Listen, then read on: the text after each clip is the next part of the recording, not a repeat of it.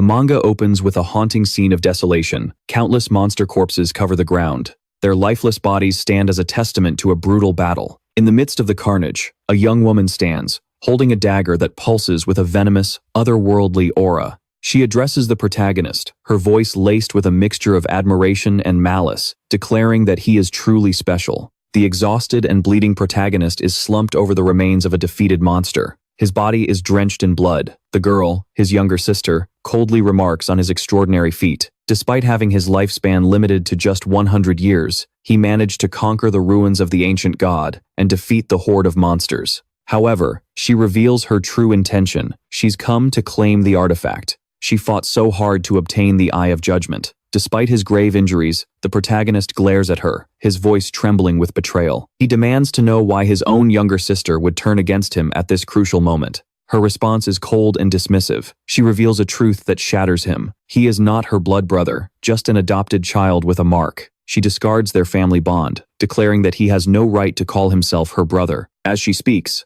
a blonde man named Sun Fei approaches. His tone is mocking, yet casual. He chides the younger sister for her harsh words, but his true intentions are clear. He acknowledges the protagonist's usefulness, especially his unwavering love for her, which they exploited to secure the Eye of Judgment. Sun Fei reveals the depth of the betrayal. The soul-reaping dagger the younger sister wielded was designed to drain the protagonist's life force. It was a meticulously crafted plan to ensure their victory. The protagonist's rage ignites as he remembers the sacrifices he made for his younger sister. After their parents' death, he took on the role of her protector, facing countless risks and hardships, especially after the arrival of the Game of Gods. However, her resentment boils over as she accuses him of controlling her life, dictating her every move under the guise of discipline. She admits that, while his efforts were useful in ensuring her survival, they no longer need him. Now that they possess the Eye of Judgment, her words are the final, cruel slight to the protagonist's years of dedication. Seizing the moment, Sun Fei lunges at the protagonist with his sword,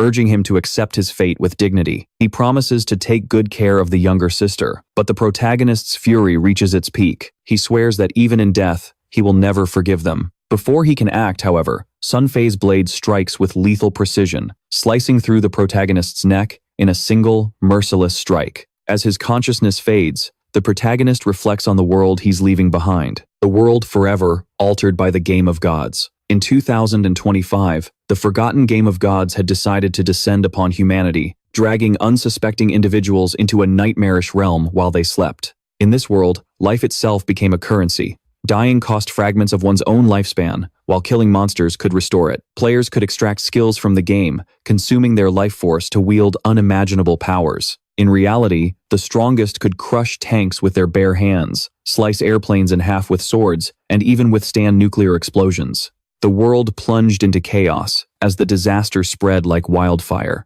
The protagonist survived this brutal new reality, protecting his younger sister through countless trials. He fought tooth and nail to become one of the 100 strongest individuals in the world, overcoming impossible odds, to reach the ruins of the ancient god and claim the Eye of Judgment. He was on the verge of reaching the pinnacle of this new world, only to be betrayed by the one person he trusted. His hard work, his sacrifice, was reduced to nothing but a stepping stone for others to climb. As he lay dying, he swore that if he had another chance, he would live for himself, not for others. Suddenly, the scene shifts. The protagonist awakens in his bed, his body unharmed, disoriented. He wonders if he's truly returned to the real world. Glancing at his phone, he notices the date, 2025. The realization hits him. He's been reborn 9 years in the past. On the exact day the Game of Gods began. Looking out the window, he understands that this is his second chance. An opportunity to rewrite his destiny. The world outside is still oblivious to the cataclysm that is about to unfold, but the protagonist knows the truth. This time, he won't be a pawn in someone else's game. This time, he will live for himself. Sometime later, the tranquility of his morning is abruptly shattered when the door bursts open. His younger sister storms in, her face flushed with anger. She screams at him, demanding to know why he didn't answer her calls. Sitting calmly with a cup of coffee in his hand, he remains silent. His expression is unreadable, indifferent to her outburst. She unleashes her frustration by kicking over a trash can, sending its contents scattering across the floor. The protagonist watches her outburst with calm detachment, his mind simply drifting back to the events of his past life. He recalls that on the day the forgotten Game of the Gods arrived, he'd had a heated argument with his younger sister. a fight that had been brewing for some time. The root of the conflict was none other than Sun Fei, the famous idol who had captured his sister's heart. In her eyes, Sun Fei was a glamorous, untouchable star, but the protagonist knew the truth. Behind the polished facade, Sun Fei was a manipulative scammer. He exploited his fans, milking them for their money. To make matters worse, the protagonist was determined to protect his younger sister. To keep her from falling into Sun Fei's trap, the protagonist forbade her from associating with him. However, his efforts to protect her only drove a wedge between them. Instead of gratitude, he was met with accusations of controlling her life and interfering with her choices. Now, as his younger sister continued her rampage, she blames him for Sun Fei's recent drop in the idol rankings, claiming it happened because the protagonist refused to give her money to support him. Her words are a whirlwind of arrogance and misplaced anger, but the protagonist has heard enough. With a swift, decisive movement, he stands and delivers a sharp slap across her face. The force of the blow sends her stumbling backward. Her eyes widen in shock. Tears well up as she trembles. Her voice wavers as she demands to know how he could dare to hit her. The protagonist's gaze is cold and menacing as he speaks. He says he has neither the time nor the inclination to argue with her today.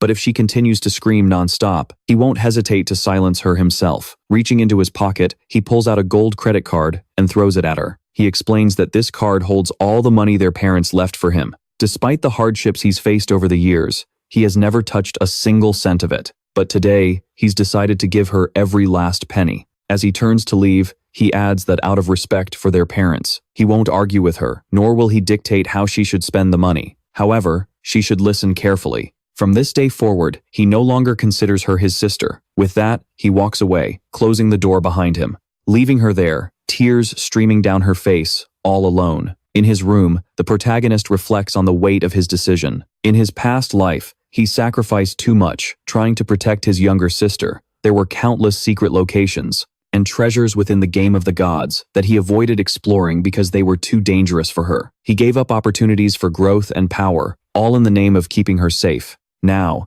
as he prepares to take sleeping pills and enter the game once more, he feels a strange sense of liberation. He wonders just how far he can go without the burden of his sister holding him back. This time, he vows to use the knowledge from his past life to pull ahead of everyone else, seizing the power and opportunities he once gave up. As for his sister, he has left her to prove her own worth alone. She will have to face the harsh realities of the world without his guidance or protection. And as for Sun Fei, the man who orchestrated his betrayal and downfall in his past life, the protagonist's eyes darken with determination. He promises himself that he will kill Sun Fei with his own two hands, ensuring that the manipulative idol pays for his sins. The scene shifts to the protagonist standing in a vast, otherworldly space, a grand hall filled with towering mirrors that gleam with an ethereal light. He explains that this is the Hall of Profession Selection, a crucial location where players choose their path in the game of the gods. In his past life, he spent hours here, overwhelmed by nervousness and uncertainty. But now, with the wisdom of his past experiences,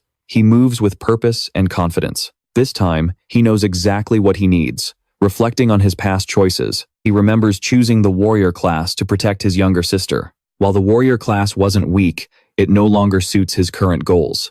Without the burden of protecting someone else, he realizes that speed and mobility are essential. With this in mind, he reaches out towards one of the towering mirrors and selects the assassin class. As his fingers touch the glass, a brilliant blue light envelops his hand, and a system window materializes before him. The system announces that the artifact, Eye of Judgment, is already bound to him and will be activated immediately. Behind him, a colossal, otherworldly eye materializes. Its gaze is piercing and all-powerful. Another system window appears, revealing that the protagonist possesses unique attributes, the authority of judgment, and the power passive. The system explains that these attributes grant him unparalleled advantages. Upon entering the game of the gods, he will automatically receive the highest quality class and talents, placing him far above ordinary players. A smirk crosses the protagonist's face as he admires the power of the Eye of Judgment. He speculates that the artifact's bond with him persisted even through his rebirth. Could it be that the Eye of Judgment truly recognized him as its master? If so, that would make the artifact useless to anyone else, even if they tried to steal it. Considering his life would be different this time around, he even wonders if the Eye of Judgment was responsible for his rebirth, granting him this second chance to rewrite his destiny. Suddenly, a dark and turbulent aura begins to seep into his body, catching him off guard. The system congratulates him, announcing that he has unlocked a hidden class. The class transfer process begins, and the dark aura completely envelops him. When it dissipates, the protagonist emerges, transformed. His black hair is now completely white, and an overwhelming aura radiates from him, signaling his newfound power. The system informs him that he has become a mortal shadow, a high-level hidden assassin class, far superior to the warrior class he chose in his past life. The protagonist explains that the shadow class grants immense power immediately upon being unlocked, making it a rare and coveted class. He touches his face, reflecting on the incredible luck or perhaps fate that led him to this moment. When selecting a class, there's always a small chance of obtaining a hidden one. Thanks to his ability, the authority of judgment, that small chance became a certainty. The system then details some of the abilities granted by the Eye of Judgment. The first is the authority of judgment, described as the oldest and most primordial authority in the universe. It transcends the rules and order that govern reality itself. However, the system clarifies that without divinity, the protagonist cannot actively wield its full power. Still, its passive effects remain active, providing him with an extraordinary advantage. The protagonist is visibly stunned by this revelation. In his past life, it wasn't until the 7th year of the Game of the Gods that humanity discovered the existence of the power of order. A powerful individual managed to escape the game world and reach the land of order, revealing the existence of this transcendental force. However, despite years of trying, no one ever managed to obtain it. Now, the protagonist realizes he possesses the original authority that nullifies all rules and order, a power capable of reshaping the very fabric of reality. With a determined expression, he acknowledges that his goals now extend beyond mere revenge. If he can escape the Game of the Gods and reach the land of order, obtaining divinity along the way, he'll be able to fully activate the authority of judgment. Suddenly, a system screen appears before him with glowing text, requiring him to enter the code name he'll be known by in the game. After a moment of contemplation, he chooses a name that reflects his new identity: Shadow. A fitting choice, he thinks, given that his class was born from darkness itself. As soon as he confirms the name, the system acknowledges it, and a dark aura begins to swirl around him. The system announces that he is about to enter the game world, the land abandoned by the gods. The system details the grim reality of this world, a ruined land, infested with monsters that rampage and spread destruction everywhere. It warns that these creatures are relentless and will stop at nothing to kill him and steal his life. The system further explains that by leaving the starting city and killing monsters, he will gain tradable life, a valuable resource. However, death in the game comes with a severe penalty. If he dies, half of his life, both tradable and non-tradable, will be forfeit. The stakes are high, but the protagonist is undeterred.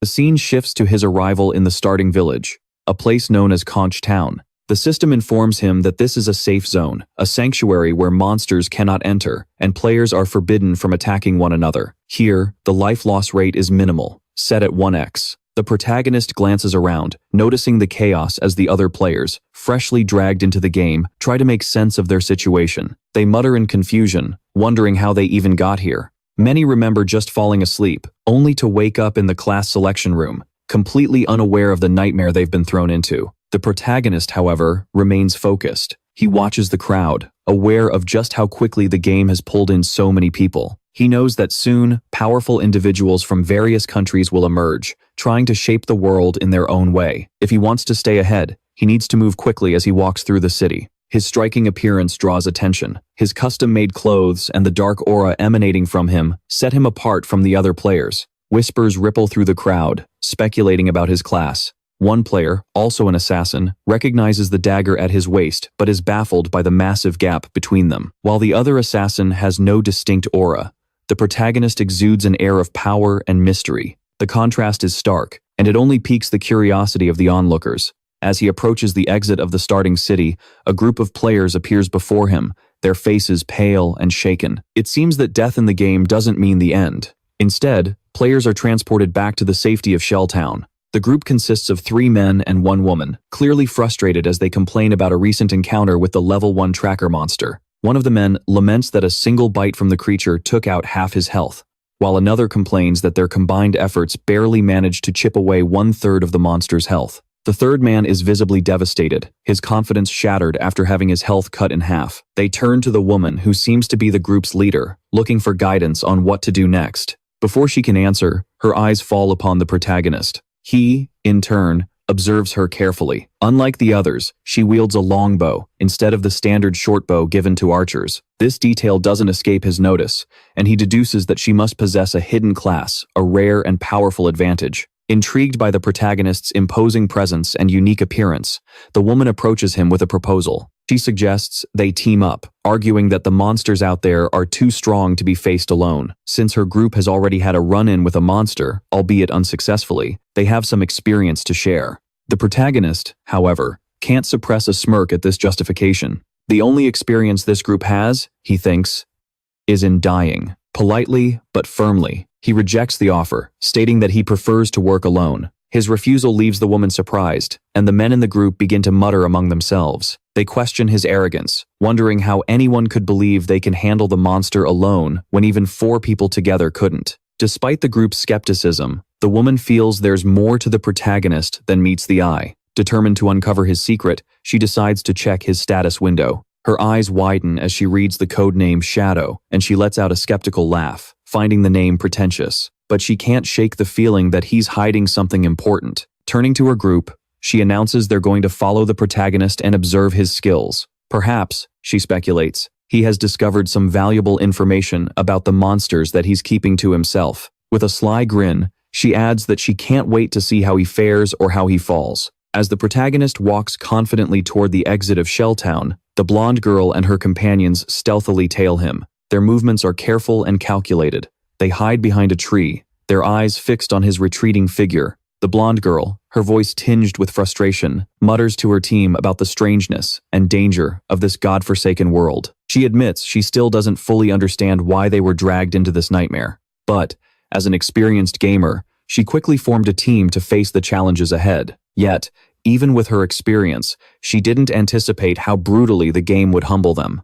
The first monster they encountered outside the starting village effortlessly wiped them out, a stark reminder that they are far too unprepared. She concludes that such a monster is far beyond the capabilities of any level 1 player. Meanwhile, the 2 men on her team can't help but speculate about the protagonist. One of them, an assassin like him, points out the massive differences between the 2 of them. While he wields the standard-issue dagger, the protagonist carries a short sword, a weapon that exudes lethality. The assassin also notes that the protagonist's speed is noticeably faster and that his clothes are unlike anything he's ever seen. They are custom-made and radiate an aura of power. The blonde, observing these details, can't shake the feeling that the protagonist is an anomaly. She decides to follow him discreetly, hoping to gain valuable information that could give her group an edge. However, just as he's about to signal for his team to approach, the protagonist suddenly stops and looks over his shoulder. The blonde girl freezes, her heart pounding, wondering if he noticed them. Before she can react, the protagonist activates a skill, Latent Image. A dark aura envelops his body, and in an instant, he vanishes into thin air, as if he was never there. The groups watch in stunned silence, their minds struggling to process what they just witnessed. The group's assassin is the first to recover, explaining that the protagonist must have used a stealth skill, a basic technique for assassins. Still, he admits that the protagonist's version is far more impressive than anything he's ever seen. The blonde girl, shaken but determined, decides that following him is no longer an option. She suggests they return to the safety of the starting village to regroup and explore other ways to level up. She reminds her team that leaving the starting village is extremely dangerous, especially since their lives have already been reduced by half after their first death. The men agree, speculating that the village might hold hidden rewards like treasure chests and NPCs with valuable information, clinging to the hope that there's still a way for them to get stronger without risking their lives. Meanwhile, the system provides an explanation for the skill the protagonist just used. Latent Image allows the user to enter a state of invisibility, becoming undetectable to both enemies and allies. While invisible, their first attack after leaving stealth is significantly more powerful. Additionally, the mastery of the skill doubles the stealth duration and increases the user's stealth level by 1 point. The protagonist himself is satisfied with the effectiveness of his shadow class skills, unlike common assassins, whose stealth can be easily detected at level 1. His unique skills ensure that neither players nor monsters can perceive his presence in the early stages of the game. As he distances himself from the blonde girl and her team, the protagonist dismisses them as naive fools. He knows the starting village offers no shortcuts to power. It's just a temporary haven in a world where the weak are little more than prey. prey for the monsters. His focus remains sharp as he continues his journey until his invisibility finally wears off. He notes that, despite the skill's short duration, the cooldown begins the instant it's activated, allowing him to vanish again in a matter of seconds. A system screen appears before him, displaying his current status. His codename, Shadow, and his profession, Shadow, are highlighted, both at level 1. He possesses a non-negotiable life expectancy of 75 years and a negotiable life expectancy of 0 years. His attributes are as follows: Strength, 10 points plus a bonus of 3. Constitution, 10 points plus a bonus of 3. Agility, 10 points plus a bonus of 8. Spirit, 10 points plus a bonus of 5. The protagonist explains that all players start with 10 points in each attribute, with the bonus points distributed according to their chosen profession. In his past life as a warrior, he only received 3 bonus points in Strength and Constitution. This time, however, the Shadow class grants him bonuses in every attribute, with Agility receiving a particularly high boost of 8 points. Another system window appears, informing him that he has 5 free attribute points to distribute. The protagonist pauses to consider his options. He knows many players prioritize Strength or Spirit early on, hoping to increase their physical power or magical abilities. However, he dismisses this approach as fundamentally flawed. In a world where a single monster attack can be fatal, brute force means nothing without the speed to avoid the damage. With this in mind, he allocates all 5 points into Agility. With a total bonus of 13, the system confirms the distribution, and the protagonist feels a wave of satisfaction. He explains that Agility is the key to survival in the early stages of the game. No matter how much you invest in Strength or Spirit, a single blow from a monster can seal your fate. By maximizing his speed, he can outmaneuver his enemies and strike without taking any damage. As he moves forward, his keen senses pick up a faint, guttural sound.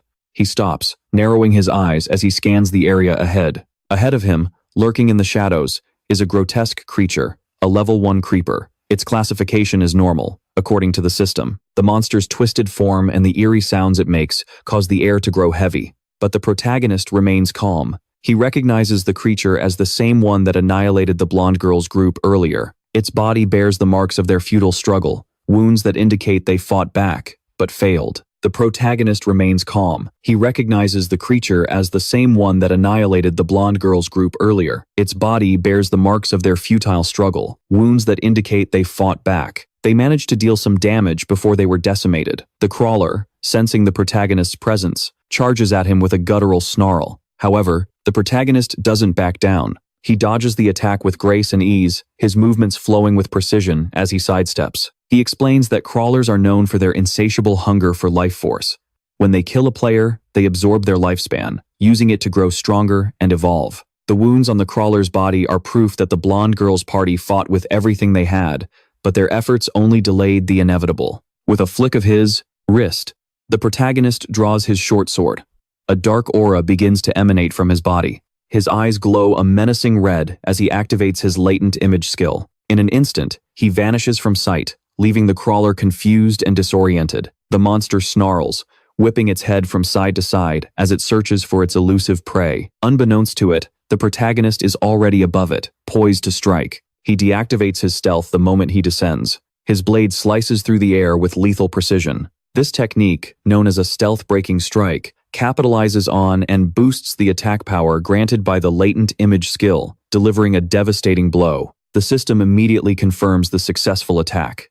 A screen materializes, displaying the damage dealt. Impressive, 174 points. The level 1 crawler collapses, its lifeless body dissolving into energy. The protagonist gains 10 experience points, but even he is momentarily stunned by the magnitude of the damage he inflicted. He had expected a powerful attack, but this level of destruction surpassed all his expectations. The system explains that his backstab skill played a crucial role. When an enemy is attacked from outside its field of vision, the damage is doubled, turning the protagonist into a lethal predator. As he absorbs the implications of this skill, memories of his past life flood his mind. He remembers the grueling battles he faced as a warrior, where a critical hit dealt a mere 40 points of damage. Defeating a single crawler was an arduous task, leaving him exhausted and wounded. Back then, his focus was on protecting his little sister, sacrificing his own growth to ensure her safety. He would give most of the rewards to her, leaving himself constantly weakened. But now, things are different. This time, he's fighting for himself, and the results speak for themselves.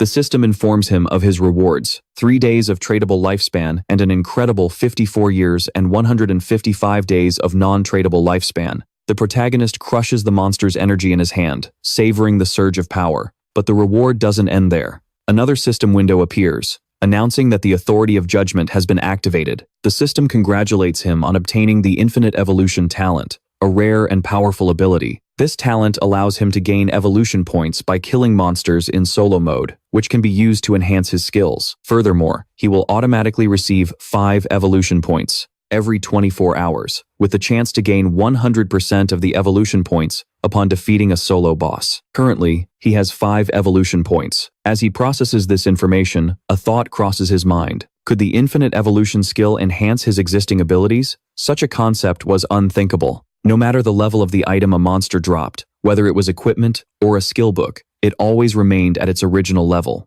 That was the established rule of the game. However, the infinite evolution skill defied these very rules, transcending the limits of the established order. The sheer potential of this ability piques his curiosity. Eager to test its limits, he selects 2 of his current skills, backstab and his shadow profession, to undergo evolution. The moment he makes his choice, a system notification appears, confirming the consumption of 4 evolution points and the successful enhancement of his skills. The first improvement is to his shadow profession, now elevated to the bronze category. The improvements are impressive. He can remain in stealth mode for 12 to 16 seconds, becoming completely invisible even while attacking. Furthermore, the attack power of the stealth-breaking strike has increased from 60 to 80, while its cooldown time has been reduced from 28 to 26 seconds. Next, his backstab skill advances from poor quality to natural. Its passive effect now increases damage by 15% when attacking from behind or outside the enemy's field of vision, instead of the previous 10%. Realizing the impact of these upgrades, he notices that the duration of his latent image skill has increased to 16 seconds. Combined with the mastery and invisibility effect, this duration is effectively doubled to 32 seconds, allowing him to achieve a state of near-continuous stealth. If only he'd gotten this upgrade sooner, he reflects. Even the full health creeper could have been taken down in a single blow. His thoughts are suddenly cut short by a mocking voice, doubting that someone as scrawny as him could have killed a monster alone. Turning towards the source of the voice, he sees 2 people, a muscular man trying to impress a girl. The girl calls him Gengi, showering him with praise and confidently claiming that with his physique, he could easily handle at least 10 monsters. At the same time, Gengi reassures her, guaranteeing she has nothing to fear with him around. Watching their interaction, the protagonist senses something is off. A shadow looms over them, and he spots a massive, spider-like monster lurking in the treetop, right where Gengi and the girl are standing. As our hero spots the imminent danger, Genji turns to him and makes an offer. He should join their party, since Gengi will protect him, but the protagonist is already on the move. Recognizing the monstrous creature as a nursey, he doesn't hesitate. He activates his latent image skill and vanishes into thin air. The girl gasps, pointing at the protagonist's sudden disappearance. Gengi just shrugs and lets out a smug laugh, claiming the weakling must have been intimidated by his overwhelming strength. But his arrogance is short-lived. Before he can react, the enormous spider pounces on him, followed by a second, smaller one. By the time Gengi realizes the danger, it's already too late. The creatures attack, crushing him and the girl in an instant. The system identifies the monstrous assailants: the nursey, a level 1 bronze rarity boss, and its companion, a baby spider, a level 1 common creature. Nearby, still cloaked in invisibility, the protagonist calmly assesses the situation. The nursey is a formidable foe with roughly 1,600 health points, far beyond what a newbie can handle, especially since it commands an entire swarm of smaller spiders. However, he sees this as the perfect opportunity to test his newly upgraded skills. Without hesitation, he charges the nursey, executing the strike designed to break his invisibility and maximize his damage. His blade strikes true, and the nursey recoils, blood spewing from its wound. In retaliation, the creature unleashes a powerful attack, but the protagonist swiftly dodges, sliding underneath its leg. Wasting no time, he reactivates his latent image skill, once again vanishing into the shadows. A system notification pops up, confirming he inflicted 338 points of damage. A solid hit, but still not enough against such a formidable opponent. Another message indicates he took 9 points of damage, a minor setback. Considering his agility and his mere 130 health points, he knows a direct confrontation would be disastrous. Still, He can't help but be impressed by the raw power of his enhanced attack. Dealing over 300 damage in a single strike is exhilarating. Frustrated by the unseen threat, the Nursie flies into a rage, unleashing a violent rampage on its surroundings in a desperate attempt to fight back. The protagonist watches carefully, aware that these creatures aren't mindless. They adapt and counterattack. The battle is far from over, but he's more than ready to test just how far his newfound strength can take him. Soon, he realizes the Nursie is lashing out blindly in all directions, making a direct attack too risky. On top of that, the smaller spider is also on alert. A frontal assault is out of the question. Instead, he decides to test a new approach. As the Nursie begins to cast webs to escape, a high-speed rock smashes into its abdomen, tearing a large hole. A system notification confirms the attack dealt 299 points of damage. The protagonist explains his strategy. By taking advantage of the extra damage from breaking invisibility, he's using his enhanced skills to turn thrown objects into legitimate attacks. Since the system recognizes rocks as valid attacks, each throw is as effective as a direct strike. Without hesitation, he hurls another rock, confident that as soon as his skill's cooldown is over, he can repeat the cycle indefinitely. Soon, another system notification confirms a new hit, inflicting 279 points of damage. Employing this tactic repeatedly, he systematically chips away at the Nursie's health. It's not long before an announcement echoes through Shell's starting village. The leaderboard has been updated. The system declares that a player named Shadow has defeated the Nursie, a bronze rarity monster, becoming the first player to reach level 2. His name is broadcast throughout the entire village. And just like that, the Shelltown rankings were officially open. The other players are in disbelief. Many of them remember being killed by Nursie multiple times, making it inconceivable that a single player managed to take her down alone. Murmurs spread as the players scramble for information about this mysterious Shadow. Some suspect an exploit, while others just stare at the rankings, stunned to see only one name listed. Among the shocked spectators, the blonde girl from before is there with her team. She struggles to understand how a level 1 player managed to defeat a boss monster all by himself. Even common monsters are already a challenge for them. And yet, Shadow defeated a bronze rarity creature. Doubt begins to creep into her mind. Could there have been a system error? Yi and his companion, the same ones who died to Nursie, are equally perplexed. They can't understand how someone managed to defeat the giant spider while also dealing with its swarm of minions. The girl suddenly remembers the cloaked guy they had dismissed earlier. Could he be Shadow? Back with our protagonist, a system notification appears, confirming his victory over Nursie. He gained 300 experience points, reached level 2, and received 2 evolution points. On top of that, he unlocked the Shelltown level rankings and earned 1 reputation point. His entire village was informed of his achievement. As Nursie's body dissolves into energy, he comments that once the boss is defeated, the remaining spiders flee in terror. However, he regrets not eliminating them first, thus losing out on valuable experience points. Another system notification appears, revealing his new rewards. 46 days of transferable life, a bronze tier skill book called Hand of Avarice, a dagger of corrosion, a bronze tier weapon that increases attack power by 35 points and grants 4 agility. In addition, he gained 2 more evolution points. Intrigued by the Hand of Avarice, he focuses on the skill book. The system explains that it's an exclusive skill for assassins, allowing the user to extract additional rewards from monster corpses with a 20% success rate. The only requirement is that the player must be at least level 1. He marvels at his unexpected luck. Who could have imagined that a bronze rarity boss would drop such a rare and powerful skill? This ability could drastically increase his rate of getting new gear. He remembers a player from his past life, God of Sin, who despite his mediocre combat skills, became one of the most renowned figures in the game, solely because of the Hand of Avarice. Mediocre in combat, became one of the most renowned figures in the game, solely because of the Hand of Avarice. His influence grew so much that he even had a group of exclusive bodyguards.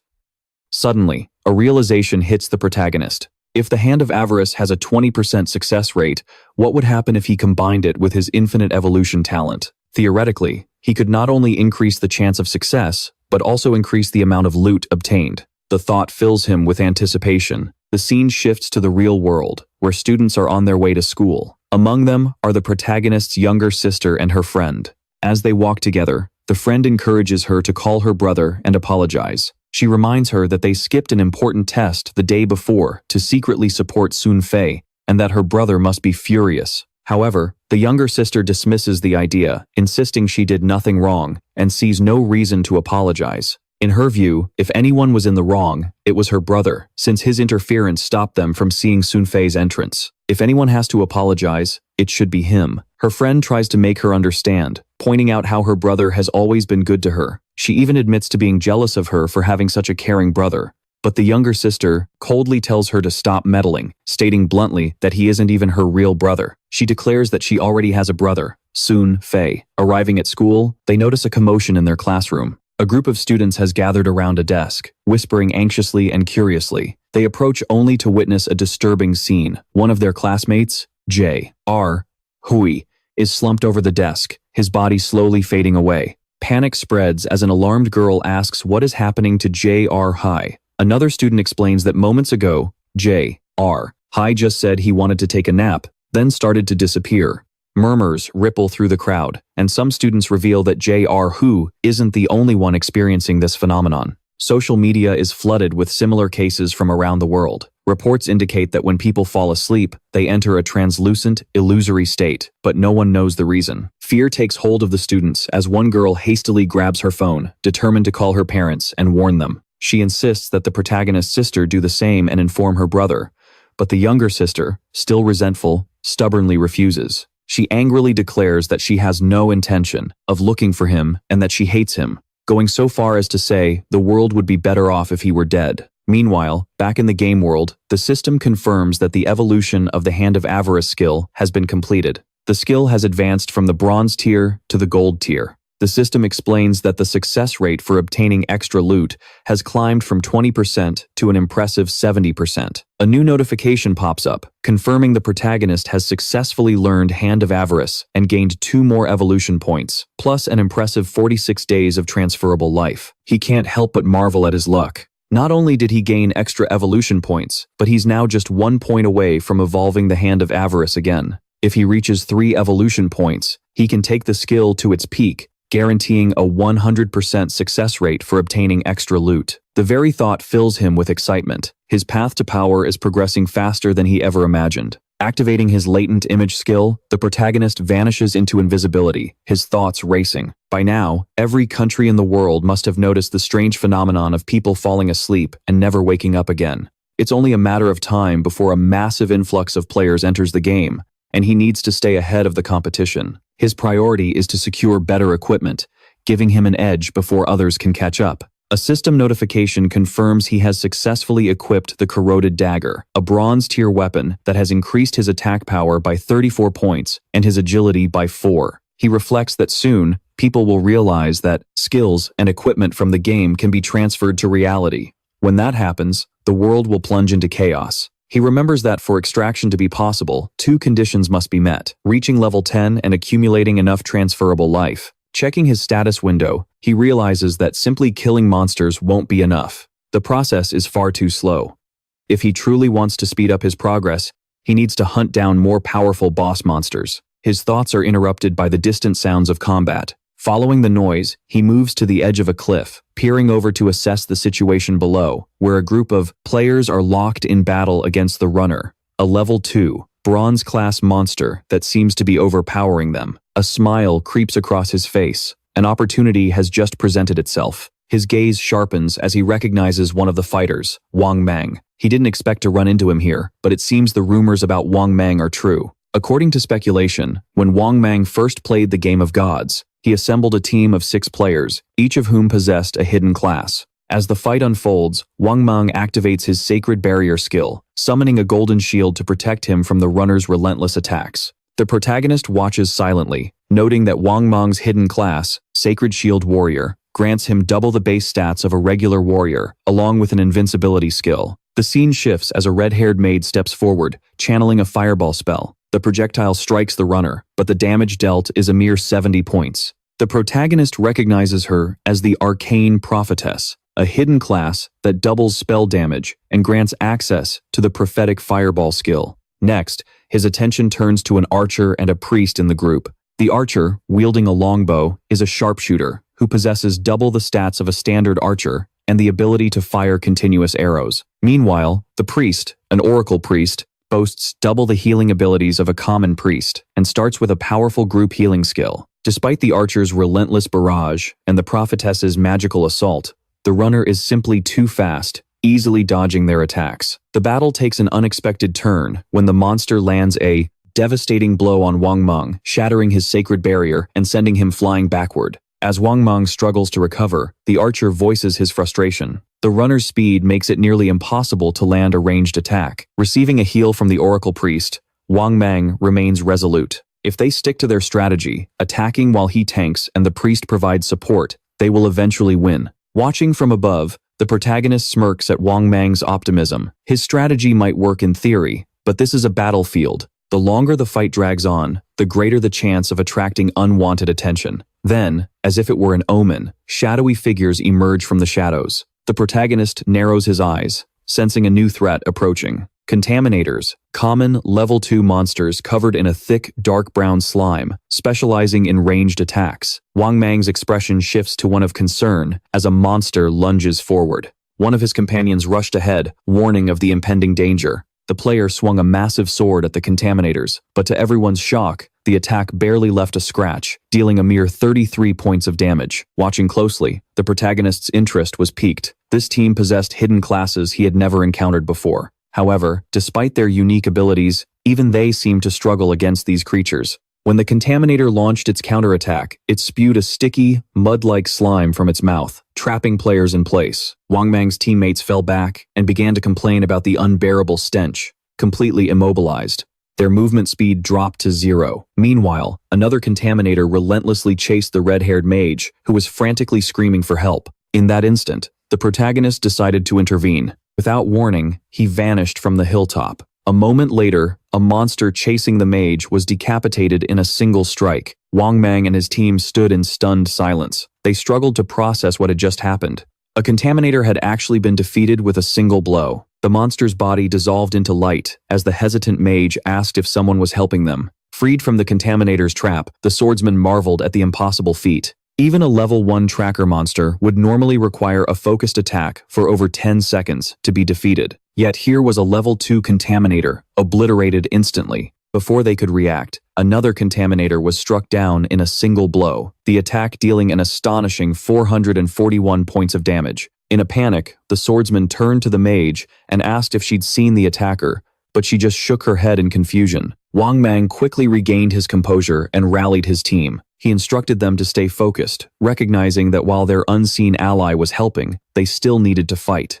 Meanwhile, the protagonist, still invisible, silently positioned himself in a tree behind Wang Meng. As the team turned their attention to the runner, Wang Meng noted that with the Contaminators eliminated, their only remaining enemy was the runner itself. At this moment, a system screen appeared before the protagonist, confirming he had eliminated 2 level 2 Contaminators, earning 40 experience points and 1 evolution point. Furthermore, the system notified him that he had acquired a new skill book, Poison Dart, a standard entry-level assassin skill. Along with this, he also gained 8 days of transferable life. Looking at the system screen, the protagonist considered the Poison Dart skill. It was a mid to long range attack that dealt damage over time, an exceptionally useful ability for an assassin. Without hesitation, he chose to evolve it immediately. A new system screen appeared, displaying the enhanced attributes of Poison Dart. The skill had evolved from normal rank to silver rank. The system detailed its improvements. Poison Dart could now be launched from a distance of up to 14 meters, dealing a base attack damage of 120 on impact. Furthermore, it instantly inflicted a poison status on the target, dealing 50% continuous damage per second for 5 seconds. Although the effect couldn't be stacked, the skill had a cooldown of just 5 seconds and required the user to be at least level 2 to learn it. The protagonist smirked at his newfound power. With this skill, he could incapacitate enemies before they even knew what hit them. Wang Meng's battle was turning into a nightmare. The runner monster was completely overpowering him, its speed and strength surpassing his in every way. As Wang Meng raised his shield to block, the creature's claws tore into his side, piercing his flesh with brutal precision. Before he could recover, the beast struck again. Its claws dug deeper into his body, slamming him to the ground like a rag doll. His shield clattered to the ground, and a scream of agony escaped his lips. His teammates watched in horror as the healer rushed in to try and save him, but to no avail. With the monster's claws still buried in his flesh, the healing magic had no effect. Blood trickled from Wang Meng's mouth as he gathered the strength to order his team to flee. But before they could react, a high-speed projectile sliced through the air, striking the monster directly in the face. With devastating force, the impact dealt a staggering 845 points of damage, sending the creature reeling back in pain. Wang Meg's companions stared in shock as they watched the boss monster's health bar plummet by half in a matter of seconds. However, the attack was far from over. Blood gushed from the wound, a relentless torrent that weakened the creature even further. It writhed violently before finally releasing Ong, whose wounded body collapsed to the ground. Desperate to survive, it tried to crawl into the darkness, its howls of agony never ceasing. Its condition worsened with each passing second, its life draining at a constant rate of 324 points per second, until at last, the beast fell to the ground, succumbing to the relentless damage. At that moment, a system screen appeared before the protagonist, displaying the results of his attack. The damage he inflicted accounted for over 90% of the boss monster's total health, granting him full rights to the loot. The system acknowledged his victory, announcing that he had eliminated the runner boss, a bronze-level creature, earning him 600 experience points. A second notification congratulated him for reaching level 13, and it rewarded him with 2 evolution points and 55 days of transferable life. Standing there with an aura of absolute dominance, the protagonist assessed the outcome. He hadn't expected the poison dart's damage over time effect to synergize so perfectly with his stealth abilities and class mechanics. The realization hit him. By leveraging his stealth skills, he could remain invisible indefinitely, launching poison darts non-stop. This strategy, he mused, would make him an unstoppable force in the early and mid stages of the game, ensuring that no monster could stand against him. Meanwhile, Wang Meg was still in shock, watching the boss monster dissolve into loot before his very eyes. The pain of being impaled had been so excruciating, so disturbingly real that, for a moment, he questioned whether this was truly a game. His reverie was shattered when, almost instantly, the loot vanished from before him, snatched away in the blink of an eye. It was the work of the elusive Aura Farmer, moving so fast that Wang Meg, who was struggling to his feet, didn't even see him. Wang Meg lowered his head in gratitude. He admitted he didn't know who had saved them, but he offered his thanks to the shadows. The protagonist's voice echoed out, his identity still concealed. He warned that you shouldn't trust others so easily, especially in a wasteland like this one. Wang Meg nodded, taking the lesson to heart, and replied that he understood and was grateful for the reminder. He then stated that he wouldn't be a bother, and introduced himself. His name was Wang Meg. If his savior ever needed help, he shouldn't hesitate to ask. Meanwhile, Wang Meg's surviving companions embraced each other in relief, overcome with emotion at having survived such a terrible ordeal. Returning to our protagonist, he remained silent, holding the loot orb in his hands as he contemplated his next move. He recognized that Wang Meg was not just a reliable and capable ally, but also someone with official backing, which made him extremely well-connected and wealthy. This realization sparked an idea. He needed a stable sales channel to offload the surplus equipment and items he didn't need. Activating Hand of Avarice on the loot orb, a system notification popped up before him, congratulating him on obtaining 3 evolution points and another 55 days of transferable life. In addition to these rewards, he also acquired a bronze-level item, the Agile Leather Greaves. The system detailed its benefits. This item would increase his physical defense by 9 points and improve all his elemental resistances by 5 points. And it would reduce cooldown times by 15%. The only requirement was being level 2, a milestone he had long since surpassed. Assessing his current stock, he realized his haul had been exceptional, and his inventory was filled with equipment from various classes. He decided that as soon as his backpack reached max capacity, he would return to Kunch Town to trade the surplus equipment for more transferable life, a cold, calculating look in his eyes. He acknowledged that his current growth rate far surpassed the progress from his previous life. A sinister smile crossed his face as he muttered to himself that Song would soon be receiving a warning. The scene then shifted to a group of players fighting against raiders and runner-type monsters. Their situation was dire, with the creatures surrounding them on all sides. One of the players, realizing there was no hope, urged his companions to flee before more monsters closed in. However, before they even could, trying to escape, froze in sheer terror. A gigantic monstrosity had emerged before them. Its grotesque form emanated an oppressive and threatening aura. Before they could react, the creature launched a brutal attack. Parts of its body shot out like arrows, piercing players with relentless speed and killing them instantly. Moments later, the players reappeared in the starting village, Shell Town, having been forced to respawn. Frustration washed over them as they cursed their fate, lamenting the unfairness of the game. They questioned why the monsters always appeared in relentless groups and fled as soon as their health was about to run out. Showing an alarming level of intelligence, one of the respawned players raised a worrying question. How could they ever leave the game if they couldn't even reach level 3?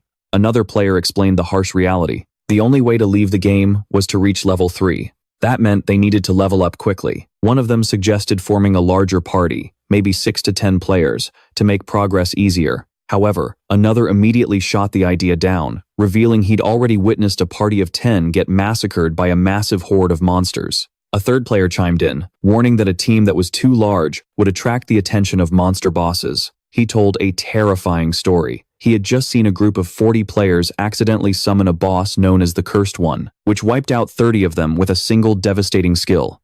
Elsewhere, a blonde girl and her team also respawned in Shell Town. Frustration and fear were written all over their faces. If they couldn't reach level 3, they would be trapped in the game indefinitely. The blonde girl clenched her fists and gritted her teeth, expressing her growing desperation. She theorized that since they had all entered the game after falling asleep, only their consciousnesses were present here. If they couldn't escape, their bodies in the real world would eventually succumb to starvation. Just imagining that possibility sent a shiver down her spine. One of her companions, an assassin, spoke up with a worried expression, reminding her that they had already died 3 times and had less than 10 years of transferable life remaining. Before he could finish his sentence, the blonde girl cut him off with a firm tone. Dying again was simply not an option. At that moment, the Shelltown ranking system shimmered in the air, displaying the current player rankings. Their eyes widened in disbelief. At the top of the list was the mysterious Shadow Boy, our protagonist, who had already reached level 3. He was followed by Wang Mag and Bala, both of whom were still struggling to reach level 1. The blonde girl's mind raced. How was he leveling up so fast? Was there a method? Something he knew that they didn't? Determination shone in her eyes as she made a bold decision. If that enigmatic player knew a way to level up quickly, they had to find a way to convince him to help them, to reach level 3. Clenching her small fists, she gave an order to her team. Spread the word. If the Shadow Boy could help them reach level 3 and get out of the game, she would personally pay him 10 million in cash upon their return to the real world. She flashed a confident smile, certain that no one would refuse such a tempting offer. The scene then shifted back to the protagonist, who was effortlessly eliminating the contaminated with his dark poison skill. As another monster fell, a system notification appeared, confirming the death of a level 2 contaminator and granting him 20 experience points, plus 1 evolution point. Having accumulated enough points, he immediately initiated the evolution of the Hand of Avarice. A confirmation screen appeared, deducting 5 evolution points and reducing his remaining balance to 0. Then, another screen popped up detailing the upgrade. The Hand of Avarice had evolved from Platinum level to Jade level. The system elaborated on its new capabilities. Now, the skill could be used on monster corpses, significantly increasing the success rate of obtaining additional loot from 110% to 160%. Furthermore, there was now a 20% chance that the rarity of the additional loot would increase by 1 level. Observing the changes, the protagonist assessed the immense potential of the upgrade. A skill capable of increasing loot rarity held extraordinary value, and if this trend continued, the effect could eventually reach an even higher tier. Just as he was reflecting on his new advantage, his attention was drawn to a luminous presence in the distance. A grotesque and imposing figure emerged, the same entity responsible for decimating an entire group of players.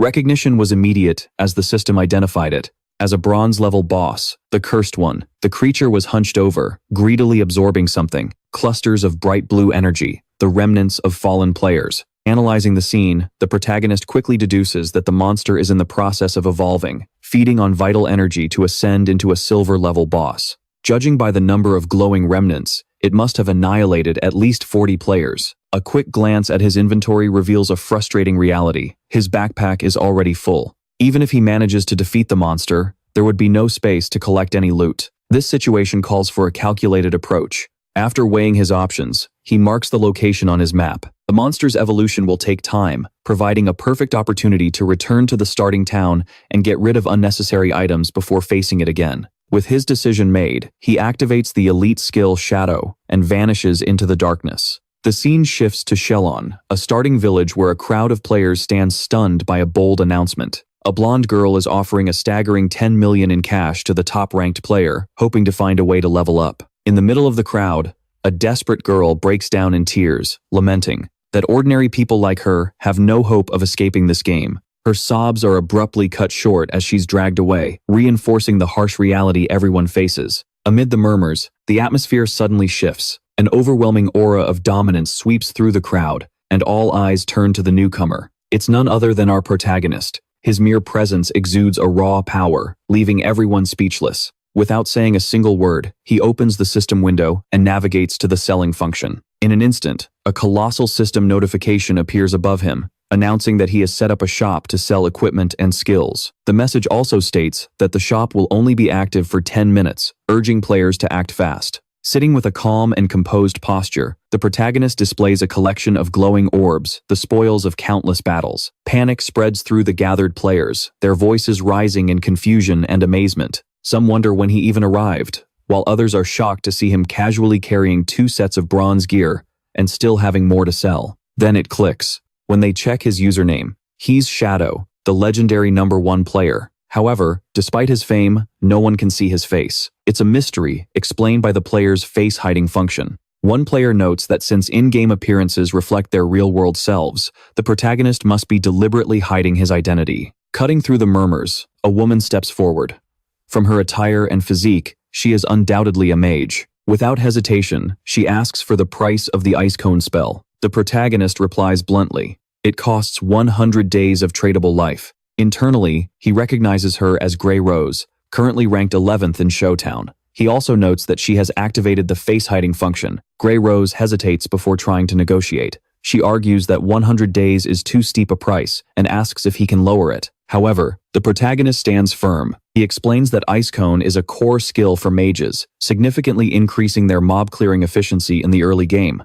Given its value, 100 days of tradable life is already a fair price. She then asks if he would accept real money instead, but the protagonist refuses, suggesting that if she has cash, she should buy tradable life from other players and come back when she has enough. After a moment of contemplation, Rose turns to her teammates for their input. The team consists of 2 other players who quickly support her decision. They acknowledge that their quick progression to level 2 was thanks to her leadership and have no objections to pooling their resources. One of the teammates points out that acquiring Ice Cone would allow the party to reach level 3 much faster, making it possible to return to reality sooner. Some of them have urgent matters to attend to in the real world, making this investment worthwhile. Without further hesitation, Rose instructs her teammates to transfer all their tradable life to her, promising to repay them with real money once they escape the game. Turning back to the protagonist, the woman transfers the 100 days of tradable life, confirming she's ready to buy the Ice Cone spell. The protagonist quickly assesses the situation, deducing that for a level 2 party to have come this far, they must have defeated at least 30 to 40 crawler monsters, meaning their total tradable life exceeds 100 days. The system verifies the transaction and announces it. The protagonist successfully sold the Ice Cone spell and gained 100 days of tradable life, increasing his total from 268 to 368 days. Just as Grey Rose is preparing to leave, a familiar presence interrupts the scene. The blonde girl from before rushes up to him with a self-satisfied expression. With an air of superiority, she declares that she's finally found him. Smirking arrogantly, she offered him an opportunity. If he helped her level up to level 3, she would reward him with 10 million in cash as soon as they returned to reality. The surrounding players gasp in shock, murmuring amongst themselves about how the rumors were true. The idea of earning 10 million so easily seemed unreal. She continues to brag about her influence. Her father, she claims, is the chairman of Young Industries, so there's no reason for him to doubt her ability to pay. The protagonist, however, remains unfazed. He processes the situation carefully, recognizing her true identity, Zheng Li. In his past life, she was the leader of a notorious criminal organization, later eradicated by the authorities. Reports had exposed her tactics of luring people with promises of cash in exchange for tradable life, only to kidnap and enslave them. Those who resisted met gruesome fates in the real world. With a cold and unshakable expression, the protagonist bluntly refuses her offer, telling her to get lost. Zheng Li is paralyzed in disbelief. She can't comprehend why anyone would refuse such a golden opportunity. Frustration flashes across her face as she warns him that, despite his current strength in the game, no one truly understands what's going on. She assures him that siding with her will guarantee him a life of luxury cars, mansions, women, anything he could desire. But the protagonist remains unmoved. If she wasn't there to buy something, she needed to leave immediately. He knew the reality of the situation. Money was about to become worthless. Soon, tradable life would be the only currency that mattered. Young Lee's expression twisted in rage. She exploded, calling him all sorts of names, including an ungrateful fool. Insisting that she was doing him a favor, she threatened that if they were in the real world, she would have already put him in his place. However, the protagonist had no patience for empty threats. His gaze darkened as he spoke in a tone as cold and sharp as a blade. He warned her that if she said one more word, he would make sure she lost every last day of her tradable life. To back up the threat, he released a suffocating, menacing aura, sending shivers down the spines of those nearby. Young Lee and her companions immediately recoiled in fear, their pretense of courage shattering as they scrambled to escape. The remaining players were left confused, trying to understand what had scared them so badly. With the disturbance dealt with, the protagonist returned to his sales. The system confirmed another successful transaction. A robe of faint light had been sold, granting him another 19 days of tradable life. His total now stood at 546 days. The players who bought from him marveled at their newfound strength, but the protagonist had already shifted his focus elsewhere. With everything sold, it was time to deal with the damned monster boss. Activating hidden dark stealth, he vanished from sight. As he did so, he reflected on the ignorance of the players around him. At that moment, none of them realized that tradable life had another hidden function, one that would soon shake the very fabric of reality. None of them knew that this godforsaken game was about to turn the world order upside down. As the surrounding players gaped, wondering if their eyes had deceived them, the protagonist silently declared the grim truth. The legacies they were so proud of would soon become meaningless. In the era to come, only one thing would matter: absolute strength. Those who failed to understand this would be left behind, buried in the dust of the new world order. The scene then cuts to the blonde girl and her crew, who are panting heavily after running themselves breathless. The blonde girl declares that not only did Shadow reject her, but he also threatened her. She vows that as soon as she's back in the real world, she'll definitely find and kill him. As she's stewing over this, she's approached by a man who introduces himself as Mian, or Lao Mu for short. Lao Mu explains that he's currently at level 2, and claims to know a few tricks for leveling up in this game. He asks if he can take the offer that Shadow refused. The 10 million to help the blonde girl and her team reach level 3. The blonde girl, suspicious, asks, "What does Lao Mu mean by tricks?" Lao Mu then explains that he normally doesn't reveal his tricks to anyone, but since it's Miss Jung, he'll make an exception. The blonde girl will make an exception. He says that in this situation, to level up quickly, you need to put all of your attribute points into agility. All 5 points should go into agility. That way, your max running speed will be just a bit higher than the monsters, and you'll be able to beat them without taking any damage.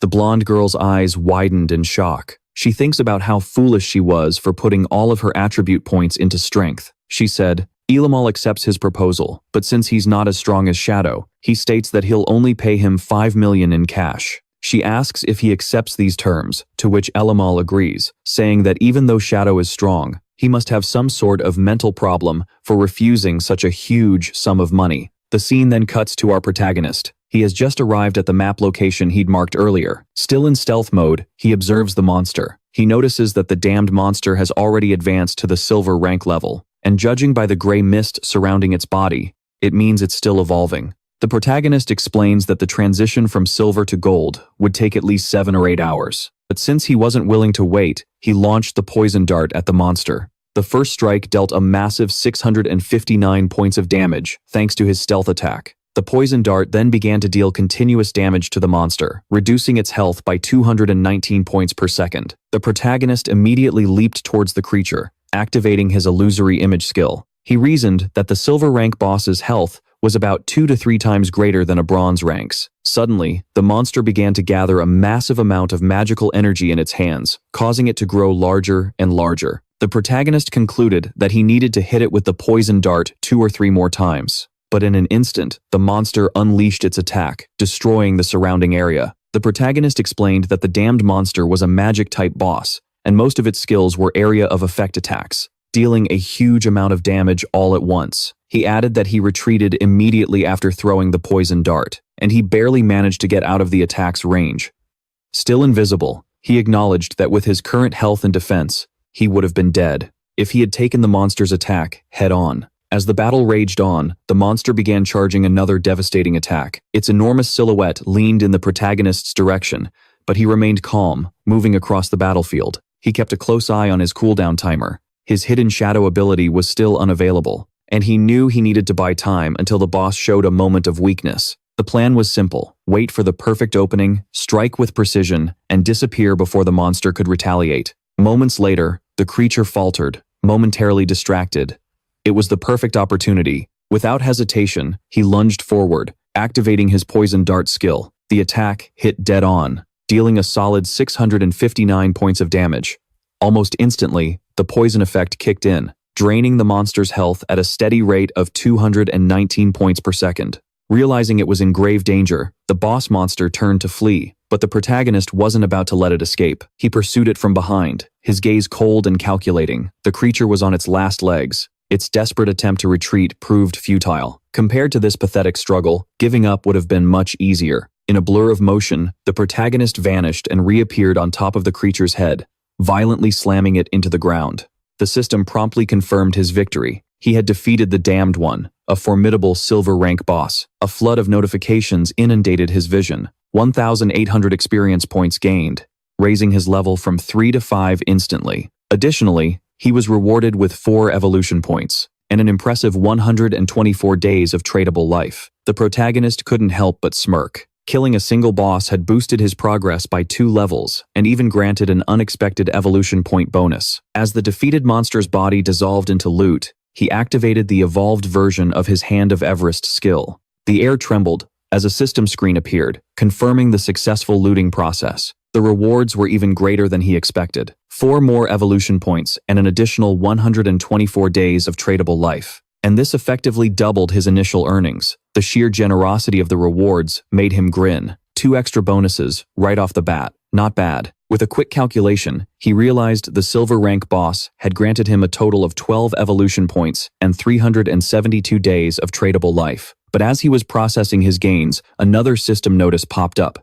An unexpected bonus. The secondary effect of the Hand of Everest had been triggered, upgrading one of his looted items from silver rarity to gold. He stared at the notification curiously. A golden tier. No wonder the Hand of Everest was classified as a Jade-level skill. It had the ability to upgrade loot beyond its original rarity. His attention turned to the items scattered on the ground. 7 or maybe 8 pieces of equipment had dropped, but his backpack only had 10 available slots. He sighed. If he had to go back every time he defeated a boss, it would be a massive waste of time. Ideally, the damned creature would have dropped a storage ring or something similar that would make things much easier. Just as the protagonist was about to inspect a specific item among the loot, the scene abruptly shifted back to the starting town. There, the maid from Wang Meng's team materialized in a flash of light, her face lighting up with relief. She was finally back, all thanks to Wang Meng. As the rest of the team appeared, they expressed their gratitude, acknowledging that if it weren't for Wang Meng's leadership, they wouldn't have managed to reach level 1 and return safely. But Wang Meng brushed off the compliments, insisting that their progress was a result of a collective effort.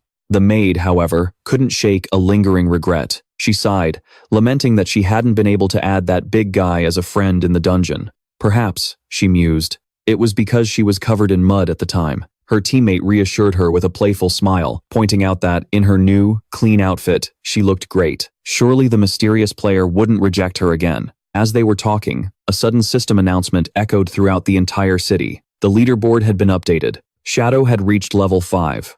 The news sent a shockwave through the city's players. Someone exclaimed in disbelief, questioning how Shadow had managed to jump from level 3 to 5 so quickly. The only logical explanation was that he must have defeated a powerful boss. Another player chimed in, stating that just 10 minutes ago, he'd seen Shadow casually selling equipment in the town square.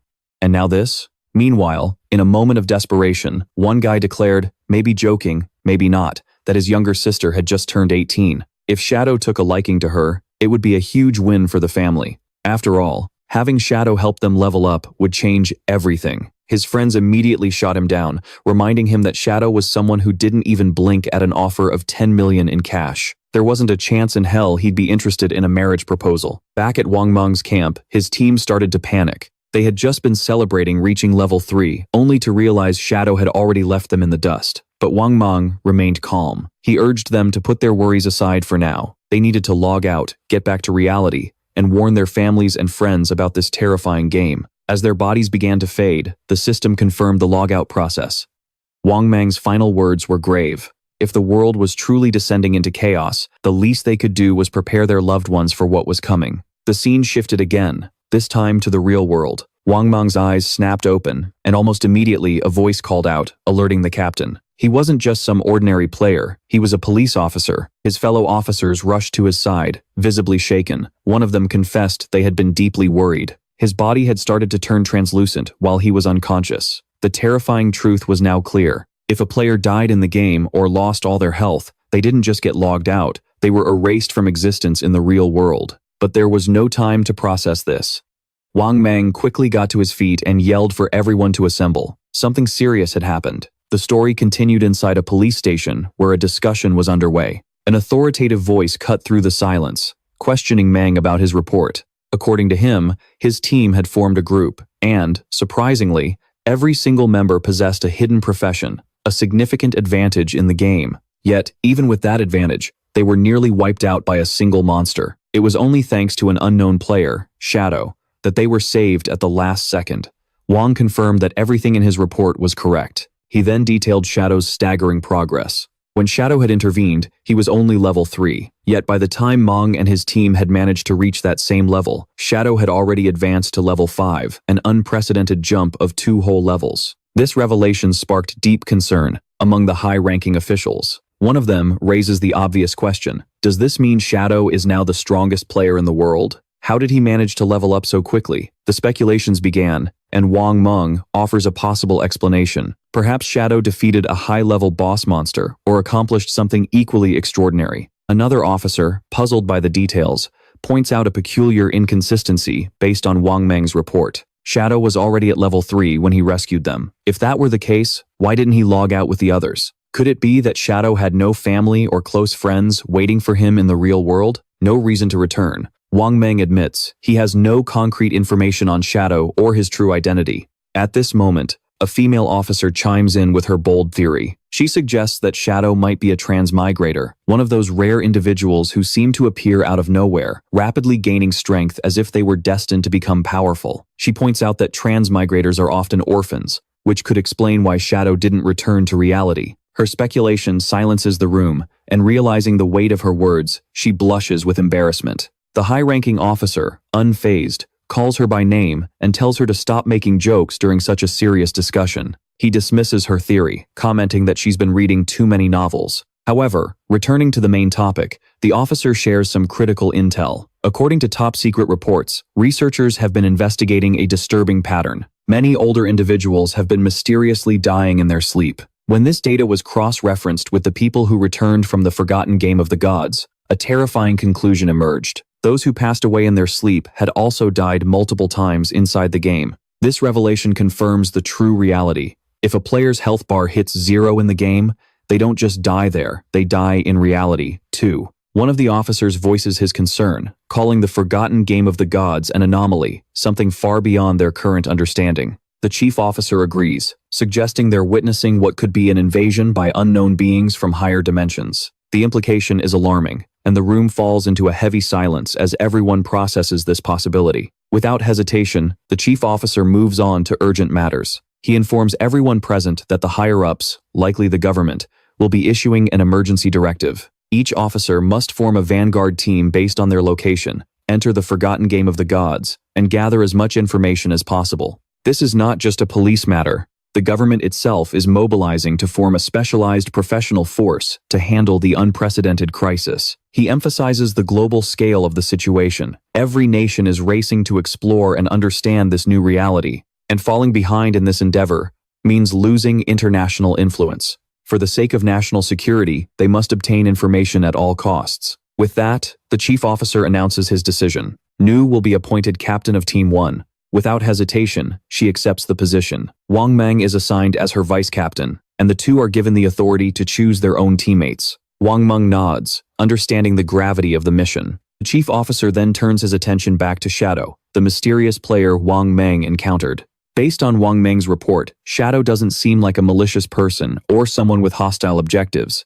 Therefore, the chief officer issues a direct order. Nu and Wang Meng are to try and approach him. Their goal is of course to uncover Shadow's true identity and establish a working relationship with him. He further explains his reasoning for putting Nu in charge of this task. Her vast experience with games and fictional stories makes her more qualified to investigate someone like Shadow, whose skills and actions seem almost mythical. The chief officer expresses his hope that Nu and Wang Meng can secure Shadow as an ally, someone who can act as a representative inside the game. If they succeed, they'll gain access to vital information that could give them a strategic advantage. As for the rest of the police force, their main mission will be to maintain public order and prevent mass panic. With those final words, the meeting is adjourned. The sun begins to set, casting a golden glow over the city as the officers prepare for the challenges that lie ahead. The next day, the scene shifts to a high school, where the protagonist's younger sister is sitting at her desk, lost in thought.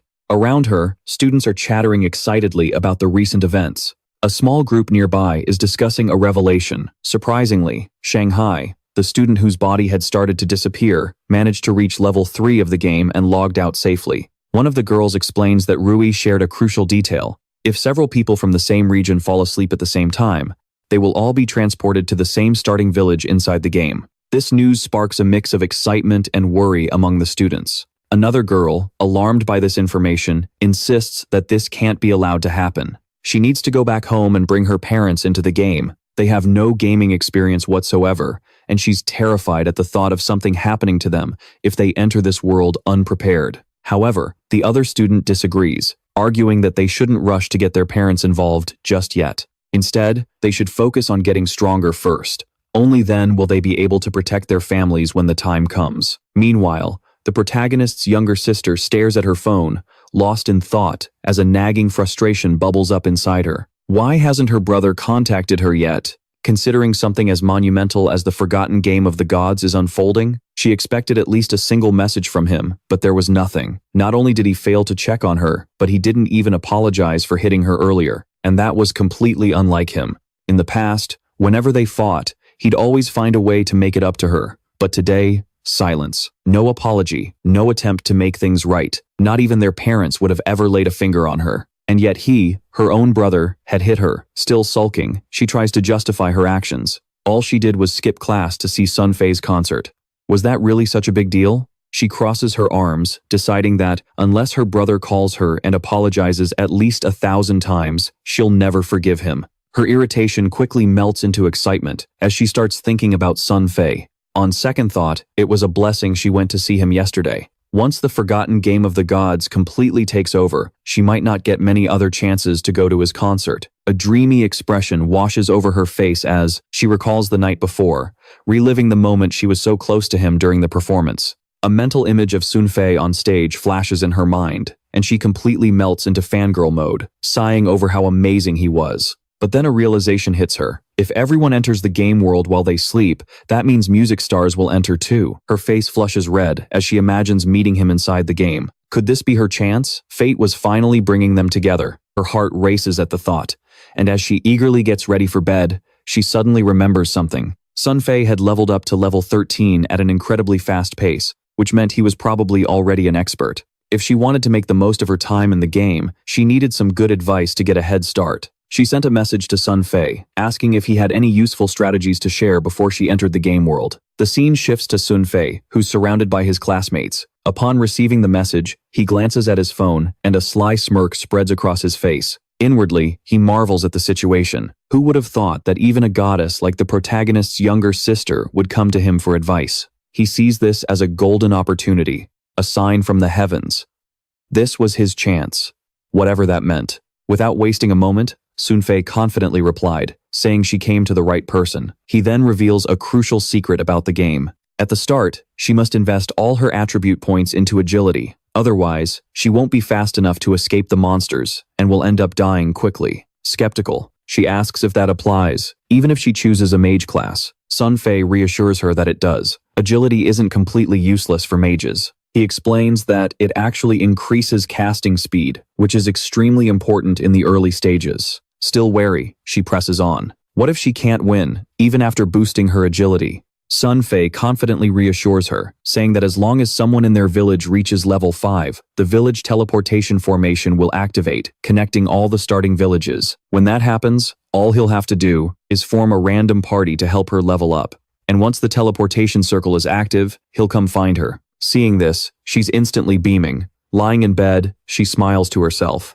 To her, fools like Sun Fei are useful. Just like that, she's already found someone to carry her in the game. Master it. Another thought crosses her mind. This is perfect. She'll get into the game before her brother, level up quickly, and get stronger. And when the time finally comes for her brother to join, she'll make sure he suffers. No help, no carrying, he'll have to fend for himself. Satisfied with her plan, she falls asleep, eager for the adventure that awaits her. The scene shifts back to the game, where the protagonist stands before the spoils of battle, observing the items dropped by the defeated boss. Among the scattered treasures, an orb catches his eye.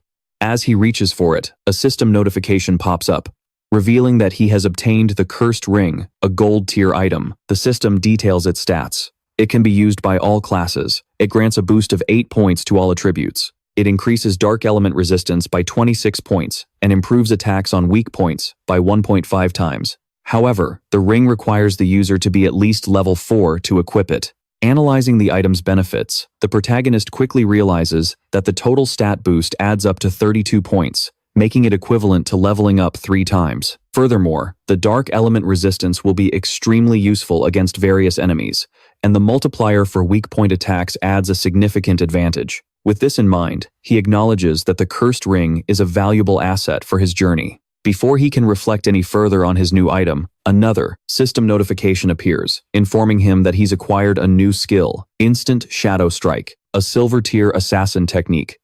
The system explains its mechanics. When activated, the skill unleashes multiple slashes in a single direction, reaching up to 15 meters. Additionally, it grants temporary invincibility for 5 seconds. All enemies within a 2.1 meter radius are hit 3 times, with each strike dealing 100 damage and being considered a backstab, although it doesn't target weak points. The skill's cooldown is 12 seconds. Realizing the potential of this ability, the protagonist recognizes it as a powerful area of effect attack, with the added bonus of temporary invulnerability. Without wasting any time, he immediately learns the skill. With evolution points still available, he decides to upgrade one of his main skills, Hand of Avarice. The system promptly deducts 8 evolution points, raising the skill from Jade tier to Diamond tier. The effects of Hand of Avarice are significantly improved. The chance of obtaining extra items from defeated monsters increases from 160 to 220%, and the probability of those extra items being a higher tier jumps from 20 to 40%. Reflecting on this upgrade, the protagonist calculates that with this boost, he will now receive at least 2 items per defeated enemy, making each kill 3 times more rewarding. Not wanting to waste his remaining points, he decides to upgrade Instant Shadow Strike by 3 levels.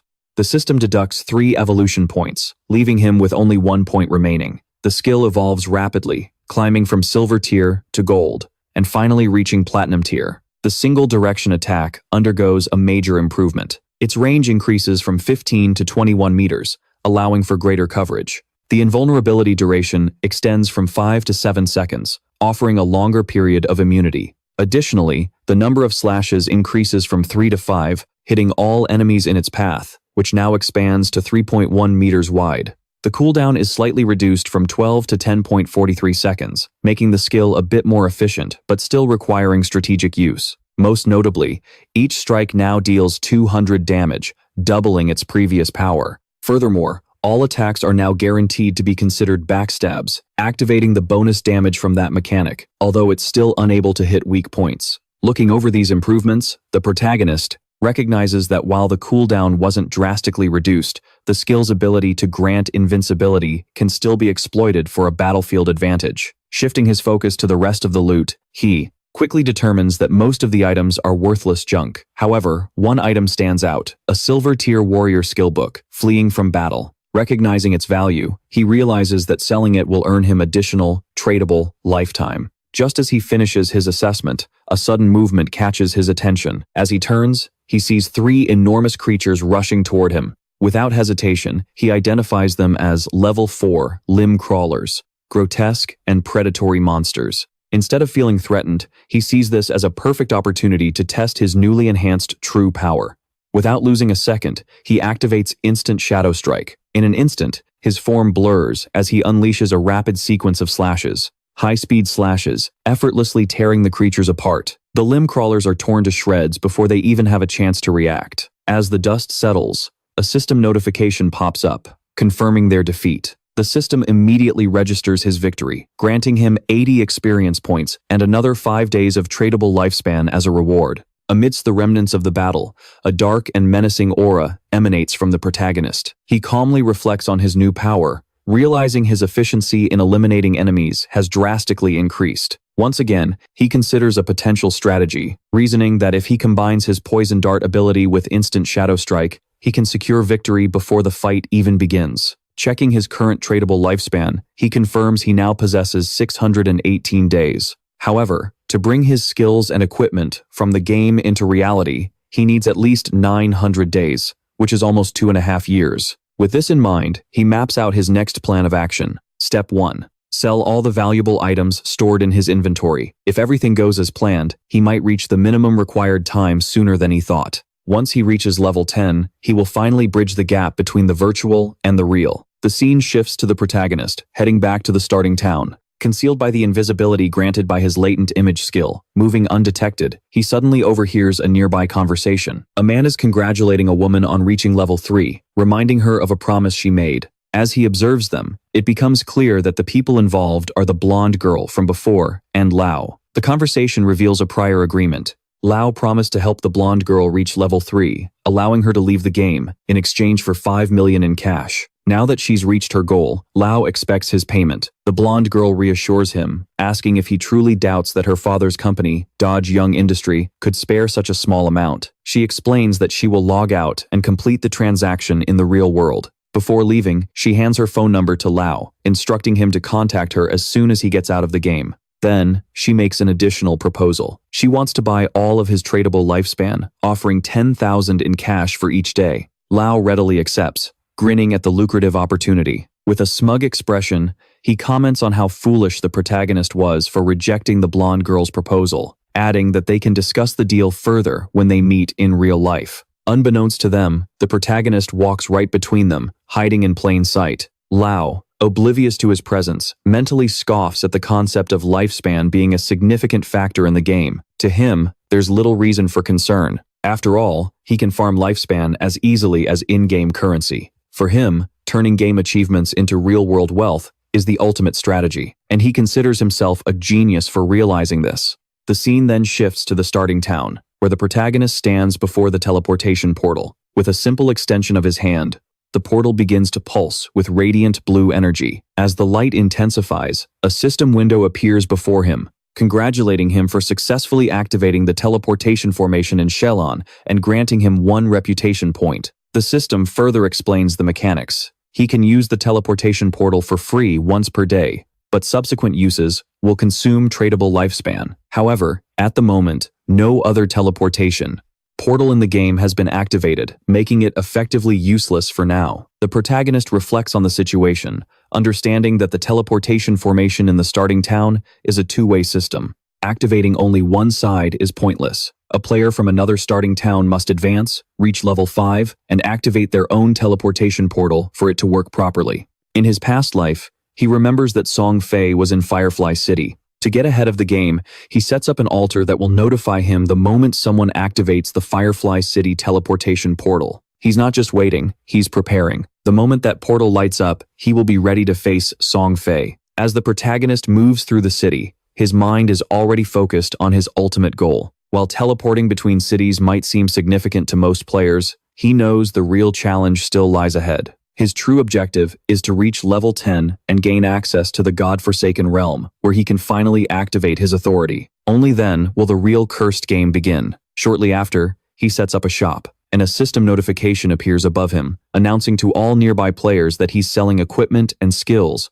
but only for 10 seconds. It's a first-come, first-served opportunity. The response is immediate. Players go into a frenzy, rushing toward him and calling him an expert. Some eagerly declare that they've been waiting for this moment, saving up their tradable lifespan in anticipation. One proud player claims he managed to save up 150 days. Meanwhile, another recalls that the last time the protagonist set up shop, he sold an ice shard spell, a purchase that boosted Gray, its buyer, to the number 2 spot in the rankings. Another player excitedly reveals he's found a silver-level skill book called Battle Roar, a warrior-exclusive skill, and decides to buy it without hesitation. The system notification pops up instantly, confirming that the Battle Roar skill book has been sold for a whopping 300 days of tradable lifespan. The surrounding players are shocked. One of them questions if a single skill book is really worth such a high price. Another player scoffs at his lack of foresight, explaining that Battle Roar significantly boosts a warrior's efficiency when hunting monsters with that skill. 300 days of tradable lifespan can easily be earned back in less than 2 days,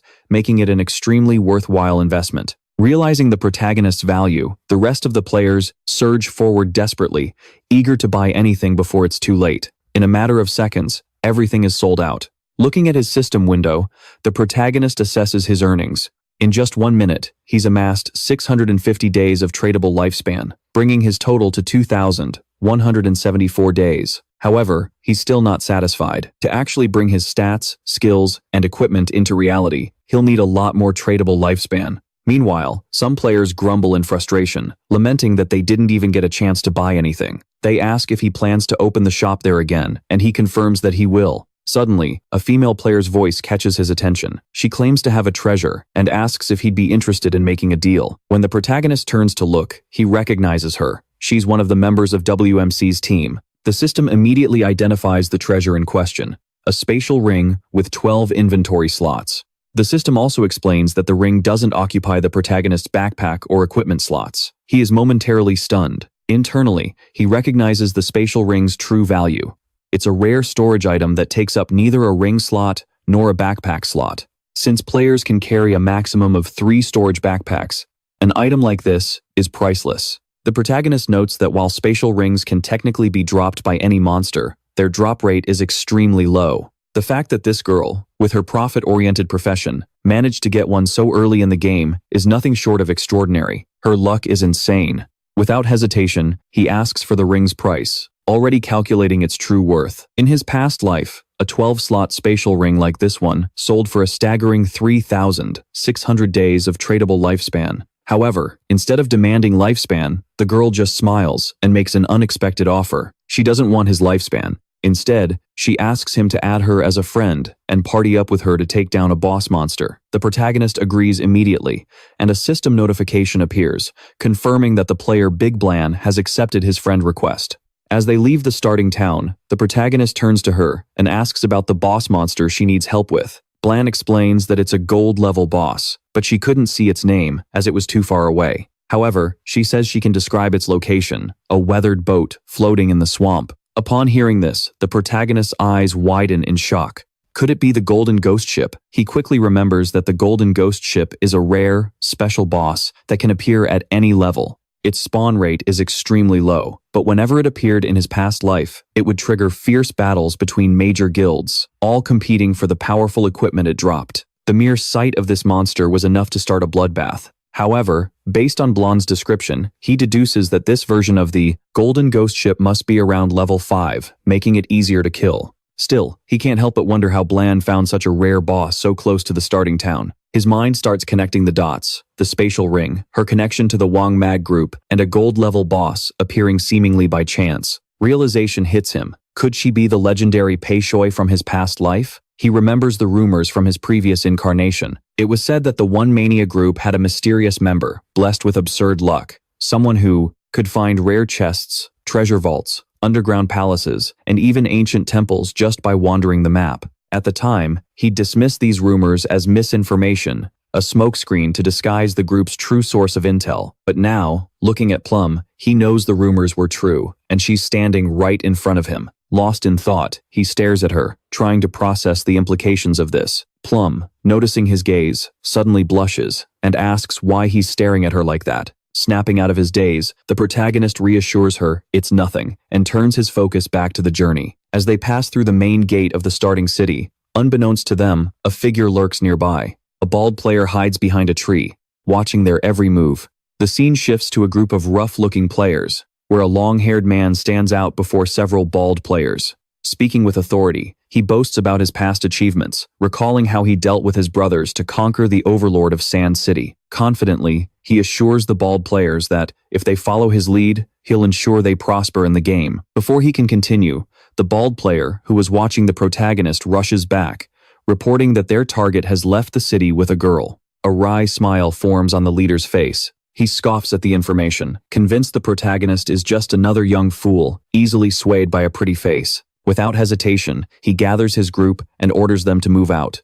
It's time to strike. Meanwhile, outside the city, as they continue their journey, the protagonist lays out his terms for helping Plum's party. He states that if the boss drops any equipment or skill books Plum can use, they will belong to her, but the rest of the loot is his. Plum considers this for a moment before questioning what the other party members, like Wang Meng, will gain from this arrangement. The protagonist explains that since the party is composed of various classes, there's no guarantee an item for an assassin will drop. If that happens, he would have fought for nothing, which wouldn't be fair. Accepting his reasoning, Plum agrees to his conditions, but makes one small request. If any equipment drops for her captain or other party members, she asks if he'd be willing to sell it to her at a discount. The protagonist has no objections. With the deal sealed, Plum mentions they'll head to the boss's location once Wang Meng and the rest of her party log back in. However, after walking for a while, she realizes she has no idea where they're going. It's only when the protagonist finally reveals their destination that it clicks. They're going to take on a gold-level boss monster. Shock hits her. The idea is absurd. The protagonist is an assassin, and she's a mage. He can go invisible, but she can't withstand a direct hit from such a powerful enemy. Facing a gold-level boss at this stage of the game, with just the two of them, feels like suicide. But the protagonist remains calm and confident. He doesn't intend for her to fight. His plan is to take on the boss alone, while she watches from a safe distance. Even with his confidence, Plum finds this impossible. She knows he's strong, but defeating a gold-level boss single-handedly is beyond anything she's ever heard of. Just as she's about to press the issue, the protagonist suddenly stops, sensing something. Without a word, he activates stealth, afterimage, and in an instant, vanishes into thin air. Plum stands frozen in place, stunned. Her eyes scan the area, trying to understand what just happened. Seconds ago, he was right beside her, and now there's only empty space. A flicker of confusion crosses her face. She calls out for him, searching for an answer, but all she receives is silence. Meanwhile, hidden behind a tree, the group of bald players continues to stalk the protagonist and Plum from a distance. Their self-proclaimed leader smirks arrogantly, convinced he has the upper hand. One of the players notices something's off. The protagonist is gone.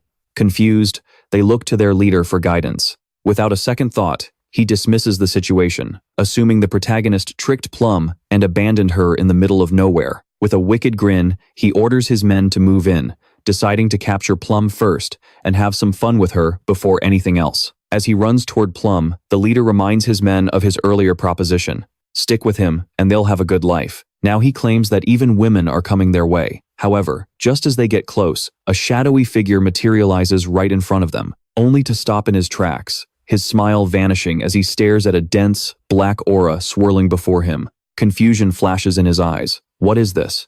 Before he can act, the protagonist unleashes his instant shadow cleave ability, and in the blink of an eye, the outcome is already decided. A cold gleam cuts through the air, and in an instant, the group is reduced to mere corpses. Their bodies collapse, torn apart, before they even have time to understand what happened. The protagonist, as if returning to the void itself, vanishes into the shadows once more, leaving no trace behind. A system notification pops up before him, confirming his kills. 5 players dead, earning him 12 days of tradable lifespan. Looking at the bodies on the ground, he barely gives them a second glance. Their loot is insignificant, almost irrelevant. To him, killing them was no different than slaughtering a few low-level mobs. With no sign of the massacre that just took place, the protagonist reappears beside Plum. His expression is completely indifferent. Still unaware of what happened, Plum immediately questions him about his sudden disappearance. The protagonist just shrugs, casually explaining that some people were following them, so he sent them back to town. At first, Plum seems satisfied with the answer, but her curiosity soon takes over, and she begins bombarding him with questions. She confesses that at first, she thought he'd gone to relieve himself. Then she starts rambling, joking about how useful his invisibility skill must be. She speculates that he could pee or even poop without anyone noticing. The protagonist cuts her off mid-sentence, clearly annoyed with the bizarre turn the conversation has taken. Without wasting any more time, he tells her to focus and hurry up. We need to get to the gold tier boss. The scene shifts to the starter city, where the protagonist's younger sister has logged into the game after completing her class selection. Judging by the staff in her hand, it's clear she chose the mage class. As she observes her surroundings, she can't help but be impressed by how realistic the game feels. Nearby, players casually comment on another newbie joining the world. Examining her staff, she proudly reveals that she obtained a hidden class called Sacrifice. Since it's a hidden class, she assumes it must be incredibly powerful, maybe even enough to help Fei. Speaking of him, she wonders if he's logged in yet, and if he knows the secret about the starting points that Sun Fei mentioned. Her thoughts shift, and an annoyed expression crosses her face as she complains about where her brother has gotten to. With frustration, she mutters that he always acts like he cares about her, but when it really matters, he's never around. Shrugging it off, she reassures herself,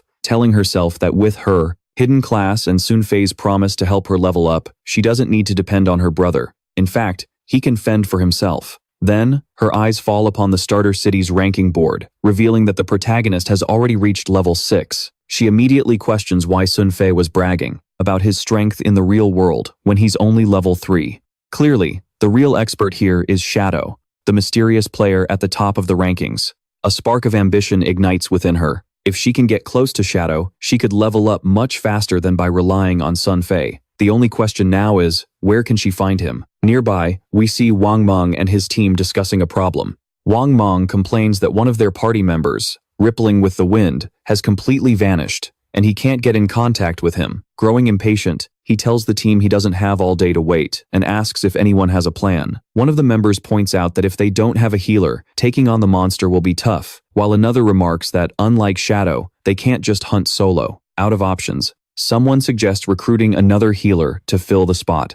Overhearing this, the protagonist's younger sister seizes the opportunity. She confidently approaches, and Wang Mang notices her, greeting him before she offers her services. With a smile, she declares that she has a hidden class, Life Sacrifice. The scene shifts back to the protagonist, who, along with Plum, arrives at the cliff where he claimed to have seen the gold tier boss.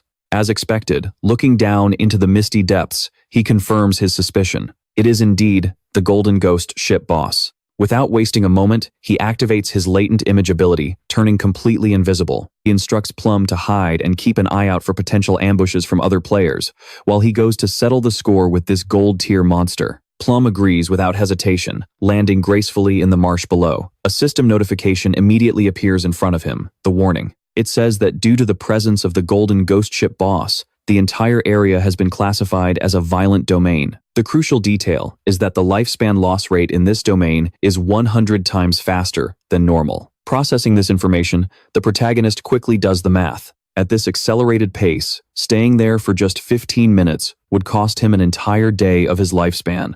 But he brushes off the concern. Temporary violent domains like this won't have a major impact on him. The system then formally identifies the boss as the Golden Ghost Ship, a level 5 monster with a countdown of 45 minutes and 25 seconds. He vanishes. Without hesitation, the protagonist prepares to strike. He knows that special bosses like this always have a time limit, but 45 minutes is more than enough. He immediately uses his skill, Instant Shadow Slash, and the results are devastating. The attack lands a direct hit, dealing 549 damage 3 times in a row. To ensure the pain continues, he hurls a poison dart right at the fated glow bell on the ghost ship. Thanks to the stealth attack bonus, the blow lands a critical hit, dealing 621 damage instantly. The protagonist coldly analyzes the battle. Defeating the Golden Ghost ship isn't just a matter of brute force. Its weak point isn't in its skeletal body, nor in the ship's ghostly form. The real vulnerability lies in the ghost fire hanging from the tip of the vessel. With the poison taking effect,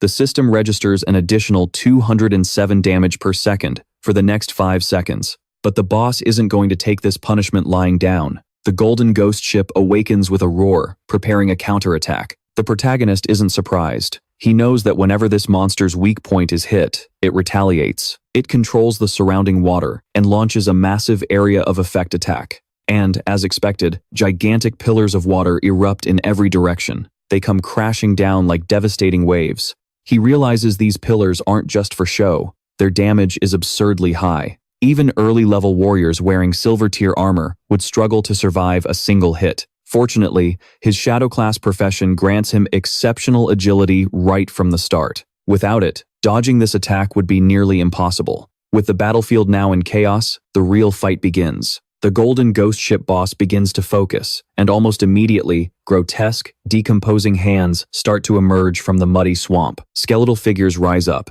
and the protagonist watches calmly. He explains that whenever the boss finishes its area attack, it summons 12 decomposing water ghouls. These creatures possess the strength of a silver-tier monster and are now positioned menacingly before him. He notes that this is the moment when most adventurer parties would start to panic. The Golden Ghost Ship doesn't just stop at these 12, it continues to summon more every 3 minutes. If not contained, the numbers can spiral out of control, leading to a total party wipe.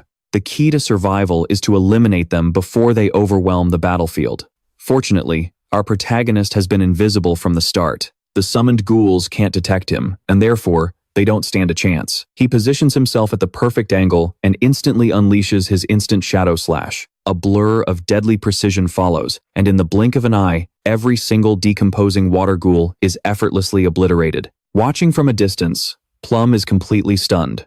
She'd heard of top-ranking players before, but seeing one in action was on another level.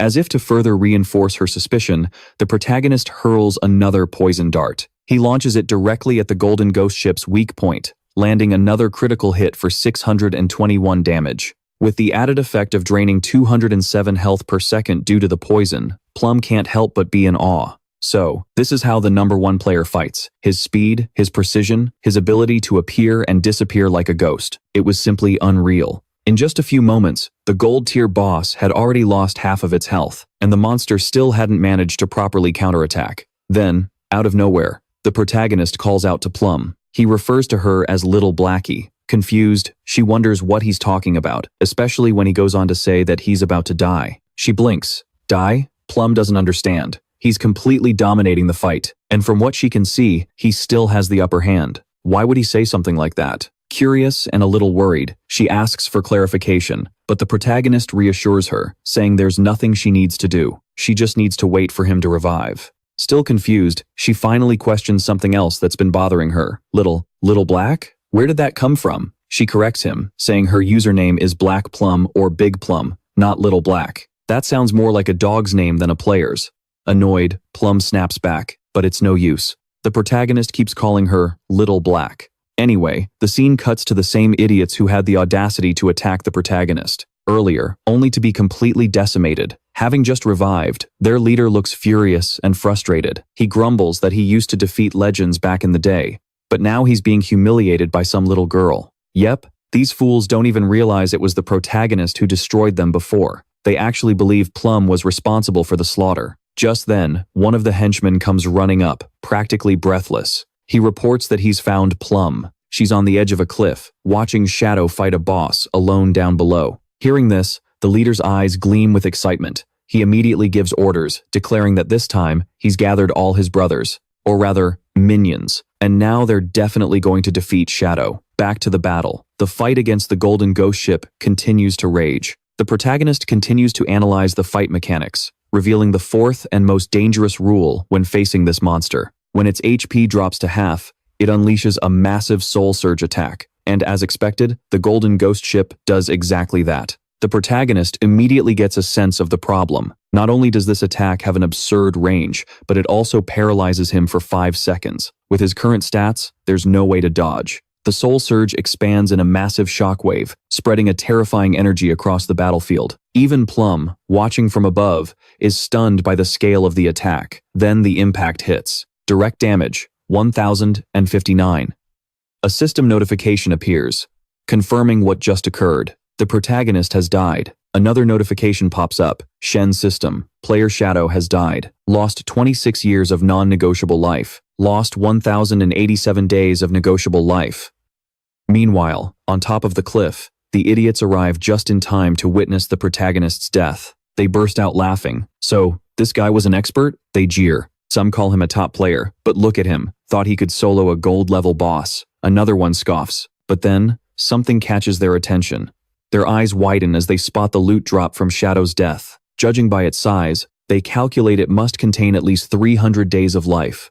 Excitement washes over them, and, overcome by greed, they make an assumption. With the Golden Ghost ship already at half HP, they can just go down there, finish it off, and score an insane amount of life from the boss drops. One of them even declares, "Today, we're the Dark Horses." Full of confidence, they charge forward. And then, well, let's just say they were sent to the pearly gates. The scene then shifts to the starting city, where the same group of idiots reappears, just as confused as before. One of them, still catching his breath, asks how Shadow managed to have the HP of a gold-level boss, considering how weak he is. Another chimes in, grumbling that they barely even set foot in the swamp before being obliterated by the boss's water pillar attack. Their leader, however, is not pleased at all.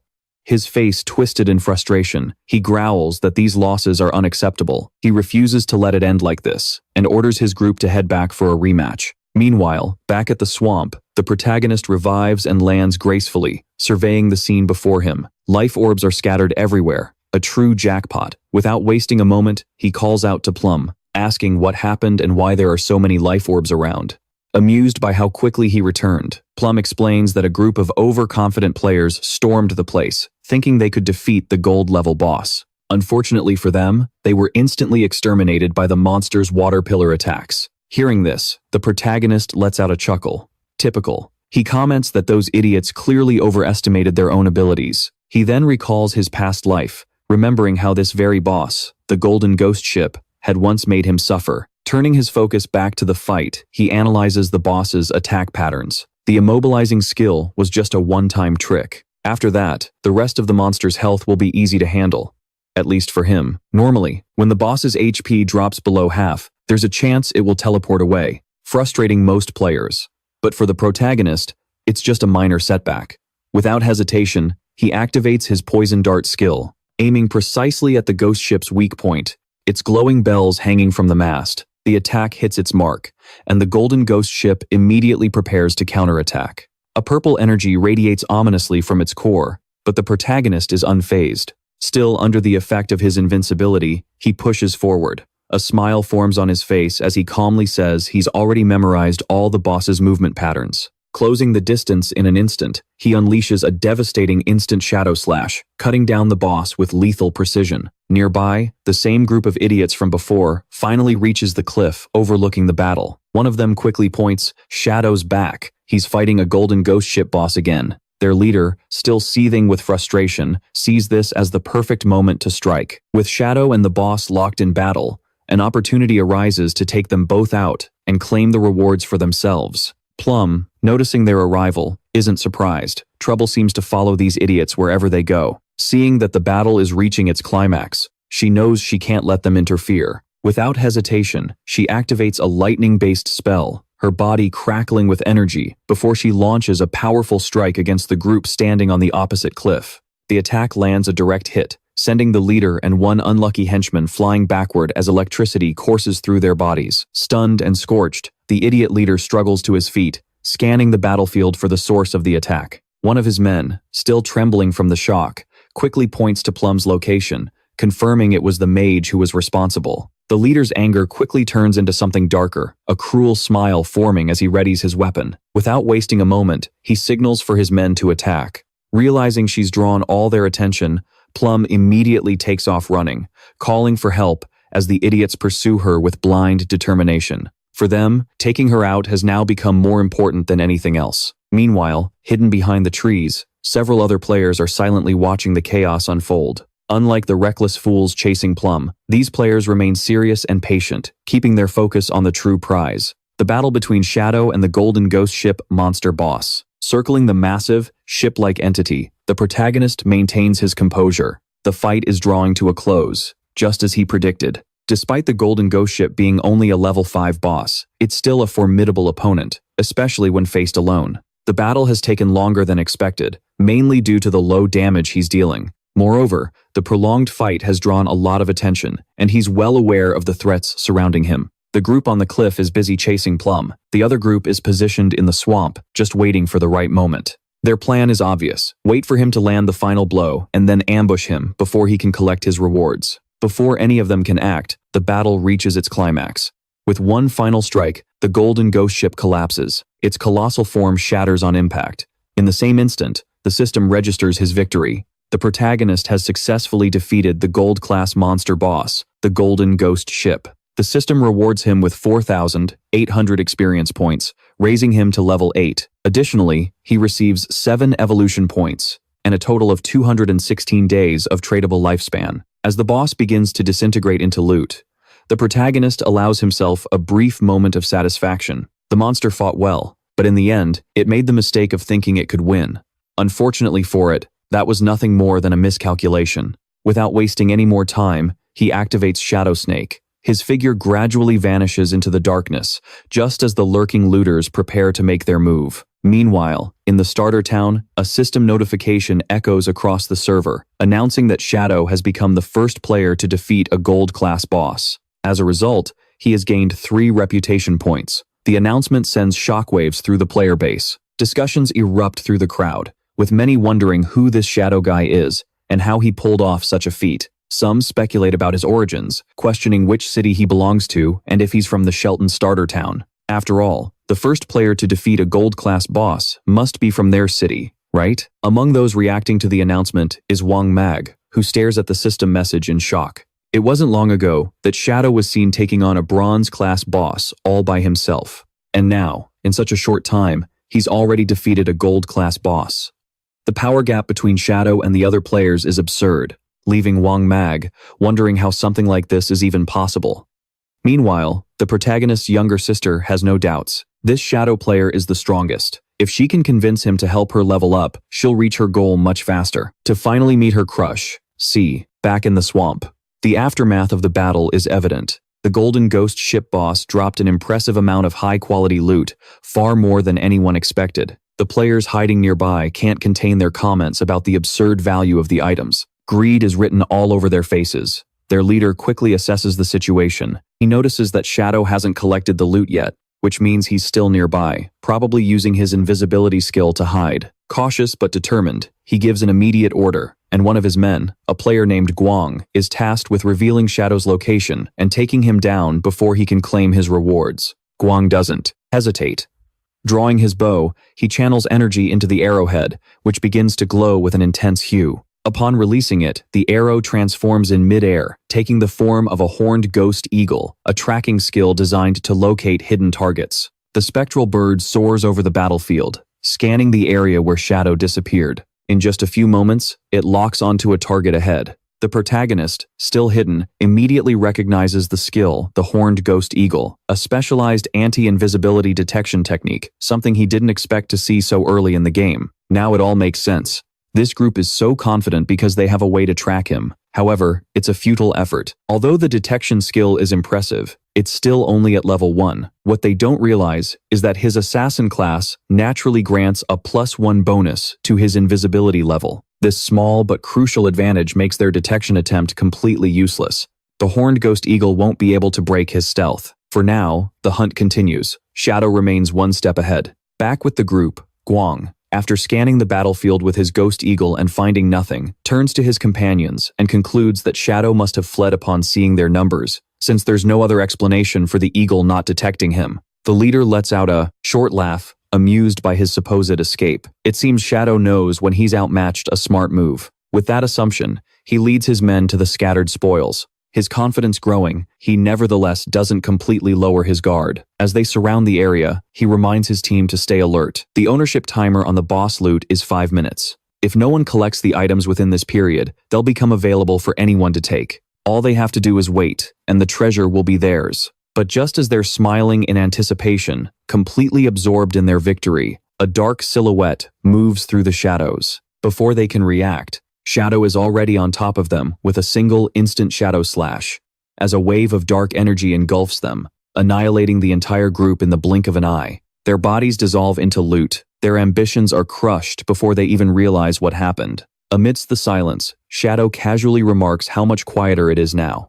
With no distractions, his gaze turns to the immense pile of loot before him. However, something bothers him. Where did Plumon go? Never mind, he'll find her later. For now, there's something far more interesting in front of him. Having accumulated enough evolution points, he decides to upgrade his Hand of Avarice skill before collecting the spoils. A system notification appears before him, confirming the evolution. His Hand of Avarice has advanced from Diamond rank to Epic rank. The system details the skill's improvements. It now grants a 220% to 300% chance of obtaining extra loot from monster corpses. Even more interesting, any extra item generated has a 100% chance of being a higher tier than normal. Taking advantage of this, Shadow extends his hand toward the glowing orbs of loot. Since the skill guarantees an extra drop, he decides to gather all the orbs into a single collection point, maximizing his rewards. As he does this, a brilliant light envelops the area, signaling the activation of the Hand of Avarice. The results are instantaneous.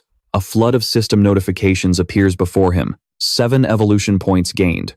3 drops of 216 days of tradable lifespan obtained. 3 special Phantom Fire Bell items acquired. Holding the 2 Phantom Fire Bells in his hands, Shadow can't help but smile at his luck. He didn't get just 1, but 2 of them. The system quickly provides an explanation. The Phantom Fire Bell is a special item that, when equipped, prevents the player from losing lifespan upon death. It has a cooldown of 1,560 seconds and 3 main abilities. Soul Absorption. The passive increases the amount of lifespan gained from monsters by 20%. If 2 bells are equipped, this effect doubles. Active Soul Shock. When activated, the player can shake the bell to immobilize all enemies within a 100-meter radius for 3 seconds. The cooldown is 521 seconds. More importantly, since the Phantom Fire Bell is classified as an item and not equipment, it doesn't take up an equipment slot. Better yet, both bells only take up a single inventory slot, making it a rare and extremely efficient item. Satisfied with his acquisition, Shadow mentally praises his own luck. This was definitely worth it. However, his moment of satisfaction is interrupted by a familiar voice coming from the swamp.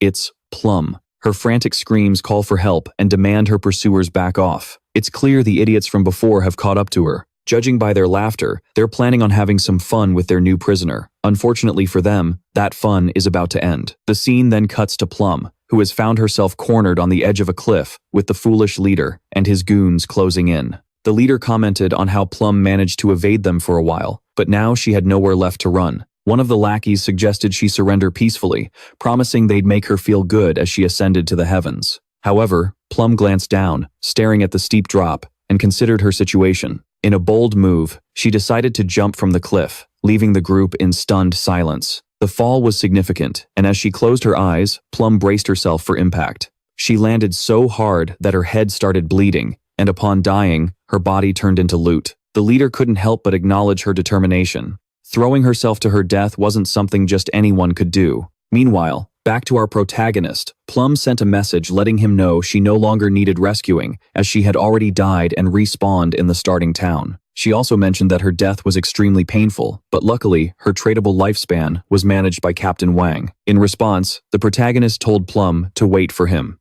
in the starting town, assuring her he'd deliver her share of the loot as soon as he got back. She readily agreed. Our protagonist sighs in relief and quickly turns his attention back to the loot he acquired. He notes that he made significant gains this time, with his tradable lifespan now at 3,115 days and his evolution points up to 21. He decides to upgrade his Hand of Avarice skill, but the system notification pops up, indicating that the skill has already reached epic status and now requires 10 times the evolution points for the next upgrade. The system instructs him to spend 210 evolution points to evolve the Hand of Avarice. Understanding the situation, he realizes that higher skill levels require more evolution points for upgrades. Since he doesn't have the necessary 210 points, he opts to improve his attack skills, increasing his damage. This way, he'll be able to take on stronger bosses, which will ultimately increase his loot collection. As he begins to upgrade his attack skills, he's enveloped in a golden light and a system window appears, announcing that his instant shadow slash skill has evolved from platinum to diamond. This improvement expands the strike's range from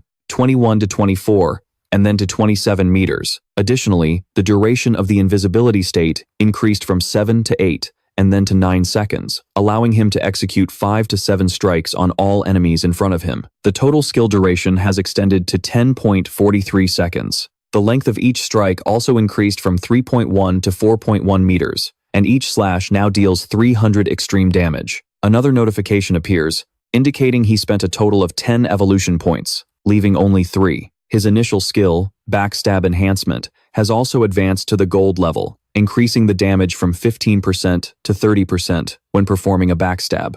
Looking at his hand, still glowing with golden energy, he realizes that after evolving Instant Shadow Slash twice, his damage has doubled. Now, even outside of stealth mode, he can deal 3,000 points of damage using the stealth break effect. If he combines this with the backstab skill, the total damage from the 7 slashes of Instant Shadow Slash could reach 6,000 or 7,000 points. Looking at the system screen, he analyzes that the loot from a gold level boss typically contains 2 to 4 pieces of silver equipment with a small amount of gold items. Thanks to the effect of Hand of Avarice, he got 11 pieces of gold equipment and a skill book, plus 2 pieces of platinum equipment and a platinum skill book. He considers the loot decent, especially since 3 of the items are suitable for assassin-type characters. On top of that, he receives a ship's dual blade, Phantom, classified by the system as a platinum-grade weapon for assassins. This weapon increases attack power by 136 points, agility by 22 points, and attack speed by 24%. It also has an armor penetration of 17 points, with the requirement that the player must be at least level 5, something he has already surpassed. The other system notification clarifies that the weapon's only special effect is that every normal attack will deal double damage. Holding the dual blades, he remarks that although the effect isn't particularly useful for him, since he relies mainly on skills to deal damage, the weapon's high base attack and agility boost are advantageous.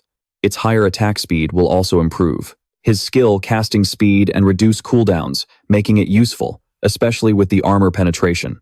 Another system notification presents the Ghostfire Leather Armor, a gold tier item that increases physical defense by 25 points and provides 50 points of fire resistance. It blocks 14 points of damage and increases total health by 419 points with a level 5 requirement. Upon equipping the armor, he realizes that leveling up still hasn't improved his constitution, leaving his current health at 350. However, this armor significantly boosts his health by 419 points. He concludes that while wearing this armor, most players will have a hard time breaking through his defense. He then decides to make the armor invisible, maintaining his assassin's appearance, ensuring that other players can't see his gear unless they inspect him through the system. In addition, he discovers one last piece of loot, a skill book, Ghost Shadow Blur. This gold tier skill for the assassin class is passive, providing an evasion rate of 15%, and when activated, it grants total immunity to any damage. Looking at the system window, he states that he's finally gotten a survival skill for assassins. He recalls that if his memory serves him right, this skill isn't very strong, as increasing the evasion rate in this game is a huge challenge. He explains that if someone focuses on increasing their evasion rate, their other stats will suffer. If the dodge doesn't trigger at the right moment, it can be fatal. However, he believes his case is different, as he can evolve the skill infinitely using evolution points. He clarifies that he can increase his evasion rate without compromising other stats, which will only bring him advantages. As he heads back to the starting town, he mentions that the remaining loot consists of items for warriors, priests, and archers. As agreed with Plum, he intends to sell these items to Wang Mag and his team at a 10% discount. He acknowledges that while they might not be able to pay right now, Wang Mag's personality suggests he can sell the items on credit without any issues. In his thoughts, the protagonist reflects on the great progress he's made, all thanks to Plum, whom he still affectionately calls Little Blackie. He realizes that without her luck, he would have never found a level 5 boss like the Golden Ghost Ship to fight. For that, he feels he must express his gratitude. As he continues his journey back to the starter town, the group of fools who were chasing Plum and had cornered her are also heading back. The foolish leader looks particularly frustrated as their eyes meet. Panic seizes the idiots, who start to flee. In terror, the henchmen bolt ahead, abandoning their leader, who also desperately tries to escape. Our protagonist activates his afterimage skill and with a calm expression, uses his instant shadow slash, quickly eliminating all the henchmen. This leaves only the fool, who is still trying to run. But the protagonist appears right in front of him, effortlessly blocking his path. The leader starts begging for mercy, admitting he was wrong to attack Plum, and promising he won't do it again. In his desperation, he even calls the protagonist Daddy, claiming he has less than a year to live, and that dying here would be the end for him. With a cold expression, the protagonist questions if the leader ever considered his own fate when attacking others, like Plum. Then, he uses his poisonous ground skill, dealing damage every 5 seconds, and leaving the leader bleeding, as green liquid drips from his head, making him scream in agony. As the protagonist continues his journey, a sudden red aura envelops him, and a Slayer title materializes above his head. A system notification warns that due to excessively killing players, he has reached the first level of Slayer status, which means he will lose 75% of his current lifespan upon death. However, he ignores it. This concern, confident that with the Phantom Firebell in his possession, even if he died carelessly, he wouldn't lose years of his life thanks to the bell's protective effects. The scene then shifts to the protagonist's arrival in the starting city. Upon disabling his stealth ability, other players are shocked by his appearance. Some speculate that Shadow has returned after defeating a gold-level boss. Suddenly, he runs into one of the teams that tried to attack him during his battle against the Golden Ghost Ship boss. The team leader accuses him of exploiting bugs to defeat the boss alone, claiming that's why no loot was dropped. He also questions why the protagonist isn't wearing any gear, which indicates that his strategy of making his equipment invisible to avoid detection is working well. Noticing the protagonist's irritated expression, as he approaches, the team leader quickly tells him to calm down.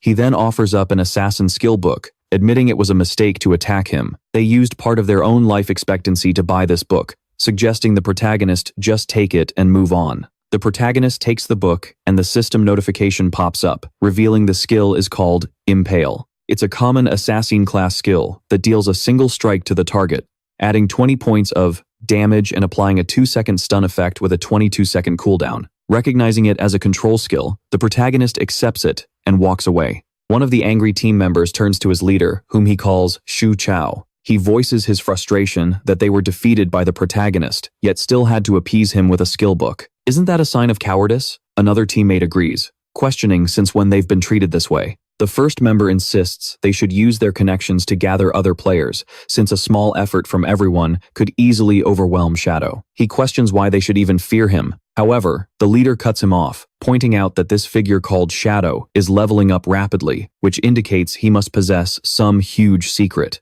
If they manage to find him in the real world and capture him, not only will they uncover that secret, but they can also force him to farm resources for them. Essentially, they could make him their slave. Hearing this, the other members get excited and praise Shu Chao for his clever plan. Shu Chao then suggests he'll ask his family to send a woman to extract information from Shadow. He notes that Shadow's voice sounded foreign, implying he doesn't belong to their group and is likely poor. Shu Chao concludes they should find a professional beauty, as Shadow will surely fall for the trap. Meanwhile, we return to the protagonist, who has managed to reunite with Plum. He affectionately calls her Little Black and encourages her to accept the trade so he can share some of the items with her. With her usual bright smile, Plum thanks him and corrects him, saying her real name is Big Plum, not Little Black. The next moment, we see Plum excitedly trying out the items she received from him. She exclaims that they're amazing and that she'll get stronger in no time. She explains that the skill and the necklace she received have boosted her damage and more than doubled her mana regeneration. Gratefully, she thanks him,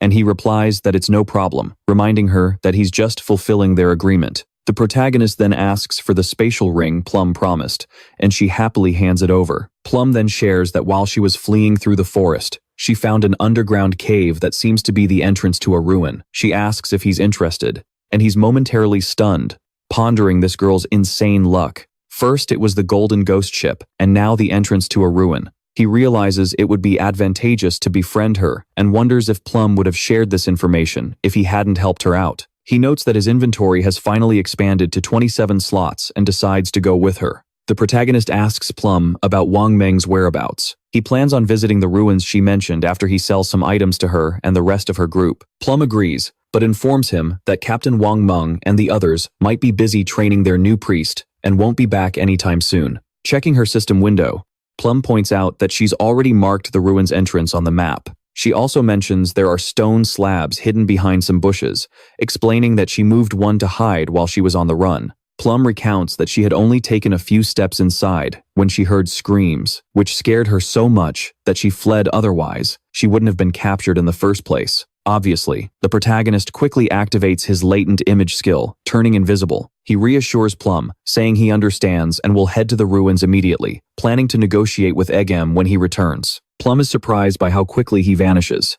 Next, we follow the protagonist as he stealthily approaches the location Plum pointed out, remaining invisible. He reflects that he initially intended to find a place to level up to level 10, but with the ruins nearby, that's become unnecessary. He explains that, in a starting town like this, 3 types of ruins usually appear: tombs, cursed ruins, and temples of faith. Regardless of the type, He knows the lesser mobs are all bronze level, and there might even be some silver level monsters. For him, this represents a huge opportunity to gain life and evolution points. As our protagonist arrives at the spot Plum mentioned, he finds the stone slab. He had pushed it aside without wasting any time. He enters the place as he moves forward and explains that there are basically 3 types of ruins that appear in a starting town: tombs, cursed ruins, and temples of faith. He details that tombs are straightforward.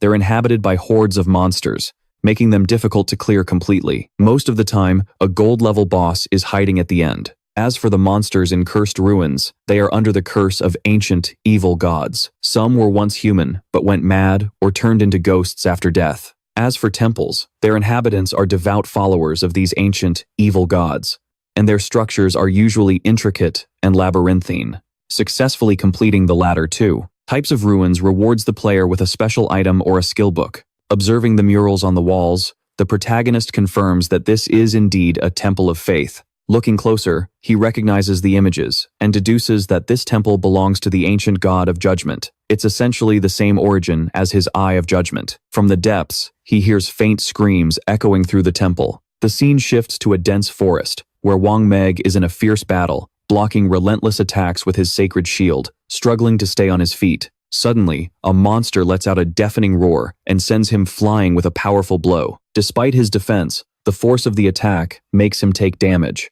As he hits the ground, we see the protagonist's younger sister in complete shock. One of Wang Meg's teammates desperately yells for her to heal him, asking why she's just standing there, but she's paralyzed with fear and unable to move. She doesn't even know how to activate her skills and desperately asks for help. However, before anyone can answer, the monster is already on top of them. Wang Meg's teammates know they're doomed and make one last plea for her to use her skills to heal him, since he's the group's tank. Instead, she collapses to the ground, trembling with fear, repeating that she's scared. We can all agree the protagonist did the right thing by abandoning his sister. But anyway, moving on, in the next moment, we see Wang Meg and his team back in the starting town. It seems the monster completely wiped them out. They're visibly frustrated, and Plum, with her usual cheerful expression, greets them and asks why they're back so soon. She informs them that Shadow hasn't returned yet, so they can't buy equipment from him. However, the members of Wang Meg's party have lost their patience with the protagonist's sister and start berating her harshly. One of them exclaims he's never seen someone so incompetent. She doesn't know how to dodge.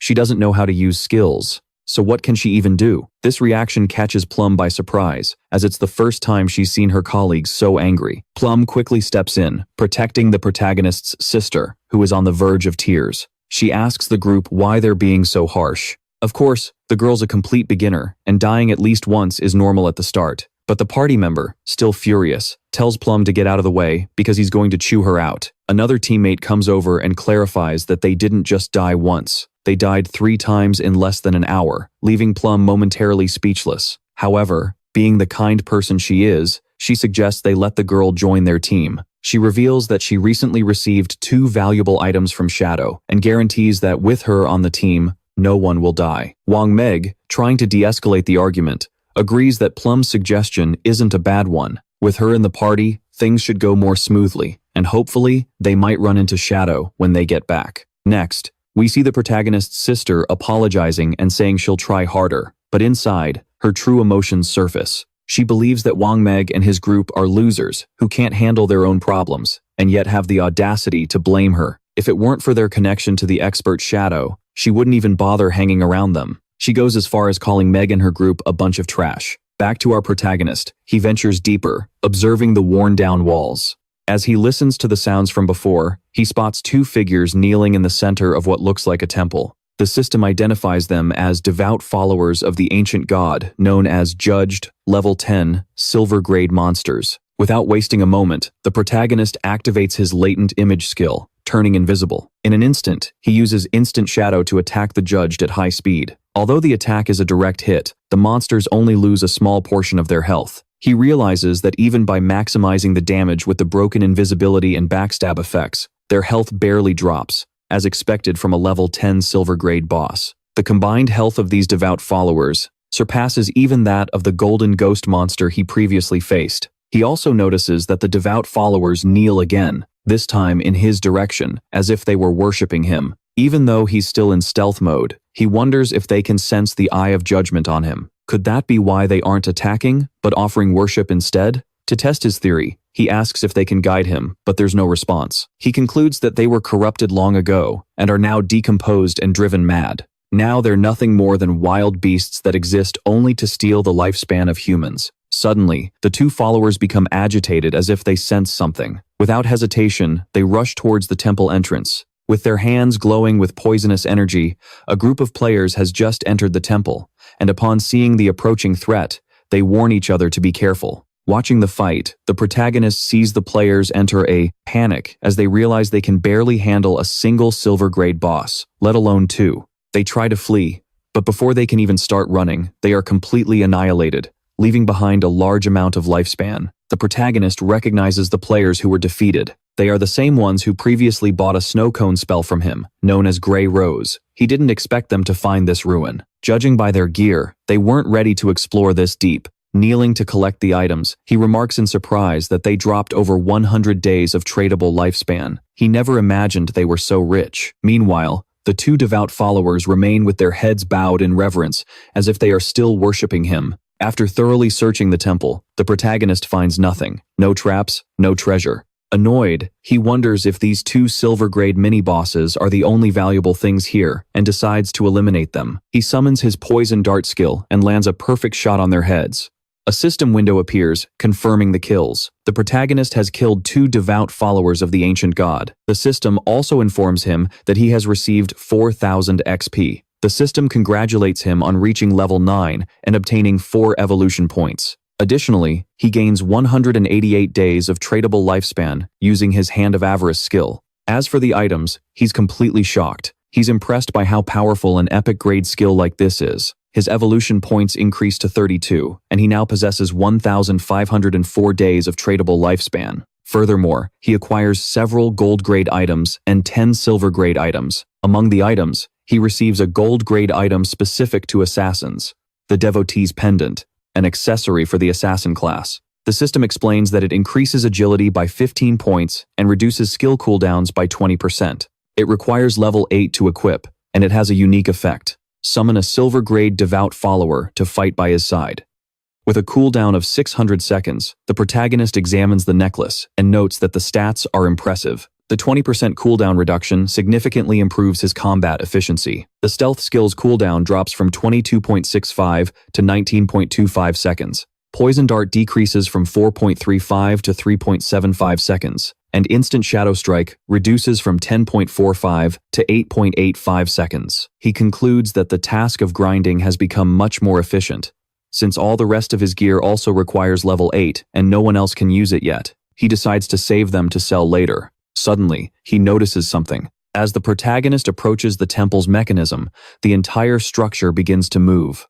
The floor descends beneath his feet like an ancient elevator. Curious, he wonders if this really is an elevator. As he descends further into the underground, the upper part of the temple seals completely. After a few minutes, the platform comes to a stop. Based on the descent, he estimated he'd traveled between 300 and 400 meters below the earth. Looking around, he instantly recognizes the place. Without a doubt, it's a labyrinth hidden beneath the temple. He explains that hidden labyrinths often appear inside ruins, something he encountered countless times in his previous life. These labyrinths are filled with traps, but with enough people to serve as bait, they don't pose a real danger. They just require time and patience. Pulling out the Devotee's Pendant, an assassin class accessory, he notes that with his current stats, triggering any trap would mean instant death. Fortunately, the pendant offers a way out. It increases his agility by 15 points and reduces his cooldown time by 20%. More importantly, it possesses a unique effect, the ability to summon a silver-grade devotee follower to fight for him. Activating the pendant, he summons the devotee follower, who appears before him. Without wasting any time, he orders his ally to advance. To scout the path ahead, he watches the monster move forward. He thinks to himself how much easier it will be to navigate the labyrinth now with a minion clearing the way. Still, knowing that danger could strike at any moment, he decides to evolve his passive dodge skill. Just in case, a system window appears, confirming the use of 5 evolution points to upgrade the Phantom Shadow skill from gold grade to epic grade, leaving him with 24 evolution points. The enhancement increases his passive dodge rate from 15% to an impressive 75%, and upon activating the skill, he now becomes immune to all damage. Satisfied with the improvement, he considers what to do with the remaining points. A 75% dodge rate was already remarkable, and the leftover points were just enough to evolve the instant Shadow Strike skill to epic grade. Another system window appears, confirming the use of 13 evolution points for the upgrade, reducing his total to 11. The improvements are significant. The dash distance increases from 27 to 30 points, and the invisibility duration goes from 9 to 12 seconds. The number of slashes during the skill goes up from 7 to 9, and now each one deals 400 damage, instead of the previous 300. The width of the slashes also expands from 4.1 to 5 meters. The skill's cooldown is now only 12 seconds, making it much more efficient. The protagonist explains that evolving a skill from epic grade to legendary grade requires 10 times the usual number of evolution points. The higher the skill's initial grade, the more advantageous it becomes to evolve it. For example, if a skill starts at epic grade, evolving it to legendary is considered its first evolution, which means it only costs the base value of 1 point multiplied by 10, so just 10 points. He explains that this system makes epic grade skills extremely valuable. With enough points, it's possible to quickly evolve them to legendary, mythic, ancient, or even immortal grades. On the other hand, a skill that starts at normal grade would require 7 evolutions just to reach epic grade. By the time it reached the point of needing the 10 times multiplier, it would require hundreds of points to continue evolving. Fortunately, the good news is that regardless of the skill's initial grade, once it reaches epic,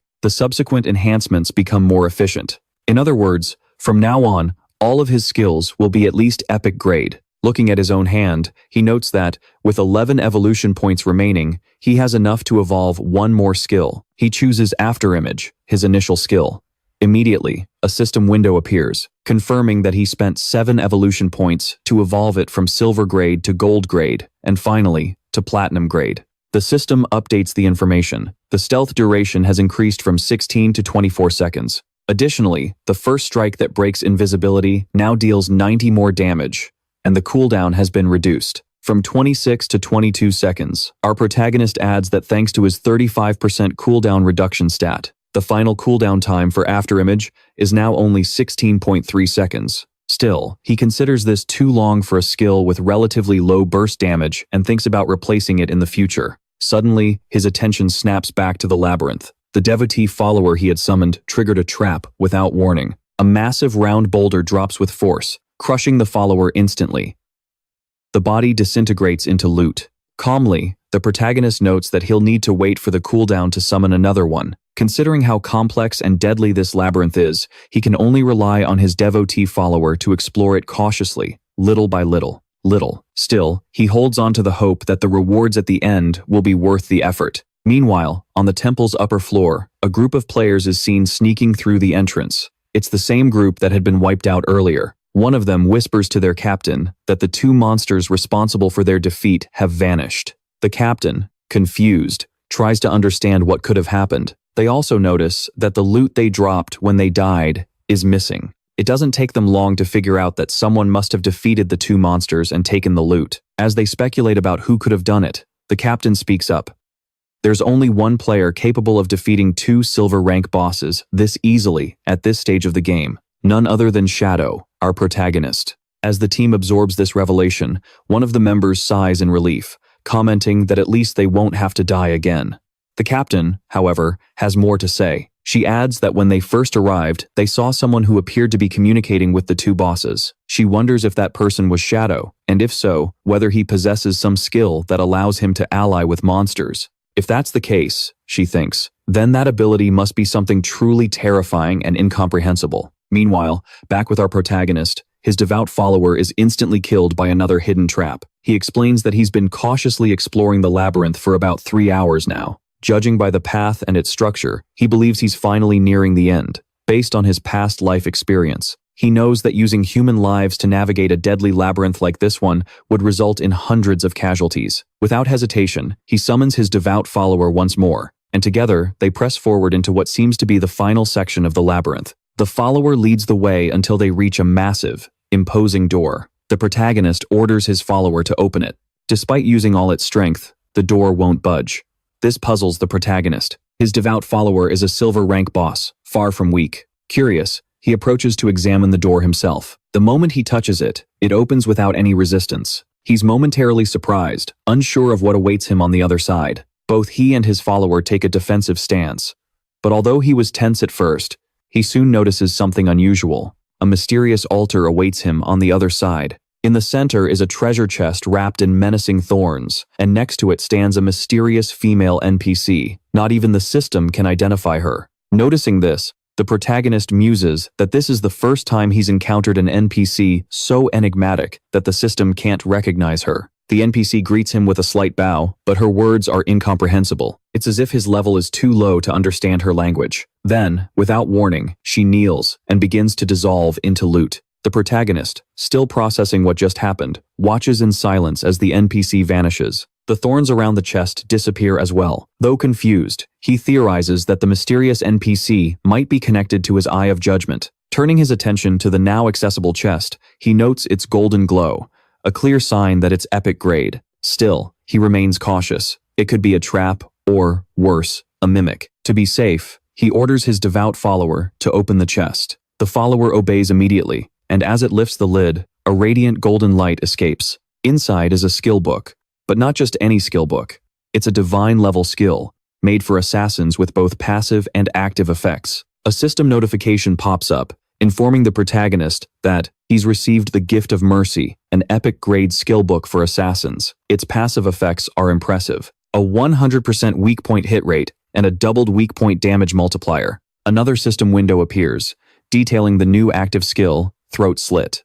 Throat Slit is a lethal assassin skill. When activated on an enemy, it deals damage over time, applying 100% of the initial attack's damage per second for 3 seconds, with a base cooldown of 60 seconds. His 35% cooldown reduction attribute lowers that time to just 44.4 seconds. Looking at the system window, the protagonist can't help but comment on the power of the Gift of Mercy. It effectively doubles the size of enemies' weak point hitboxes, making those precise attacks much easier to land. But what really grabs his attention is Throat Slit. He starts doing the math. If his initial attack deals 300 damage, the skill will apply 300 damage per second for 3 seconds. That results in a total of 1,200 damage, essentially quadrupling his damage with a single blow. He notes the difference between this skill and others, like Instant Shadow Slash, which land multiple hits in quick succession. Throat Slit, on the other hand, focuses entirely on the first strike and amplifies its effect, making timing and precision crucial. Besides, since it's an epic-grade skill, it only requires 10 evolution points to level up to Legendary, a relatively low cost for such a powerful skill. Satisfied, he comments that the loot from this dungeon was an incredible haul. His explosive damage potential skyrocketed as he started to leave. He attributed his success to Plum, whom he still affectionately called Black Plum, and decides to sell the rest of the loot to Plum's group. Using the messaging function, he contacts her, asking her to tell Wang Meg and the rest of the group to return to the starter town, as he has valuable items to sell. Plum agrees without hesitation, expressing surprise at how quickly he managed to clear the ruins. When the protagonist teleports back to the starter town, he's momentarily surprised to find a crowd of players waiting for him. The group was a mix of girls and guys, all eager to add him as a friend. Some were hoping to become his followers. Others claimed to be influential figures from major corporations trying to recruit him, and a few were just excited to meet him in person. Surprisingly, some of these players had even traveled from completely different starter towns. One girl claimed to be from a bizarrely named place called Underwear City, begging the protagonist to carry her so she could level up, offering something as absurd as being his wife in return. Others said they came from Azure City. From this, the protagonist quickly deduced that the teleportation gates between cities must have started to activate, and that could only mean one thing. It was time to head to Firefly City for an inevitable encounter with Sun Fei. Without wasting another second, he activated his latent image skill, vanishing from the scene. The large crowd was left stunned, not understanding what had happened as he slipped away in stealth mode. The players started arguing among themselves, blaming each other for having pestered Shadow and making him disappear. Tensions rose, and one player even attacked another, bitterly criticizing his attempt to introduce himself to such a powerful figure. While chaos engulfed the crowd, the protagonist quietly met back up with Plum, who led him to her group. Upon arriving, he was shocked to see that his own little sister was part of the group. She was staring at him in awe, unaware that Shadow was actually her brother. Internally, He wondered how she had managed to infiltrate Wang Meg's team. Given her unpredictable nature, he feared she might end up jeopardizing the entire group. He reminded himself that he needed to act cautiously. Now that the world knew of Shadow's existence, his anonymity had become a fragile shield. If his real identity were revealed, especially before he could transfer his powers to the real world, even a common weapon would be enough to kill him. He couldn't take that risk. At the same time, his sister was lost in thought. She could feel Shadow's strength just by looking at him and felt that, compared to him, the rest of Wang Meg's group was extremely weak. She began to calculate how easy it could be to find Sun Fei again if she could get Shadow's help to level up. Meanwhile, the protagonist handed Wang Meg equipment perfectly suited to the group's class distribution. He also provided books and skills that would considerably increase their artipulso combat capability, asking for a total payment of 2,200 days of lifespan. Wang Meg immediately realized the items were gold and silver tier, far too expensive for them at the moment, but the protagonist assured them they could pay later, emphasizing trust over immediate payment. Wang Meg expressed his deep gratitude, admitting he didn't know how to repay Shadow's generosity, but promised to return the favor if it was ever needed. The protagonist nodded and handed over the equipment. The group was blown away, marveling at the rare items they'd received so early in their journey. Wang Meg, in particular, was stunned by how much his damage had increased and couldn't help but wonder if Shadow's willingness to lend the equipment on credit was a sign of trust. Amid the excitement, the protagonist's sister waited eagerly, imagining what kind of powerful gear she would receive, but to her disappointment, she got nothing. Wang Meg explained that there were no suitable items for the priest class, while another group member downplayed the situation, saying she should already feel lucky to be gaining experience with the group, thinking it was just an oversight. The protagonist's sister,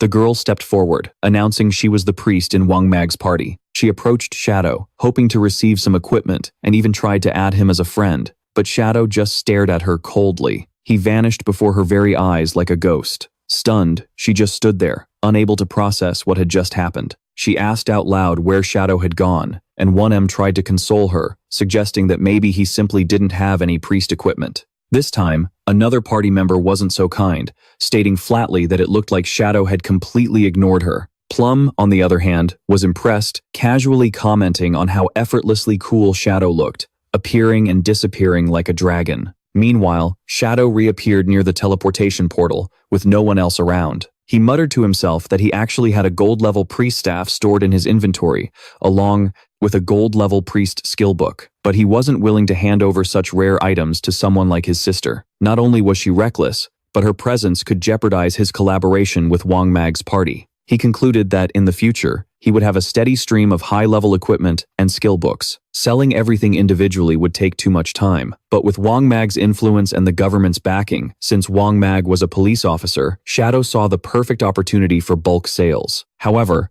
for this to work, the team needed to be reliable and efficient, and his sister just didn't fit the bill. He had already made his decision. She needed to be replaced, and he already had the right person in mind, Xiao, whose real name was Gil, the former manager of the Good Guild in his past life. She possessed a rare, hidden priest class, known as the White Avian Priestess, which came with a mystical white bird capable of healing and buffing allies. She was the only priestess he had ever seen solo an epic-level boss monster. Comparing her to his sister would be an insult. Gil was a powerful strategist, while his sister was nothing but a liability. As he reached the teleport gate, a sudden realization hit him. Gil was originally from Firefly Town, the same place where Sun Fei was based, and coincidentally, his next destination was perfect. He would track her down and recruit her for Wang Meg's team. Upon passing through the teleport gate, he immediately activated his latent image skill to remain hidden on the other side. The scenery of Firefly Town was striking. Unlike the other starter towns, the sun was always shining there. Moving undetected, he overheard two players running past him, talking about a silver-tier monster they needed to defeat. They also started cursing out Sun Fei, saying he had gathered all the girls in town and brainwashed them into becoming his fans. But then again, being an idol gave him that advantage. The two players couldn't understand how someone like Sun Fei, who was barely a mid-tier celebrity, had gathered such loyal followers. Frustrated and determined, they declared they wouldn't stand for it anymore. Today, they were going to take him down. Hearing this, the protagonist couldn't help but be amused. Clues were just falling into his lap, but he doubted those two players could even lay a finger on him, because if anyone was going to take him on, it would be Shadow. Curious, he followed them to a valley, known as the Valley of Whales, a level 5 area inhabited by monsters like Amorites and Chains. As they entered, he noticed signs of an ongoing battle and decided to investigate. There, a chaotic scene was unfolding. A group of players was fighting a two-headed monster, wreathed in flames and a Marini, a silver-tier boss. But instead of teaming up against the creature, some of the players were attacking each other. In the middle of this chaos was Sun Fei, surrounded by his female fans who formed a protective ring around him. The two players who were complaining earlier readied their attack, shouting about how he had ambushed them before and stolen their life expectancy. They were out for revenge. One of them, boasting a powerful ancient mage skill called Lockjaw, charged towards Sun Fei with total confidence. But before he could even get close, one of the female mages in Sun Fei's circle stepped forward and crushed his head with a single blow. Watching all this, the protagonist explained that Sun Fei possessed the title of heaven-defying mage god. In his past life, Sun Fei had manipulated his fans into choosing mage classes. Then, he would gradually steal their equipment and skill books to strengthen himself. It was a dirty move, but highly effective. Of course, a team full of mages couldn't work in the long run. To compensate, the fans diversified their attribute distributions. Some became glass cannon mages with maxed out intelligence. Others focused on agility to become disruptors. Some invested in vitality to serve as shields. The most aggressive ones put points into strength to become battle mages, using their staves as clubs to obliterate enemies. Just like the girl who had defeated the player with the locked jaw. This strategy worked very well at the beginning of the game. Sun Fei and his army of fangirl mages dominated the scene, stealing lifespan and defeating enemies. But over time, as the game progressed, most of the fans started to fall. The strategy lost its effectiveness, and their dominance slowly dwindled. Sun Fei continued to emotionally manipulate his remaining fans. He told them that they had worked so hard for him that it broke his heart. He added that he hoped that the silver-level boss they were fighting would die soon so everyone could rest, and that he wished for a world full of love, not violence. Hearing this, the chubby fangirl declared that Sun Fei was the one suffering the most, and that he shouldn't have to go through so many hardships. She immediately rallied the other fans, encouraging them to kill the boss quickly so he wouldn't get hurt. They began to launch various attacks against the monster, even singing a fan song about how supreme Sun Fei was. But suddenly, the monster roared and launched an attack against Sun Fei. One of his fans threw herself in front of him, protecting him with her own body. When her body transformed into loot, Sun Fei knelt, feigning concern. The chubby fangirl kept encouraging the others, telling them to push harder. She added that if they could kill this silver-level boss, Sun Fei would reach first place in the rankings and finally surpass the protagonist. The fans launched even more attack spells, vowing to remain by Sun Fei's side. The barrage of attacks began to weaken the silver-level boss. Then, we hear Sun Fei's inner thoughts. He was thrilled that the boss was about to die, but he wondered how. The protagonist had managed to defeat a gold-level boss alone, when even this silver one was proving so difficult. Convinced the protagonist must be exploiting some bug, Sun Fei reflected on his own progress. Even with so many people helping, he had only reached S rank, while the protagonist, playing alone, was already far ahead. Sun Fei smirked, reasoning that, if they defeated the silver boss, he would reach level 8.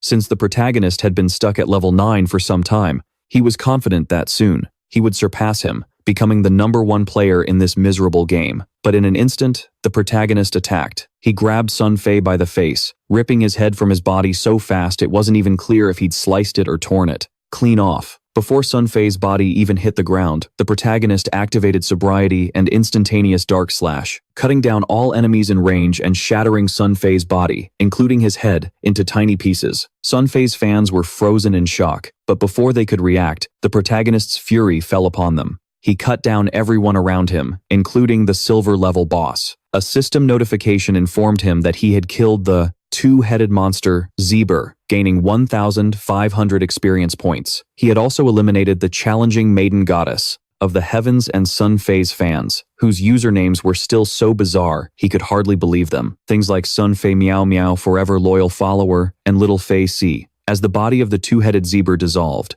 into a pile of loot, the two players who had been watching were gobsmacked and astounded. The protagonist had eliminated the silver-level boss with a single skill that dealt over 1,000 points of damage, which meant that the protagonist's strike was literally 10 times more powerful. And since it was a daily skill, it not only destroyed the boss, but it annihilated Sun Fei and his entire harem of fans with a single devastating blow. The players wondered, Aloud, who else could do that but the infamous protagonist? After all, he was the same solo player who had achieved the world's first kill of a gold-level boss. Without hesitation, they started cheering for the protagonist, celebrating Sun Fei's downfall, not because they actually supported him, but because they were terrified of the possibility that he might turn his blade on them next. The protagonist himself knew this all too well. In his past life, when he was weaker, these players wouldn't have hesitated to gang up on him. Meanwhile, in the starting city, Sun Fei had just respawned and was completely bewildered. He didn't even know how he had died. A cold system notification appeared, telling him he was killed by the player Shadow. He lost 116 days of tradable lifespan and 18 years and 113 days of non-tradable life.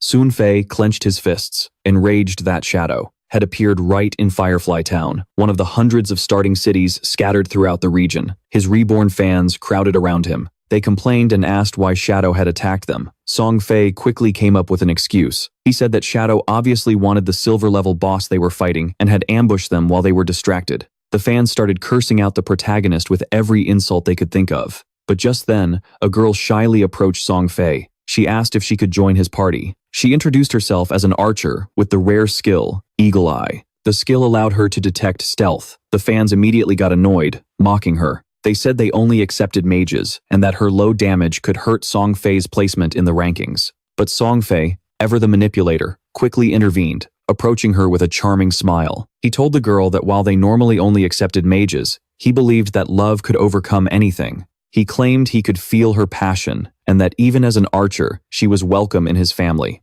Together, they would become stronger. Deeply moved, the girl tearfully declared her love for Sun Fei. The other fans, caught up in the emotion, began to shout out their own classes. One boasted she was an assassin with a stealth skill, promising to get Shadow back. Another said she had an area of control ability capable of freezing Shadow in place. Sun Fei welcomed them warmly, declaring that everyone who wanted to join was part of a loving family, united forever. The fans were so excited they cried with emotion, shouting that they would follow Sun Fei to the ends of the earth. Filled with energy, they declared that Shadow was nothing but a dishonorable coward who ambushed people just because he was an assassin, and that he needed to pay for having hurt their precious Sun Fei. Together, they marched off, ready for revenge. Nearby players, hearing the commotion, wondered aloud what all the noise was about. One of them explained that Sun Fei had just been killed outside the starting city. The others were shocked. How did Sun Fei manage to die with that entire army of fans protecting him? When they heard the killer was Shadow, it all made sense. Still, they questioned how even someone like Shadow had the guts to mess with that insane mob. Meanwhile, Sun Fei was smirking. Inwardly, this was perfect. With so many witnesses, as soon as he defeated Shadow, the whole world would see the truth. It didn't matter how strong a lone wolf was. That meant nothing, especially when that wolf was just a puny assassin, a mere grain of sand compared to the noble and powerful mage he believed himself to be. Back to our protagonist, he calmly activated the Hand of Avarice. Watching the system notification pop up, he had gained 16 evolution points and 217 days of tradable lifespan, in addition to silver-level boss loot multiplied by 6 and gold-level loot multiplied by 1. Smiling at the system window, he made a quick decision. It was time to evolve the Gift of Mercy. The system deducted 10 evolution points and upgraded the skill from Epic to Legendary. The changes were immediate and substantial. The passive effect, known as Weak Point Hit Correction, doubled. It went from 100% to 200%, effectively increasing the size of enemies' critical areas. The damage multiplier for hitting these weak points also received a dramatic boost. An active effect of the skill that inflicted the fatal throat slit status had its damage per second raised to between 100% and 150% of his total attack. The duration was 3 seconds. Even the cooldown was reduced from 30 seconds to a much more efficient range, between 25 to 18.5 seconds. As he assessed the upgrade, he realized the implications were significant. With the increase in weak point detection, almost half of an enemy's body could be considered a critical area. Even his already powerful instantaneous Shadow Slash skill could now add weak point bonuses more frequently. And with the new enhancements to Fatal Throat Slit, it wasn't impossible for him to be able to eliminate a gold-level boss with a single blow. He noted that while the cost to evolve an epic skill to legendary was modest at just 10 points, the next step from legendary to mythical would require much more. Specifically, it would take 200 evolution points, and for a complex and valuable skill like Hand of Avarice, Evolving it from epic to mythical would cost an incredible 210 points, with an absurd requirement of 400 points if starting from the legendary level. Knowing he only had 9 evolution points left, he turned his attention to another skill, the backstab enhancement. A quick upgrade cost him 8 points, evolving the skill from gold to platinum. Its passive effect improved considerably. The bonus damage for hitting those weak points also received a boost. Attacking from outside the enemy's field of view increased from 30% to 40%. A subtle but lethal increase for someone who specialized in critical attacks. Glancing at his updated status window, he analyzed his recent kill. The silver-level boss and Sun Fei's legion of devoted fans had yielded over 100 days of negotiable lifetime, an insane haul. With everything settled in Firefly City, he figured it was time to leave. But just as he was preparing to leave, one of Sun Fei's followers, the same girl who had claimed to be an assassin, attempted a sneak attack. She lunged with a short blade, trying to catch him off guard with a surprise strike, screaming for him to die without even blinking. Our protagonist dodged with ease, leaving her stunned. Unable to comprehend how he had dodged so gracefully, she stumbled awkwardly, frustration burning on her face before she quickly activated her stealth skill. Looking toward a cliff. Nearby, our protagonist spotted the rest of Sun Fei's fans, their shrill voices echoing as they screamed threats, declaring that he was surrounded and that this time they would take him down. The moment Sun Fei's fans raised their weapons, shouting that they would get their revenge on him that day, our protagonist acted without hesitation. He activated Afterimage, seamlessly entering stealth mode, but the archer from before, the one who boasted about her eagle eye skill being able to detect stealth, stepped forward confidently, wielding her bow. She scoffed, declaring that going invisible was useless, that they could see right through it. She unleashed Eagle Eye, its feathers scattering like glittering shards in the air, trying to reveal him. But instead of exposing our protagonist, the skill only dispelled the stealth of the assassin girl who had tried to stab him earlier. The fans, now convinced that she was the protagonist, turned on her in an instant, giving her no chance to explain. The chubby fan, who seemed to have taken charge, ordered the others to unleash their most powerful skills. The poor assassin barely managed to raise a hand before a barrage of attacks exploded in a massive detonation, obliterating her in one fell swoop. When the dust settled, the fans realized their mistake, but the chubby girl ignored it casually and reassured the others that it was no big deal, claiming the dead girl wasn't even a mage like them and therefore never truly loved Sun Fei. In an arrogant tone, she called it divine punishment. She barked another order, telling the archer to fire Eagle Eye again to find the protagonist. But before the archer could even draw her bow, our protagonist calmly activated a special item, the Ghost Fire Chimes. These rare chimes had an incredible effect. Soul Shock. A single ring could immobilize all enemies within a 100-meter radius for 3 seconds, though it had a long cooldown of 600 to 521 seconds. As soon as the ominous, ghostly sound echoed, the fans froze in place, confusion filling their wide eyes. They tried to understand why they suddenly couldn't move, but before their minds could even process what was happening, our protagonist struck like a blur of motion. He activated Instant Dark Slash, slicing through all of them before they could even understand what had happened. The moment the immobilization wore off, they were already dead, their bodies disintegrated in defeat. Still in stealth, our protagonist approached Sun Fei, who was cowering behind a nearby rock, trembling as he watched the massacre. Sun Fei nervously wondered aloud what was happening, how all his fans had been killed without our protagonist even revealing himself. Surely the protagonist should have appeared when attacking, right? But Sun Fei didn't realize that he was already standing right behind him. Leaning in close, the protagonist whispered coldly in Sun Fei's ear, telling him he was already dead. The words sent a shudder of panic through Sun Fei's body. He immediately activated his magic shield, but it was far too late. In the blink of an eye, the protagonist used his poison damage skill, striking Sun Fei right in the head and shattering the fragile barrier. Sun Fei hit the ground with a choked cry, his body rapidly dissolving into a pile of loot. Looking over the loot, the protagonist noted with satisfaction that Sun Fei had possessed over 2,000 days of negotiable lifetime. He raised an eyebrow, realizing that none of Sun Fei's fans had any negotiable lifetime. He couldn't help but wonder aloud, could it be that these girls gave all of their lifetime to Sun Fei? Did they really still think this cursed game was just a game? He let out a low, dark laugh, shaking his head at the thought. Brainwashed fans were a scary thing. Their non-negotiable lifespans, which added up to centuries, would now simply be wasted, feeding the monsters that lurked in this cursed place. The scene shifts to Firefly Town, where Sun Fei had just reappeared. Cursed by his own miserable luck, his lifespan balance showed only 500 days of negotiable time remaining. A cruel reminder of the price he paid. Turning to his companions, he asked why the archer's detection skill had failed to locate the protagonist. The explanation came quickly. The detection skill had only picked up their own assassin companion, not the enemy. The chubby fangirl clarified further, pointing out that the protagonist's stealth attributes were simply too high, and that the Eagle Eye skill only offered a level 1 anti-stealth capability. It was useless against opponents with level 2 or higher stealth. Sun Fei, frustrated, wondered how he could possibly defend against someone who could appear and disappear without a trace. He grumbled that he hadn't even provoked the protagonist. After all, the protagonist had already stolen the kill on a silver-ranked boss from him, so why come after him again? In a moment of futile self-pity, he even considered that the protagonist was simply jealous of his stunning good looks. His fans, noticing the growing attention, suggested changing locations for safety and focusing on leveling up somewhere else. They swore to follow Sun Fei wherever he went. They pledged their loyalty with an almost cult-like devotion.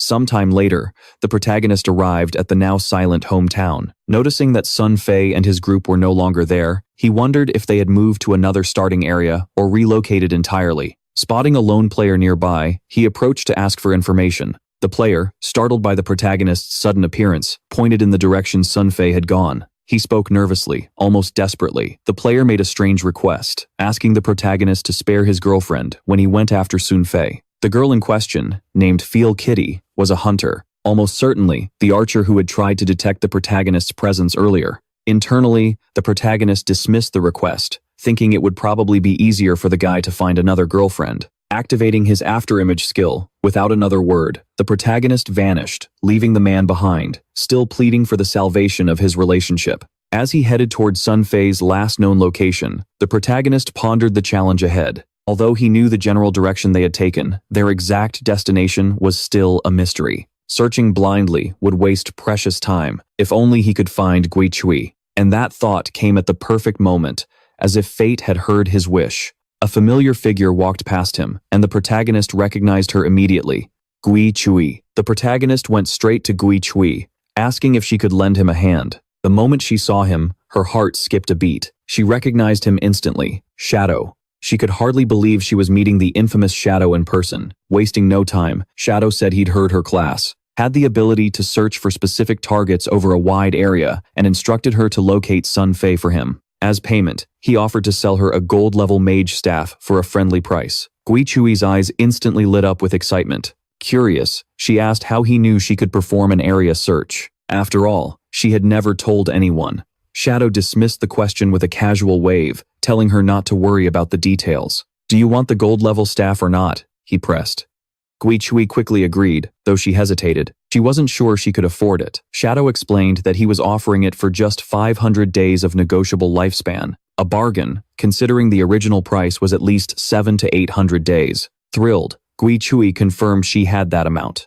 Moments later, a system notification confirmed the successful transaction. Holding the gleaming gold-level staff, Gui Chui couldn't help but drool over how incredible it was. Shadow gave her a light, playful pat on the head, telling her to hurry up. Activating her spell, Gui Chui reflected internally that this was the first time she'd met Shadow, yet he strangely gave her a familiar feeling. Suddenly, she turned to him and asked if he wasn't worried she'd just take the staff and run without helping him. Shadow replied smoothly, asking if she didn't hate Sun Fei. Gui Chui froze in surprise. How did he know about the grudge she held against Sun Fei? She wondered if Shadow could be someone she knew in real life, but quickly dismissed the thought, telling herself his voice didn't sound familiar. Shadow teased her, asking if she wanted to venture a guess, but she dismissed him with a sigh, saying she didn't have the patience for it. Without another word, she sent her pet bird out to scout the area. We learn that Gui Chui and her bird are deeply connected. She sees everything through its eyes. The scene shifts to a stunning bird's-eye view, flying gracefully over the Firefly City and beyond its outskirts. A few minutes later, Gui Chui returns with a report. She's found Sun Fei. She quickly reports the coordinates, which, honestly, I'm not even going to bother reading out loud,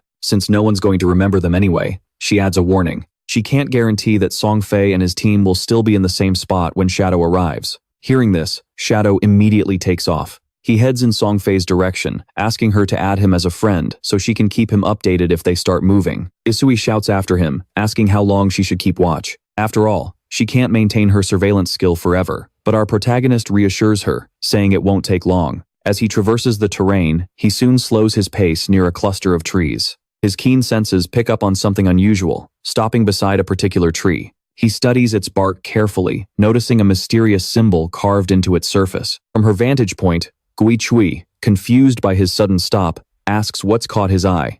Without wasting a moment, the protagonist instructs her to scan the area, asking her to specifically look for trees with the same kind of symbol. Gui Chui immediately sends her bird to scour the surroundings. Before long, she reports back that there's a matching tree, about 100 meters ahead and another approximately 100 meters to the left. The protagonist reaches out and touches the glowing symbol, activating its dormant energy. Still watching intently, Gui Chui wonders aloud what that strange symbol could possibly mean. He lets her try to guess with a slight smirk on his face. Suddenly, a surge of energy ripples through the air. Glowing lines connect the three trees, forming a luminous triangle. The next instant, a burst of intense light erupts in the center, materializing a jade treasure chest. The protagonist nods, explaining with calm confidence that he never expected to find the blessing of an ancient god. In such a simple place, he adds that these blessings can appear randomly in this wretched world. Some spawn treasure chests, others summon hordes of weak monsters or deadly boss creatures, and some grant unique and rare rewards. Recognizing the chest's immense value, Isui is shocked. A single jade chest was worth at least 1,000 days of tradable lifespan, the equivalent of over 10 million RMB. But inwardly, the protagonist knew even more. In his past life, the exchange rate for tradable lifespan had skyrocketed, going from one day being worth 10,000 RMB to over 50,000 RMB the very next day. Meanwhile, Gui Chui silently decided to memorize every detail of how Shadow activated that blessing symbol. With her max-level tracking skills, she figured she could find many more. A system notification appears, informing the protagonist that he has successfully opened the chest, the Jade treasure chest, and obtained a Jade skill book called Fluorescent Curse. Intrigued, the protagonist wonders aloud, "What kind of skill is this?" The system explains.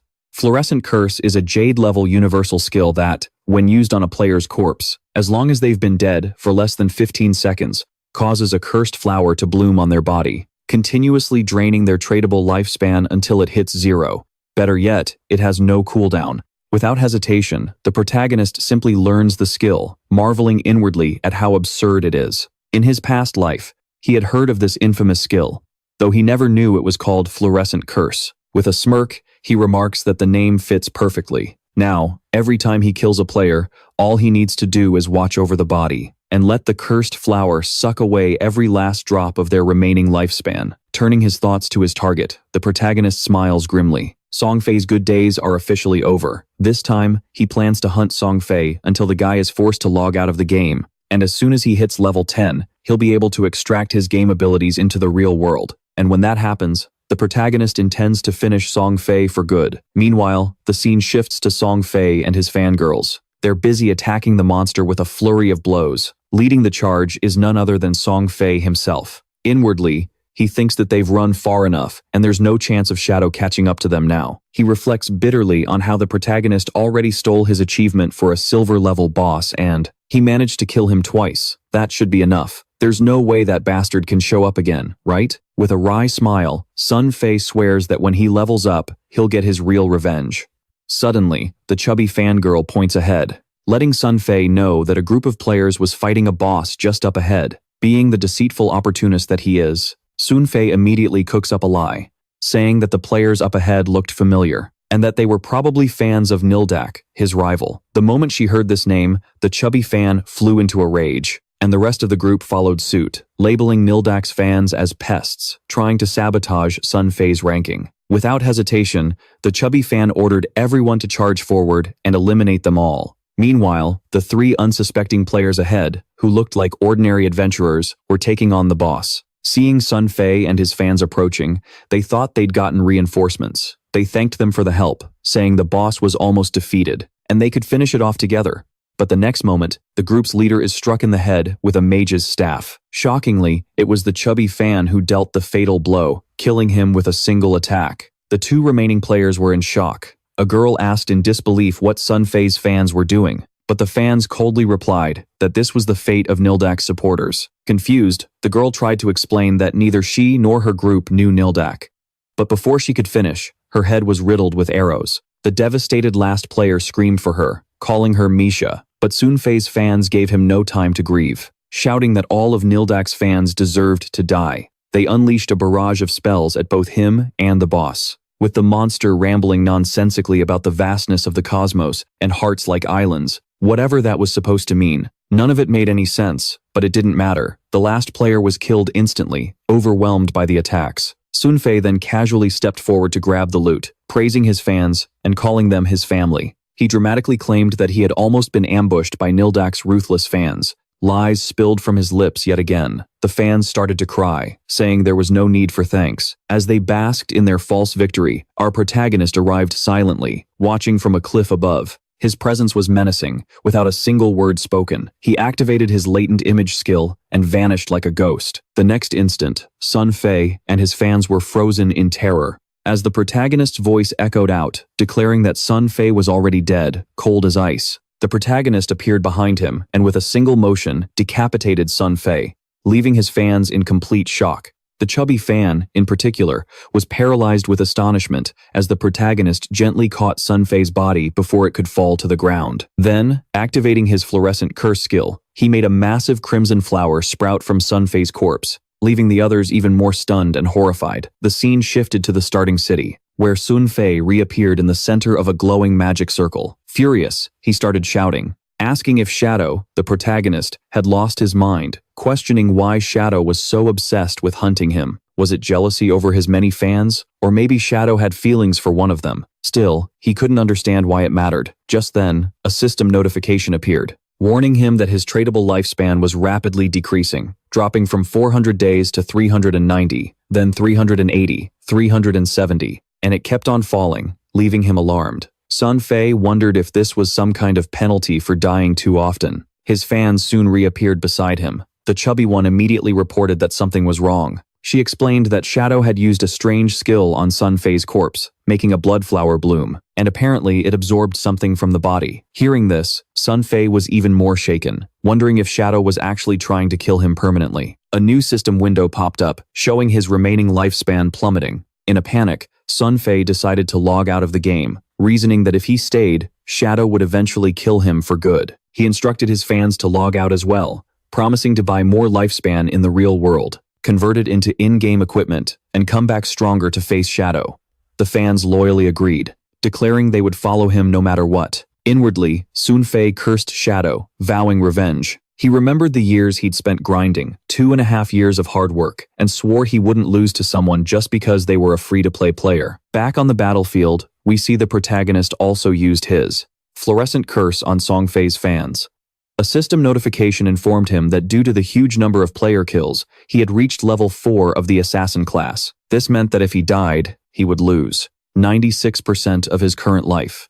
But the protagonist wasn't fazed. He noted that he had gained over 1,000 days of life by absorbing it from Sun Fei and her fans. Then he noticed the absorption had stopped. This could only mean one thing: Sun Fei and her followers had logged out. At that moment, Guishi and her companion, a white bird, arrived on the scene, shocked by the destruction. She murmured that Shadow's power was terrifying, especially since he was ranked number 1 in the game. The protagonist spotted her and immediately asked if Sun Fei had logged out. She confirmed. He then instructed her to keep an eye out and notify him the moment Sun Fei came back online. Guishi agreed and asked if she could leave now, but the protagonist mentioned he had a gold-level priest skill called the Sword of Holy Judgment and asked if she was interested. Her eyes lit up with excitement, and she admitted that she absolutely was. He told her to wait for him in the city, and so, the hunt for Sun Fei continued. The scene shifted to Firefly Town, where our protagonist had just arrived. He explains to Guishi that the gold-level priest skill book is worth 500 days of tradable lifespan,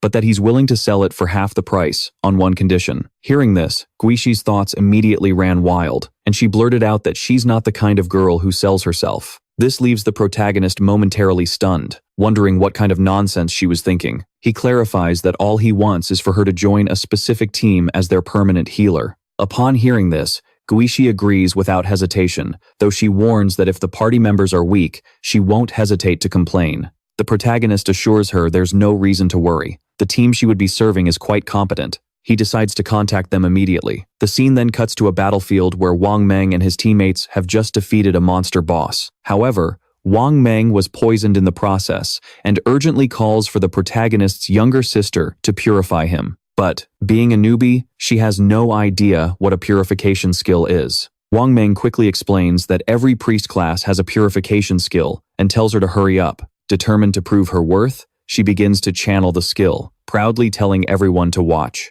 But as she casts it, she misses and hits a nearby tree, leaving everyone stunned. She's embarrassed. She quickly apologizes, but the poison had already taken too much of a toll on poor Meng. He collapses to the ground and dies. A few minutes later, we see the whole party reappearing in the starting town. Wang Meng, visibly frustrated, silently concludes that they need to replace the protagonist's younger sister as soon as possible. He wonders where they're going to find a good healer with a hidden class, now that all the good ones have already joined other parties. The protagonist's younger sister checks her status window and lets out a wry laugh inwardly. She insists the game isn't as hard as people say. She boasts that reaching level 4 was a piece of cake. All she has to do now is keep this up until she can find Sun Fei. Suddenly, the protagonist contacts Wang Meng, telling him he knows someone with the White Avian Priestess hidden class and that she's pretty strong. He asks if Wang Meng would accept her into the party. Without hesitation, Wang Meng replies that if Shadow is recommending her, then she must be powerful. Of course, they'll accept her. The protagonist informs him that the priestess is currently in Firefly Town and, since Shell Town is packed, suggests they head over there to meet him. Wang Meng agrees, saying they were already planning to move anyway, since Shell Town had gotten too full of players. Turning to the protagonist's sister, Wang Meng informs her that they're heading to a higher level area, and since her level is still too low, they won't be taking her. She's surprised and tries to argue that she can still contribute, but Wang Meng and his party quickly disappear, saying there's no time to explain. Left behind, the younger sister is furious. She curses out Wang Meng and his companions, calling them cowards and liars. If they wanted to ditch her, they could have just said so, but fine. She declares that she'll find Shadow and make him carry her. Meanwhile, Wang Meng arrives in Firefly Town and greets the protagonist. He then transfers 800 days of tradable lifespan as payment for the equipment and items Shadow had previously sold. Meng also mentions they still owe another 500 days, which Captain Yu will transfer as soon as she arrives. Upon hearing Yu's name, the protagonist recognizes her immediately. He introduces Meng to Guishi and encourages them to get acquainted. Just then, a voice calls out to one Meg, whose in-game ID is Justice Execution. The protagonist recognizes her instantly. Yu Tem has the hidden class, Dragon Knight, and was one of the 20 most powerful players in the world in his past life. As they exchange greetings, he recalls that she was one of the central pillars of the elite forces, a nightmare for foreign factions, and she confesses that she greatly admires Shadow. Inwardly, the protagonist admits that this is the first time he's met someone who was stronger than him in the damned world of the past. Curious, she asks him about his absurd leveling speed and if he has any secrets. She even jokes, saying that maybe he's a time traveler or a transmigrator. Shadow accepts her 500 days of lifespan and reflects internally that in his past life, he doesn't remember Yu Tem being in the same group. It seems Yu Tem has already secured a significant amount of tradable lifespan on behalf of the Zhonghai city authorities. Given the high resistance of the Dragon Knight class, the authorities probably feel safe entrusting their lifespans to her. She then tells the protagonist that if he has more equipment in the future, they are interested in buying. She adds that all of Zhonghai City's official lifespan is with her at the moment and asks if Shadow would try to kill her. He reassures her, saying he's not that vile. Cooperation benefits both sides. She praises him for being smart. Internally, the protagonist notes that every word coming out of her mouth is a calculated probe. Just as the rumors said, she acts innocent, but she's sharp as a blade and merciless when necessary. He also comments to himself that having her as a connection to the authorities saves him a lot of time. Sun Fei's fans logged out of the game. They had seen the official announcement, which left them in shock. The lifespan in the game God Forsaken was real, and if it reached 0, the person would die in the real world. The architect was furious upon realizing this wasn't just a game. She had given all her tradable lifespan to Sun Fei. Some of them had only a few days of life left. The assassin had killed several players and gained murderer status, and dying one more time would make her lose double the lifespan. They were in shock. They couldn't believe how it was possible that dying 3 times cost so much lifespan. The chubby girl started reading the messages, and her face broke out in a sweat. She realized, cursing to herself, that in the game, as a tank, she had always charged into the front lines. She had killed many people and died many times. Now, she only had 1 day of lifespan left. If it reached 0, she would die. Just then, something caught her eye. Brother Sun Fei was buying lifespan. This was great. She decided to go find Brother Sun Fei, thinking he would surely help her. Quickly, she changed her clothes and thought about putting on the complete Brother Song support set. Fei, thinking it was wonderful and that she would go meet Brother Sun Fei, who would definitely help her. She even mentioned Brother Sun Fei's latest release, Ultra Team and Anti-Leak. She put on Sun Fei's licensed merchandise and, without wasting a second, left her house and started heading to the location. Not far from there were some apartments. The protagonist's sister also logged out of the game. She wasn't sure if she was in the real world, as it was now hard to tell the difference. She quickly turned on her phone and couldn't help but smile when she saw that, at the current rate, 1 day of lifespan could be sold for 15,000. With the 200 days she still had, she could become a millionaire. But then she went into shock when she saw that Shadow had killed Sun Fei 3 times. She couldn't help but cry out of grief and fury as she remembered what they had said. If lifespan reached 0 in the game, death would be real. Even though he had 100 years of non-tradable lifespan, dying 3 times left him with only 12 years remaining. Then she remembered Brother Sun Fei and why Shadow had killed him. According to the chat groups, Shadow, despite being surrounded by dozens of people, managed to kill Sun Fei 3 times. To her, he was something terrifying and incredibly strong. The chubby girl started sending messages in the chat, saying that Brother Sun Fei needed help. Right then, she asked for any fan in Zhonghai City to go to him to sell their tradable lifespan. She also revealed that Sun Fei was in Diheng Square and that the lifespan exchange rate was 1 to 10,000. This was the perfect opportunity to get rich and help her brother at the same time. The protagonist's sister got dressed. She couldn't believe Brother Sun Fei was in Diheng Square, so close to her. She thought that she couldn't just stand by and watch his lifespan run out. She had to help him. Thanks to Shadow and the others, she had managed to gain over 200 days of tradable lifespan, enough to help Brother Sun Fei. Without wasting any more time, he decided to head to Junk Square. Meanwhile, in the game, our boy slaughtered several monsters without much difficulty. A system window popped up, informing him that he had reached level 10. His stats increased by 2 points, and he gained 5 free stat points. He had unlocked class promotion. Additionally, as the first player to reach level 10 in the Dingai City region, he gained 7 reputation points. As the first player in the Great Kingdom of Chia region, he gained 14 reputation points. And as the first player in the world to hit level 10, he gained 21 reputation points. The window also revealed that the teleportation function to the continent of the Forgotten Gods would be unlocked once there were 7 level 10 players. The system announced in every city that Shadow had reached level 10. People were in shock and commented in amazement. They said that, as expected, it was Shadow again. He got the first kill on a gold-grade monster and was the first player in the world to reach level 10. They thought Shadow was just too strong.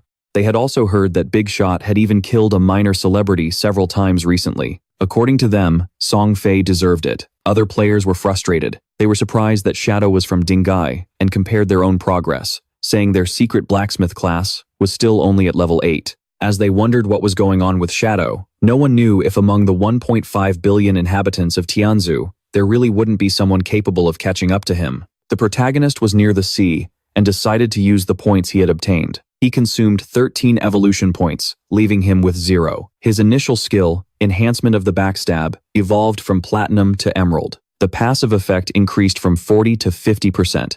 Even with just over 7,000 days of negotiable lifespan, he realized it wasn't enough. He knew that to leave the starting city, they needed to gather 7 level 10 players to activate the teleportation portal to the continent of the Forgotten Gods. But since the highest level at that moment was only 7, they would have to wait a while before that became possible. He decided to return to the real world to handle some business. His figure disappeared with the sand, and a few seconds later, he opened his eyes in the real world. The system asked if he wanted to consume negotiable lifespan to transfer his abilities to reality. Without hesitation, King Fang accepted when the system asked which skill he wanted to extract into the real world. He stood up and decided to extract his class. The system then consumed 1,000 days of negotiable lifespan and completed the extraction. He obtained the Shadow class. His passive ability was activated and his stats increased. Strength +3, Constitution +3, Agility +8, and Spirit +5. Next, he decided to extract level 2.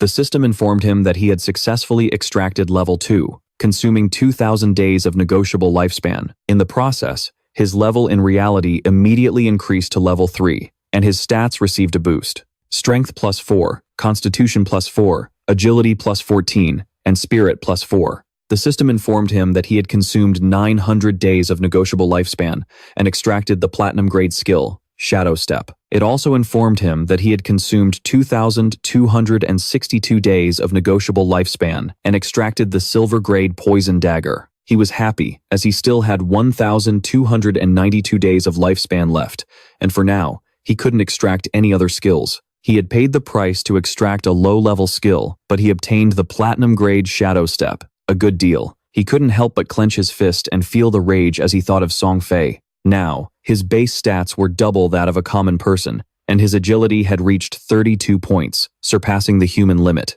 With unlimited invisibility and a poison dagger that could be thrown up to 14 meters, he could definitely find an opportunity to finish off Sun Fei. King Fang started browsing on his phone and was surprised to see that Sun Fei was aggressively buying up lifespan. He wondered if Sun Fei was planning to enter the game and then come after him. He saw that the bastard was in Jianyang Square and calculated that he was about 7 or 8 kilometers away. At his current speed, he could get there in just over 10 minutes. At that moment, his hand began to tremble when he saw a message from Hookabin, the arrogant and powerful supervisor from his company. She was furious to see that after growing some wings, King Fang wouldn't even answer his phone. She knew the young lady had taken an interest in him and that this was his big chance. She couldn't believe he didn't want to cooperate. King Fang decided to block Hookabin as he walked and threw his phone away. He started to turn invisible, thinking that those people would soon realize what the Abandoned Gods game was really all about. A few hours later, Sun Fei's concert was underway in Zheng Square, packed with his female fans. Among them was Qin Feng's sister, who was on stage with Sun Fei. He was sitting next to a smiling blonde woman. She mentioned that she'd heard he had been killed 3 times by the game's shadow. She told him not to worry, as they were already sending people to investigate the shadow's identity. With a curious look, Sun Fei asked how the investigation was going, and she revealed she had already sent someone to Firefly City to make contact with him. They would make him an offer he couldn't refuse. When he came to the real world to get the money, they would capture him, and once they did, she guaranteed that brother Sun Fei could vent his rage properly. Hearing this, Sun Fei couldn't help but smile and asked her to let him know when the time came. Then, she asked if he'd heard that the Jiang Corporation was already using this method to control several players and make them work for free. To her, that was laughable. She said they were all idiots, so weak they couldn't even accumulate much lifespan. She thought it was much better to be on Sun Fei's side, since so many women willingly gave him their lifespan, and they were even willing to die for him. Sun Fei let out a malicious laugh. A man in the audience started shouting, demanding that everyone stop recklessly selling their lifespan to others.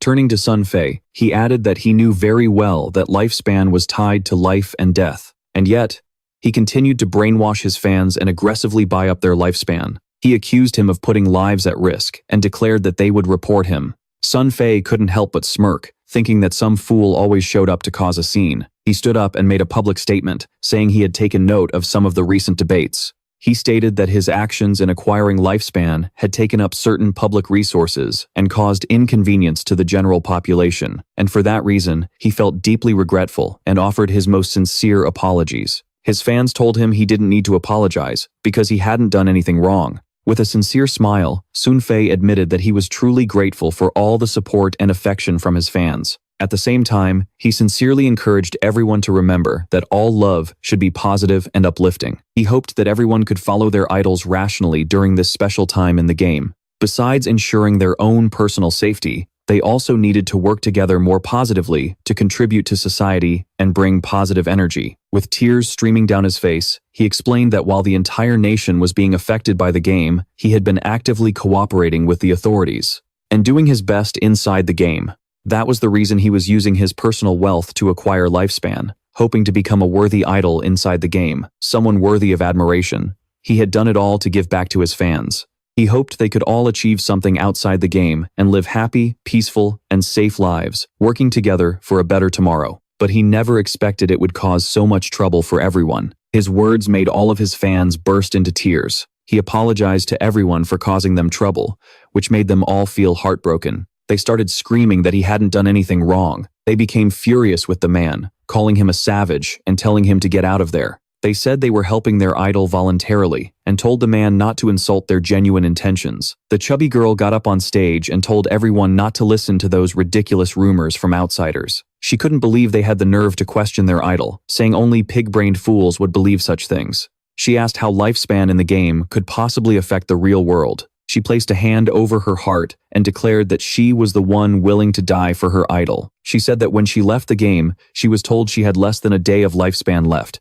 but she was perfectly fine. Even if the rumors were true, if they didn't even have the determination to die for their idol, then they didn't deserve to say they loved him. Her words got the other fans fired up, and they decided to give all the lifespan they had to Sun Fei. He was thrilled to see his fans' enthusiasm. He reached out his hand to the chubby girl and commented that being loved by someone like her made him feel truly honored. The chubby girl, in turn, was crying, willing to die for him. Just then, something flew through the air and pierced Sun Fei's head, leaving everyone in shock. Sun Fei started bleeding from his mouth, and his hair began to fall out like leaves. His body slumped over the chubby girl's shoulder. Her eyes filled with fear as she collapsed onto the ground and started screaming. She had no idea what was happening. Once it was clear that Sun Fei was dead, all of his fans descended into panic. The security guards began to escort Ruby King away, but she couldn't stop crying and screaming. She said she saw that when he died in the game, his body was surrounded by an orb of lifespan, and that everyone should get out immediately. She knew that the person who killed Sun Fei had clearly done it using a skill from the game. Horrified, she wondered if the skills from that game could actually be used in the real world, and how that could even be possible. She thought about the actions that killed Sun Fei, turning invisible instantly and collecting lifespan, and she concluded that the only person who could do that was Shadow. At that moment, a dart pierced her head too, killing her instantly and leaving the guards in shock. In the middle of the crowd stood King Feng. It was already evening, and the news was announcing the tragedy of the deaths of superstar artists Sun Fei and Dang. It was also reported that his most devoted fans had sacrificed all their remaining lifespan, dropping dead beside Sun Fei's body. The police investigation had revealed that their deaths were due to supernatural abilities. The faces of King Feng's sister and her friend were filled with tears and fear. She was devastated, still unable to believe that just the day before, they had gone to Sun Fei's concert, and now he was already dead. Her friend was no fool and realized the throwing knives and invisibility must be skills from that damned game. She wondered if Shadow had been responsible for killing Sun Fei, since she'd heard Shadow had killed him 3 times in the game. She was confused, wondering how game skills could manifest in reality. She couldn't believe Shadow had killed Sun Fei. She remembered that Shadow had killed him several times in the game, and she came to the conclusion that in reality, the only one who would kill Sun Fei was Shadow. The throwing knives and the invisibility.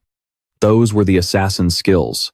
The killer could only be Shadow. Her brother had been killed by Shadow, and her world was now devoid of light. If Shadow had found a way to use game skills in reality, then she would get close to him. She would get close. No matter the cost, she would become stronger. From that day forward, she would have only one goal. They stopped the taxi and got out. Her friend was a little confused and asked if she was okay. Xiao's eyes were filled with rage, because all she wanted was to kill Shadow and avenge her brother, Sun Fei. At the same time, our boy was calmly eating noodles in a restaurant. This damned game. Although the players were invincible inside it, in reality, they still consumed energy. And if they got hungry, they still had to eat. It was then that his cell phone started ringing. Unlocking it, he saw that he had received a message. Someone was informing him that Fat was furious. He had blocked his phone and the chat. And if King Feng didn't show up soon, he would be fired and wouldn't receive that month's salary. The message was from Zoya, whom he considered a good girl, though quite delicate and often bullied. In his past life, she had also been a member of his guild. King Feng told her not to worry about him or the job, but to focus on raising her level in the game. She was confused and asked King Feng if he had played the game. She had heard it was very difficult and that many people's lifespans were almost depleted. Our boy explained that whatever her profession was, she just needed to focus on improving her agility at the beginning. She decided to listen to him, but mentioned that she had heard the lifespan produced in the game was really expensive at the moment. So she asked King Feng how his progress was going and how much he had earned. Our boy replied, not much, as he had spent almost all of it. He knew that Fat was just a henchman, and that the real problem was the boss behind him, Qian Shis. She was the daughter of the chairman of the K Group. The company he used to work for belonged to this group. This young lady did nothing all day but chase after men. She had checked into a hotel with 6 middle-aged foreign men, and driven a sports car with 3 African men just for fun. And now she was interested in him. Kian, a woman obsessed with foreign culture. After the game arrived, she had left Daxia and gone to North America, where she led the formation of the 3 biggest guilds. From North America and Alice's Wonderland, she had specifically opposed Daxia in his previous life. She caused endless trouble for Daxia and his guild, Play. Our boy thought he needed to find a way to deal with her before she went abroad. Otherwise, once she was in North America, it wouldn't be so easy to handle her. If Kiste died, perhaps the Alice's Wonderland Guild would never even be created. Rumor had it that all the key founders of the Alice Guild had some kind of connection to Canaan X, and as soon as this woman disappeared, the bond between the founders would naturally break. His cell phone started ringing again. This time, it was a call from Xiao. She was a bit confused to see Kim Feng still answering calls, since she thought he had died in the game. Now that he was still alive, she informed him that she had already earned enough money to buy a house, so he didn't need to worry about her anymore. Our boy decided to play along and asked if she had anything else to say. She asked him not to bother her anymore and said she wouldn't look for him either. She also demanded that he not even try to find out where she lived, because as of now, she was cutting all ties with him. Our boy hung up the phone and couldn't help but feel happy. He decided it was time to get back to leveling up, because it wouldn't be long before someone reached level 10 and discovered that abilities could be transferred to reality. Then the world would know no more peace. Shortly after, Xiao and her friend also logged back into the game. Her friend was a bit confused and asked if cutting ties with her brother wasn't too harsh, advising her to make up with him. Xiao stood firm and refused, revealing that she had sold her life expectancy to the K group. She sold it for a total of 2 million, which left her friend in complete shock. She also mentioned that she had bought a house and that they would be living together. She added that she would soon find Shadow, and when that happened, Kim Feng would no longer matter. Just then, a player passing through the area caught her attention with a smile. The man handed her a book and mentioned that this was the assassin's skill book she wanted. With a cheerful expression, he also reminded her not to forget what she had promised him. She nodded and said that once everything was done, she would grant his little wishes, although inwardly she was calling him a bootlicker and thinking that once she found Shadow, nobody would care about a useless piece of trash like him. She informed Wang that she had an assassin's skill book, a control-type skill. She asked him to check with Shadow if he needed it, since she could give it to him. A smile spread across her face. That bootlicker was still a little useful, since he had such a good skill book. This book would be the red thread between her and Shadow. She would approach Shadow soon, stay silently by his side, heal him, help him kill enemies, and level up with him. She would make him feel every bit of her help, so that he would gradually come to trust her and see her as his other half. But when she became strong enough and he was no longer of any use, she would kill him with her own hands and gouge out his eyes, all to avenge her brother, SF. But to her surprise, Wang said that Shadow considered that skill to be trash. He didn't need it, she could just keep it and sell it for cash. A while later, Shadow also logged into the game, and just then, he heard someone fighting a boss that didn't seem ordinary. Following the sound of the battle, Kim Feng saw a man carrying a shield, fighting against a multi-armed boss. The man started to run, but it was useless. The monster cut him to pieces, and our boy realized that the boss was a golden arthropod, a level 8, gold-class boss. This boss possessed a level 2 anti-stealth ability, which meant that his own invisibility would be completely ineffective against it. The monster began to roar. Kim Feng built up his momentum, broke out of his cover, and swiftly attacked with Shadow Strike, dealing thousands of points of damage. He had a double damage bonus when attacking from outside the target's line of sight. He knew that this effect wouldn't activate in a situation where the enemy could see through his invisibility, which would significantly reduce his damage output. However, the legendary effect of Graceful Release amplified the weak points on the golden arthropod's head and heart by 200%. Of the 9 hits from Shadow Strike, 3 were considered weak point hits, dealing 3 times the normal weak point damage, which directly compensated for the loss in damage. It truly was a legendary skill, and he had Xiao to thank for it, since she had helped him find the Temple of Faith. Maj was watching the battle, and according to her, Shadow's damage was insane, since a single skill had already chunked the golden arthropod's health bar by 1/6. Kim Feng attacked with a poisoned throwing knife that embedded itself in the monster's head, dealing 1,783 points of damage. The poison knife was still just a silver tier, and its damage was starting to fall behind. He still needed to advance his profession to get a higher level of invisibility. To Qin Feng's surprise, the monster charged at him and prepared to strike. Seeing this, Magia panicked, but Qin Feng's eyes began to shine with confidence.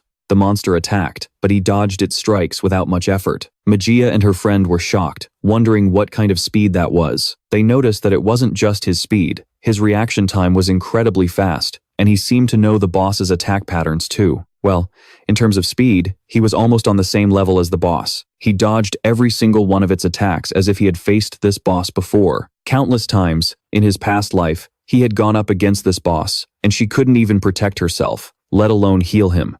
Over time, he developed this skill, since a warrior didn't just need to withstand blows. Agile movements and evasion skills were also essential. His eyes began to glow with fury, because this was also the reason why he managed to reach the world's top 100 with just a common warrior class. He attacked the boss with a series of blows, and now its health had dropped to less than half. Our boy went invisible and thought that compared to special bosses, like the Golden Ghost Ship, which had unavoidable attacks, dealing with the Golden Booby was much easier. The maid was shocked to see that the boss was running away. Qinfeng wasn't about to let that happen, so he drew his dagger and slit the monster's throat.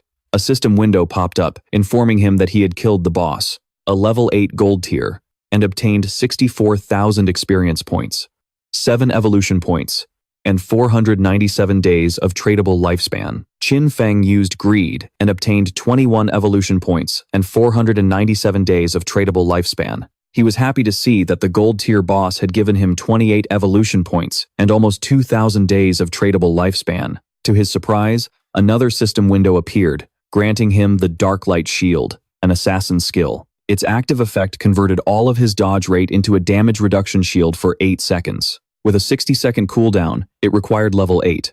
The conversion rate detailed that for every 20% of dodge chance, it generated 1 layer of a damage reduction shield. The shield would disappear, or the dodge rate would return to normal when the time was up. Or the shield was broken. He couldn't believe a skill book like this had dropped. Considering that, combined with the 75% dodge chance from the epic skill Ghostly Steps, the Darklight Shield could provide 3 layers of a damage reduction shield. And with this skill, he could defeat many bosses without taking any damage. He spent a total of 6 evolution points. As a result, the Darklight Shield was upgraded from Platinum tier to Epic tier. Its duration progressively increased from 8 to 10, then to 12, and finally to 14 seconds. Furthermore, its conversion rate was improved, and now every 10% of dodge chance generated 1 layer of the damage reduction shield. The ratio improvement went from the initial 20%, then 15%, then 12%. He was thrilled, as he now had 7 layers of the damage reduction shield. With this, he could even explore many high-level areas in advance. He still had 22 evolution points left, so he also decided to evolve the poison-throwing knife to increase its damage. He spent 16 evolution points, and the silver tier poison knife evolved into an emerald tier. Its maximum range increased from 14 to 17 meters. The continuous damage had no weak point bonus, lasted for 5 seconds, and could not be stacked. The additional damage on hit increased from 120 to 240 of attack, and the poison now cost 80% of his attack per second, instead of the previous 50%. He knew that evolving the poison-throwing knife 3 times had at least doubled its damage. With a base cooldown of only 5 seconds, it could deal damage continuously, which made it as powerful as Shadow Strike. And he had gotten 2 pieces of Assassin-class equipment, so he was going to equip them immediately. He also obtained the Platinum Tier Agile Ring, an Assassin-class accessory that provided plus 20 agility, 20% movement speed, 20% attack speed, and 20% cooldown speed, with a level 8 requirement. In addition, he picked up the Gold Tier Heavy Red Leather Gloves, an Assassin-class armor. It provided plus 18 physical defense, plus 15 to all elemental resistances, plus 12 constitution, and 588 HP, with a level 6 requirement. With these 2 pieces of equipment, his cooldown speed was now at 55%. What was once a 12-second cooldown for Shadow Strike was now just 7.7 seconds. On top of that, he gained 51 agility points, constitution points, 106 physical defense points, and 1,517 HP. Not bad.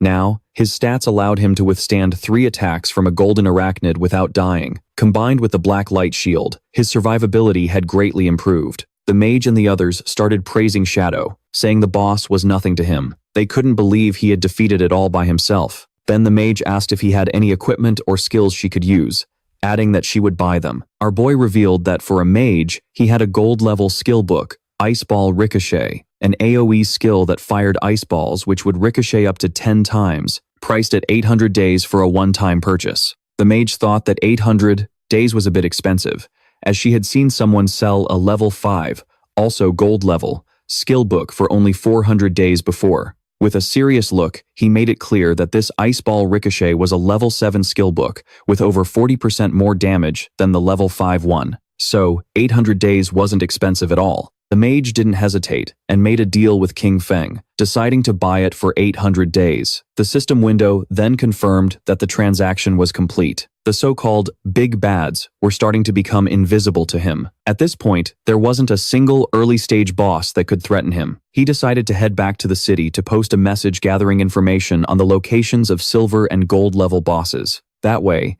he'd have a constant stream of bosses to hunt, and his leveling speed would be maximized. Wang Meng informed him that Xia, the priestess from his team, wanted to send him a skill book. He found this interesting and was curious about what kind of book it could be. King Feng was rather surprised to see that Xia wanted to send him a skill book, and what's more, it was a bronze level one. He wondered what it could be, but decided to take a look anyway. King Feng was no fool. He knew everyone was speculating that he had killed Sun Fei, and right after that, she was trying to send him a skill book. He decided to reject the offer, wondering if she was trying to get on his good side, or if she was trying to avenge Sun Fei, or maybe both. Wang Meng reported back that Shadow said her book was trash, that he didn't need it, and that she could just keep it and sell it for cash. King Feng asked Wang Meng to go to the Plate City, as he had something to sell him, and told him to get some days ready for payment. With a serious look, Wang Meng decided to ask him a question, and our boy shot back, asking what he meant, and if he was asking whether he was the one who killed someone. So he admitted it to Wang Meng, he was the one who killed him. Wang Meng was his friend, so he knew that at the moment Sun Fei was murdered, Shadow had been logged off the entire time. The motive and the timing of the crime matched up perfectly. Since Wang Meng was asking this, it meant the authorities had already figured almost everything out. Anyway, he asked if Wang Meng was trying to arrest him, since he knew that in 2 hours, other players would reach level 10, and the ability to transfer powers to reality would no longer be a secret. He considered this the perfect opportunity to see how the Daxia government would react, and saw it as a test. Internally, he reflected that in just 2 hours, other players would reach level 10, and the ability to extract skills into the real world would no longer be a secret. And this presented the perfect opportunity to gauge the authorities' response to such a situation. When our protagonist returned to the starting city, he was once again met by Yu and the rest of the group. Without wasting any time, Yu confronted him, questioning if he really admitted to killing Sun Fei. Our boy confirmed it with a calm smile. Composed but serious, Yu explained that a thorough investigation had been conducted. The findings confirmed that our protagonist was indeed the prime suspect. However, they were also aware of the darker truth. Sun Fei and Jiang Industries were conspiring against him. Furthermore, they had been kidnapping players and forcing them into servitude. From that perspective, the murder was deemed an act of self-defense. Hearing this, our protagonist silently concluded that the authorities had likely chosen to maintain a cooperative relationship with him, especially since his real-world identity remained a mystery. He remembered that in his past life, he had maintained a clean record by working with the authorities, but this time, with Sun Fei's death on his hands, he wondered if that relationship could evolve into something different. For now, he decided to wait and see, curious to find out how far his actions would ripple through this timeline. Removing the loot he intended to sell from the system, our MC, our protagonist explained that for the time being, he planned on unloading his unused platinum equipment. Since Meng and Yu worked for the government, this meant they had access to a wide range of classes. And more importantly, they had enough negotiable lifespan to afford the trades. They could acquire both equipment and skill books from different classes. As Mang examined the platinum equipment and skill books our protagonist had prepared for sale, he couldn't contain his surprise. He wondered aloud if our boy had already defeated the platinum boss monster all by himself, but our protagonist clarified that it was nothing that impressive. He just got lucky and found a platinum treasure chest. He added that Guiki was present at the time and even witnessed him receive a jade-level skill book as well. Guiki promptly confirmed his claim. Meanwhile, Plum felt a pang of jealousy, hearing our boy refer to Guiki by her real name, while he was still calling her Little Black. That didn't sit well with her. Noticing this, our protagonist jokingly asked if she'd rather not be called Little Black. Embarrassed, Plum insisted that Little Black was just fine. Observing this little exchange, Wang Meng casually commented that comparison really is the thief of joy. And Yu agreed, noting that while they were still struggling to defeat silver-level bosses, our protagonist was out there, collecting platinum and jade-level equipment with ease. Shifting focus, our protagonist moved on to discuss the prices. The Platinum Archer skill book was set at 2,500 days of negotiable lifespan. The Platinum Berserker weapon was priced at 1,500 days. The Platinum Maid skill book was valued at 3,000 days. A gold-level skill book, along with its matching equipment, was priced at 8,000 days. As for the remaining 25 platinum skill books and pieces of equipment, he offered a discounted price of 16,000 days of negotiable lifespan. Surprisingly, you accepted the deal without a single complaint, catching Wang Meng by surprise. He immediately questioned her, asking how she could agree without even trying to haggle, but you calmly explained that the prices were fair. She added that she would also completely pay off Lu, Snow, and Wang Meng's previous debts. Our protagonist accepted the trade, and the deal was done. He had previously reflected on how once negotiable lifespan surpassed 10,000 days, it would automatically be converted into years. 60 years translates to about 22,000 days, equivalent to approximately 400 million in cash. It was a massive expense even for the government, but the investment was worth it. The benefits clearly outweighed the costs. With these new skill books and equipment, the government could accelerate the growth of its power. The stronger their forces became, the more unnecessary conflicts they could avoid, and potentially gain a significant advantage in international confrontations. You then revealed that Dai Industry was imprisoning players and that a rescue operation was scheduled to take place later that day. She asked if our boy would like to join the mission. Inwardly, our protagonist began to speculate. Perhaps this was the government's subtle attempt to recruit him, an offer of cooperation meant to sweep the incident with Sun Fei under the rug. However, instead of accepting, he politely declined the invitation. Still, he decided to offer them something in return: information. He confirmed that their suspicions regarding Sun Fei's death were correct. He had indeed used his in-game abilities to kill him. He explained that when a player hits level 10, they gain the option to spend negotiable lifespan to extract their in-game skills into the real world. And this, he stressed, was a revolutionary development. He urged them to make good use of the time they had before this knowledge became widely known. Hearing this, you quickly connected the dots. It now made perfect sense why Dai Industry had been aggressively buying up negotiable lifespan lately. Once their players hit level 10 and extracted their abilities, they could become powerful enough to resist, or even block the government's efforts to rescue the players currently being held captive. Now that they understood the implications, our boy made it clear he had nothing more to say. With a silent farewell, he vanished like a ghost.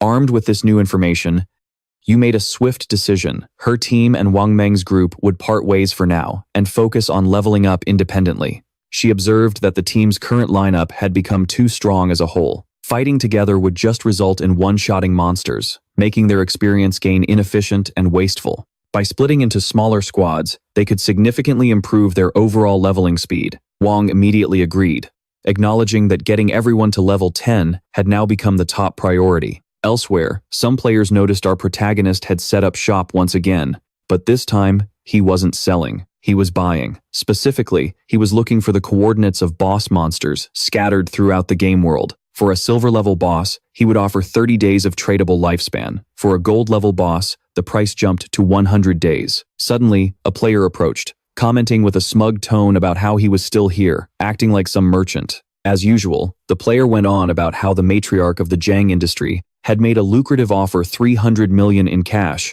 along with company stock, if he agreed to carry her and help her level up. He even suggested it was a good deal, implying that our protagonist should consider taking it. But before anyone could respond, another player cut in, asking if the first guy had even logged off the game recently. He stated bluntly that Shadow had already killed both Sun Fei and the Jiang industry matriarch in real life. The revelation hit the first guy like a ton of bricks. Shocked, he stood frozen, as the other player casually lamented the loss, saying it was a shame. The mistress was a babe, and her death was a waste. Still stunned, the first player began to internally process what he'd just heard. He admitted that she deserved it. After all, she tried to capture Shadow in the real world and paid the price. At first, she offered Shadow 10 million just to carry her through the game, but when Shadow refused, he, blinded by greed, took the offer himself. However, when he showed up to collect his payment, everything went dark. They literally knocked him out, and when he regained consciousness, he was chained up in a basement for days. He was whipped and forced to farm tradable lifespan for them while they used him as bait to lure in even more victims. His voice dripped with bitterness as he cursed her fate, saying she got what she deserved. He added with self-loathing that he had once mocked Shadow for refusing the offer, but now he realized he had been the fool all along. Our protagonist remained silent, but inwardly, he observed that based on how that man had groveled at her feet, it was almost certain he had helped kidnap other people. Feeling judged, the man quickly claimed he was forced into it. But our guy wasn't interested in excuses. He just told him to get lost. As the man stumbled away, our protagonist thought that the authorities would soon deal with people like him. Suddenly, a group of mysterious players approached the protagonist, offering coordinates for a silver-level boss monster. Without hesitation, our guy accepted the deal, trading 30 days of tradable lifespan in exchange for the information. But as soon as the trade was complete, murmurs began to spread among the surrounding players. Some recognized one of the newcomers, someone known in the game as the Sword Lady. Whispers identified her as none other than Kinchish, the supposed heiress of the powerful Kanan group in the real world. The moment her identity was revealed, the players instinctively backed away. Kanan and her crew had supposedly already killed countless players and stolen their lifespans, making everyone fear they'd be next. Kanan, for her part, seemed unbothered by her reputation. She scoffed, claiming that this so-called revolutionary game was far less impressive than people made it out to be. According to her, all it took was a little pocket change to buy top-tier gear and skills, ensuring she had an edge in the early fights. From there, she simply hunted down players with large amounts of tradable lifespan and took what she wanted. She grumbled, complaining that this ridiculous game made her miss an international flight. She should have been relaxing in North America by now, partying with her elite friends. Instead, she was stuck in Daxia City, unable to even leave the country. And turning her eyes, she looked at two nearby players trembling in fear and sneered at them, saying the local men were weak, especially in bed, as she put it, before turning to one of her teammates, a foreign player named Tony, and commented that she much preferred men like him. Tony, with a grin, praised her excellent taste, stating that people like him were naturally superior, especially in that department. He even added that as soon as they were out of the game, he'd be happy to let her experience it firsthand. To experience that superiority firsthand. Kanan laughed at the comment, clearly amused, and hinted that she was looking forward to it. Changing the subject, Kanan suddenly asked if the rumors about Sun Fei's death were true. She admitted to having partied up with him once in the past, but dismissed him as completely useless, claiming he didn't even last a minute. In her eyes, he was trash. As she continued, her tone shifted to one of curiosity. She mentioned the rumors that Sun Fei had been killed by none other than Shadow, despite her usual contempt for the local men. She acknowledged that anyone ranked number 1 globally deserved attention. With a provocative smile, she commented that if Shadow was able to defeat someone like Sun Fei, eliminating an ordinary person should be no problem at all. She decided to act. Kanan told her team she was logging off for a while. She needed to make a few calls to get in touch with Shadow directly. Internally, she calculated her approach. Since it was clear Shadow didn't care about money, she would offer something more valuable. 3,000 days of tradable lifespan. In return, she wanted him to kill some insignificant person.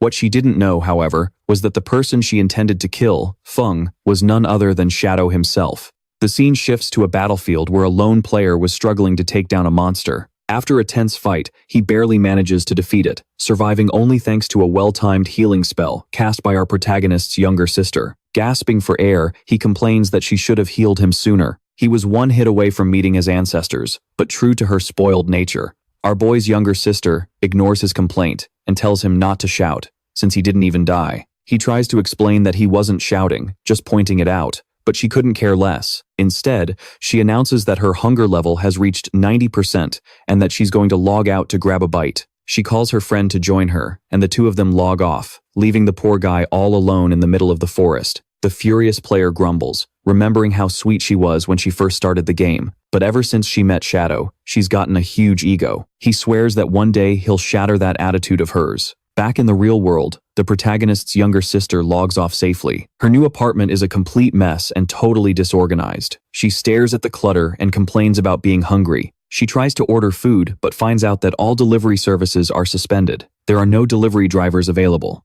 She figures that everyone must be in that damned game. Her thoughts turn to home. Back then, her brother always used to cook for her. She never had to do a thing. But she quickly pulls herself together, lightly slapping her own face and telling herself to get a grip. Compared to the freedom of living alone, this is just a small hurdle. She takes a deep breath, hyping herself up. She's a strong girl, and she's better off without her brother. The scene then shifts to a coastal cave, with waves crashing just outside. Inside, our protagonist is in combat with the enormous silver-level monster boss, the Crab King. As the massive creature charges, our boy counters with precision, executing a perfect strike right to the monster's head, which collapses instantly. Its body dissolves into valuable loot. Our protagonist reflects on the achievement. 4 silver-level bosses taken down in just over an hour. Not bad. Each kill rewarded him with 16 evolution points. On top of that, the average items dropped by these bosses can be sold for up to 3,500 days of tradable lifespan. At this point, all of his gear is already gold level or higher, and his burden reduction skill has increased from 55% to 75%. Even his instant shadow slash has improved. The cooldown time dropped from 12 seconds to just 6.8. He concludes that since there are no platinum-level bosses near the starting cities, the strongest boss he's taken down so far has only been a gold-level one. To change that, there's only one path: class advancement. Looking at his status window, he explains that all platinum-level bosses have at least level 2 stealth detection. To overcome this, he needs to reach level 3 stealth, but that means obtaining 20,000 experience points. Only then can he minimize the risk when facing platinum-level monsters. He recalls that in his past life, it took a flawless team of 20 players to defeat a single platinum boss, but this time, he's determined to do it alone. He decides to head back to the city first, planning to sell some of the loot he's obtained to the government. With quiet resolve, he vows to always stay ahead of everyone else and be the first to solo a platinum boss. After returning to the city and selling his spoils, our boy ends up with a total of 105 years. An impressive sum, which he notes is equivalent to nearly 40,000 days of tradable lifespan. This kind of wealth is enough to manifest almost anything in reality. As he strolls through the city, he's suddenly approached by a suspicious-looking player. The man implies there's a target in the real world that would pay generously, but our protagonist doesn't even give him a second glance, completely unfazed. The player steps directly into his path and reveals that the target is someone named King Feng. Since our protagonist managed to defeat Fei, the man claims this new job should be easy money. The moment he hears the name King Feng, our protagonist's interest is piqued. He wonders to himself, what could make someone like King Feng worth killing? But the player brushes off the reason, insisting it's irrelevant. All that matters is that the job will be rewarded with 3,000 days of tradable lifespan. This number gives our boy pause. He internally calculates that nearly 3,000 days are worth about 50 million in value. He can't help but wonder who wants King Feng dead badly enough to pay such an astronomical price. Observing the man before him, he concludes, this guy is just a middleman.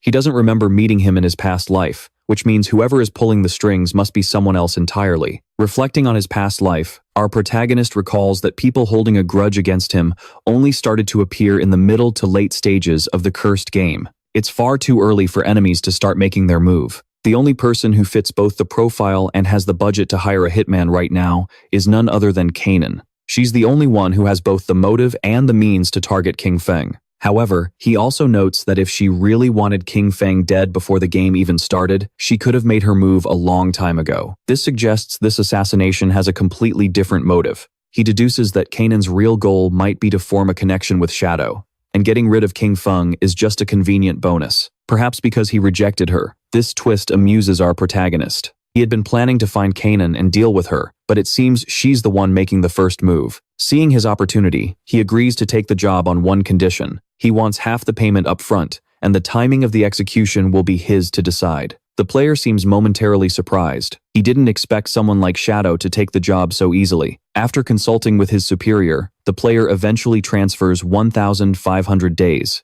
of tradable lifespan to our protagonist. Internally, our boy decides to treat this deposit as a gift. Interest he would collect long before he'd even consider the kill. The player then shares the target's location. And that's when our protagonist gets a real surprise. The address is his own residence. Without missing a beat, he walks away, telling the player that results will come when the job is done. Meanwhile, the player watches him leave in silence, scoffing to himself. To him, our protagonist is just putting on a show. In the end, they are both just pawns working for tea. Before our protagonist could get any further, he was suddenly stopped by another player, a beautiful woman with a curvy figure. She had heard he was buying boss coordinates and said she had information on a gold-level boss. If he was interested, she offered to guide him there. Our protagonist replied that he would pay 100 days of negotiable lifespan once he confirmed the coordinates. The woman agreed, saying the boss was located north of the city and that the walk would be a bit long. Curious, our protagonist asked what kind of boss it was. She replied that it was a plague bearer. The fact that she actually knew the boss's name made him think she might be telling the truth. She then asked if he was sure he didn't want to bring a healer along, considering the plague bearer had an area of effect poison attack, but our boy refused, saying she only needed to lead the way. As they walked, our protagonist thought to himself that the plague bearer was indeed a gold-level boss, known for its circular poison attack that continuously drained HP from anyone it reached. However, at his current level, he felt confident that he could eliminate the threat quickly with just a few well-timed skills. Soon, they arrived at a cave. She informed him that all the smaller monsters inside had already been cleared out and that only the boss remained. As they ventured deeper into the cave, they finally reached a swampy clearing. In the center stood a monstrous figure, resembling a tree, exuding a poisonous aura with several red eyes embedded in its trunk. Seeing that she wasn't lying, our protagonist immediately transferred 100 days of negotiable lifespan to her. Internally, he noted that if he played his cards right, it was possible to completely avoid the boss's poison, just by dodging with his current abilities, like his 75% evasion rate and the phantom shadow bells. He concluded that he was well equipped to handle it. Meanwhile, the female player began to show visible anxiety, and finally admitted she had something important to say. She confessed that this whole thing was, in fact, a trap. As soon as the boss fight started, a group of players would show up with the intention of killing him. Worse, they had a level 2 anti-fatigue ability. Our protagonist, unfazed, took the information in stride, but she continued, explaining that the real reason she was sent was to get close to him and find out his real-world identity, especially where he lived. This part of the plan unsettled him. Internally, he thought the scheme was pretty lame, but she explained further. She was being blackmailed in the real world and had no choice but to cooperate. She admitted that she wanted the people manipulating her to die. When our boy asked who was behind it all, she revealed the name Dong Feng. His in-game ID was Shannon. She added that the group claimed he had already killed them once inside the game. At this, our protagonist remembered.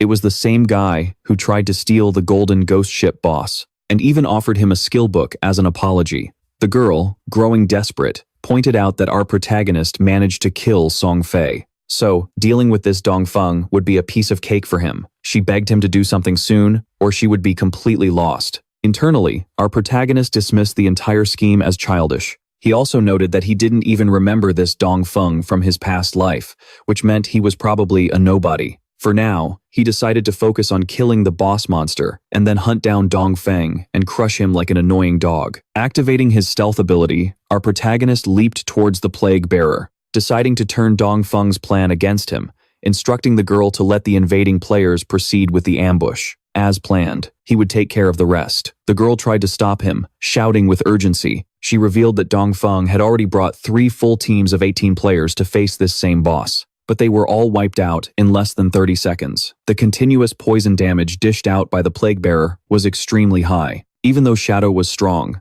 facing this kind of threat alone, the area of effect poison looked like a death trap, but the protagonist was calm and composed, especially when he struck a Spider-Man-like pose in midair and unleashed a barrage of skills. Blessed Release, Backstab Enhancement, Throat Slit. Then he descended like a dragon from the heavens, using Instant Shadow Slash. He unleashed a devastating wave of attacks. The sheer volume of damage was so absurd that it instantly reduced the boss's HP to less than half. The girl watched in disbelief, realizing that with just one strike, he had dealt over 80,000 points of damage to a gold-tier boss. She couldn't help but wonder if he was even human anymore. Without hesitation, the protagonist activated Latent Image, vanishing into stealth and reappearing beside the girl. He calmly explained that Blessed Release had a 25-second cooldown, but with his 75% cooldown reduction, that number dropped to just 14.3 seconds. He decided not to defeat the boss just yet. It was smarter to wait for Dong Feng's lackeys to arrive and take them out first. Right on cue, just as his skill finished recharging, Dong Feng's men stormed into the cave, shouting. As they entered, they declared they would kill the monster boss, and that anyone who got in their way would be dealt with mercilessly. The protagonist immediately recognized their leader. It was the same idiot who had attacked Little Pum during the Golden Ghost Ship arc. According to their plan, the girl was supposed to block these attacks and pretend to save him in an attempt to win his trust, but judging by the number of enemies, he seriously doubted she could pull it off. To his surprise, the girl suddenly pulled out a massive golden shield. The protagonist immediately recognized it as a gold-tier item. Its defense rating was so high that almost no one in the game at this stage could even put a scratch on it. He figured she probably got lucky and found a gold-tier chest after running into an ancient god in the open world. Back in the fight, the protagonist reactivated Instant Shadow Slash and swept through the group with a single devastating wave. But he wasn't finished yet. Before the dead players could even hit the ground, he activated the Blooming Flower Curse. Crimson flowers bloomed over their remains, draining away their lifespan. As they withered away, the girl stood in shock, and internally, she had to admit that Shadow was terrifying. He had wiped out a group of players with just one skill. She also wondered what kind of skill could conjure such sinister scarlet flowers. Gratefully, she recognized that betraying Dongfeng's plan had probably saved her life. If she had gone along with the plan, she might have ended up just like them. Wanting to stay in touch, she suggested the protagonist add her as a friend. If she ever managed to find Feng's real-world location, she promised to send it to him. The protagonist agreed, realizing it could be useful. Pleased, she added that if he ever needed special services, he could look her up, because for him, it would always be free. It was then that he finally understood her line of work. He thought to himself that this probably explained why people always seemed to take advantage of her. Turning his attention back to the task at hand, he activated his skill again and launched himself at the monster boss. With an instant shadow slash, he delivered a flurry of blows, overwhelming the plague bearer. The system confirmed the kill. The level 10, gold tier boss had been defeated. In return, the protagonist received a huge experience boost, 7 evolution points, and an impressive 55 days of tradable lifespan. As he examined the dropped items, he couldn't help but compare it to the insignificant lifespan he'd gained from killing Dongfeng's lackeys. The plague bearer's reward far surpassed anything those weaklings had offered. It made him wonder why players like them didn't just focus on quietly farming lifespan, instead of looking for trouble all the time. He glanced up at the cliff's edge, curious why the girl hadn't left yet. She just waved and announced she was leaving. With that settled, he turned his attention back to the items the boss had dropped. He activated Hand of Avarice, claiming his reward. What he found surprised him. It had been a while since he'd received a new assassin skill book, and now he had one.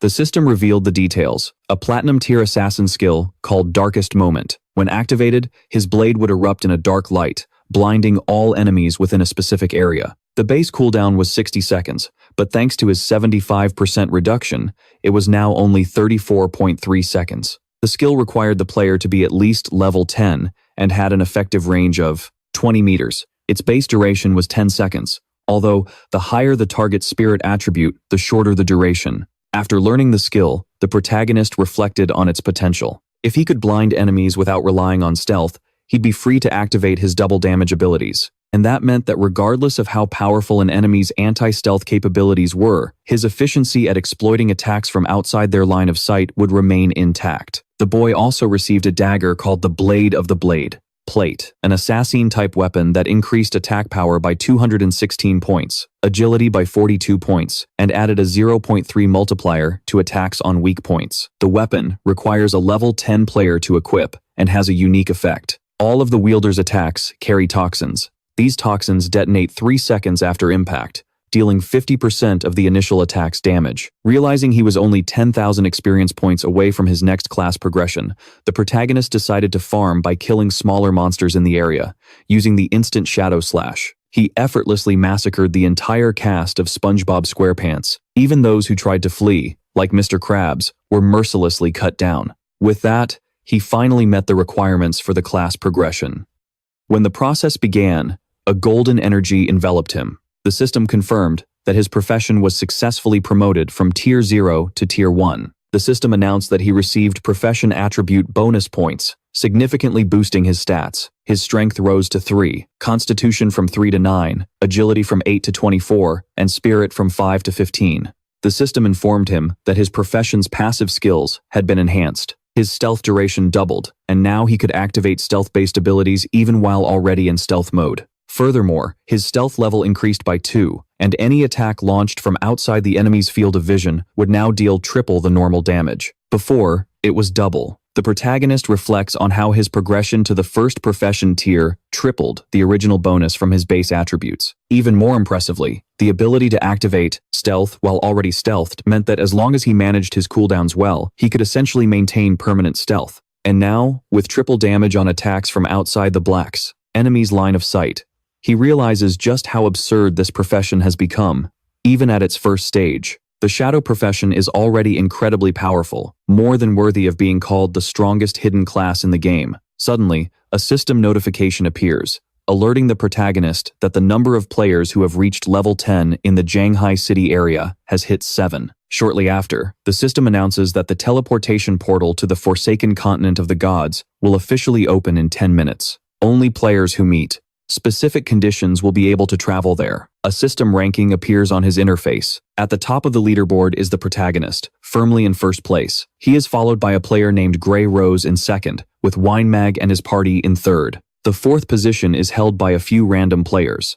The protagonist reflects on this sudden progress. He hadn't expected so many players in Shanghai City to have reached level 10. What's most surprising is that the leaderboard is full of familiar names and faces. He recalls that in his past life, the ranking at this point was dominated by foreign players. It seems the side effects of him having sold so much equipment and so many skill books are beginning to show. He wonders if the world's course will change compared to his previous life and admits he's genuinely eager to see how it all unfolds. Meanwhile, in the real world, the operation to rescue the players kidnapped by Zhang Industries is proceeding smoothly. The police have managed to arrest several of the key individuals responsible for the incident. An officer reports that most of the core members of the industrial crime syndicate have been captured. However, 3 of the key members are still logged into the game, with their real-world bodies in a virtual state. Since their bodies can't be moved, the officer asks what to do next. The commander orders him to contact you in the game, have her locate these suspects, and force them to log out so they can be arrested as soon as they return to the real world.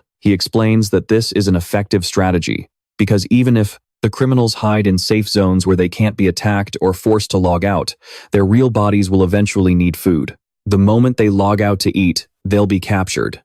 Model. The official then reflects on how much they owe the success of this operation to Shadow. Not only did he provide crucial intelligence on the Zhang industry, but he also warned them in advance about the terrifying potential of the cursed game. Specifically, how skills from the game could be extracted into the real world.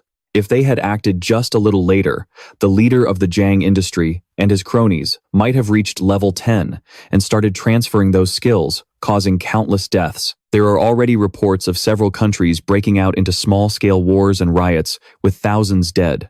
As a result, the commander adds that most of the government players sent into the cursed game have also already reached level 10, and that's largely thanks to the gear and skill books provided by Shadow. He concludes that Shadow is an indispensable asset for the great country of Junk, and that they must do whatever it takes to keep him tied to their nation. The scene cuts back to the game, where we see the protagonist casually heading towards the teleportation portal. That girl from before contacts him through the messaging function, expressing surprise that he's the type to eliminate dangers for others. She adds that she really admires him for it. The protagonist is a bit confused by what she's saying. She then reveals that the city authorities released an urgent news bulletin. The Zhang industry conspired with Sun Fei to kidnap, imprison, and even kill other players. According to them, this was why the protagonist took down not only Sun Fei, but also Zhang Li, the leader of the Zhang industry. Hearing this, the protagonist can't help but think that the authorities are spinning his actions, probably to make future collaborations more convenient. He then asks if Snow has managed to locate Dongfeng in the real world yet. She explains that Dongfeng hasn't logged out of the game yet, but promises to let him know as soon as he does. As the protagonist gets closer to the teleportation portal, he reflects, nothing else matters right now. His top priority is to get to the abandoned continent of the gods. He notes that while many people are using the city portal, no one has yet managed to access the portal to the continent. No one, except him. He steps into the teleportation portal, and the system confirms that the transfer to the abandoned continent of the gods is in progress. Up until now, all the starting cities were essentially newbie villages. Reaching the abandoned continent marks the true beginning of the game. Nearby, a few players notice the portal has suddenly activated, but they don't see anyone inside it and are left confused, wondering what's going on. One of them speculates that it must be Shadow, the player infamous for using stealth everywhere. Another player questions how that's possible, considering he has a level 2 anti-stealth skill and yet can't detect anyone. But someone points out that this just means Shadow's stealth level has already surpassed level 2. At the same time, the protagonist arrives at the abandoned continent of the gods. He immediately notices it's exactly as he remembers from his past life, observing the vast, isolated area, almost like a forgotten city. He remarks that it looks strangely similar to Zheng City. Our boy explains that when players from different cities arrive at the abandoned continent of the gods for the first time, they spawn in the ruins of their respective cities. Strangely, the geographical layout of these ruins is identical to their real-world counterparts. Why this happens has always been an unsolved mystery. But while our protagonist is lost in thought, he's being watched without him realizing it. A pair of glowing red eyes lock onto his position. In the shadows behind him, a sudden movement. The creature lunges straight for him. Sensing the danger, our boy whips around, only to come face to face with a terrifying worm-like monster with 4 sinister eyes. It charges at him with terrifying speed, but our protagonist reacts instantly. He activates his Phantom Shadow Blur skill, dodging the attack with an almost spectral dexterity. Without missing a beat, he counterattacks with instant Shadow Slash, and in the blink of an eye, the monster is obliterated in a single strike. The system confirms the kill. He's slain the level 1 monster, known as an Earthshaker. But before he can even catch his breath, 2 more Earthshakers rush him. He leaps into the air to avoid them, activating his Grace of Relief skill. Mid-air, on his way down, he uses instant Shadow Slash again, unleashing a shower of deadly strikes that take down both monsters immediately as their bodies dissolve into loot drops. Our protagonist explains that on the forsaken continent of the gods, there are no safe zones. Like the starter cities, monsters roam freely in every direction, and attacks can happen at any moment. However, if a player can locate hidden shelters buried within the ruins, they can be claimed as strongholds. And with enough strength, it's possible to dominate the entire area. Our boy then shares a critical piece of information. The best shelter in the ruins of Zhang's high city is in the northwest, the exact same place where in his past life, his guild, God's Lawn, was based. Without wasting another second, he heads straight for that familiar location, ready to claim it before anyone else does. Meanwhile, a few hours later, players arrive on the forsaken continent of the gods. These players were none other than Wang Mang and his party. As always, Liroplan was looking stunning and couldn't hide her surprise at the scenery before her. Wang Mang observed the area and questioned why the forsaken continent looked like the ruins of a modern city. Liroplan speculated if this place might actually be the remains of Zhangai City. She even pointed to a tall tower in the middle of the ruins, insisting that it was indeed Zhangai. Liru Rei agreed, noting that even the tower's structure was a match. Curious, Liroplan started looking around. Some players had reported seeing Shadow teleporting to this location, and she wondered where he could be hiding. But Little Shrek soon pointed out that it was pointless to search. Shadow was probably in stealth mode. Suddenly, their thoughts were interrupted when 2 Earthshaker monsters ambushed them. Without hesitation, Wang Mang charged forward, raising his shield to intercept the attack and warning the others to stay alert. Liro Snow reacted instantly, casting her spirit protection spell to grant Wang Mang a defensive buff. Thanks to the spell and the unique properties of Wang Mang's shield, he managed to withstand the monster's attack. The Earthshakers even took damage just from colliding with the shield. Liro Snow followed up by casting a healing spell, reminding the group that the monsters on the forsaken continent of the gods had significantly higher attack power than the silver-ranked bosses they were used to in the starter city. The group's archer then activated his skill, firing an arrow he called the Binding Arrow. Upon release, the arrow transformed into a magical, whip-like rope that wrapped around and completely immobilized the 2 Earthshakers. Seeing that the monsters had been successfully contained, the archer was ecstatic. Meanwhile, Liroplan began to channel her magic. She focused all her strength to charge up a massive fireball, then unleashed it on the immobilized monsters. The impact was devastating. Both Earthshakers were instantly defeated, their bodies disintegrating into loot drops. Liroplan and the archer erupted with joy, jumping in happiness for having defeated 2 powerful monsters.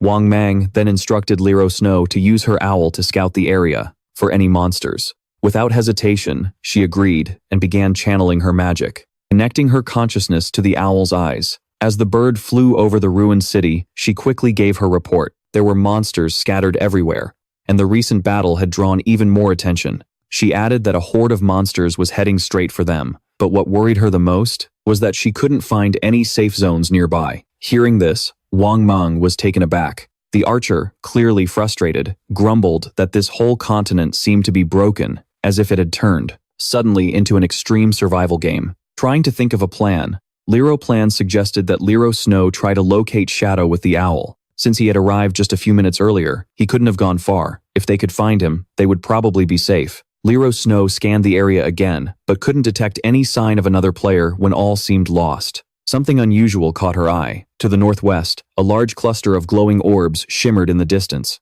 Loot drops from defeated monsters. She quickly deduced that this could only be Shadow's handiwork. With the monsters already closing in, Wang Mang took the lead, shouting for everyone to follow the trail of items left by Shadow. Since most of the monsters in that direction had already been cleared out, it was the safest route. As long as they followed the items, they would eventually catch up to him.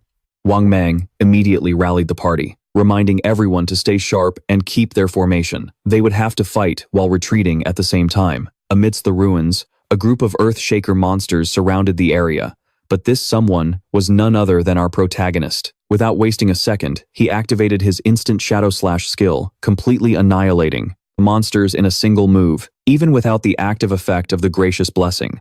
He noted that his skill alone was capable of dealing between 20,000 to 30,000 damage, more than enough for these monsters. To him, this place was nothing less than a paradise for farming lifespan. Eventually, he reached his destination, the hideout. With a serious look, he recalled that beneath these ruins lay a massive underground palace, one that wasn't discovered until much later in his previous life. He continued to recall that this palace had over 1,000 individual rooms just for resting, in addition to dozens of large halls scattered throughout the space. It was the largest hideout in Zhanggai City. In his past life, it had become the base for his guild, Godslayer. Even before the guild occupied it, this place was like an underground fortress infested with mechanical monsters and powerful guardian bosses. The larger the hideout, the stronger its protectors.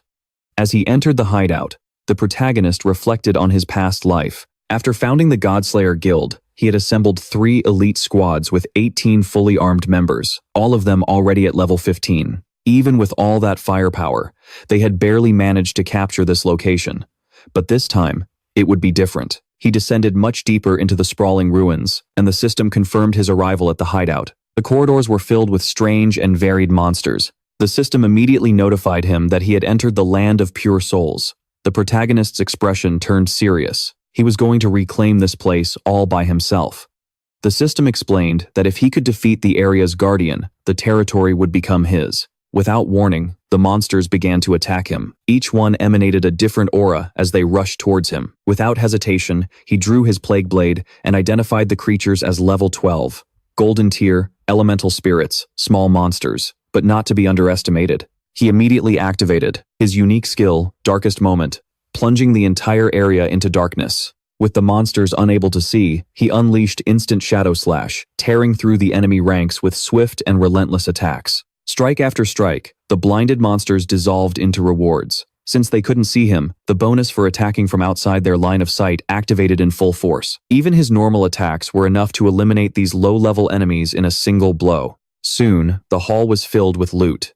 15 monsters had been slain in total, but this was just one hall. The land of pure souls had dozens more like it, plus over 1,000 small rooms. This would be a monumental task. Analyzing the scene, the protagonist estimated that, judging by the number of monsters and the amount of loot, by the time he finished clearing everything, he would have enough points to evolve his Hands of Ares skill. He also noted once again that after defeating all the minor monsters in every area, the land's guardian would finally appear. At the same time, in another region of the world, 2 players stepped onto a teleportation matrix and were instantly transported to the abandoned continent of the gods. When they arrived on the other side, their eyes widened in disbelief. The young man looked around, stunned, and asked if this was really the legendary continent. The girl, equally intrigued, said the place looked strangely familiar. Before them lay the ruins of what was once New York City, complete with the shattered remains of the Statue of Liberty. And it wasn't just them. Other players also began to notice the same thing.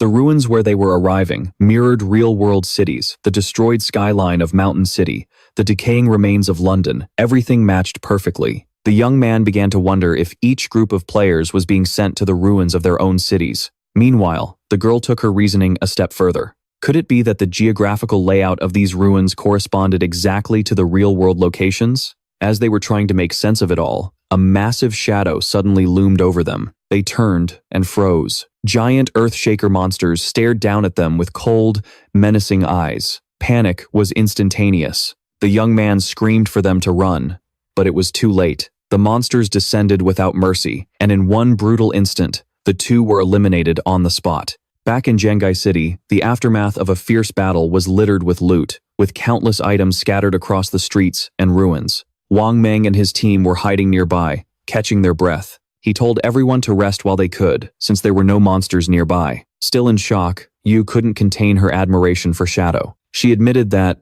at first, she believed that the team was strong enough to survive the abandoned continent of the gods, but in reality, all they could do was hide from the monsters. Cowering and trembling in fear, Wang Meng quickly reminded her to watch her words, and she apologized, embarrassed.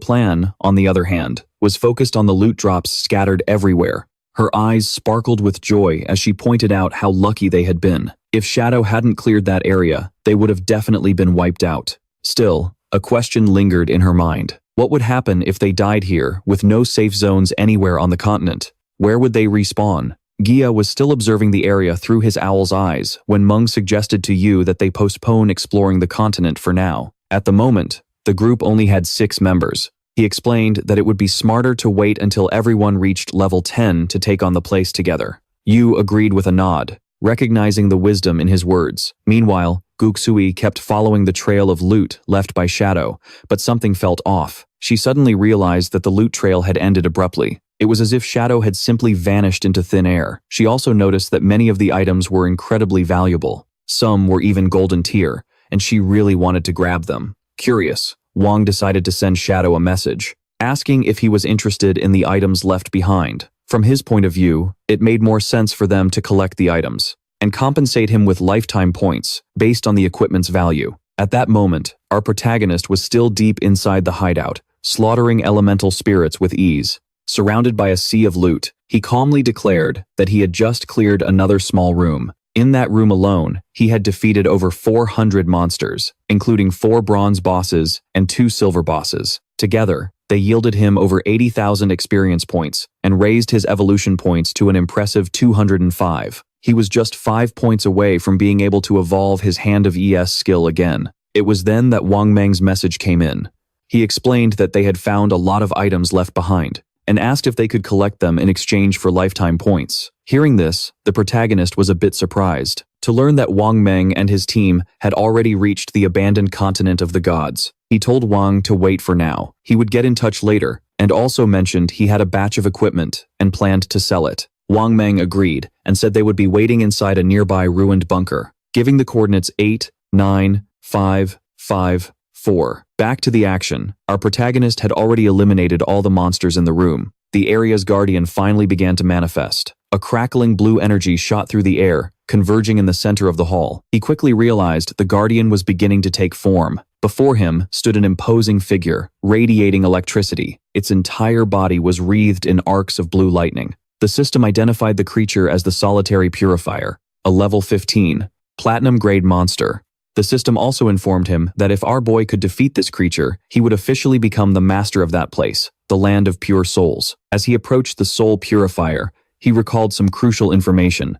This was the strongest monster in the entire ruined city, not only the highest level, but also the highest grade among all the bosses there. He remembered from his past life that the Solitary Purifier had an incredible 750,000 health points, divided into 3 brutal phases. Back then, even the elite warriors of his guild, all equipped with full sets of gold-grade gear, could barely withstand a single lightning bolt from this monster. But now, things were different with his current strength. Our protagonist declared that he didn't even need to withstand the attacks. He would simply dominate without hesitation. He kicked off the fight using instant shadow strike, unleashing a flurry of precise blows. The Solitary Purifier's health bar began to drop, but only by a little. He quickly followed up with a lethal blow straight to the monster's neck, reducing its health even further. When its HP bar entered the second phase, the Solitary Purifier began to charge its attack, a lightning arrow that unleashed a storm of thunderbolts from above. Relying on his superior speed and reflexes, our boy dodged the barrage with precision. He knew that with his current level of electrical resistance, being hit by a single bolt would mean instant death. There was no room for error. He explained that when facing platinum-grade bosses or higher, all attacks come with hit correction, which means they're impossible to dodge. That accuracy is automatically adjusted, compensating for a normal 75% dodge rate. Most monsters only have a 25% chance of hitting him, but for a boss like the Soul Purifier, the hit rate climbs to at least 50% or more. Still, thanks to his 182 agility points and a movement speed of over 40 meters per second, as long as he kept his eyes peeled, he could dodge most attacks before they were even fully activated. In his past life, he had led an entire guild into this battle, and they barely survived with priest shields and pure luck. But this time, everything was on his terms.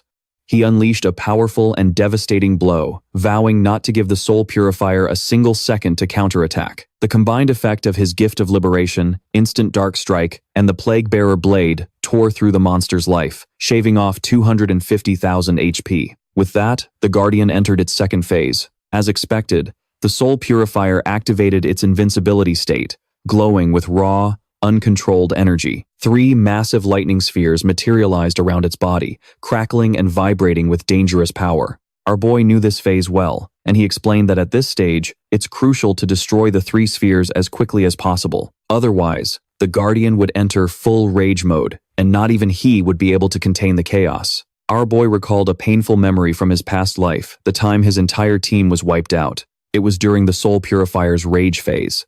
The damage was absolutely devastating, but what hurt the most was the state his little sister was left in. After that defeat, she looked at him with teary eyes and said she didn't want to fight anymore at all. So, the next time he challenged that place, he didn't bring her with him. And with that decision, they finally defeated the monster in a single attempt. Back in the present, he focused his gaze on the floating lightning orbs and immediately launched his next move, Poison Dart. He aimed at one of the spheres floating around the Soul Purifier, explaining that each time one of them is destroyed, the damage is applied. The damage is applied directly to the boss. He launched another dart, destroying the second sphere, and then carefully aimed at the last one. When the last sphere was destroyed, the Soul Purifier's health bar dropped into the red. The Guardian roared in rage and, as expected, began to emanate unstable energy, unleashing a massive explosion of lightning in every direction. Thunder cracked through the chamber like a vengeful storm, but our boy stood still, calm, calculating, and unfazed. He explained that this was the monster's third and final phase, the phase where lightning constantly rained down across the battlefield. In his past life, it took an entire team geared with lightning resistance, 4 priests shielding non-stop, and healers taking turns with recovery spells just to survive this phase. Even then, they could barely withstand it, but this time, he didn't need any of that, because the lightning only struck the ground. So, instead of fighting on the ground like last time, our boy gracefully launched himself up to the ceiling, completely avoiding the damage zone. With a smirk on his face, he activated Black Light Shield and Mutation, confidently saying that if the storm is on the ground, then he'll fight in the sky. Noticing the continuous lightning strikes hitting the floor, he decided to attack from the air.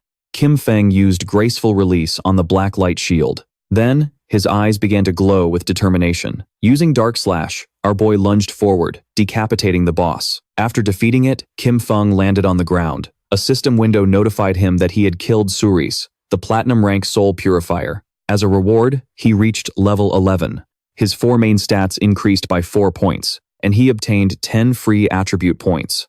On top of that, he gained 20 evolution points and 1,520 days of tradable lifespan. The boy was quite happy. He had achieved the world's first kill of a platinum rank boss, for which he earned 10 reputation points. Furthermore, he became the master of the hallowed grounds. The ground was teeming with lifespan, and, according to Kim Feng's knowledge, the hideout he had just conquered held an importance that transcended the game. He knew that a hideout wasn't just for shelter and storage. More importantly, it could be extracted into the real world. This was vital, because when the game descended, the real world's weapons began to corrode. Even the most powerful ones, like nuclear bombs, became useless from day one. Planes and tanks would barely function for another month or 2 before turning into scrap metal. In other words, all future battles in reality would depend entirely on skills extracted from the game. Once a hideout was brought into the real world, it could attract, form a magical defensive barrier, and become an absolutely safe haven. Ken Feng began to reflect in silence, then turned and walked away from the area. He recalled how in his previous life, his Godslayer guild had used this very place as their base to steadily grow their power. Although he held many happy memories from that time, he also witnessed countless people come and go, their hearts filled with intrigue and betrayal. A determined glint returned to his eyes. This time, he would not choose the same path. He would grow stronger on his own until he reached the very top. Rain began to fall as the monster swung its massive axe. Xia's friend hit the ground, dodging the attack and yelling at her to get out of the way. She screamed for help but couldn't react in time, and the axe cleaved her body in two. She respawned in the city, where the system informed her that she had died, losing 14 years of non-negotiable lifespan. She also lost 2 days of negotiable lifespan. She went into shock, realizing she had died yet again. Her friend was furious. He called her an idiot and berated her, screaming, "How could you possibly not dodge that giant axe?" The axe was wielded by the boss. She got angry and shot back. "Who do you think you're calling an idiot?" She chewed him out, saying, "You're the tank. If you don't hold the boss's aggro properly, how am I supposed to dodge its skills?" He got even angrier, and calling her a moron, demanded to know how he was supposed to hold aggro on a boss that uses area of effect skills. After the argument, he left the party. Xia's friend panicked when she saw that their tank had bailed. She started screaming for help as the boss closed in on her. The boss swung its axe. A moment later, her friend also respawned in the city. With a worried expression, she suggested to Xia that they should focus on killing small monsters. She needed to level up first, explaining that she was getting anxious because she didn't have much lifespan left. Xia began to quietly ponder this. Just then, the system announced that the player, Shadow, from Zhanghai City, had achieved the world's first kill of a platinum-level boss, earning 10 reputation points. Everyone's attention snapped to the system window. People couldn't believe what was happening. It seemed insane that someone had managed to solo a platinum-level boss. Many commented in astonishment. They had barely even arrived on the continent, while Shadow was already out there farming all alone. The name Shadow echoed once again, and everyone wondered about his true identity. The feat was incredible, considering that most players hadn't even seen a gold-level monster yet. Still, it was obvious this was the work of someone immensely powerful. Xia was a little confused, as she didn't understand why the other players were so weak. She knew she struggled just to kill a silver-level boss, and wondered how on earth it was possible. How was it possible that Shadow had managed to get the first kill on a platinum-level boss? Back at the hideout, our boy began to collect the lifespan orbs. After killing the soul purifier, he reached level 11. He knew that after level 10, each level up granted 4 points to all attributes and 10 free attribute points. So, he continued to assign all points to agility. His reasoning was that with sufficiently high agility, combined with his infinite invisibility, he could kill many bosses without taking any damage at all. In addition, he obtained an extra storage space with 100 slots. He spent 210 evolution points, leaving him with 15. As a result, his greedy hand skill evolved from epic to legendary. The assassin skill now granted a 500% chance to obtain an extra loot drop. And that extra drop had a 100% chance of having its grade increased by 1 level. Additionally, he gained a new passive effect, 100 greedy slots, for item storage. Ken Feng decided to use his now legendary skill, Greedy Hand, to collect the spoils. And, as a result, he obtained 5 extra loot drops. On top of that, he gained 100 evolution points, bringing his total to 115 points remaining. As he looked at the system window, Ken Feng noticed that 2 pieces of equipment for an assassin and an assassin skill book had dropped. Since his level wasn't high enough to use them yet, he decided to temporarily store them in the hideout's warehouse. Ken Feng summoned a devout believer and gave him the order to collect all the spoils from the palace and pile them up. The devout believer got to work. Ken Feng was pleased because he knew the 115 remaining evolution points could be used to improve skills that hadn't yet reached the epic level. He consumed 42 evolution points to evolve Dark Stealth 3 times, bringing it to the epic level. As a result, the effect's duration increased from 36 to 60 seconds. The attack that broke the stealth now dealt between 300 and 500 damage, and its cooldown was reduced from 22 to 15 seconds. He then used 34 evolution points to evolve the backstab enhancement twice, taking it to the epic tier and increasing the backstab damage bonus from 50 to 75%.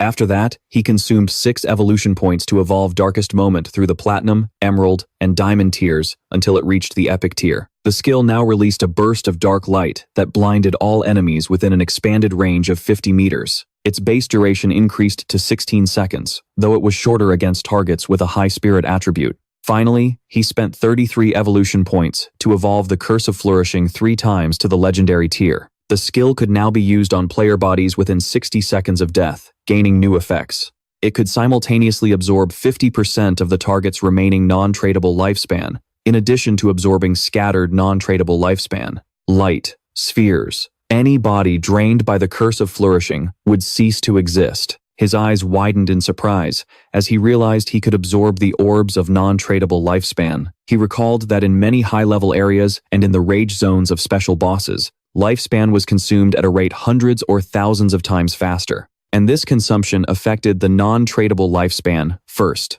Snow contacted King Feng and congratulated him on the first kill of a platinum-tier boss. She also revealed that she had good news. The Sage of the East had just logged out of the game. She mentioned hearing that his clan was gathering at the Jinman Hotel, and apparently they had bought a large amount of lifespan, intending to convert it into in-game combat power. As the devotee stacked the loot, King Feng praised her. However, she replied that there was no need for thanks, as this was what she was supposed to do. She revealed that he needed to defeat the Sage of the East without fail, or else she would be doomed. King Feng told her not to worry and began to store the items. He noticed that all the items fit, and there was still half the space left.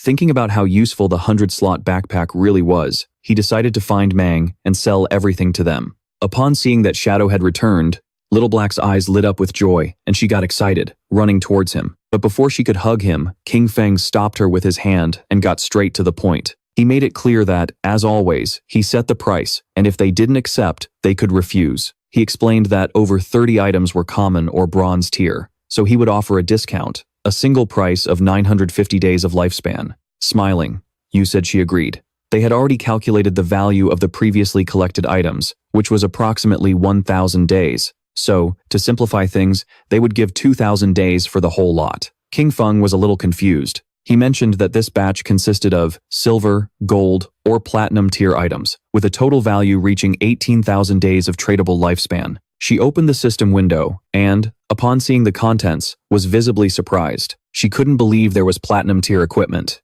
She herself only had one gold tier item and thought that only a true boss would be willing to sell items of that caliber. Excited, she realized this would undeniably accelerate the development of Shanghai City and thanked Shadow profusely. Our protagonist said it was no problem, as they were helping each other out. With a nervous look, Little Black asked Shadow how it was possible to have so many inventory slots, and if by any chance he was Dom Man King. King Feng explained that their backpacks were probably already full, and, as a friendly reminder, pointed out that there was a staircase under the statue in the center of the city ruins that led to a teleportation portal back to the starting city. King Feng started to walk away from them and made it clear that if they wanted to return, the first time would cost 500 days of lifespan. He warned that, although future returns would be free, they should think it over. With that said, he left. Yu started pointing at him, smiling. She said she had told them so. She revealed that Shadow was a reborn player, as it would otherwise be impossible to receive such hidden information. Seeing her attitude,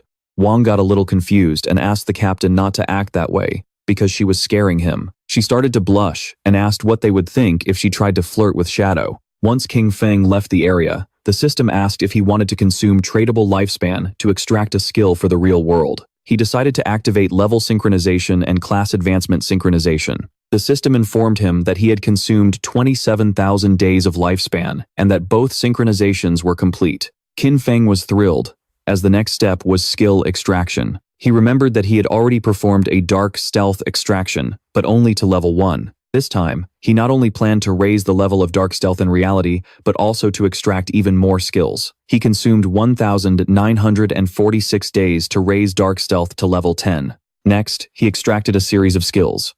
Rearguard improvement for 900 days, greedy hand for 1,000, dark lightning strike for 3,200, and ghost blur for 5,366. Curse of Flourishing for 16,099, and Blacklight Shield for 11,313. With the extraction synchronization complete, he was left with 7,480 days of marketable lifespan. Finally, he invested 3,600 days to extract the gold-level Boots of Concealment, and another 3,394 days for the Devotee's Pendant, also gold level. Now it was time to extract the equipment. He began to navigate the system window, noticing that the devotee's pendant not only reduced cooldown time, but, more importantly, the silver-level follower it summoned was nearly invincible in the real world. Having spent everything at once, only 486 days of marketable lifespan remained. But now, his strength in the real world was almost on the same level as it was in the game. He began to vanish without a trace, knowing he still needed to earn more lifespan.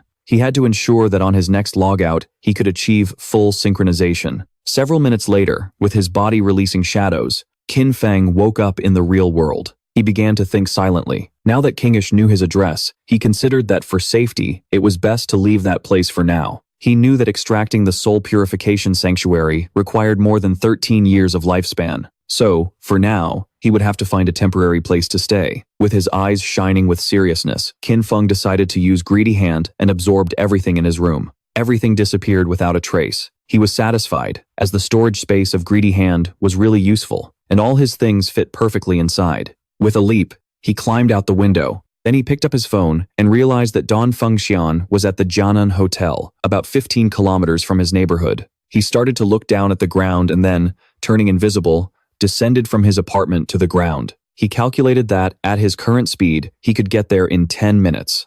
Our boy began to move swiftly through the night towards the Jianan Hotel. Several minutes later, he arrived at the location. There were several men having dinner, and one of them commented that, given the current situation, the various skills and lifespan from the game could affect the real world. He considered this a great opportunity for their Dongfang family, and praised Xian for having done a good job initially establishing a faction within the game. With a smile, Xian replied that it was only what he was supposed to do. With an excited look, the grandfather said he was very pleased with Xian's progress. He explained that this time they had purchased a large amount of tradable lifespan, all to acquire equipment and skill books. The goal was for the core members of the family to reach level 10 as quickly as possible, thus gaining an early advantage to then use it and expand the family's influence in the real world. With this dual development, the Dongfang family would surely become a dominant power, and even the dream of establishing a 1,000-year family and a dynasty would no longer be just a dream. Xian began to stare at his grandfather in silence. Then his eyes started to gleam with malice. In his mind, he thought with contempt of that damned old fossil who, even with one foot in the grave, still clung to the position of clan leader, dreaming of immortality. His plan was to capture Shadow, force him to reveal his secrets, and then make him earn lifespan for him. Once he became number 1 on the ranking list, he would make sure everyone died. The grandfather asked with a smile how the plan to deal with Shadow was going. Xian told his grandfather not to worry. He assured him that he had already found a reliable woman to uncover Shadow's identity and that they would know soon. The grandfather asked him to capture him alive and make Shadow work for the Dongfeng family, as this would bring enormous benefits to the clan. Meanwhile, Qin Feng had already killed the guards watching the hotel entrance. They decided to toast together to the resurgence of the Dongfeng family and then chanted in unison, "Long live the Dongfeng family." His eyes began to shine with seriousness. Since he didn't expect these noble families to have guns, he knew that his ghostly abilities, Blur and Blacklight Shield, didn't guarantee 100% protection. Besides, he hadn't extracted any armor into the real world. He was well aware that if a bullet hit him in the heart or head, it would mean instant death, no doubt about it. Figuring it was better to be cautious, he reached out and, using his trusty pendant, summoned one of his followers, a faithful devotee. It was equipped with sharp claws for close-quarters combat and green flames for ranged attacks. Our boy gave it the order to go in and leave no one alive. He knew that, as a silver-level boss, the faithful devotee had strong damage resistance, and that even against firearms, it could hold out for a long time. While everyone was distracted, the faithful devotee burst through the door, letting out a roar, and at the sight of it, everyone panicked, having no idea where this monster had come from. With its eyes glowing, it began to charge at them. Seeing this, with a serious look, Zan stood up and began to point at the monster, making the guards aim their weapons at it. He couldn't believe it was a monster from the game and quickly ordered them to fire. The bullets hit its head, but they didn't have much of an effect. It swung its arm forcefully and killed one of the guards. It plunged its sharp claw into the other's chest. As it attacked the guests, Zan couldn't help but sweat and feel fear.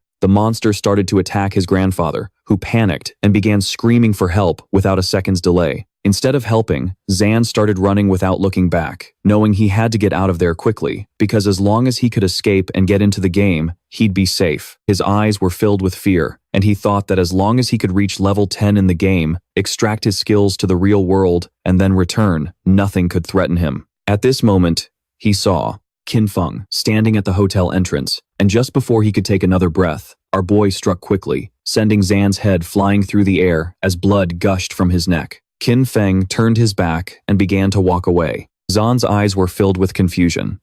He didn't know what was happening. Not long after, flowers began to sprout from his body. Qin Feng began to absorb them intently, and the system revealed that he had absorbed 27,001 days of exchangeable lifespan and 482 years of non-exchangeable lifespan. His eyes began to shine with joy, as this had truly been a huge haul. Zan's body kept turning into flowers, and Qin Feng was pleased, as this time, the curse of blossoming ability had truly shown its worth. Not only did it erase all the bodies and traces of blood, but it also extracted every last drop of lifespan from Zan. As a result, his non-exchangeable lifespan accumulated to 2,327 years. Thanks to this, he wouldn't feel as much pressure in the future when entering the rage zones. Shortly after, someone shouted in alarm, yelling for someone to call the police, as gunshots and screams had been heard coming from the private room. Qin Feng's expression turned serious, and at that moment, several police officers began running towards the room. Remembering, that's where the Don Feng family was having their meeting. They were sure a shootout had occurred, but when they arrived at the scene, they were in shock. Since there were no bodies, it seemed impossible to them that there were no victims. The situation was incredibly strange. One of the officers felt rather confused, as the room was completely trashed. It was evident that a violent fight had taken place there. What he didn't understand was why there wasn't a single person on site. He immediately asked his colleagues if any of them had seen someone leave the hotel. According to them, this was strange. The question everyone was asking was, where did the entire Don Feng family go? It was as if they had completely vanished, and they decided it was best to call in the investigation unit. Meanwhile, Feng had already left the hotel and started to walk away. His next target was the K Corporation. However, its main headquarters had already moved to North America before the game began. At this moment, only the CEO's daughter, Kananchishi, was trapped in the Demon City area. He needed to eliminate her before she left the country. The distance from Shanghai to Demon City was almost 300 kilometers. If he traveled on foot, it would take 2 or 3 hours, and that was a huge waste of time. Feng prepared to log off, knowing he needed to find a way to get them out of there. Our boy returned to the cursed game and stood up upon realizing that there were still some silver and gold level bosses left in the ruins, and he decided to go farm them. The captain contacted Shadow and informed him with great enthusiasm that she had excellent news. She explained that King X had just found the entrance to the tomb, but a gold level vengeful spirit was guarding the place, and they couldn't defeat it. Feng was a little surprised to hear this, and asked how she had found the tomb's entrance. She reveals that on their way back to the starting town, they had taken a small detour to avoid some minor monsters. As they were walking, they suddenly noticed that someone was missing. After searching for a while, they finally discovered that Shell Ray had fallen into a hole. It was a special tomb area where team chat didn't work. Upon following him into the hole, they saw a level 12 gold-grade boss that started chasing them. Luckily, they ran fast enough to escape. She informed him that they were now back in Shelltown, and that if he wanted to go to the tomb, she could give him the coordinates. Feng knew that a true lucky charm was indeed a lucky charm. For someone to find a tomb just by stepping in the wrong place while walking through city ruins was an incredible coincidence. He knew that tombs like temples of faith and cursed ruins were random, wild, and very rare events. He asked the captain to give him the coordinates, and she sent them over, revealing that the tomb was near the Shell City ruins. Feng thanked her and mentioned that if he got anything he couldn't use, he would sell it to them without hesitation. He couldn't help but think about how clever she really was. Feng's attention became fixed on a well. He was a bit confused seeing it, and wondered if that was really the access point. With such a large well, it seemed unbelievable to him that someone could just accidentally fall in while walking. Without a doubt, that girl Shai was truly one of a kind.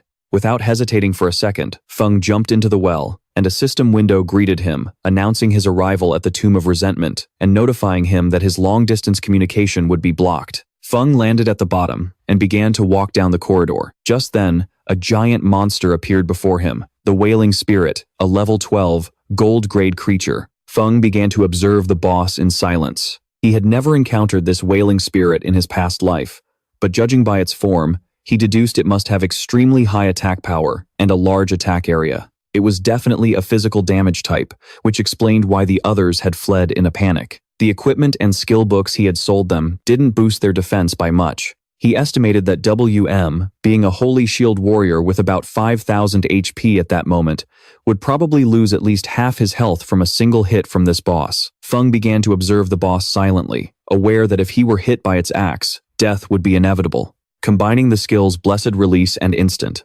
Shadow Slash, Feng attacked swiftly, cutting at the monster's arms. He knew this boss had very high defense and that the damage from Instant Shadow Slash was only 80% of normal. But that didn't matter, as the creature wouldn't be able to withstand the subsequent damage from the throat-slitting part of the skill, known as Blessed Release. At that moment, the monster's arm began to move towards Feng, causing him to panic. Shortly after, it exploded, but Feng reacted in time and jumped out of the area. He was a little surprised. It was a corpse explosion. He recognized that he had been careless for not dodging. Fortunately, his ghostly blur skill had activated. Otherwise, he would already be dead. The boss's corpse turned into lifespan. Feng remembered that, in his past life, something similar had happened. Once, after killing an unknown boss, a team member excitedly approached to loot the corpse, but it exploded and instantly wiped him out. Some teams had even been completely wiped out by boss corpse explosions, although this mainly happened with platinum-grade bosses and higher. He didn't expect a gold-grade boss in this tomb to self-destruct like this. Using the greedy hand skill, he collected the dropped items. A series of system notifications informed him that for killing the resentful ghost, a gold-grade boss, he had gained 10 days of tradable lifespan and 20 evolution points. Additionally, he obtained the platinum-grade skill book, Night Ring Blade. Thanks to using Greedy Hand, he gained another 63 days of tradable lifespan and the Leather Armor of Resentment, also platinum grade. He was a bit surprised, as he had managed to get an equipment piece and a skill book that he could actually use. According to the system, the Shadow Knight's Night Ring Blade was a platinum-grade assassin skill. It imbued the blade with shadow power, dealing shadow elemental damage to all enemies within a 5-meter radius and adding 500 points of shadow elemental attack. The cooldown was 10 seconds, reducing to 5.7, and the required level to use it was 11. Feng was happy, as this was exactly the elemental damage skill he needed. The Assassin class. Since this dark class had higher spirit stats than strength, its magic attack power surpassed its physical, and this perfectly explained why the elemental skill Night Ring Blade was such a good match for him. He understood that he should focus more on increasing his spirit stats to maximize this type of damage. He had 9 points in strength, 9 in constitution, 24 in agility, and 15 in spirit. He thought about advancing the skill to the epic level to see the result. He immediately consumed 6 evolution points, leaving 36. The Night Ring Blade skill evolved from Platinum to Emerald, then to Diamond, and finally, to Epic. As a result, the dark elemental damage radius increased from 5 to 12 meters, and the additional elemental attack rose from 500 to 1,300 points. His eyes filled with seriousness, as he knew better than anyone. Without an area of effect attack, the additional attack power wasn't that strong, and the total damage per use couldn't be compared to Shadow Slash. However, it was a god-tier skill for eliminating small groups of enemies. Shadow Slash had a cutting range of 5 meters,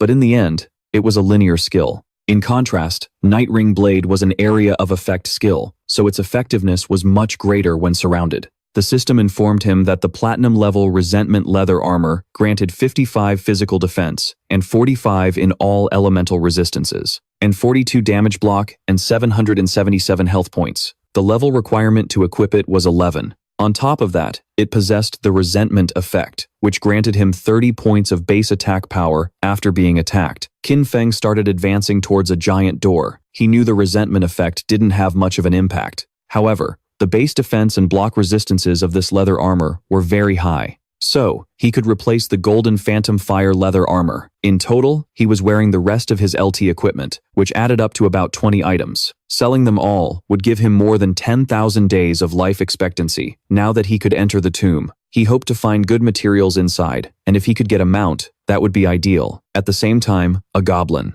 It struck with force, cutting Xiao and her friend in half. She and her group respawned back in the city. The man was so furious he started screaming like a madman, grabbed Kim by the collar, and made it clear to her that she was useless, that she'd grown in height, but not in brains. He berated her, saying it was always her fault the party ended up getting wiped out, and because of that, he only had 2 years of non-tradable life expectancy left. He threw her hard onto the ground and threatened her, warning her not to dare look for him at school, or he would definitely deal with her. Her friend came over to help her up as the man logged out of the game. The friend asked Xiao to go with her to her parents' small town. She explained that she'd heard there was a community support group there that specifically helped the elderly and people like them who didn't know how to play. Xiao clenched her fists tightly and couldn't help but feel angry. She disconnected from the game and refused her friend's offer. She told her to go alone. Furious, she woke up in her bed and, using her phone, asked Rainan if he could help her level up.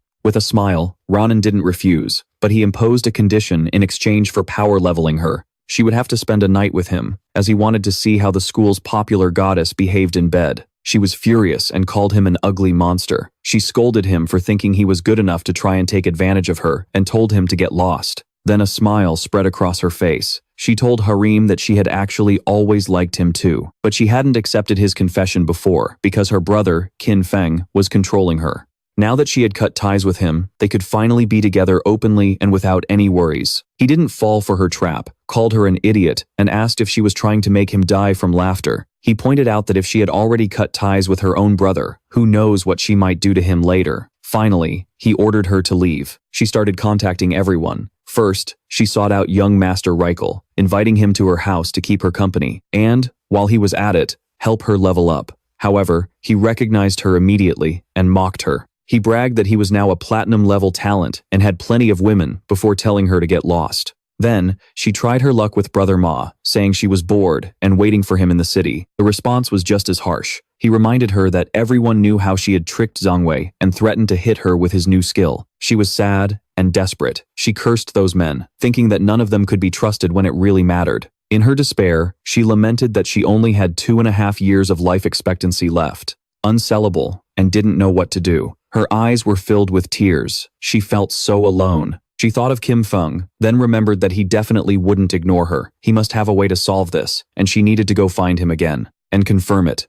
It was night, and several hours later, she arrived at Kim Feng's apartment. For a moment, she thought that once she was inside, she would find Kim Feng, apologize with a few kind words, and he would definitely forgive her. However, she almost immediately rebelled against that idea. She hadn't done anything wrong. Why should she be the one to apologize? She prepared to knock on the door and decided she couldn't think that way. She convinced herself that bowing her head was only a temporary thing. First, she would feign submission so he would help her level up, and she was sure he would accept because he was the person who had cared for her the most since childhood. A smile appeared on her face. Once she leveled up and no longer faced the crisis of a life shortage, she would cut ties with him completely. That was the plan. Yi Xiao thought she was truly a genius. Satisfied, she knocked on the door, asking for Kim Feng to open up. She started banging on the door, calling out his name. She insisted, asking loudly if he might be sleeping. Then she announced that she had returned. Her tone became more and more pleading, begging for him to please open the door. Furious, she kicked and broke down the door, but was shocked to see that no one was inside. She wondered where Kim Feng was, only to discover, with even more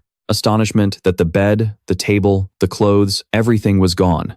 She turned on her phone and tried to call Kim Feng, but got no answer. She had no idea where our boy had gone. Meanwhile, deep within Hangkor's tomb, Kim Feng was gathering all the monsters. A short while later, he realized he had reached the end of the tomb. Kim Feng summoned a devout follower, recalling that along the way he had annihilated over 200 minor monsters and several bronze and silver level bosses. Thanks to that, he was about to reach level 12. Before him was the final coffin, and knowing that once it was opened, the tomb's ultimate boss would appear, he hoped it would be platinum level. He began to push the coffin open. Kim Feng's attention was fixed on it, and a moment later, something strange happened. An evil energy began to enter his body through his eyes and mouth.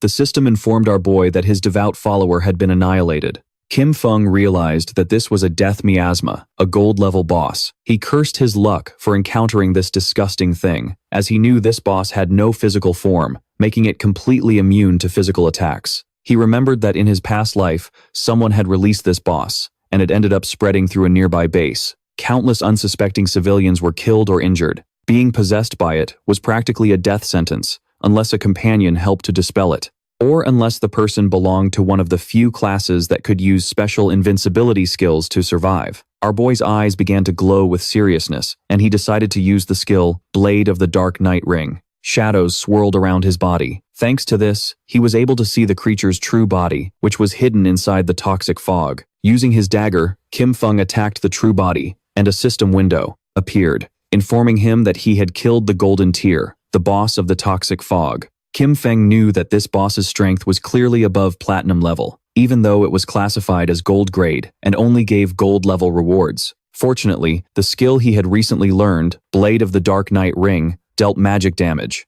The corpse transformed into lifespan. The orb was grabbed using the greedy hand skill. Kim Feng collected the loot. He sighed after all the effort he'd put into clearing this tomb and hoped it would drop some golden tier equipment. Kim Feng obtained a rare item called the Mount Bell.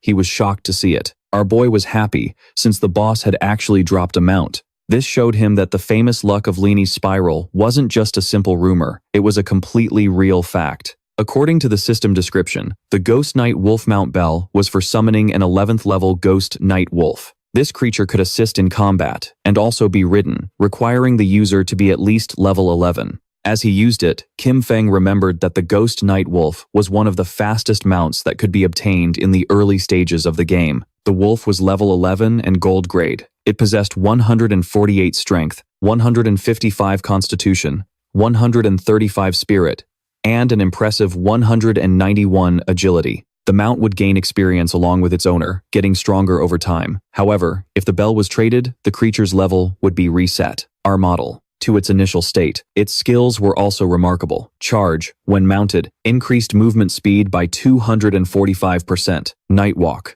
The Knight allowed the mount to remain permanently in a stealth state at level 1. Attacking would break this spell, but it added 120, revealing damage, and required 60 seconds to re-enter stealth. Triple Charge allowed the mount to leap onto a single target 3 times in a row. Each strike dealt an additional 267 physical damage with a 12-second cooldown. Wolf's Howl granted allies a bonus of 35 attack, 35 physical defense, and 35 resistance to all elements for 18 seconds, with a 60-second cooldown. Feng knew this wasn't just a mount, but a battle companion as well. The fact that it included a stealth ability made it a huge gain. It was nighttime, and he was mounted on the Ghost Knight Wolf. Feng emerged from the ruins and began to head towards his next destination. His plan was, of course, to reach level 15 and accumulate enough lifespan to be able to extract the mount. When he logged out of the game, he would go directly to the Magic City to eliminate them, nipping any future threat in the bud. Feng passed by the Jiangnan Coliseum and remembered that it covered a massive area with 2 additional underground levels, forming a complex labyrinth. The place was teeming with monsters, making it the perfect spot to level up quickly. With a few small leaps, the Ghost Knight Wolf climbed to the top of the Jiangnan Coliseum's wall, which was crawling with powerful monsters. These monsters began to stare down our boy.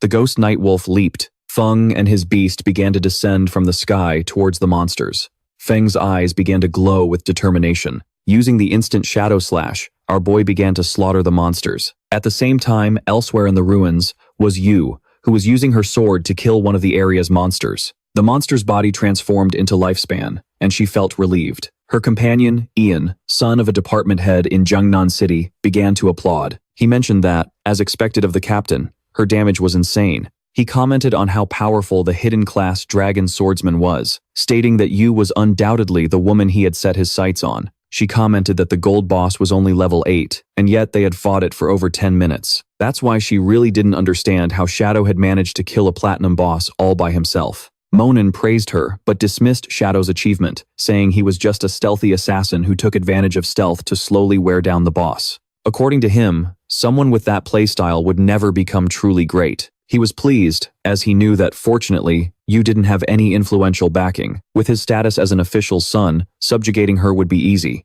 Ian asked him if a mediocre archer like himself wouldn't be better suited for the task of slowly wearing down a boss. Monin fell flat on his butt and explained that he was an honest person and wouldn't stoop to doing something like that. With a serious expression, he revealed that he'd heard Shadow had a terrible character and was a ruthless killer in the real world. He also mentioned that he knew a hunter from the Metropolitan Police who already had level 3 anti-stealth skills. He suggested finding a way to set Shadow up, discover his real-world identity, and then control him. He argued that someone like Shadow could only be trusted if he worked for their organization. Otherwise, incidents like the ones with Sun Fei and John Lee would keep happening. He was tired of cleaning up the messes Shadow caused. Yu and Ian looked at each other and started laughing at Monan. They asked if he really didn't get it. They explained that the situation wasn't that Shadow was begging them to clean up his messes, but the other way around. They were the ones who needed to clean up what he left behind, and only then could they ensure their interests were aligned with his, allowing for cooperation.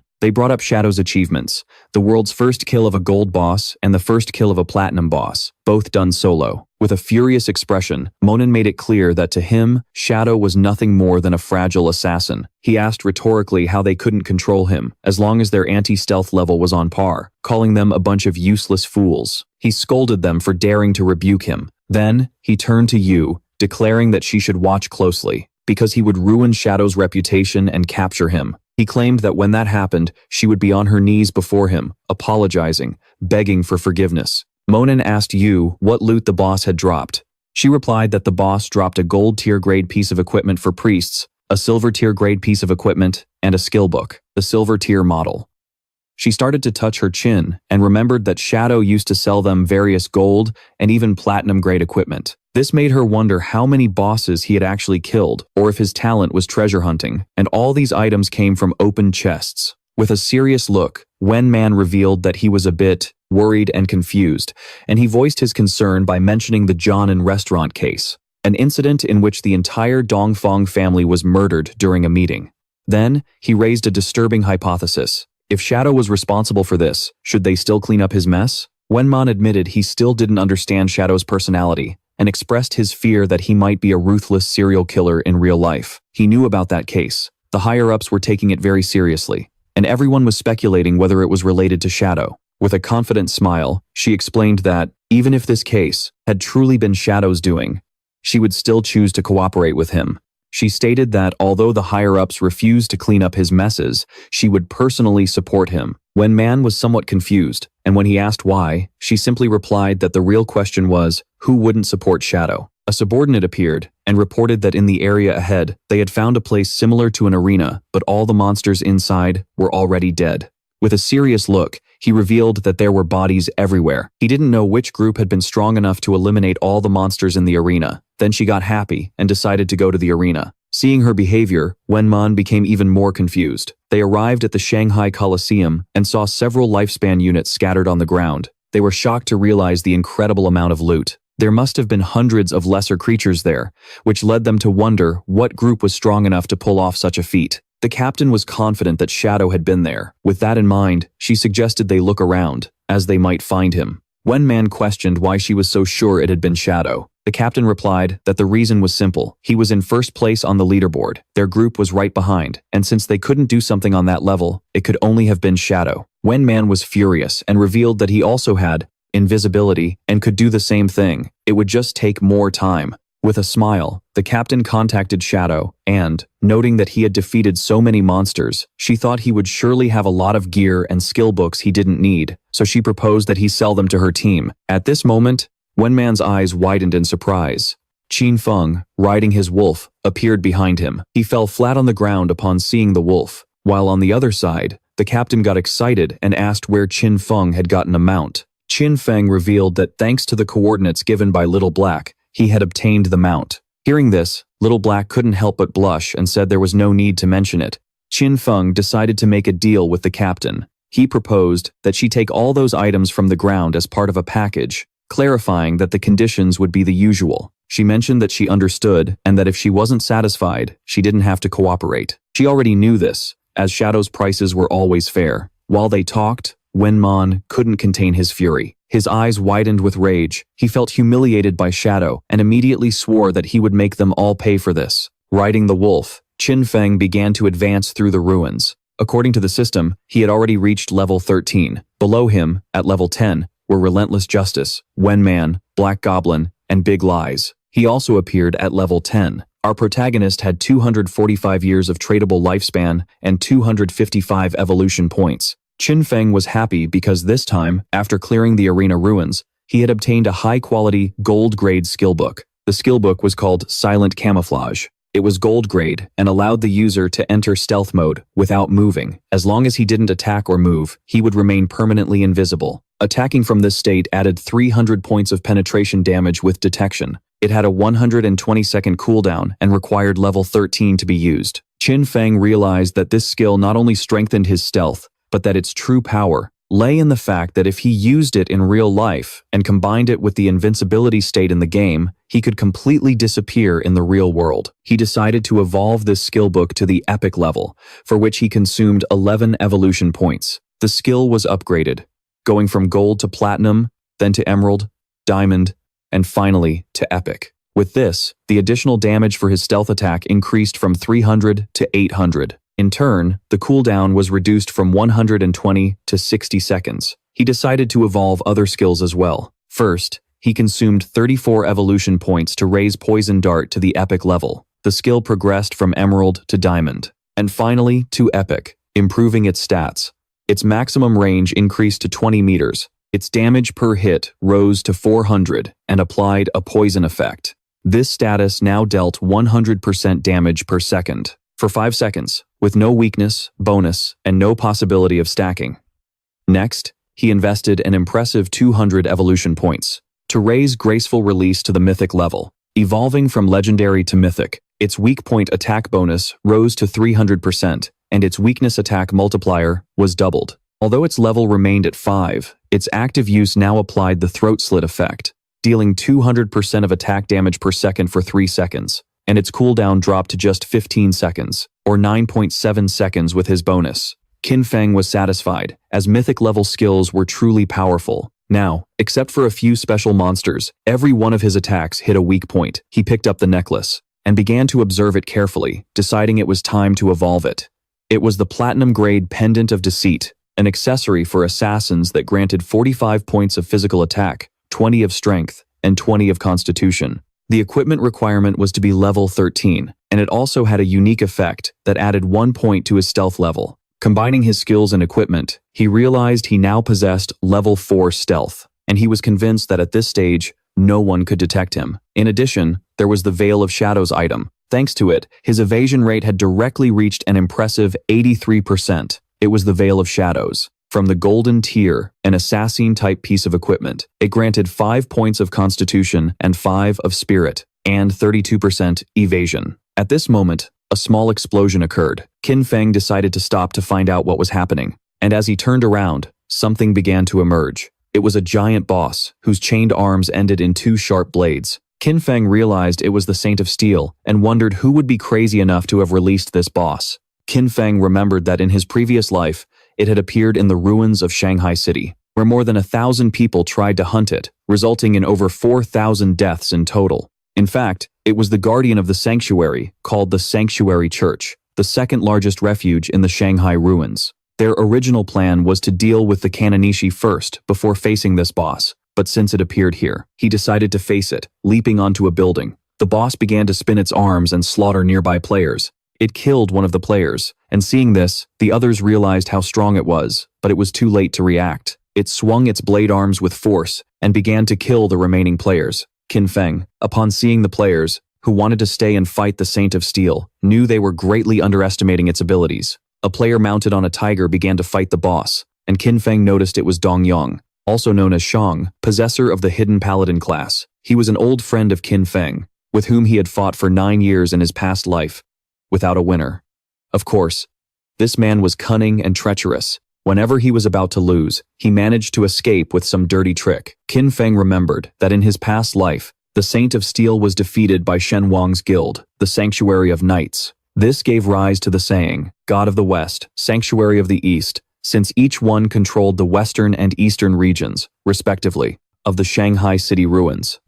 When recruiting its first members, the Sanctuary of Knights Guild made them sign a very strict contract that guaranteed their safety, but with a tax on their lifespan of up to 50%. Most members became virtual slaves, forced to work for the guild's higher-level players. Qin Feng's eyes widened with joy. To him, this was simply perfect. He made a firm promise that this time, Shen Wang would not escape. The boss began to spin its arms in forceful circles. While it was distracted, Qin Feng, using invisibility, landed near it. His eyes began to shine with malicious intent, and, without wasting time, he used the blade of the Dark Night Ring, and in the blink of an eye, he killed the players who were nearby. Shrouded in a red aura, our boy began to spin rapidly, killing all the players.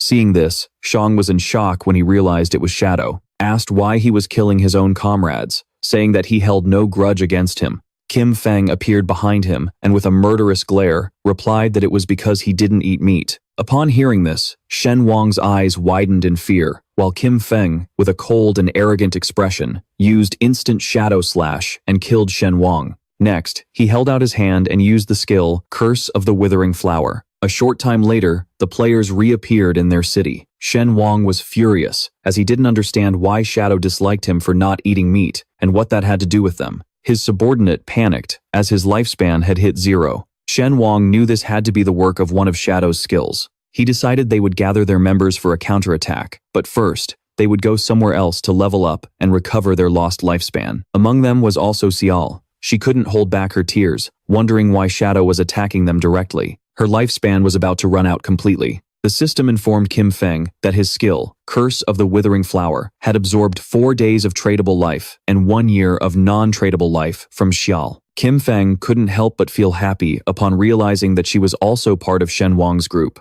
His eyes widened with excitement. He had just absorbed such a small amount of life, a clear sign that she was already desperate. Because of this, she had chosen to join the Night Sanctuary Guild as a slave. To him, this was something she deserved. Just then, the boss tried to attack Shadow, creating a smokescreen. When the smoke dissipated, you could see that he had dodged the attack using phantom blur. He knew that in its first phase, this boss wasn't that hard to deal with. The boss seemed confused. The chains that formed its arms began to tense up. Soon after, its arm began to spin, but it didn't know what was happening. Kim Feng's eyes glinted seriously. He knew that it was limited to swinging its chain swords repeatedly, performing either targeted or area of effect physical attacks. Kim Feng appeared above it and decided to use a combination of Blessed Blade and Plague Blade. After the attack, Blessed Blade would apply the throat slit effect, which triggered an explosion and dealt massive damage. Plague Blade, on the other hand, caused an explosion of toxic damage 3 seconds after impact. Kim Feng attacked swiftly, dealing several thousand points of damage to the boss. Then, he used Throat Slit, creating a deep gash in its neck. In the blink of an eye, its HP bar dropped to less than half. Its eyes began to glow with rage. Kim Feng remained calm, knowing that the reason it was the Guardian lay in its terrifying second phase. After losing half of its health, the demon sealed within it would awaken. All damage received would then be equally reflected back to the attacker. There was also a legend that claimed a portal existed inside the demon's belly. Anyone swallowed by it would be transported to an unknown place, supposedly the bottom of a volcano. However, in his past life, no one had ever managed this. He suspected that some fools simply confused this with mechanics from other games. A group of players was watching the battle.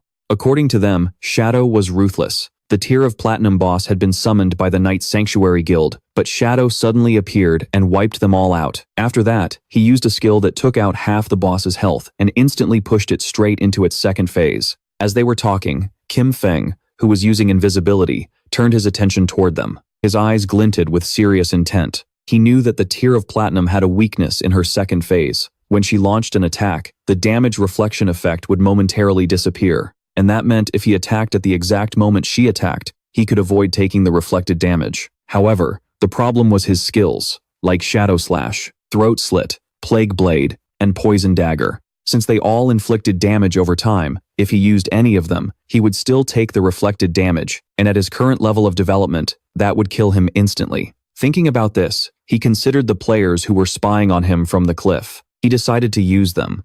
One of the players asked the others to move away, because he wanted to see what was happening. This man was known as Anquan. Upon seeing him, the others couldn't contain their joy. Anquan's subordinate explained that they had been watching for a long time and had already memorized all of the boss's skills. She only had a few. With a smile, the girl held out her hands and revealed that after the boss's health dropped low enough, halfway, she suddenly stopped. Her body had changed slightly, hinting that she was stabilizing new abilities. And just as the boss entered its second phase, Shadow also disappeared. And Quan couldn't believe that Shadow was facing this boss alone. His eyes began to glow with anger. He ordered his subordinate, Shou, to activate her red eye and check if Shadow was still there. She nodded and began to use her powers. A small rabbit manifested and ran near the boss without drawing attention. Then she revealed that she couldn't find Shadow's location and thought he had probably left, realizing that not even her level 3 anti-stealth ability could detect him. And Quan understood that this meant he had definitely left,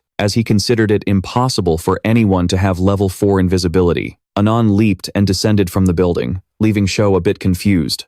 Anon asked her to keep an eye out and alert him immediately if Shadow returned. She nodded as Anon dropped to the ground and drew his swords. His eyes began to shine with joy, and a confident smile spread across his face. According to the other players, he was asking for a death wish by trying to take on a platinum-level boss alone. However, one of them recognized him. He had seen him in the starting city defeat a gold-level boss without taking a single scratch. It was revealed that his class was Soul Warrior, which granted him a 100% dodge when rolling, and he was the famous player known as Safety First. There were also rumors that he had been a top-tier global streamer of Souls-like games, with lightning-fast reflexes. The boss's attention focused on him. It attacked using its sharp, blade-like arms. Luckily, Anon reacted in time and slid across the floor, narrowly dodging the attack. The boss created arms made of energy, and when it tried to crush Anon, he rolled again, dodging once more. When the boss tried to reach him, he rolled again and moved away from it. His subordinates began to praise him, impressed by his incredible skill and the calmness with which he dodged. They highlighted his discipline for not getting greedy for an extra hit, considering his performance simply brilliant. One of them commented with a smile that he was truly incredible, perfectly dodging every one of the boss's attacks. This seemed unbelievable. They even saw multiple slashing effects glowing on the boss's body, which made them wonder if the Soul Warrior class was really that powerful. With a curious expression, the black-haired woman explained that, when Anon rolled, he was activating the Soul Warrior's special passive or counterattack mechanic. Each dodge roll countered, dealing damage to the boss. Because of this, every time he perfectly dodged, he was actually hitting the boss, draining its health simultaneously. That was why the boss's HP decreased with every roll. With a smile, Sho made it clear that the perfect dodge was just the basics. What truly set Anon apart was his devastating offense. His attacks were strong and precise, turning defense into a relentless assault. His combination of skills and timing made him not just incredible, but lethal. Defense kept him alive, but it was his offense that ended the fights quickly. The boss was getting desperate, trying to catch Anon. His eyes began to shine with confidence as she revealed that if the dodge was successfully activated during the roll, Anon's next attack would ignore 50% of the boss's defense. As Anon turned and decided to face the boss, a blue energy began to emerge from his body. Seeing this, his subordinates realized that this glowing effect meant the blow would definitely deal 4-digit damage. Kwan's eyes began to shine with excitement. Just before the boss could react, he unleashed a powerful blow he had been preparing. His movement was a graceful dance. The single strike split into 3 phantoms, swift and fierce like shooting stars. With absolute mastery, he swung his swords with precision through the boss's openings, dealing deep cuts. In the blink of an eye, its HP bar dropped to less than half. His subordinates started cheering and realized that, before they knew it, the boss was already down to 1/3 of its health. Anon turned his back to the boss, and a confident smile spread across his face. But at that moment, someone attacked with powerful strikes, dealing over 34,001 points of damage, killing him instantly. His subordinates couldn't help but panic. They couldn't understand why he had died, since they were sure he had dodged all of its attacks. They were even more confused because, although his abilities hit the boss, its health didn't decrease from the blow, despite them having seen her health drop drastically moments before. Not too far away was our boy. He began to silently watch Ankon's health bar and thanked him. Ankon's constant showing off had forced the boss to use many of her moves. Kim Feng's eyes started to gleam with joy, as during this time he had been constantly attacking, finally reducing the boss's health to 1/3. The Soul Warrior's flashy moves dealt decent damage, but in the end, it led to his own death. Due to his class's trait, it was simply impossible for him to defeat the Maiden of Yaso. When he rolled, he couldn't attack, and when he attacked, he suffered reflected damage. It was a true curse. The boss began to turn, and Kim Feng's attention became fixed on her. He knew this wasn't good. With her health so low, the boss was trying to return to the church sanctuary. If she managed to get there, she would recover completely, making all their previous efforts useless. He began to silently observe Onian's subordinate, and then his eyes began to gleam with seriousness. He realized that the Soul Warrior's death had frightened those people, and he doubted they would attack the boss again. However, if the boss didn't aggro, the reflected damage effect wouldn't disappear. It was time to get serious. Our boy activated his invisibility skill and landed in front of her, knowing he couldn't let her return to the sanctuary. Upon seeing our boy, the other players were a bit surprised. To them, Ankon was just a clown. Shadow was the real deal. It was terrifying to think that all the cuts the boss had suffered moments before had been made by him. Shadow couldn't believe it. His level 3 anti-invisibility skill hadn't detected Shadow's presence, which could only mean Shadow's invisibility was level 4 or higher. One of their gazes fixed on the orbs dropping from Ankan's body, and his mouth began to water. Realizing the Soul Warrior's loot was still on the battlefield, he decided to find a way to retrieve it. With his eyes gleaming with determination, our boy used the Dark Light Shield skill, making a golden shield appear around him. This skill created a 10-layered shield, each one capable of blocking 1 instance of damage. The boss's attention focused on Kim Feng, and her arms transformed into blades again. She attacked, and Kim Feng realized this was the moment he had been waiting for. Using instant dark slash, Kim Feng attacked with swift strikes. He began to face the boss. Now, his dark light shield still had 7 layers remaining. He remembered that, out of the 9 strikes of instant dark slash, the last 3 hit the boss during her damage counterattack phase. Right after his attack finished, if it weren't for the dark light shield blocking those hits, he would already be dead. The boss started concentrating energy in her abdomen, then she jumped and began to release purple flames. Our boy retreated. He had no shield layers left. The boss began to stare him down, her eyes glowing with intense malice. Kim Feng realized the flamethrower's damage was ticking way too frequently. Despite him having an evasion rate of over 80%, it had completely and instantly destroyed all 7 layers of his shield. If he had been just half a second slower, he would have died on the spot. While he was distracted, one of the players tried to grab Onian's loot, but our boy noticed and threw a poisoned dart that stuck right in his forehead. The player was eliminated. Kim Feng made it clear he wouldn't let anyone steal his loot. The system informed our boy that he had obtained 612 days of tradable lifespan and 67 years of non-tradable lifespan. Additionally, his skill had absorbed 355 days of tradable lifespan and 20 years of non-tradable lifespan. Kim Feng was somewhat surprised, as the player had a really large amount of lifespan, which probably meant he had never died before. This seemed interesting to him, so he decided not to use the ability on him. The boss began to roar, but Kim Feng remained calm. He knew he would have to rely on the dark light shield and the normal dark slash to wear her down slowly. She attacked with force, but Kim Feng dodged out of the strike's range, causing her hand to slam into the ground. Although the efficiency was low, it was relatively safe. While Kim Feng and the boss fought, a female spectator was watching the battle.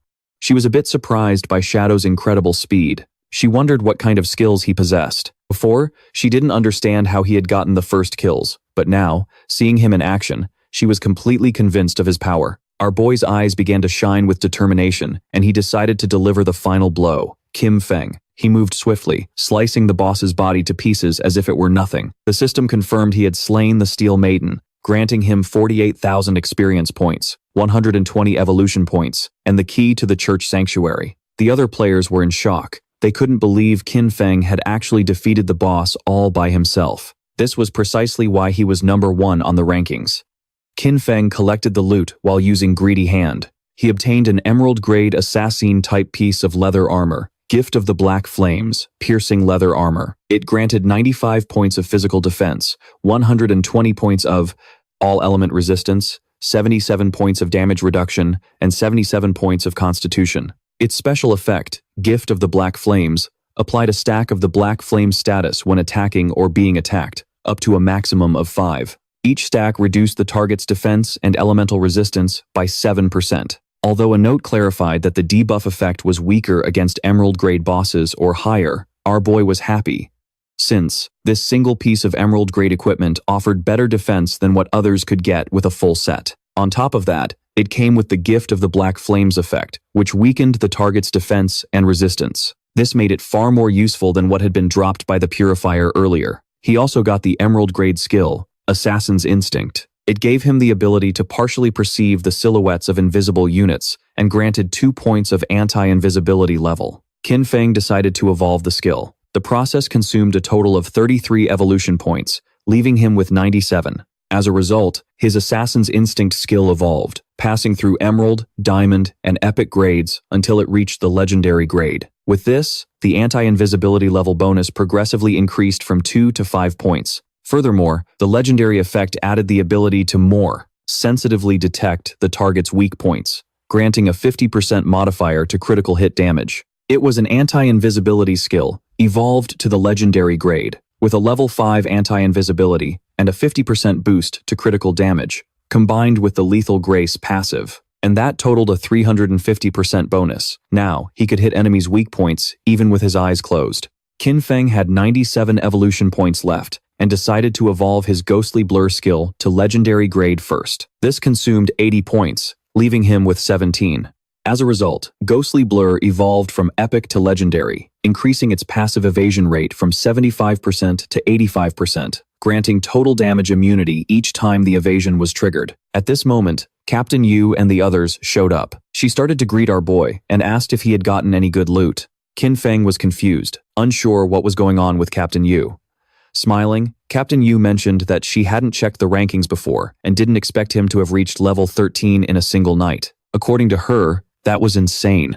Wang Mon commented that they had spent the whole night grinding and hadn't even reached the halfway point of level 11. His speed was just unreal. The captain smacked Wang Mon on the head, telling him to stop talking nonsense. She knew that men leveled up faster. Qin Feng was a bit confused, but then explained to her that he had gotten some loot. He had already appraised it at 45,000 days of lifespan, all in a single package. With a serious expression, she decided to give him the lifespan, and the system confirmed the transaction was complete. Qin Feng revealed he also had another good item for sale and asked if she knew about the hideout. Captain Yu started to smile and mentioned that so he'd heard about the hideouts. Then, she explained that the ruins of Shanghai City had no safe zones, but player groups could occupy hideouts to use as bases. They could store supplies and activate magical defense barriers at critical moments to block external enemy invasions. Qin Feng knew that what she had probably heard about was the small hideout left behind by the Golden Boss. She nodded and explained that the officials from Jinghai City hadn't found any hideouts yet. She added that in Madu, the officials had already taken control of a medium-sized hideout,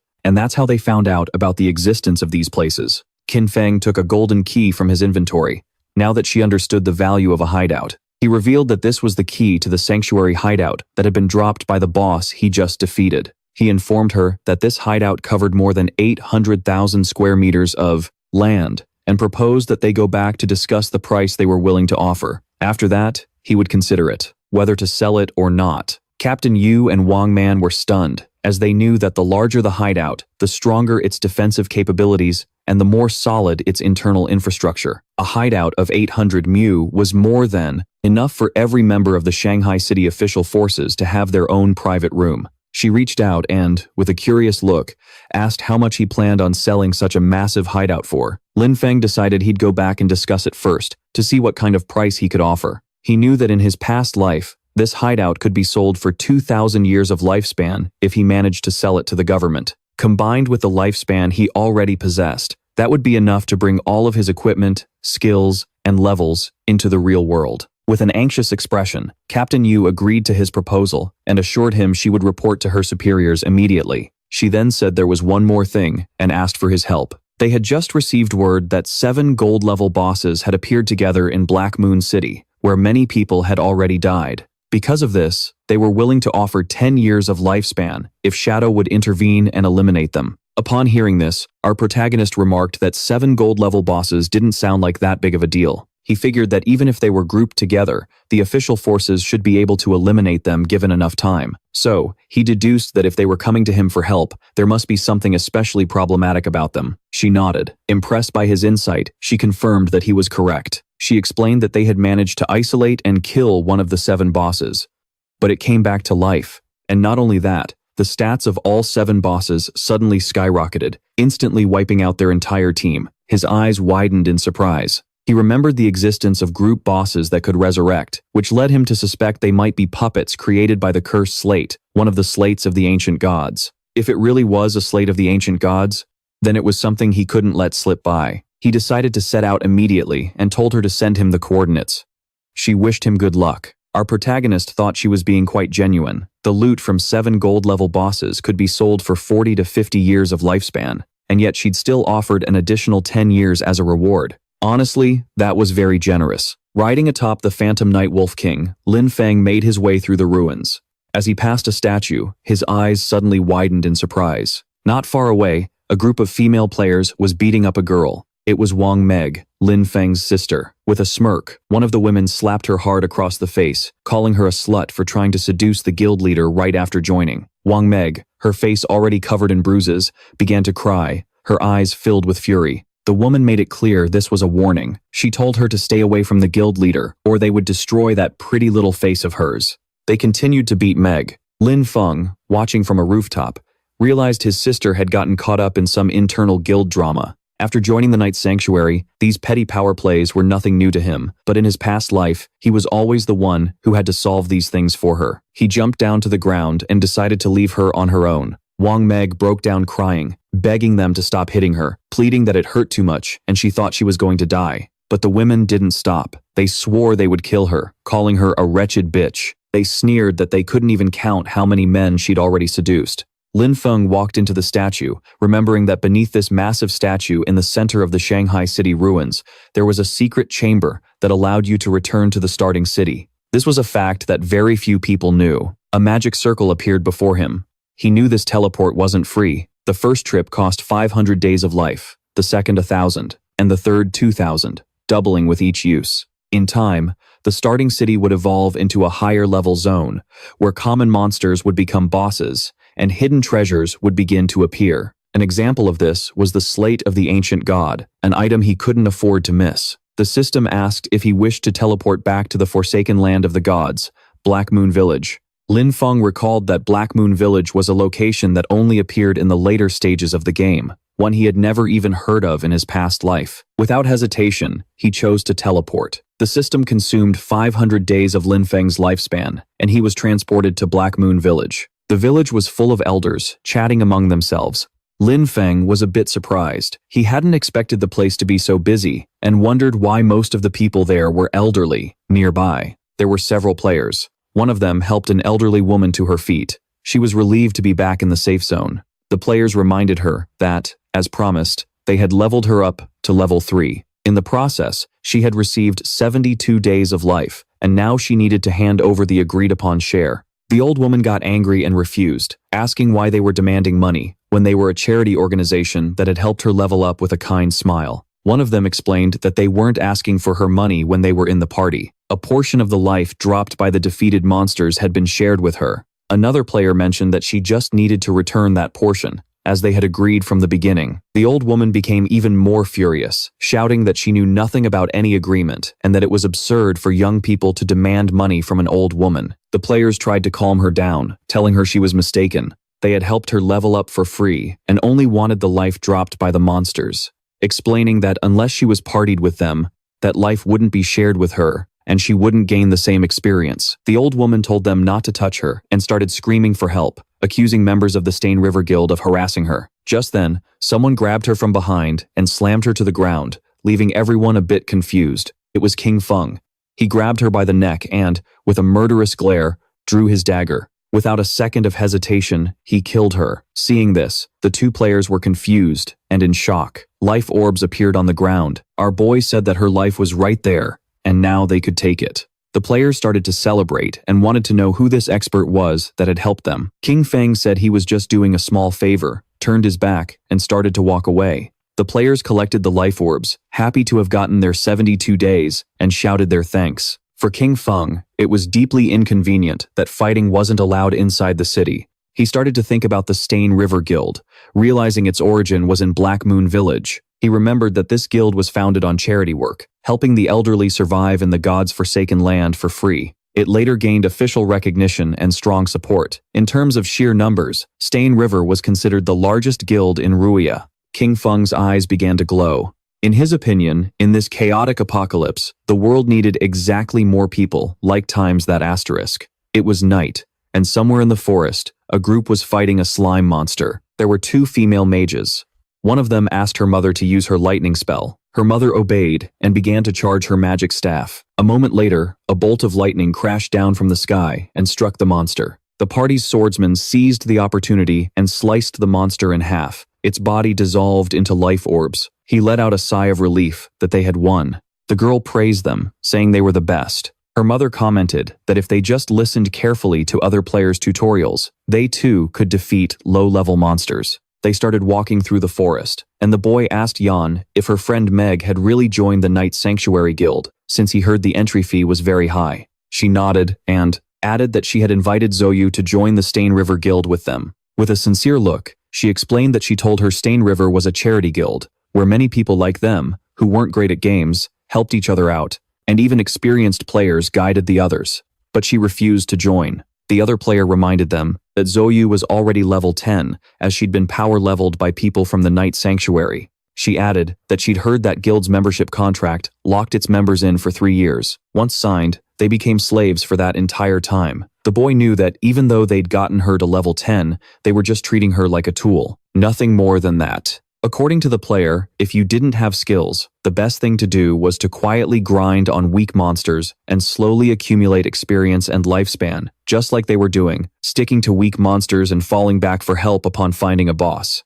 Yansahil, she knew Zoyu thought she was special. After all, she had a hidden class, and in that respect, she was certainly stronger than they were. At that moment, a volley of invisible arrows began to rain down on them. They had no time to react, as the arrows pierced the player's body, taking away 1,200 of his HP. The man's body dissolved into life orbs. Yan panicked, because that man was her father, and her mother couldn't hold back her tears. The archer who fired the arrows smirked, having eliminated him instantly with a single skill. The masked men told him to cut the crap, saying it was impossible for the Stain River Guild to have any experts, since they were all just trash. They wondered what kind of skilled player would want to carry those old-timers, insisting they were all just scum. They approached Yan and her mother with a smile. The archer told them to hand over all the life they were carrying. Yan couldn't help but feel afraid. She knew the authorities had officially forbidden killing people inside the game and remembered that the attackers were risking becoming wanted criminals. The archer started pointing at her with his finger and a smirk,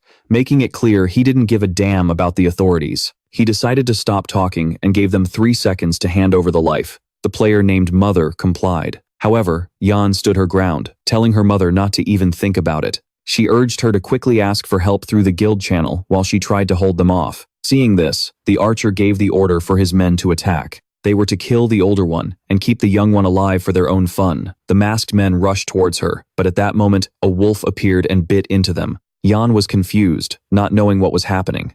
The archer's eyes filled with confusion. Before he could take another breath, someone attacked swiftly and sliced his head clean off. It was none other than Kim Feng.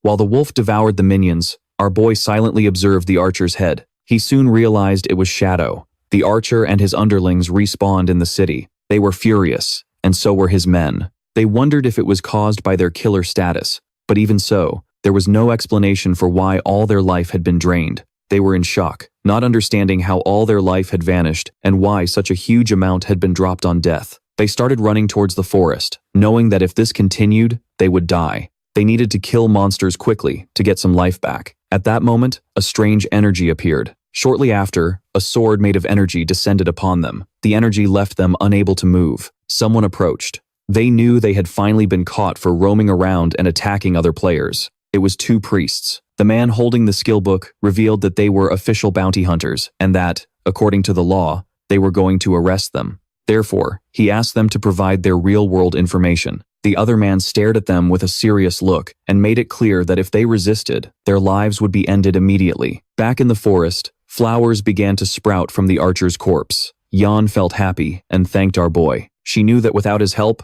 she and her mother would have been lost. Kim Feng began to look at the ground. He hadn't expected Yan Yi to be so good. Not only was she kind, but also brave. She was completely different from Shin. He didn't know how they had become best friends, but fortunately, they went their separate ways. Anyway, he then vanished without a trace. Noticing this, Yan Yi and her mother were a bit confused. Yan picked up the life orb. Her eyes were filled with doubt, as she didn't know if it was her father's life. Her mother was also confused, not knowing where the others were. She asked her daughter how Shadow had simply disappeared, and Yan said she didn't know. The only thing she knew was that he was the #1 player from World's Shadow. Elsewhere in the forest, there was another group of players. They recalled that the captain had said Shadow would arrive in a few minutes, but it had already been almost half an hour. They wondered what he was doing, with a curious expression. One of them asked another if Shadow could defeat the bosses that were inside. The other player said he doubted it, since those bosses could revive. He thought it was incredible that he had accepted the mission. Considering they were bosses with infinite resurrection, our boy, who was invisible, passed right between them. Kim Feng started to move away. He knew that the ancient god's slate added one positive and one negative affix to equipment based on luck. These affixes could even alter class traits. Some had already seen the 7th-ranked player in the world, someone considered the ghost of an ancient god, use 7 of these slates to destroy a legendary-level boss. Sometimes, these bosses were invisible, with extremely high levels of stealth, and players who passed by were eliminated without even knowing what hit them. The party-type bosses, created by the ancient god's slate, had unique mechanics, and each one had different abilities. Kim Feng saw several monsters standing still, with eyes gleaming with malice. Sometimes, these bosses were invisible and extremely stealthy, and players would be eliminated without even realizing what happened. Other times, the real boss was actually a summoner-type mage, hidden somewhere nearby. In those cases, the boss that the players were fighting would simply, they respawned endlessly. According to the current information, once one was killed, the boss would revive, and each time, they would all gain a stackable rage attribute. Official sources said that killing just one would trigger the enraged resurrection. But if they were all killed at the same time, would they still revive? It was something worth testing. King Feng decided to first equip the follower's pendant and use a devout follower to run a test. Our boy summoned a devout follower. It started running toward the bosses and attacked them, taking over 100 points of damage. The eyes of one of the bosses began to glow with rage. It turned around, and shortly after, the devout follower's body exploded. The bosses didn't even pay attention to the poor devout follower. King Feng's eyes widened in seriousness. He noticed they were all level 10. They had no damage reflection, and their stats were only about twice as strong as a normal gold-tier boss. He used the Shadow Ring Blade. A strange red energy began to spread through the area. Then, King Feng used poison darts, which embedded themselves in the boss's backs. The boss's bodies started to disappear. Our boy was a bit confused, seeing that they hadn't dropped any items. Just then, the bosses began to merge into a much more powerful monster. It was gigantic. The boss began to charge at King Feng. He remained on high alert, knowing that taking them out simultaneously had been the right call, and that they had now entered the next phase. It was then that he noticed the symbols covering the giant boss's body. The boss attacked, but our boy dodged. He immediately recognized the symbols on its body as the writing of the ancient gods. Deciphering the individual words, he got disaster, sky, ancient, god, sea, and other things, which he eventually rearranged and translated into the boss's true name, Calamity, the ancient god. Slowly, the boss drew closer. King Feng was confused, not knowing how to proceed. Then he wondered if he should attack different parts of the boss in the order of the characters. After all, it wasn't for nothing that he had invested so many resources and personnel into studying the writing of the ancient gods. To beat the ancient god's trial, King Feng slid in and attacked the symbol on the boss's leg, then the one on its arm, and then the one on its chest. Poison began to pour from the boss's body. It opened its mouth and began to roar in agony. Its body began to break apart and fell into the water. Our boy stayed on alert, not knowing what was happening. Then, coffins emerged from the water, and the boss began to float and change its form. Its body began to transform, and soon after, several monsters started to emerge from its roaring body. King Feng noticed that the embossed inscriptions on the coffins matched the monsters one by one. Apparently, in this phase, he needed to kill them near their respective coffins. He could already see the ancient god's slate. This seemed to be the final phase. The monsters began to advance on our boy. He stood his ground, and his eyes began to shine with determination. Crows began to circle over the area where our boy was fighting for the ancient god's slate. The attention of all nearby players turned toward the location. They were confused and curious, unsure if what they were feeling was an earthquake or if the commotion in the valley meant the boss was going haywire. So, they decided to take a look. The team's healer asked where Shadow was. According to her friend, there was no chance he could defeat this boss, so he probably wouldn't even show up. The group's swordsman's eyes widened in surprise, calling his friends to come see. The place was empty. There was no sign of King Feng, nor of the boss, leaving the players in shock. They started walking through the area and noticed the ground was cracking, wondering if the earthquake had killed the boss, or what was happening. Captain Anu contacted them and ordered them to retreat. As Shadow had already defeated the boss, the players' eyes filled with surprise and confusion. They couldn't believe that Shadow had won alone. The coffins were empty and the chains were broken. They remembered how, just moments ago, they were doubting he could defeat those 7 bosses. Now, only 10 minutes later, they had all vanished without them ever noticing King Feng's arrival. They wondered how he had managed it, especially since the bosses were supposed to respawn. It was then that they began to understand their leader's decisions. Meanwhile, beneath the moonlight, King Feng walked with the slate in his hand. According to him, this hunt hadn't been bad at all. His eyes shone with joy. He had leveled up to level 14. Thanks to the 7 bosses and the use of the greedy hand, he gained a total of 294 evolution points. But most importantly, he obtained the Slate of the Old God. Given its mechanics, the authorities wouldn't be able to decipher it in less than a month, and the losses would be catastrophic.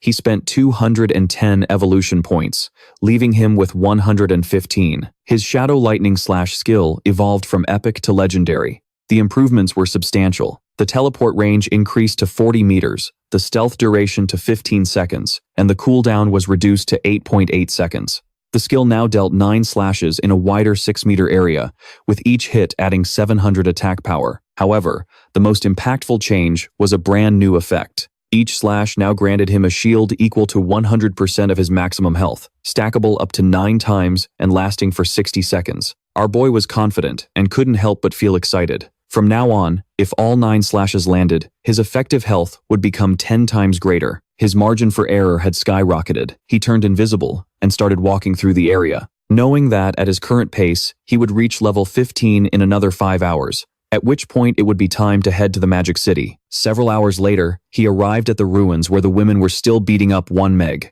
They were willing to beat her to death. Qin Feng was a bit surprised to see they were still at it. These women were truly merciless. The white-haired one started stretching her arms to take a little break. She was exhausted and complained that her back and waist ached. Her friend was furious because her hand was swollen from all the hitting, and she complained that her hands were practically on fire from the fight. They spat on one Meg and decided that was enough for today. This beating ought to serve as a lesson. One Meg, her body covered in bruises and wounds, started to sit up. She couldn't hold back her tears. According to her, it was all Qin Feng's fault. She had asked him to cut ties, but he just ignored her, not understanding that when girls say something, they often mean the opposite. That's right, it's true, folks. Using her magic staff, she pushed herself to her feet. Fortunately, she had signed a contract with the Knight's Sanctuary, so she wouldn't have to worry about her survival for the next 3 years. Although she had to give up 50% of her life expectancy, she would still have some left. This would ensure she grew faster than Shuma and the others. She used the Sacred Heal skill, which could restore a target's full health.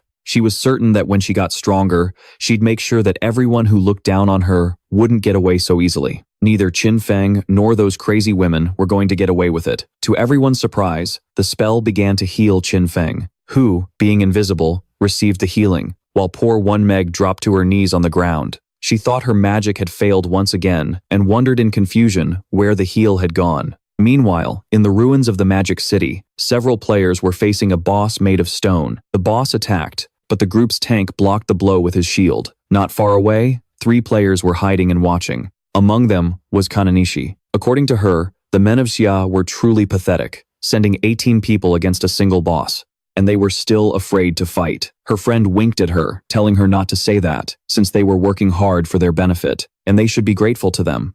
She blew a kiss and, laughing, commented that he was very polite. But those Xia pigs had such low damage that it was taking way too long to defeat a measly gold-tier boss. The players continued their assault, and the boss's health bar had already dropped to less than half. With an excited smile, the group's mage encouraged everyone to give it their all, as the final blow was near. At that moment, a spear pierced through his chest, killing him instantly and turning his body into life energy. The one who killed him was Qin Shi, her subordinate, with a smile on his face. He thanked them for their hard work and for the offerings of the week. Realizing this, the players panicked when they noticed they were up against the Spade Gang, a band of thieves made up of mysterious women from Xia and foreigners. They couldn't understand how such beasts could exist, capable of guiding outsiders to slaughter their own people. They started to advance on them, and the leader told his men not to be afraid and to attack together, since there were only a few of them. Noticing their attempt to resist, Qin Shi promised to slaughter all the Xia pigs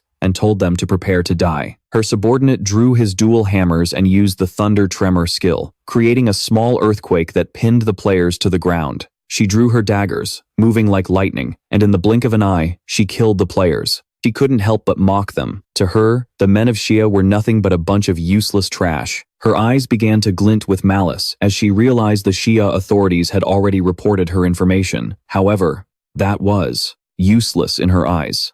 The entire territory of China was nothing but a dumpster full of filth. Her friend commented that they were just ordinary players, with no chance of competing against those with financial backing, as the corpses turned into orbs of vitality. She explained that although their true identities hadn't been exposed for security reasons, they should leave China as soon as possible and head to North America. She looked at the ground and decided that they would then form a guild dedicated to hunting players from China. One of the men thought it was a good idea, but the other asked what name they would give the guild. She raised her dagger and decided to call it the Alice Guild. She soon fell to the ground, imagining herself surrounded by shadowy figures. What is this? The woman had a strange thought out of nowhere. She decided that was enough for today. It was time to log off and celebrate the founding of the Alice Guild with a big party. With a smile, the captain waved to our boy and proposed they discuss the price of the hideout together, informing him that they had already arrived. Kim Feng asked how much, and she mentioned 1,500.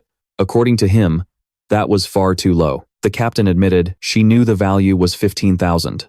So, she had argued fiercely and managed to convince her boss to raise the amount to 2,000. Kim Feng agreed to close the deal for the statue in the center of the ruins. He knew she was clever, even though she tried to offer a low price. A while later, our boy arrived at the statue and saw the captain along with several knights. She blushed and, smiling, commented that she had accumulated too much vitality. So, the high command didn't feel safe and had organized a military escort for her. Kim Feng's eyes shone seriously. He knew this was nothing, as the authorities didn't yet know his true strength, and those men only knew 1 or 2 moves. Kim Feng handed over the key, and the system informed him that the transformation was complete. He had lost the key to the church sanctuary hideout, and in exchange gained 2,000 years of tradable vitality. After the deal, Kim Feng decided to leave, and the captain said goodbye to him. The knights were confused, noticing she was willing to pay 2,000 years of vitality just for that.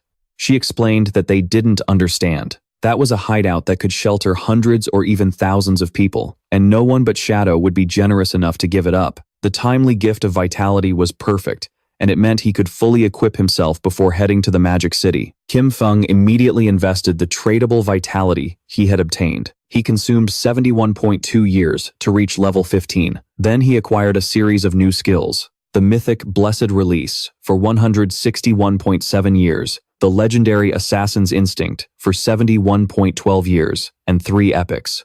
Blade of the Shadow Ring, Silent Concealment, and Darkest Hour for 36, 23, and 34 years, respectively. Finally, he spent 113 years on the item Mountain Bell, except for the equipment. Everything else, skills and level, had been completely synchronized. His strength in the real world was now almost the same as in the game. The system alerted him that his hunger had reached 90%. He hadn't eaten in a long time, so he decided to log off to take care of it. First, Kim Feng logged out of the game and woke up in a cage at the Royal Hotel. The men noticed that our boy was awake. They drew their weapons, demanding he hand over the vitality he was carrying, or he'd end up like the others in that motel. One of them mocked him, celebrating that the apocalypse was great because it meant he could kill whoever he wanted. Kim Feng began to stare at them with a piercing gaze. Seeing this, one of the men furiously demanded that he hurry up and hand over the vitality. Another asked the boss to let him tear him to pieces. The man with the bat thought Kim Feng was so scared he was paralyzed and decided it would be better to just kill him. But before he could take another breath, a strange energy began to spread through the air. Our boy used the skill Blade of the Shadow Ring, and a moment later, the entire hotel began to crumble to pieces. Kim Feng grabbed a pack of instant noodles, realizing that the more power he brought into the real world, the more energy his body needed. At his current level, ordinary food was no longer enough. Our boy began to eat the instant noodles, knowing that as soon as he dealt with Kenhee and her guild called Alice, he would need to find a way to obtain the divine book. Riding his wolf, Kim Feng set off. He knew she was incredibly cunning, much harder to track than Sun Fei. However, he could use the Kill Kim Feng quest he had previously accepted as bait to lure her out. He headed towards the Magic City, planning to find something to eat along the way. At the same time, in the Magic City, Kenhee was throwing a huge party. According to her, her men were incredible. She hugged the 2 men and commented that for her, the feeling of logging into the game right after a battle was so epic, so thrilling, just wonderful. The men praised her, declaring that her skills were absolutely unmatched. Laughing, they called her a hot, crazy chick. One of her subordinates reported that Shadow had just sent a message. Kim Feng was already dead. He said to meet him in the Magic City, in the real world. He would bring Kim Feng's head, then collect the final payment. She knew that meeting Shadow in real life was far too risky. She mentioned that it wasn't necessary to meet in person and just asked him to send a photo. Her subordinate explained that Shadow didn't use a phone because he was afraid of being tracked by the authorities. She couldn't help but smile, realizing Shadow was also hostile towards the authorities. Lately, the persecution had intensified, and if they could, take this opportunity to lure Shadow to Alice, the pigs from Chia would no longer be a threat. Because of this, she decided to stage a little play to test the situation and see which side Shadow was really on. She decided she wanted to meet him in the game first and sent him the coordinates. She went to the ruins and called out for Skywalker. She spoke with sweet words, asking if he was there and saying that she missed him. Then she asked for a favor, mentioning she needed his help with a living being. Kenan Feng was sitting and meditating. He was using silent concealment, a skill that allowed him to enter stealth permanently, as long as he remained completely still. Realizing she wanted to meet him in the game, Kenan Feng thought that Kanjishi was really clever. Those coordinates in the Spectral Academy weren't far from him. He logged into the game and decided to see what tricks she had up her sleeve. A few hours later, Kenan Feng went to the ruins of the Magic City in the Spectral Academy. Still using invisibility, Kenan Feng dismounted from his mount. At that moment, a few government agents appeared before Kanjishi. They announced that the authorities had located her SPAD gang and advised her to surrender immediately and stop resisting. Otherwise, they would be forced to take military action. With a smile, she told Tian Xingjian to go back and tell the men of Chia to remember this. They were no longer the SPAD gang. They were now the Alice Guild, flashing their boobs. She made it clear that the Alice Guild specialized in killing the men of Chia. What the hell? The girl just whipped out her boobs out of nowhere. Tian Xinjian and his subordinates were furious and blushing. They cursed SPAD, promising that the officials of Great Chia would bring her to justice, calling her bold and shameless. With an expression full of excitement, she provoked the Chia pigs to face her and hinted that if they performed well in this show, she might be even bolder with them that night. Kenan Feng watched everything. Tian Xinjian clenched his fist, realizing she was as stubborn as ever, and swore to arrest her. Feng remembered Qian Nan, an informant from the Alice Guild who was with Tian Xingjian. He was known for having provided intelligence for them, and had only fallen in the 7th year since the game's start. He found it interesting that Kanjishi and Qiannan were already conspiring so early on. He understood that they had both orchestrated this whole thing to test him. If he intervened to help Kanjishi, he would become an enemy of the authorities. If he didn't help, Kanjishi probably wouldn't meet with Shadow in the real world. Our boy leaped and began to descend from the sky. He used the skill Shadow Ring Blade and decided that this was the moment to show his sincerity. A strange red aura enveloped Tian Xinjian and his men, slowly draining their health points. The system confirmed that he had killed Tian Xinjian and his men. Kanjishi and the others were somewhat confused. As soon as the corpses turned into vitality, Kenan Feng appeared before them and introduced himself as Shadow. Kanjishi's eyes widened with infatuation, and she couldn't help but feel excited and blush. To her, he was simply incredible. She just loved this type of powerful man. She began to cry, saying it was a shame that Shadow was a pig from Chia. She couldn't understand why such a powerful man had to be from Chia and cursed the nation, as she felt they didn't deserve him. Her subordinates were shocked to notice that Kenan Feng had dealt over 40,000 damage.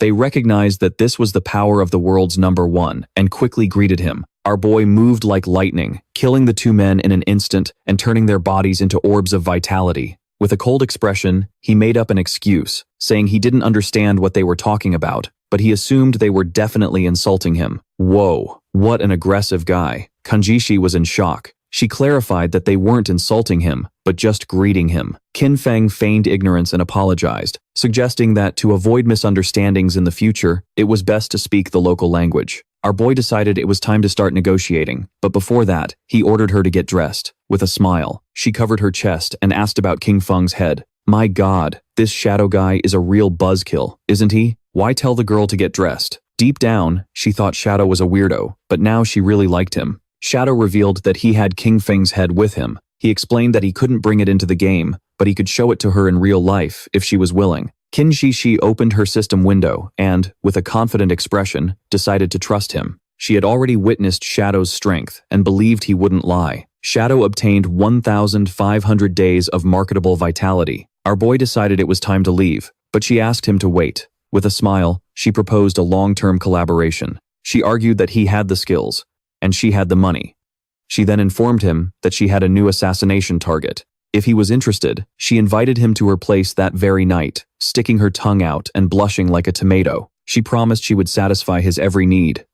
Whoa, you really scored, huh? Shadow, our boy got curious and asked who the target was and what the payment would be. As she logged out of the game, she suggested they meet in person to talk. She guaranteed the payment would be several times more generous than this time and that she would be waiting. The payment is going to be special. That night, at the Magic City port, Shadow looked serious, wondering if her place at the port could be her yacht. At the same time, not far from the statue, Tian Xinang and his men reacted. He was furious, cursing Shadow, as he knew he would definitely betray the authorities. However, for him, this was a success. Qin Shishi had managed to ally with Shadow. He concluded that the idiots from Shanghai City should be held responsible for their constant conflicts with Shadow. Next, he ordered Linkenguil to lead everyone to collect their vitality first, since there might be action soon. Ningguil, the one with white hair, nodded her head. Her in-game nickname was Midnight Rain. She considered the possibility that Shadow had actually allied himself with Spad.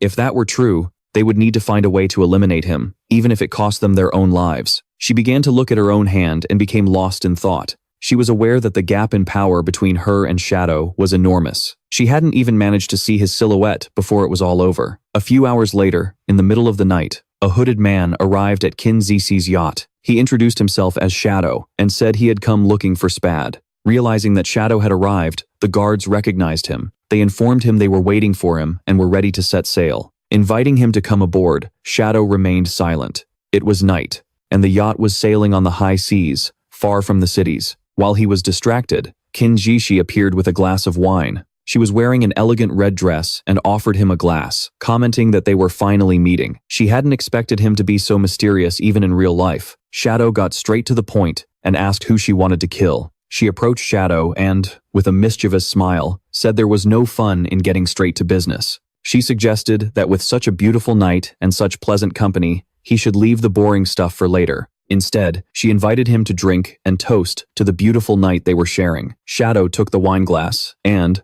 without a second's hesitation, took a sip. Qin Zishi couldn't help but feel cheerful, and shortly after, Shadow sat down on the sofa. She sat down next to him, held his arm with a smile, and asked if he was feeling the effects yet, revealing that the drink contained her special secret recipe. She started to get excited and revealed that anyone who drank it would obey her orders. She thought euphorically that, just as she had imagined, even Shadow was just a man, after all. However, her excitement turned to astonishment when she witnessed such a powerful reaction. Salivating, she sat down in front of Shadow and told him not to be nervous, to just relax and enjoy it. She explained her plan. When they both reached their climax, she would lift his hood to get a clear look at his face, as she was certain it must be incredibly handsome. For now, she wanted to maintain the mystery. She began to have her fun with Shadow, completely in awe of having such a magnificent man. And this made her understand why he was so boring. A burning heat took her over as she marveled at the incredible experience. Feeling a scorching fire consume her, she urged him to continue. She screamed that she was ready and for him to keep going until she finally reached the peak. At that moment, something strange happened.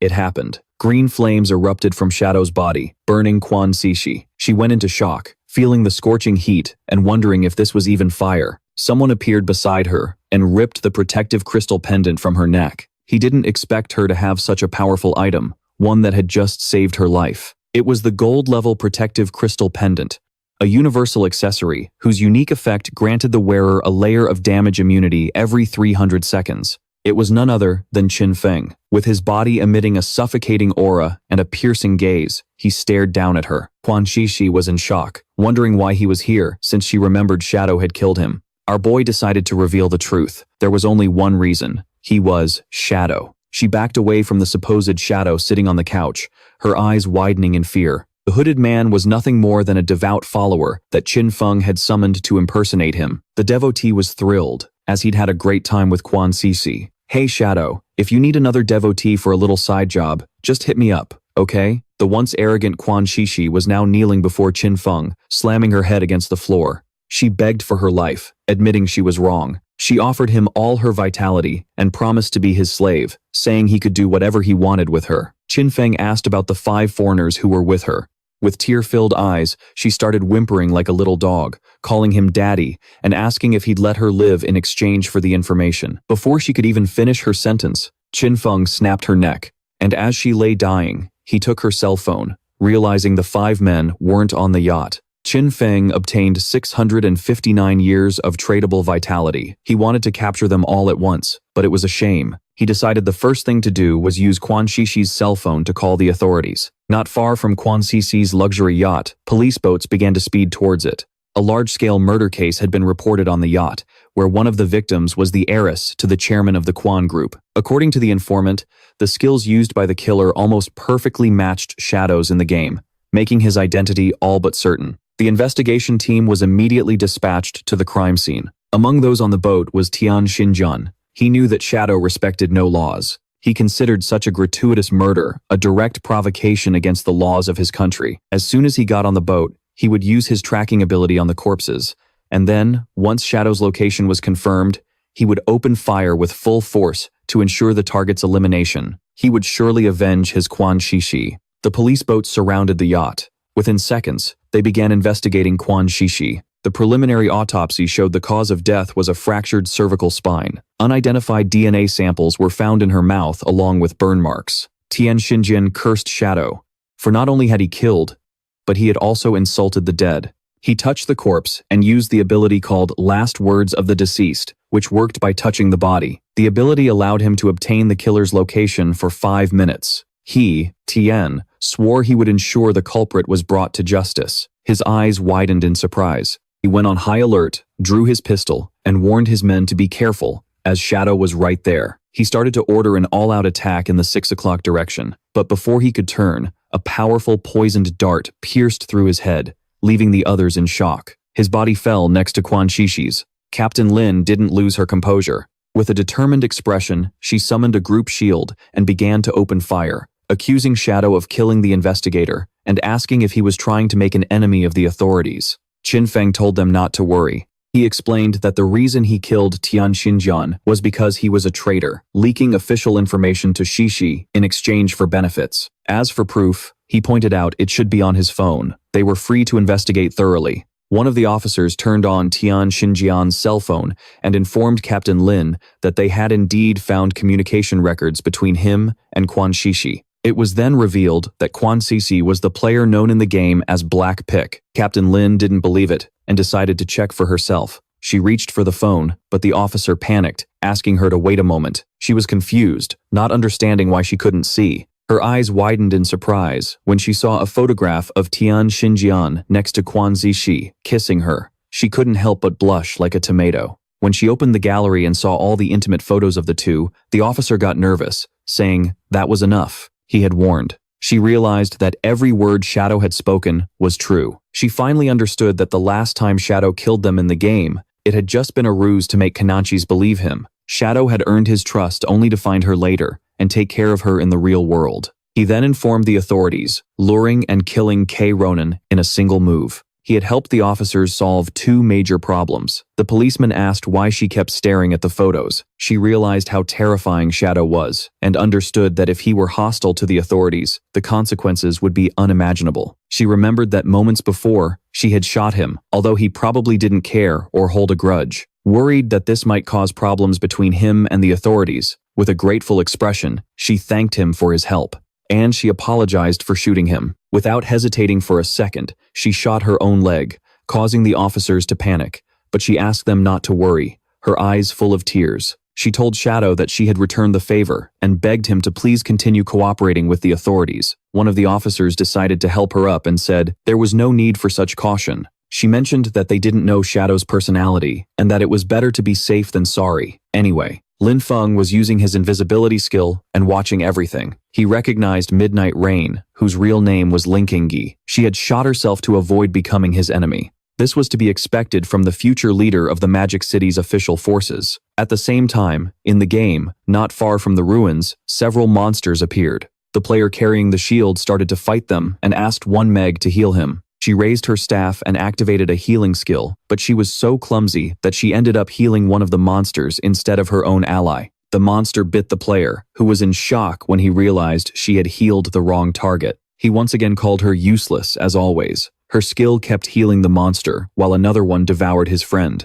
Shortly after, both were eliminated. They respawned, and with tears in her eyes, one Meg wondered how that had happened, since she hadn't seen anyone. She concluded it could only have been Shadow and questioned if the reason he always attacked her was because he'd found out she wanted to avenge her brother, Sun Fei. He gave her a hard smack on the head, calling her an idiot and asking why Shadow would waste his time attacking them. He explained that they had been wiped out by the Platinum Boss, the headless assassin. He asked if she had even paid attention to the system notifications. Wang Man now had a bump on his head and a furious expression. He revealed that the boss had been aggroed because of her misdirected healing skill. He then swore that if the guild leader ever put him in her party again, he would kill himself on the spot. At that moment, the boss descended near them, causing the man to panic. As a strange aura emerged from its body, he turned his back on One Meg and started to flee, realizing the boss had followed them. One Meg's eyes widened in fear, realizing this was not good at all. It was night, and in a city mansion, someone threw a plate of fruit onto the floor.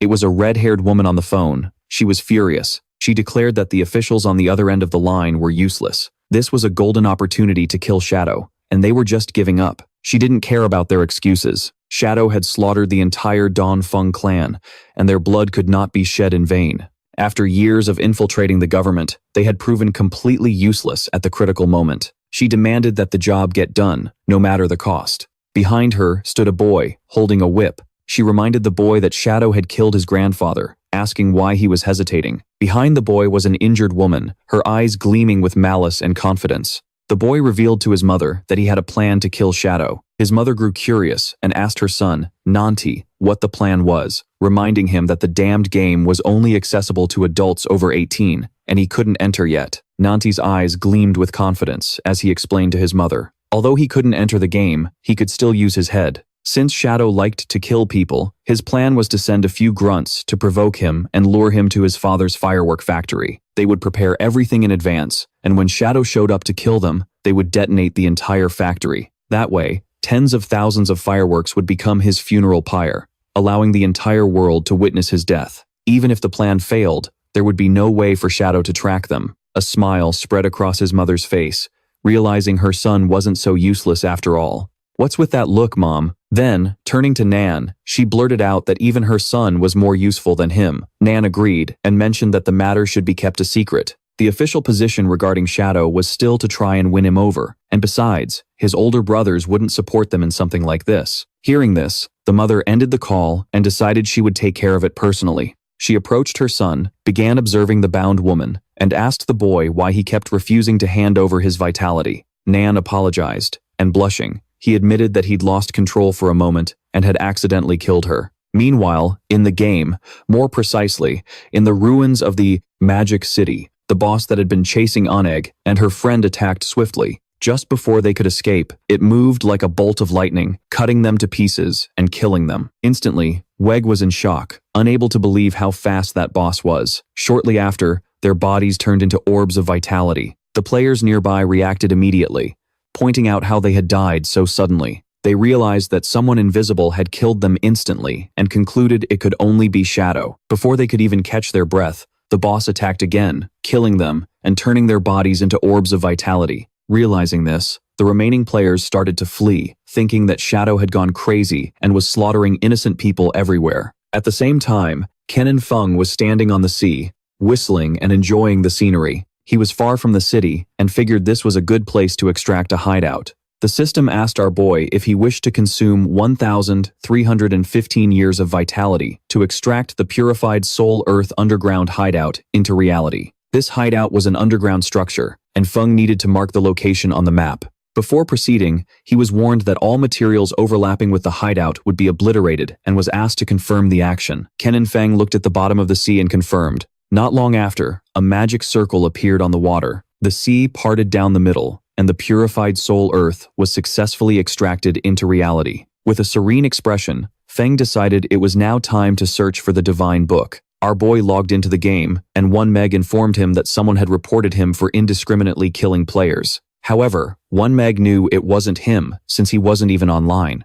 Upon investigating, she discovered it was a platinum-level boss called the Headless Assassin, whose stealth level was extremely high. Because of this, no one could see it. Meg asked if he could take care of the situation. In the ruins of the Magic City, the boss was massacring all the players in the area, leaving behind only orbs of vitality. King, who was hiding behind the rubble, couldn't help but feel scared, wondering what kind of divine boss this was, since not even his level 3 anti-stealth had managed to detect it last time. The Iron Warriors had been overshadowed by shadow, and he was very annoyed. With a confident smirk, he revealed that the only problem was not being able to see the boss. Otherwise, he could contain it all by himself. He claimed that even if Shadow showed up, he'd be powerless against that headless assassin. Yan panicked and asked King to lower his voice so he wouldn't attract the boss. Then he suggested climbing to higher ground first, since the view would be better. From there, King started to move stealthily, but in the process, he stepped on a banana peel on the ground. Poor King slipped and fell, wondering who had thrown that peel there. Before he could even finish speaking, the boss moved like a bolt of lightning, cutting Yan and the subordinate in half. The bodies of Yan and the others turned into orbs of vitality. King was the only one who wasn't eliminated, thanks to slipping on the banana peel. He was in shock when he realized the boss had killed all his subordinates. Without wasting a second,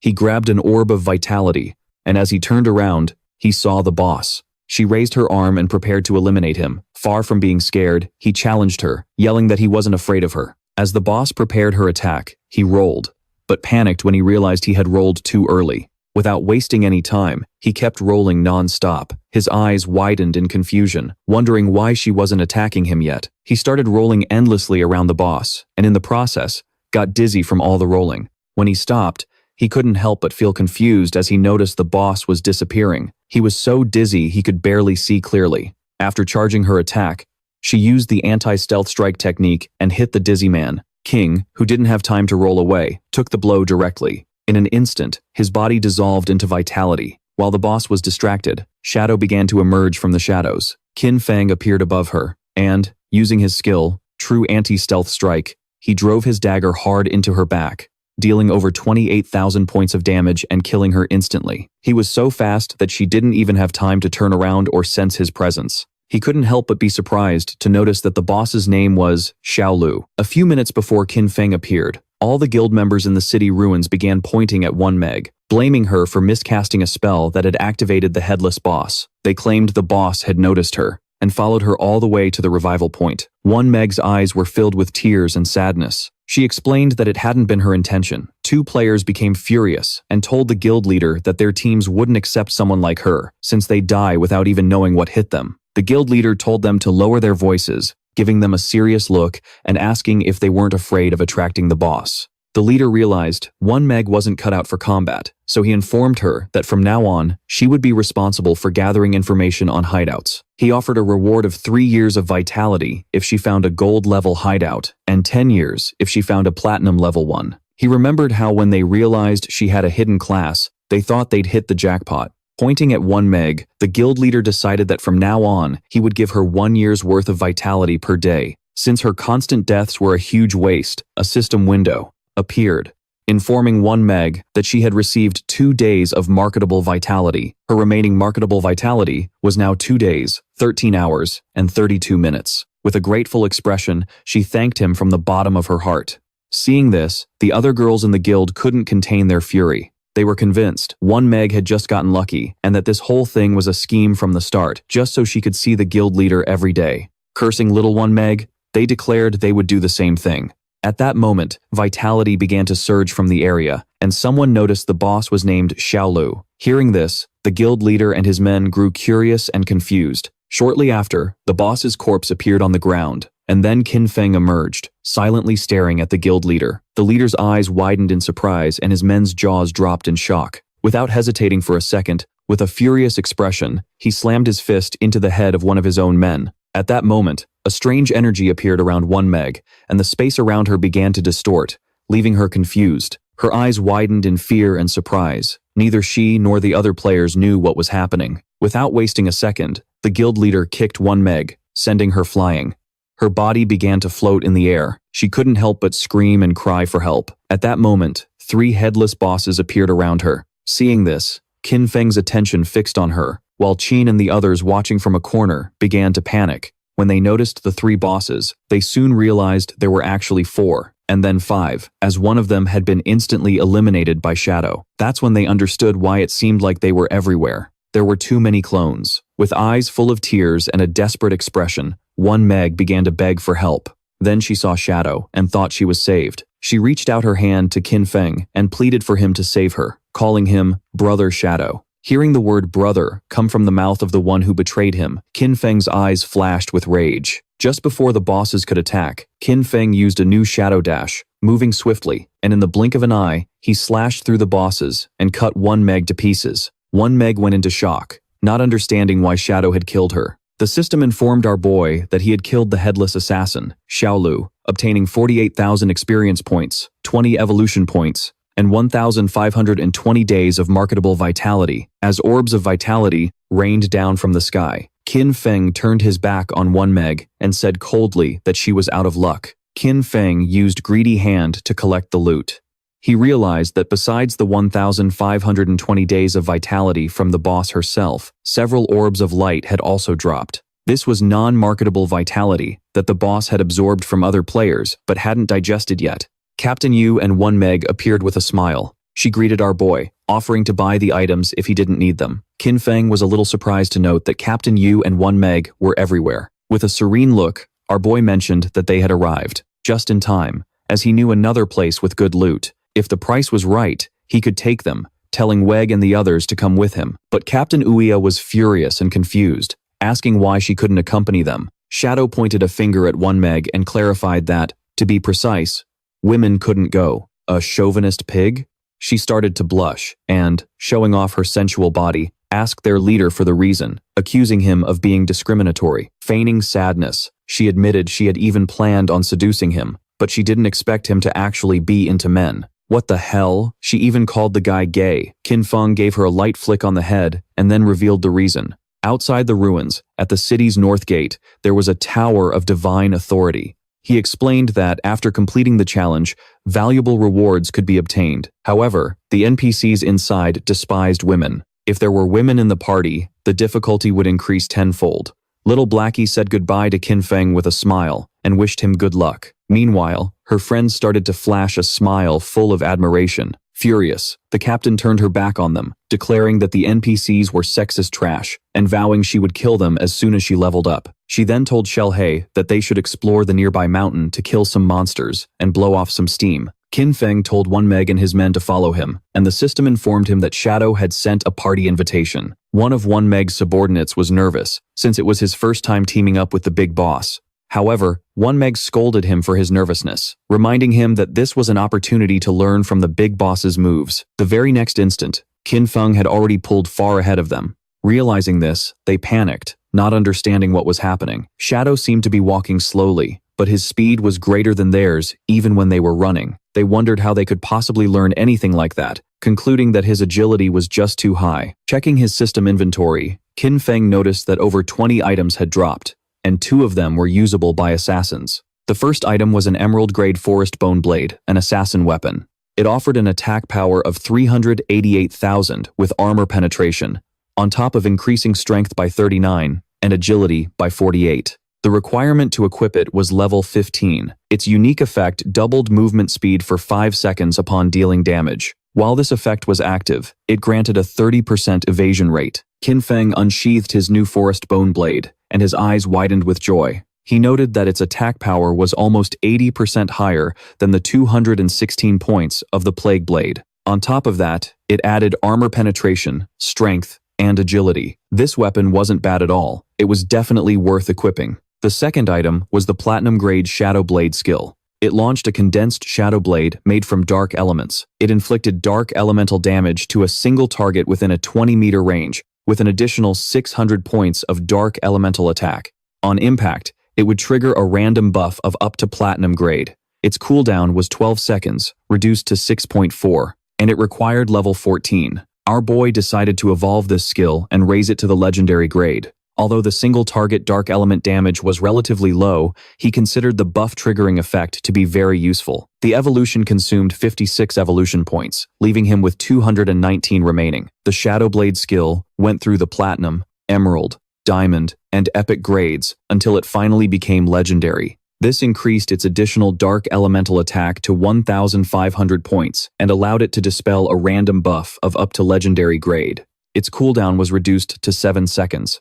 Finally, the skill gained a new legendary effect. When hitting a weak point, It would reduce the cooldown by 3 seconds. Holding his newly upgraded blade, Qin Feng was overjoyed. He realized that as long as he hit weak points, the skill's effective cooldown would be just 0.7 seconds. Our boy snapped out of his thoughts and, upon turning around, saw that Weg and his subordinate had vanished from the spot without a trace. At the same time, about 2 kilometers behind Qin Feng, one Meg's subordinates were panting heavily and were exhausted. They were complaining that Shadow moved too fast, and no one could keep up with him. One of them even told the captain he couldn't go on. One Meg grabbed him by the feet and started dragging him, telling them to stop talking nonsense. Qin Feng and the others arrived at the Tower of Divine Authority, which was located in the middle of a forest. It was so tall you couldn't see the top from the ground. Our boy informed one Meg and his men that this was the place. He warned them that once inside, an NPC would present them with a challenge, that this NPC was truly despicable, because the better they performed,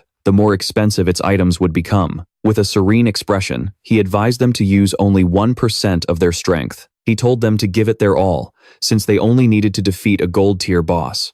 When our boy turned around, he saw Wang Meng and his men collapsed on the floor, trembling with exhaustion. No one could keep up with Qin Feng, his face covered in sweat and panting for air. Wang Meng gave a thumbs up and told our boy not to worry, guaranteeing the mission's success. As Qin Feng walked towards the door of the Tower of Divine Authority, he told them to make sure they always used team chat so the NPC couldn't hear them. He explained that once they beat the challenge, they could buy great items from the NPC and guaranteed they wouldn't be disappointed. Qin Feng and the others opened the tower door. Wang Meng and his men couldn't help but be surprised when the hooded, floating NPC appeared before them. It welcomed them warmly as friends from the Blue Star and stated that the arrival of the Forgotten Gods had already made them uneasy. It revealed that this was the Tower of Divine Authority, and if they completed the challenge, they could trade with it. It asked them to let it know when they were ready. Wang Meng's men were surprised and confused to realize the game actually had NPCs. One of them asked Shadow what kind of boss they'd have to face in this challenge. Our boy just told them to follow his lead during the fight, assuring them it would be simple.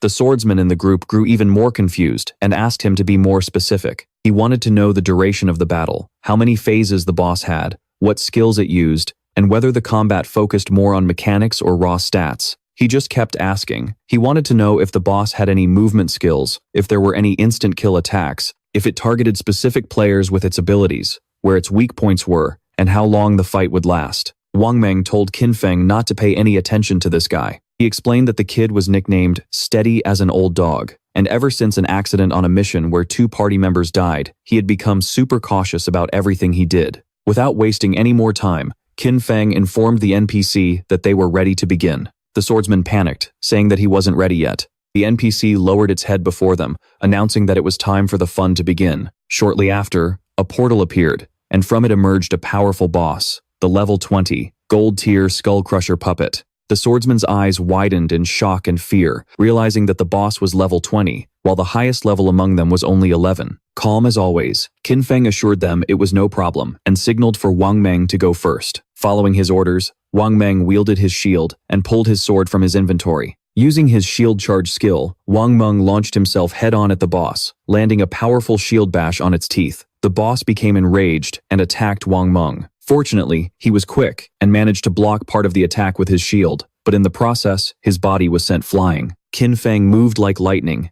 and caught him, stopping him from crashing into the wall. The swordsman and the archer were a bit confused and worried about our boy. Qin Feng began to face off against the boss. He told the archer not to worry and to use the skill Starshine Shot. Next, he ordered the swordsman to use Earthen Triple Cut. Both of them nodded. The archer fired a shower of arrows at the boss, causing it terrible pain. Taking advantage of its lowered guard, the swordsman moved like the wind and attacked with precise, powerful strikes.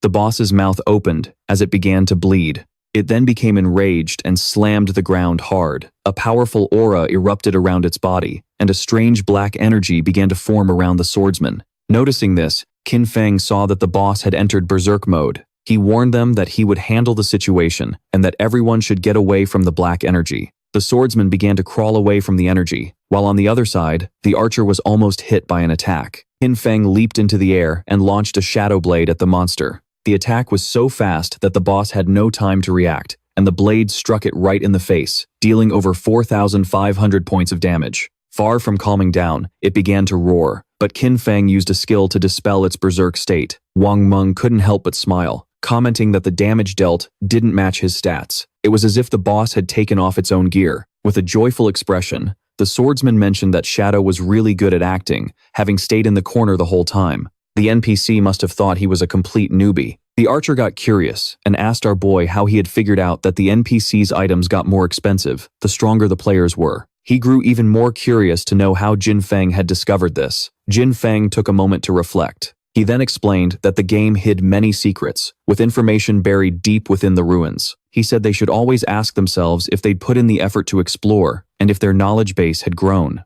The archer and the swordsman remained silent, not knowing what to say. While they were distracted, the boss opened its mouth and began charging up a fireball. Gradually, the ball summoned by the boss grew larger and more powerful. Jin Feng warned them that the boss was about to spin clockwise and breathe fire. He ordered them to make sure they dodged, explaining that the black oil on the ground, combined with the flames, could burn them to death in just 3 seconds. Wan Meg and the others started to scatter. Then he warned Old Dog that he was running in the wrong direction. Jin Feng quickly realized it was too late to dodge, so he ordered Wan Meg to activate invincibility and block the attack for him. Wan Meg complied, blocking the attack with his shield. Jin Feng congratulated him and ordered that as soon as the flames died down, everyone was to use their highest damage abilities and attack with everything they had. The archer unleashed another rain of arrows. The swordsman leaped up, preparing to strike. Wan Meg stayed close by to block any attacks from the boss. The combined assault worked, and just before the boss could catch its breath again, Wan Meg and the others dealt over 25,000 points of damage, killing it instantly. The system congratulated them for defeating the level 20 boss, the Obsidian Skull Splitter puppet. Wan Meg and the others felt relieved and happy. Jin Feng didn't let his guard down. He remembered that the tricky part about this boss was that when its HP dropped below 70%, it would enter a berserk mode. While the effect was wearing off, its strength was practically the same as a silver tier boss. The NPC reappeared in the sky and congratulated them, informing them that they were the first players from Blue Star to pass his trial. As the items materialized, the NPC began to laugh, revealing that now, as long as they offered up their vitality, they could trade with him for the divine tome he would grant. The NPC used his powers, and his name appeared above his head. His name was Vikal. Upon seeing this, the swordsman couldn't help but be shocked, because the man had 6 fingers. The NPC's eyes began to glow, and his gaze locked onto the swordsman. Without wasting a single second, he summoned a bolt of lightning that descended upon the swordsman, dealing over 99,000 points of damage, and killing him instantly. His body transformed into orbs of vitality, and Wan Meg panicked, not understanding why the NPC had suddenly attacked. Calm as ever, Jin Feng explained that the taboo set by that NPC was related to his fingers, clarifying that NPCs and players couldn't attack one another unless the player first broke the taboo imposed by the NPC. Because of that, as long as they didn't mention his fingers again, they would be safe. A doubt crossed Wan Meg's mind. He wondered if Jin Feng could even defeat this NPC. Our boy revealed that, for now, he couldn't. The system then revealed the truth about these NPCs. They were powerful beings from other timelines who had obtained divinity, yet were bound by ancient and eternal rules. They came to Blue Star, disguised as NPCs, to collect the vitality of players with an arrogant expression. Vikal told them to choose the divine skill book they needed, trade their vitality for it, and then disappear. Upon seeing the skill books, Wan Meg was in shock. He discovered that it was possible to spend vitality to create daily necessities in reality, things like all kinds of food, water, and drinks. He realized that with these divine books, even if a disaster struck, they would be completely supplied. As expected of Jin Feng, he had truly guided them to something incredibly valuable. Wan Meg and the archer were amazed.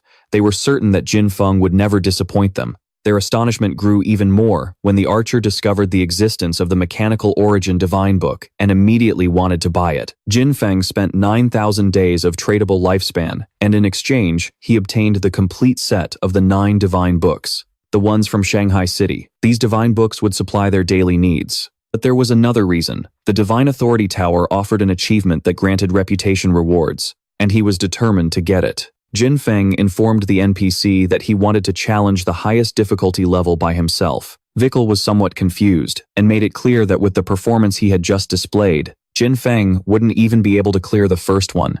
level, but he still dared to dream and face the highest difficulty. Ken Feng was curious and decided to ask what exactly the maximum difficulty entailed. Vic revealed that it was divided into 5 levels, with the 5th being the highest. The boss was still the Obsidian Skull Splitter, Golem, now a gold grade, but its attack, health, defense, and speed had been increased by 500%. One Meg and the archer's jaws dropped in shock.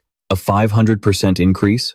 It was already a massive struggle just to dodge its skills before, so they doubted Shadow could handle this. On top of that, with 5 times the health and defense, they wondered how long it would take to defeat it, knowing there was no room for a single mistake. During the combat, Vic started to stare down Ken Feng. He warned that if he died during the challenge, the vitality dropped would belong to him, and asked if he was sure he wanted to accept. Ken Feng ignored the warnings and nodded his head, making it clear that he wanted to accept. Vic began to summon a magic sphere, gladly accepting what they considered a gift. The Blue Star players were already getting arrogant way too early in the game, practically begging for death. The previously defeated boss was resurrected. It was now the Golden Obsidian Skull Splitter, with its strength increased by 500%. Ken Feng wielded his dagger. He knew Vic could strengthen his summoned creatures, and that 500% wasn't the limit. In fact, he remembered that when he had defeated him in the past, Vic had boosted his summons by up to 2,000%. This was the perfect opportunity to test his new weapon. Ken Feng threw a poison dart at the boss, activating the Gift of the Black Flames effect. This reduced the target's defense and all elemental resistances by 7%. Then, the special effect of the Emerald Bone Blade activated, increasing our boy's speed by 100% for 5 seconds. The boss unleashed flames, but before they could get close, Ken Feng vanished without a trace. While the monster was distracted trying to figure out what had happened, Ken Feng reappeared behind it. He landed on its head and plunged the dagger into its skull, activating the Emerald Bone Feather's special effect. The powerful monster began to roar in agony. Ken Feng disappeared again, and his speed increased by another 100% for 5 seconds. Witnessing Ken Feng's incredible speed, One Meg and the archer were in absolute shock. At first, they thought he had turned invisible again, thinking the skill's cooldown was way too short. Soon, they understood it wasn't a skill at all. Shadow's speed was so extreme that it created the illusion of him simply disappearing. Ken Feng decided to use Blessed Liberation, which made the next attack cause the throat slit effect. Using Shadow Dash, our boy moved like a thunderclap, dealing over 100,000 points of damage to the boss. The attack activated the Gift of the Black Flames, which reduced its defense and all elemental resistances by 64%. Despite having used all his most powerful skills, the monster's HP had barely budged. Ken Feng was satisfied, as he knew this was due to the buff granted by the ancient god's stone tablet. Without this item that increased the stacking limit of the Gift of the Black Flames, each hit from the Shadow Dash would have dealt a maximum of about 18,000 points of damage. Vic was in shock when he realized that a single blow had taken out a third of the boss's health, and he wondered what kind of skill Ken Feng had just used. It was the first time the archer had clearly seen Ken Feng's attack. To him, it looked like an instant shadow slash, but the version of that skill he knew only had 3 strikes. Meanwhile, Vic watched the battle in silence, wondering how someone could be so strong when the game on Blue Star had just begun. He also wondered what level of talent the player possessed. Our boy's eyes lit up with joy. It was time to activate Throat Slit, a skill that inflicts 200% of the last attack's damage per second. Blood began to gush from the boss's body. It roared in agony as its HP bar plummeted. In a matter of seconds, the monster lost its life, and its body transformed into orbs of vitality. The system congratulated our boy for completing the 5th level difficulty achievement challenge of the Tower of Divine Authority. He received a total of 15 reputation points for clearing all the levels. Furthermore, for being the first person in the world to clear the tower solo, he received an extra 75 reputation points. Finally, an official global announcement echoed out.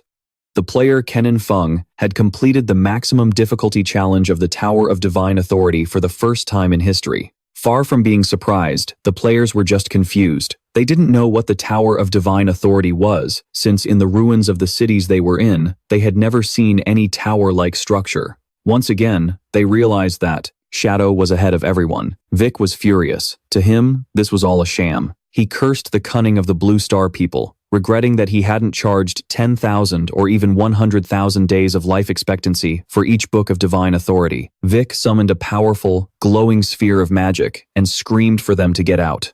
He never wanted to see them again. Meg and the archer covered their eyes to avoid being blinded, believing they were done for. The NPC was about to unleash a devastating attack.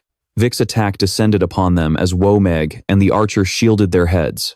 Our boy remained motionless and calm as always. King Feng and the others were teleported out of the tower. The two of them were confused, not understanding what had just happened. They soon panicked, only to realize they hadn't died. They had simply been teleported out of the Tower of Divine Authority. King Feng remembered there was no reason to worry, since, as he had said, NPCs couldn't attack them. Now that he'd gotten what he wanted, King Feng decided to call it a day, mentioning he was going to log off to eat. Meg thanked King Feng for guiding them and asked him to take them along again on another opportunity like this one. Our boy nodded, and the archer said his goodbyes. King Feng awoke in reality, back in his hideout. The system extracted the 9 divine books, a process that consumed 90 days of his tradable life expectancy. Our boy decided to spend 106 years of life expectancy to buy luxury furniture, daily necessities, cooking ingredients, and a multifunctional mechanical maid. A maid with dog ears appeared before him. My God, she's a furry. After introducing herself, she informed him that she could take care of everything in the house and was there to serve him in any way he needed. Lying on the luxury sofa, our boy gave the order to immediately begin a complete cleaning of the hideout. The maid started by cleaning the floor and then decided she would prepare a sumptuous banquet. Meanwhile, in the real world, specifically in the city of Shanghai, the authorities were investigating several murder cases. The officer in charge informed his superior that this was the 3rd female corpse discovered that week. Just like the 2 previous victims, all of her limbs had been severed and her eyes removed. This made it much more likely that the killer was the same person. The superior asked if the investigators had found any leads. The officer reported that the killer was very familiar with the investigators. The timing of when he dumped the bodies was calculated to be just outside the duration of their effective techniques. Hearing this, the superior ordered them to check how much time was left until the researchers' professional advancement. They couldn't waste any more time. They had to catch that killer. The officer next to him nodded. The officer asked them to wait a moment, and the superior asked if he'd found something. His eyes glinted with seriousness as he realized that Shadow's log-in and log-out times coincided exactly with the times of the girls' deaths. The superior began to reflect, since the mere coincidence of timing wasn't proof of anything. The officer mentioned that, despite this, he believed they could start the investigation from this angle. He added that there were already rumors pointing to Shadow as the killer, and that the authorities were covering it up for fear of his power. The superior waved his hand dismissively. He reminded Shama that even though Shadow had embarrassed him in front of Anu, he couldn't let his personal feelings interfere with the job. He assured him that the technology department would provide 24-hour support to solve the case as quickly as possible and bring justice to the victims. With that said, the supervisor started talking to another officer. Meanwhile, Shama lowered his gaze to the floor, his eyes filled with rage. King Feng reconnected to the game and began to silently contemplate the castle located in the ruins of the demon city. He remembered that this place was the Academy of Evil Spirits, a platinum-level hideout. Although it wasn't very hidden, its protective barrier was said to be the strongest in all of Axia. The system informed him that he had spent 2.7 years of tradable life expectancy to create the Shadow Guild. His plan was simple: take over that hideout and register it under the guild's name to obtain the sanctuary in the ruins of the Magic City. King Feng moved forward. The sanctuaries could teleport between one another, which would make it easier to travel between the Magic City and Shanghai from then on. Using invisibility, King Feng entered the hideout and began to walk silently through the area. Several minutes later, he realized that despite having reached the 3rd and deepest underground level, he hadn't found a single monster. This indicated to him that someone, or perhaps a group of very strong people, had already passed through here. No monsters. This indicated to him that someone, or perhaps a group of very strong people, had already passed through here, over there. At that moment, someone shouted that she had nowhere left to run. Jin Feng got curious, and peeking around the corner, he saw several men surrounding a woman whose eyes were filled with fear. She begged them not to come any closer. They were on a bridge, and had cornered her with a river of lava behind her. With a smirk, one of them told her not to worry, because they weren't going to kill her.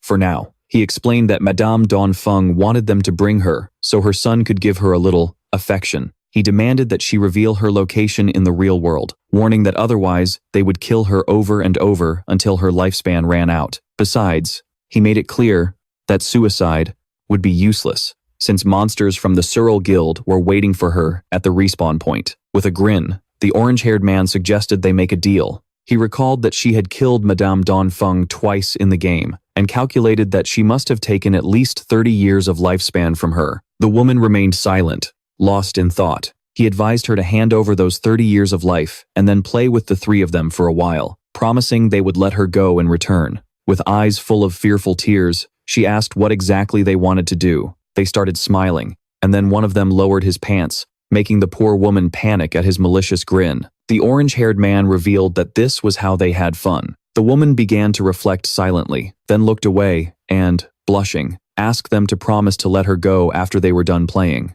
With a cheerful smile, the orange-haired man promised and invited her to start with him. The bald man said he would be next. With a trembling body, the woman began to approach them, but then her eyes flashed with determination. Drawing her poisoned dart, she lunged at the man. However, at that moment, the blindfolded man used the skill Golden Cauldron Earthquake, descending upon her and slamming her body into the ground. He noted that the little girl wasn't behaving. All she could do was close her eyes. As the orange-haired man approached, sticking out his tongue, he warned that this was her last chance and ordered her to open her mouth. Then, a confident smile appeared on the woman's face as she used a powerful skill. She sliced both the bald man and the redhead in half, leaving the blindfolded man confused. His eyes widened in shock, not understanding what was happening. Just before he could take another breath, the paper talisman summoned by the woman wrapped around his neck. It was so powerful that it made the man's head explode like a watermelon. Jin Feng, who was watching everything from the corner, immediately recognized the girl's class, Chain Blade. After killing those scumbags, the woman crushed the redhead's gems. Their bodies turned into orbs of lifespan.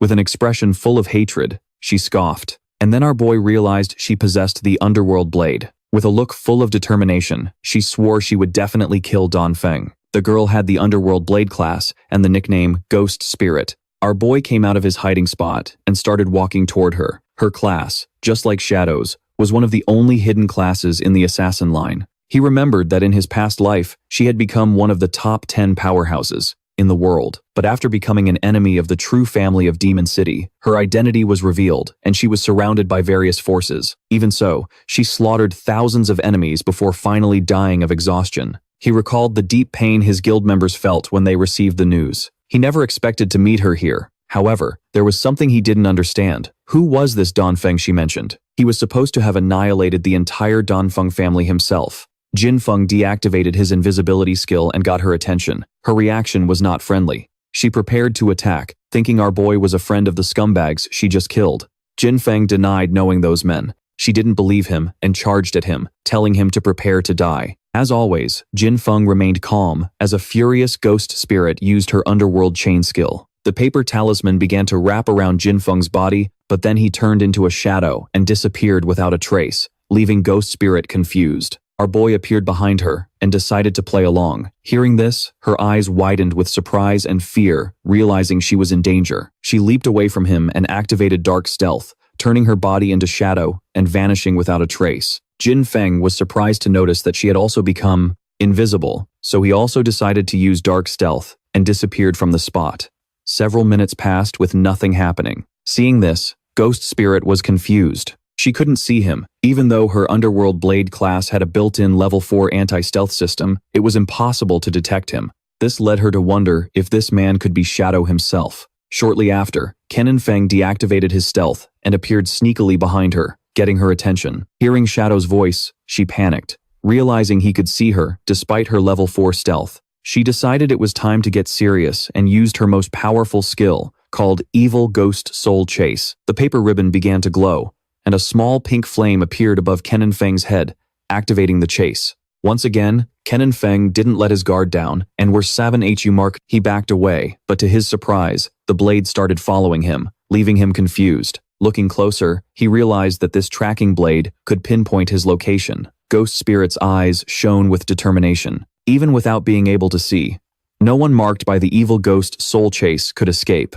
Kennen Feng tried to flee, but it was useless. As the blade continued to pursue him, he realized that this class could ignore stealth levels. She was truly unusual. The cunning Kennen Feng began to circle around Ghost Spirit, and by the time she realized his plan, it was already too late. She decided not to give up so easily, and as she tried to capture him, the paper ribbon ended up wrapping around her own body, leaving her immobilized. Holding the ribbon, Kennen Feng lifted her up and clarified that he was Shadow. not someone sent by Dongfeng, assuring her that if he had wanted to kill her, she'd already be dead. With no other choice, Ghost Spirit decided to believe our boy and asked him to let her go. Qin Feng got straight to the point and asked if the Dongfeng she mentioned was from the Dongfeng family of Shanghai City. Even upside down, she nodded, clarifying that Dongfeng had married into the Shu family, so her relationship with the Dongfeng family was no longer that close. Our boy understood that one fish had slipped through the net. Apparently, Dongfeng wasn't present when he exterminated the Dongfeng family. Ghost Spirit's eyes widened in surprise as she realized that he was the one who had destroyed the Dongfeng family. She felt excited and overjoyed, as this meant that she and Shadow were both enemies of Dongfeng. She demanded he release her immediately, declaring that the enemy of her enemy was her ally and that they could cooperate. Ken Feng released the paper ribbon, causing her to fall to the ground. He decided that cooperation could wait. First, he asked why she wanted to kill Dongfeng. Ghost Spirit gritted her teeth and revealed she wanted to avenge the murder of her family. She decided to tell him the dark and tragic story from before the arrival of this damned game. Dongfeng had killed her mother in a car accident while driving drunk. However, she escaped punishment because the two families found someone to take the blame for her. Her father, unable to accept this, managed to get evidence to incriminate Dongfeng, but the next day his body was found in the river. The official ruling was suicide. When she went to Dongfeng's house to demand an explanation, the Shu family's guards beat her nearly to death. In despair and about to end her own life, it was at that exact moment that the damned game arrived. The first thing she did upon entering the game was kill Dongfeng. However, to kill her permanently, she needed to completely drain her lifespan after each resurrection. Because of this, Dongfeng hired countless people to hunt Ghost Spirit down, which led to the scene he had just witnessed. Ken Feng listened in silence, not interrupting as she told her story. As tears began to stream from Ghost Spirit's eyes, she pleaded with Shadow, "Please, help me kill Dongfeng." Coldly and decisively, Ken Feng refused. Ghost Spirit didn't give up, and with tears of sorrow in her eyes, she begged him again to help her kill Dongfeng. Our boy started to stare her down. She wasn't one to give up easily. With a sad expression, she assured him she wouldn't ask for help for free. She offered everything she had. She promised to work for him and give him all the lifespan she earned, in addition to her equipment and skills. All of this in exchange for his help to kill Dongfeng, declaring she would even willingly become his slave. Ken Feng continued to watch her in silence, his eyes filling with surprise. With an arrogant look, he said he wouldn't help kill her, because this was her time's revenge, something that could only be settled with her own two hands. Ken Feng was no villain, and stated that he would help her along the way. But how far she could go would depend solely on her own fate. Ghost Spirit was in shock. Her eyes widened in confusion. She didn't know how he was going to help her. Ken Feng was honest and looked at her serenely. He asked her to join his guild, become his ally, and promised that he would help her get her revenge. A system window appeared, informing her that Shadow had invited her to join the Shadow Guild. She began to think it over in silence, but soon her eyes lit up with joy when she realized the guild consisted of just him. She wondered if joining him was all she had to do. Without wasting another moment, she accepted the invitation to our boy's guild. The system confirmed her decision. Ken Feng accepted Phantom Spirit's friend request and was happy that she had accepted. He said that now he just had one thing to do, the class advancement. Our boy turned his back to her. He stated that she would have to figure out on her own what class advancement was and how to achieve it, and that she should find him again once she succeeded. Phantom Spirit's eyes, as she knelt on the ground, shone with determination. Ken Feng made it clear that if she couldn't even manage that, she should just give up on her revenge. Using his shadow stealth skill, Ken Feng left the area. He recognized that the potential of the Underworld Blade class was limitless,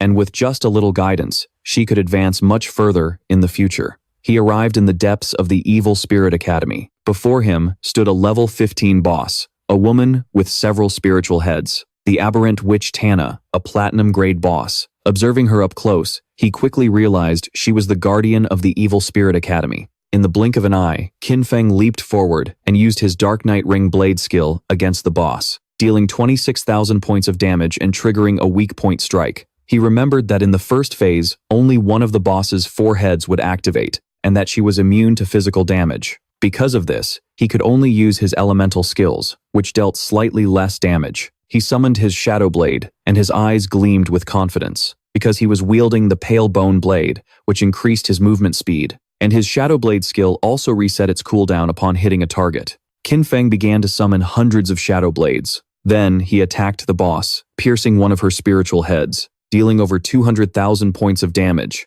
He transformed into a mobile machine gun of shadow blade attacks. It didn't take long for her golden head to explode into pieces. Shadow remained calm, remembering that in the second phase, 3 heads would activate at the same time. The witch's eyes began to glow with fury, and her gaze locked onto our boy. Immediately after, the heads fired beams of energy from their eyes, as she danced, unleashing indiscriminate attacks all around her. But for Qin Feng, it wasn't complicated. Without much effort, he dodged the attacks and then plunged his shadow blades into the boss's head, dealing over 200,000 points of damage. As she screamed in pain, Qin Feng landed on the ground and turned his back to her. Ending the show, he launched his shadow blade, causing the witch's body to erupt in a massive explosion. The system notified him that he had defeated the aberrant witch Tana, gaining 50,000 experience points, and obtained the key to the platinum-grade Evil Spirit Academy's hideout. His eyes widened in surprise. When the system revealed that he could now advance his class, Qin Feng chose to advance, and a shadow began to envelop his body. His shadow class advanced from level 1 to level 2, and with it, his attributes increased drastically. Strength from 9 to 27, Constitution from 9 to 27, Agility from 24 to 72, and Spirit from 15 to 45. This class advancement tripled his attributes, resulting in a massive increase in his strength, Constitution, Agility, and Spirit. As a consequence, all of his combat stats, including attack, power, defense, and resistance, were noticeably improved. His non-negotiable life expectancy surpassed 4,510 years, while his negotiable life expectancy exceeded 566 years. He also obtained his 4th passive class skill, which allowed him to attack without losing his stealth status, and still apply the bonus attack damage from breaking stealth. Our boy's attention fixed on the golden key, and his eyes began to shine. The class attribute bonus had tripled, and attacking no longer broke stealth. The level 2 shadow was a complete game changer. A few minutes later, outside the Evil Spirit Academy, someone returned. Phantom Spirit panicked when she realized they had dared to come back. They were the same men she had eliminated before, except now there weren't just 3 of them. They had brought their entire guild. With a smirk, the bald guy mentioned that last time he was careless because he didn't know she had chains. With a confident look, the orange-haired man revealed that this time he had called all the members of the guild, the palace and Zura, to watch. With nowhere left for her to run, the bald man then advanced on her, ready to attack, making it clear he wouldn't be as gentle as last time. Phantom Spirit panicked, realizing this was not good. Using his Earth Fissure skill, the bald guy dropped to the ground and tried to attack her with his axe, but luckily, she reacted in time and managed to dodge the blow. With a confident look, she used Shadow Stealth, but at that exact moment, someone threw a flash grenade that exploded in front of her, creating an intense, blinding flash. Forced to cancel the skill, she brought her hands to her eyes. Seizing the moment, the bald guy kicked her and stomped on her head with an arrogant smile. He made it clear he was going to teach her a real lesson, but Phantom Spirit wasn't going to give up. She pulled out a small green vial, but before she could use it, the orange-haired man stomped on her hand and took it. Looking closely, he realized it was a suicide poison, which would make the user lose half their experience and return to their respawn point. The man was amused,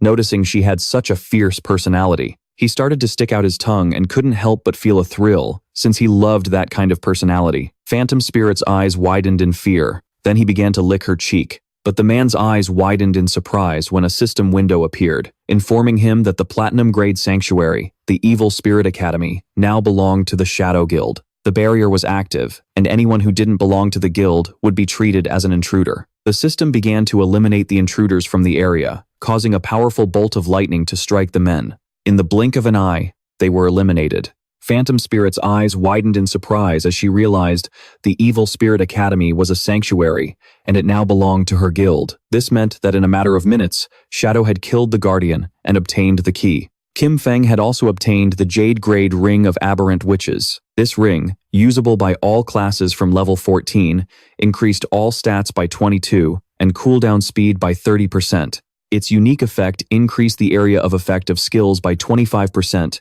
and area of effect damage by 10%. As if that wasn't enough, he also got the Platinum-grade Virulent Poison Trap. This skill, for the Assassin and Hunter classes, allowed him to place a trap with level 5 stealth. Enemies who triggered it would receive 500 additional damage from Poison, a 50% slow effect for 5 seconds, and continuous poison damage equal to 100% of his attack power. He could place a maximum of 3 traps, each with a 4.6-second cooldown and a duration of 3,600 seconds. He was pleased, since 2 items that an assassin could use had dropped. He considered the ring very good, since his instant shadow slash and blade of the night ring skills were both area of effect, representing a huge improvement for him. His eyes lit up with joy, as he also had 363 evolution points. It was exactly what he needed to evolve his backstab enhancement skill to legendary. He consumed 340 evolution points, leaving 23. His backstab enhancement skill evolved from epic to legendary. The passive effect now increased the damage from back attacks from 75% to 100%.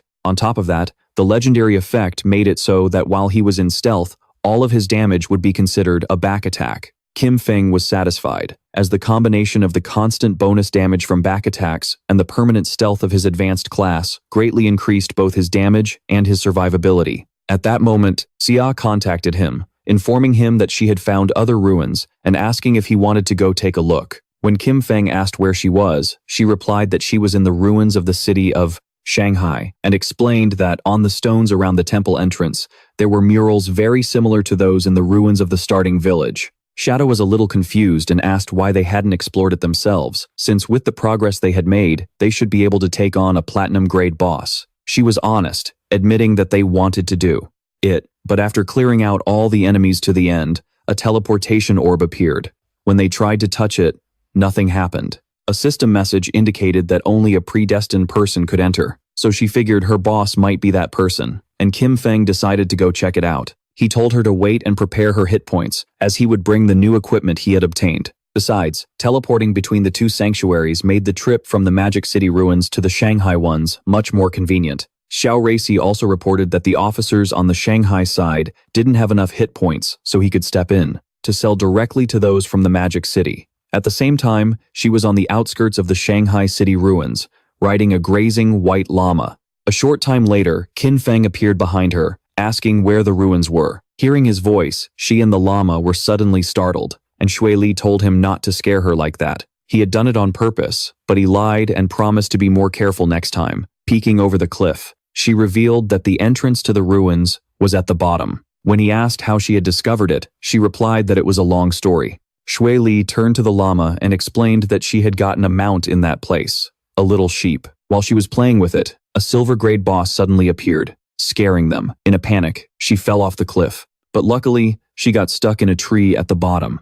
That's how she saw the cave. She very carefully climbed down to the bottom of the cliff, warning him to be careful not to slip. She explained that after respawning, she called Captain Yui and Uncle Meg to explore it together. With a leap, Kim Feng also jumped down, commenting that it was so typical of her to find a place like this. Shui Li praised Shadow's smooth moves, mentioning that Uncle Meg had tried to jump the same way, but slipped and died from the fall. They entered the cave, and on the way, she mentioned that there was a maze up ahead, but they had already eliminated all the monsters and explored the entire path. Our hero advised her to try not to die from now on if she could avoid it. He warned her not to let her non-negotiable lifespan hit 0, as that would be very dangerous. With a confident smile, she promised she understood. She mentioned that they knew a skill that drained other people's lifespans, but she assured him they had precautions, as they were able to replenish their own non-negotiable lifespan. Kim Feng was a little surprised and asked if she really had a reliable method to restore it. Holding up a finger, she revealed that inside the city ruins, they would lure monsters that had absorbed non-negotiable lifespan to an isolated location. After eliminating them, they would collect all the non-negotiable lifespan that dropped. That way, whenever they needed to, they would go to that place to replenish their own. Kim Feng was curious, commenting that it was a good method and asking if Nil was the one who came up with the idea. Shui Li was surprised that he had guessed correctly. Our hero remembered that in his past life, it was Nil who developed this method, and that, in time, everyone would end up using it. Not long after, they came across the teleporter. Shui Li placed her hand on the orb, and the system informed her that she was not the predestined one, and that the mechanism would not activate. She asked Shadow to try, explaining that everyone thought this temple might be connected to the one in the beginner village. Curious, Kim Feng began to observe the orb in silence. He decided to touch it. At that moment, the orb began to glow as an intense energy surged from it. Shui Li covered her eyes in confusion, not knowing what was happening. To her surprise, our hero vanished without a trace. Noticing that both her boss and the orb had disappeared, she confirmed her suspicions. He really was the predestined one. Meanwhile, Qin Feng found himself in the ice-tide cave, where his remote communications were jammed. He didn't let his guard down and activated his invisibility skill. The system then assigned him a new mission to protect the ice-tide crystal. His attention was completely fixed on the crystal. He recognized it instantly. He remembered that this object would erupt with an ice tide if it was hit by any attack. Watching closely, he noticed monsters emerging from the caves that would do anything to attack the crystal. He understood that if he allowed them to succeed, he would be dead. Qin Feng took the virulent poison trap from his inventory, because to him, dying didn't matter.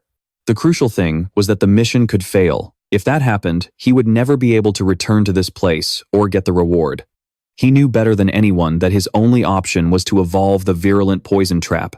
After consuming the necessary evolution points, with 17 remaining, the skill went from platinum to epic. As a result, the trap's stealth increased to level 8. Enemies who triggered it would now receive 1,200 additional poison damage, and an 8-second slow effect. The slowing potency remained at 50%, and the damage per second was equivalent to 100% of his attack power. Additionally, the maximum number of traps he could place increased from 3 to 4. While the maximum duration remained at 3,600 seconds, Qin Feng placed 3 traps directly at the cave entrances. The system informed him that the effect of the Screaming Witch's Ring had been activated, increasing the area of effect of his skills by 25%. Qin Feng knew that the enhanced traps perfectly covered the entire passage, ensuring that any monster that passed by would trigger them. Just then, they began to appear. Monsters with glowing eyes started to stare at him intensely. A horde of them poured out of the caves and advanced toward Qin Feng. But as soon as they emerged, they set off the trap. Thorny vines burst from the traps, wrapping themselves around the monsters and dealing over 100,000 points of damage. Dust kicked up from the ground, but Qin Feng remained calm. That's when an arrow came flying in. Noticing it, his eyes narrowed in focus. Just before the arrow hit him, Qin Feng summoned a shield, blocking the attack at the last possible second. His attention locked onto an enemy carrying a bow, realizing there were long-range enemies, and they were also outside the ruins of the magic city. Meanwhile, Don Fenui met up with an orange-haired man and asked if his guild was backing out of hunting the phantom spirit, also known as Jing. Now that he was a member of the Shadow Guild, the man replied, confirming they couldn't do it and that she would have to find someone else. She gripped her magic staff tightly, questioning why he considered the Shadow Guild a greater threat than her. Calling him a peasant, she reminded him not to forget that she had all of his personal information and that killing him in the real world would be easy. His eyes widened in rage, and before she could say another word, the man snapped and delivered a powerful punch to her face, sending her flying. As soon as Don Fenui hit the ground, the man pulled out his dagger and began to beat her down. He screamed that he was sick of her, and that even if he couldn't defeat the Shadow Guild, he could still kill her.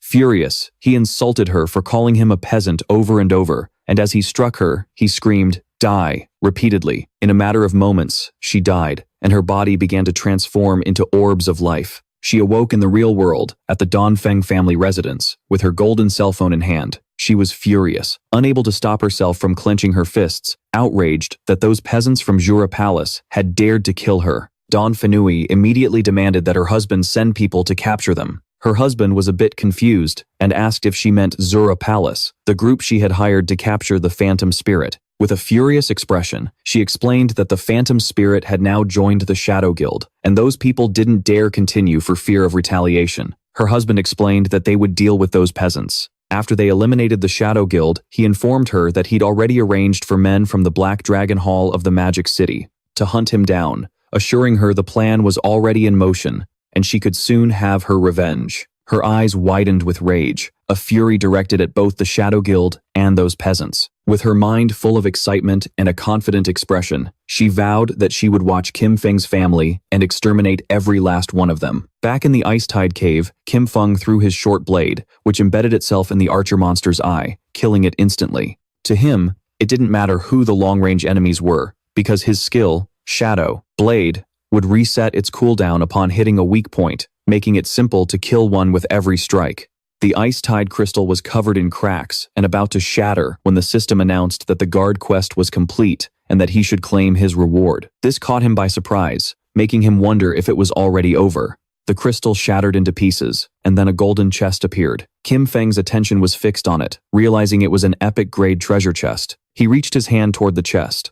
The last time, an epic chest had given him the graceful release skill. Now, he would see what this one contained. The chest opened, and a powerful golden light began to pour out of it. Then, a woman began to manifest. She was an NPC. Kim Feng was a bit surprised, since this was the same NPC who had been beside the epic chest the last time. With her eyes closed, she began speaking in a strange tongue that Kim Feng recognized as the language of the ancient gods. She communicated that he had passed the 2 trials and was the chosen one. To him, this was strange. He obviously couldn't comprehend the language, and yet he perfectly understood its meaning, making him wonder if it was because of his eye of judgment. As her body was transforming, she revealed that the ancient gods had already realized that he was the heir to the mantle of judgment. The NPC's body began to change. All Kim Feng could do was watch in stunned silence. Little by little, the NPC's body altered. A third eye on her forehead opened as a powerful aura emanated from her body. She informed Kim Feng that her name was Astatus, and that she would follow him and witness his rise as the true god of judgment. Then she asked him to accept the gift she had prepared. For him, it was the Asus summoning bell, a bell created by the Herald of Judgment, Asus. Using the power of order itself, it allowed Kim Feng to summon him once, at level 25, again at level 35, and finally, at level 50. Each summon would grant him the opportunity to challenge a special ruin. And if he managed to complete all 3 challenges, Asus could reside in his hideout and provide a skill enhancement function. Our hero took the summoning bell, his eyes shining with joy. He understood that the last temple had been level 5, and this one was level 15. He was surprised to think that he had found both there, recognizing that his luck was truly out of the ordinary. Asus asked Kim Feng to choose a skill, informing him that he had one free opportunity to enhance it up to his current level. His eyes filled with seriousness as he began to ponder. He knew that the power of skills was evaluated by 2 criteria, quality and level requirement. While the quality of each skill was fixed and couldn't be improved, he could use infinite evolution to force its increase. Even a common skill like Dark Stealth could be transformed into a mythic grade if he wanted. On the other hand, the level requirement not only defined when a skill could be used, but also determined its overall power in terms of attributes. A level 5 Dark Stealth and a level 51 Dark Stealth were completely different worlds. Obtaining high-quality and high-level skills was extremely difficult, but in the future, none of that would be a problem for him. All he needed to do was consume his lifespan to increase the level of any skill. With a confident look, he chose to enhance his highest grade skill, Gracious Release.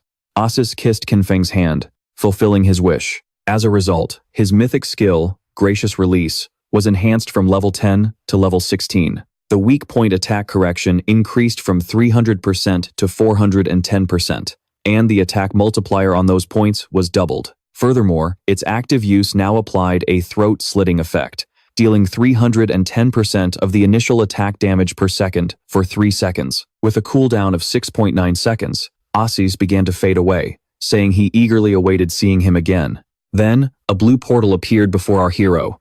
It was the exit portal. Before leaving, Kim Feng turned and reached out, realizing there was still something inside the chest. He obtained the equivalent exchange agreement of epic grade. It was epic leg armor for the assassin class, requiring level 15. It granted 198 physical defense, resistance to all elements and damage block, plus 19.8% damage reduction, and 19.8 whisper resistance. Its unique skill, Art of Equivalent Exchange, allowed him to sacrifice a piece of equipment or a skill book up to epic grade to randomly receive another of the same level and grade for his class. With a 1-hour cooldown, he picked up the skill book, and his eyes began to shine with joy again, realizing he could use it for equivalent exchange and thus obtain good items. He still had several Jade-grade pieces of equipment and skill books, and all of them could now be converted into items for an assassin. He decided it was time to go back, as the loot had been incredible, and he really needed to thank Xiaorezi for it. While Xiaorezi waited at the cave entrance with her llama, Kim Feng emerged. He was a bit surprised to notice that she hadn't used the last hour to level up and had instead remained there waiting for him. Upon seeing Kim Feng return, Xiaorezi was happy, as she had been standing guard at the exit in case anyone tried to ambush him. As a reward, Kim Feng gave her a skill book he had found in the ruins. Xiaorezi was in shock, as it was the level 13, platinum-grade magic shield skill book. She thanked her boss, knowing this would greatly improve her survivability. Mounting her little llama, Xiaorezi said goodbye to him and left. Qinfeng's body began to fade as he decided he would also log off to fill his stomach. Meanwhile, in the ruins of Shanghai City, stood the sanctuary of the Silver Grade Templar Knights Guild. A smile spread across the guild leader's face as he announced that this was a great day, for the Templar Knights Guild finally had a home of its own. Everyone was excited when the leader mentioned that although this home wasn't large, it was a wonderful beginning. With this, they would no longer have to worry about being slaughtered by a suddenly appearing boss, and would have a safe haven to rest when they were tired of leveling up. For all of this, there was one person to thank. Xiao. She was the one who found the place first, and the leader asked everyone to welcome her to the stage. With warm applause, everyone began to praise Xiao, making her feel happy. She stepped onto the platform and first thanked her master, who had taught her tirelessly, then her friends for lending a hand in her moments of need. She also thanked the people who hated her, as their mockery and contempt had motivated her to become even stronger. Hearing this, the women couldn't help but feel proud, and with tears in her eyes, she finally thanked her father and mother. She wished they hadn't died so they could see the excellent person she had become. She would have definitely made them very proud. The leader interrupted Xiao's speech, asking her to tell everyone what difficulties and obstacles she had overcome to find that hideout. Xiao was candid and revealed that, some time ago, she'd had a dream. In it, a very powerful warrior guided her, and they captured the hideout. Although the dream was hazy, it felt incredibly real. So she went to the location with a "let's see what happens" attitude, never imagining what she would actually find. The others scoffed at her. The idea of a dream seemed hilarious to them, and they couldn't believe she was being serious. The leader, holding back his laughter, thanked Xiao for her wonderful speech and asked if she had any dreams that night. Touching her own cheek, she mentioned that she had. In this dream, there was a huge and magnificent hideout, filled with people, and she believed it was a platinum-grade hideout. The guild members once again mocked her with laughter, commenting that she was really just dreaming and joking, that they would soon be moving into a bigger house. The leader turned serious and declared that it was an excellent dream. With a smile, he handed her the reward she had earned, 1 year of tradable lifespan. He put his arm on her shoulder and expressed his hope that everyone would learn from Xiao's dedication to the greater good. He stated that, as long as they all worked together as one, the guild would surely stand firm in these chaotic times and continue to improve. The leader dismissed everyone, instructing those who needed to level up to go do so, and those who needed to explore to get moving. He entrusted Xiao with finding more hideouts, encouraging her to keep up the good work, as he was counting on her. Xiao's eyes lit up with joy, and she nodded with a smile. Several hours later, with a magic staff in hand, Xiao was inside the ruins of Shanghai City. Her eyes filled with concern as she followed the feeling from her dream, but she couldn't find the place that was supposed to be in that area. Meanwhile, members of the guild were secretly following her. They noticed she had gone directly to this region after the meeting and wondered if she was really looking for the platinum-grade hideout from her dream. Seeing her enter a building, they decided to continue tailing her. Xiao passed through a tunnel inside the building. The place felt eerie. It was just like her dream, but at the same time, very different. On top of that, she felt like someone was following her. Closing her eyes, she let out a sigh and steeled her resolve, reminding herself that she was a life priestess, a hidden class, and that nothing could hurt her. But when she opened her eyes, a monster with eyes sprouting from its mouth was standing before her. The sight made poor Xiao do nothing but scream in terror. Instead of attacking her,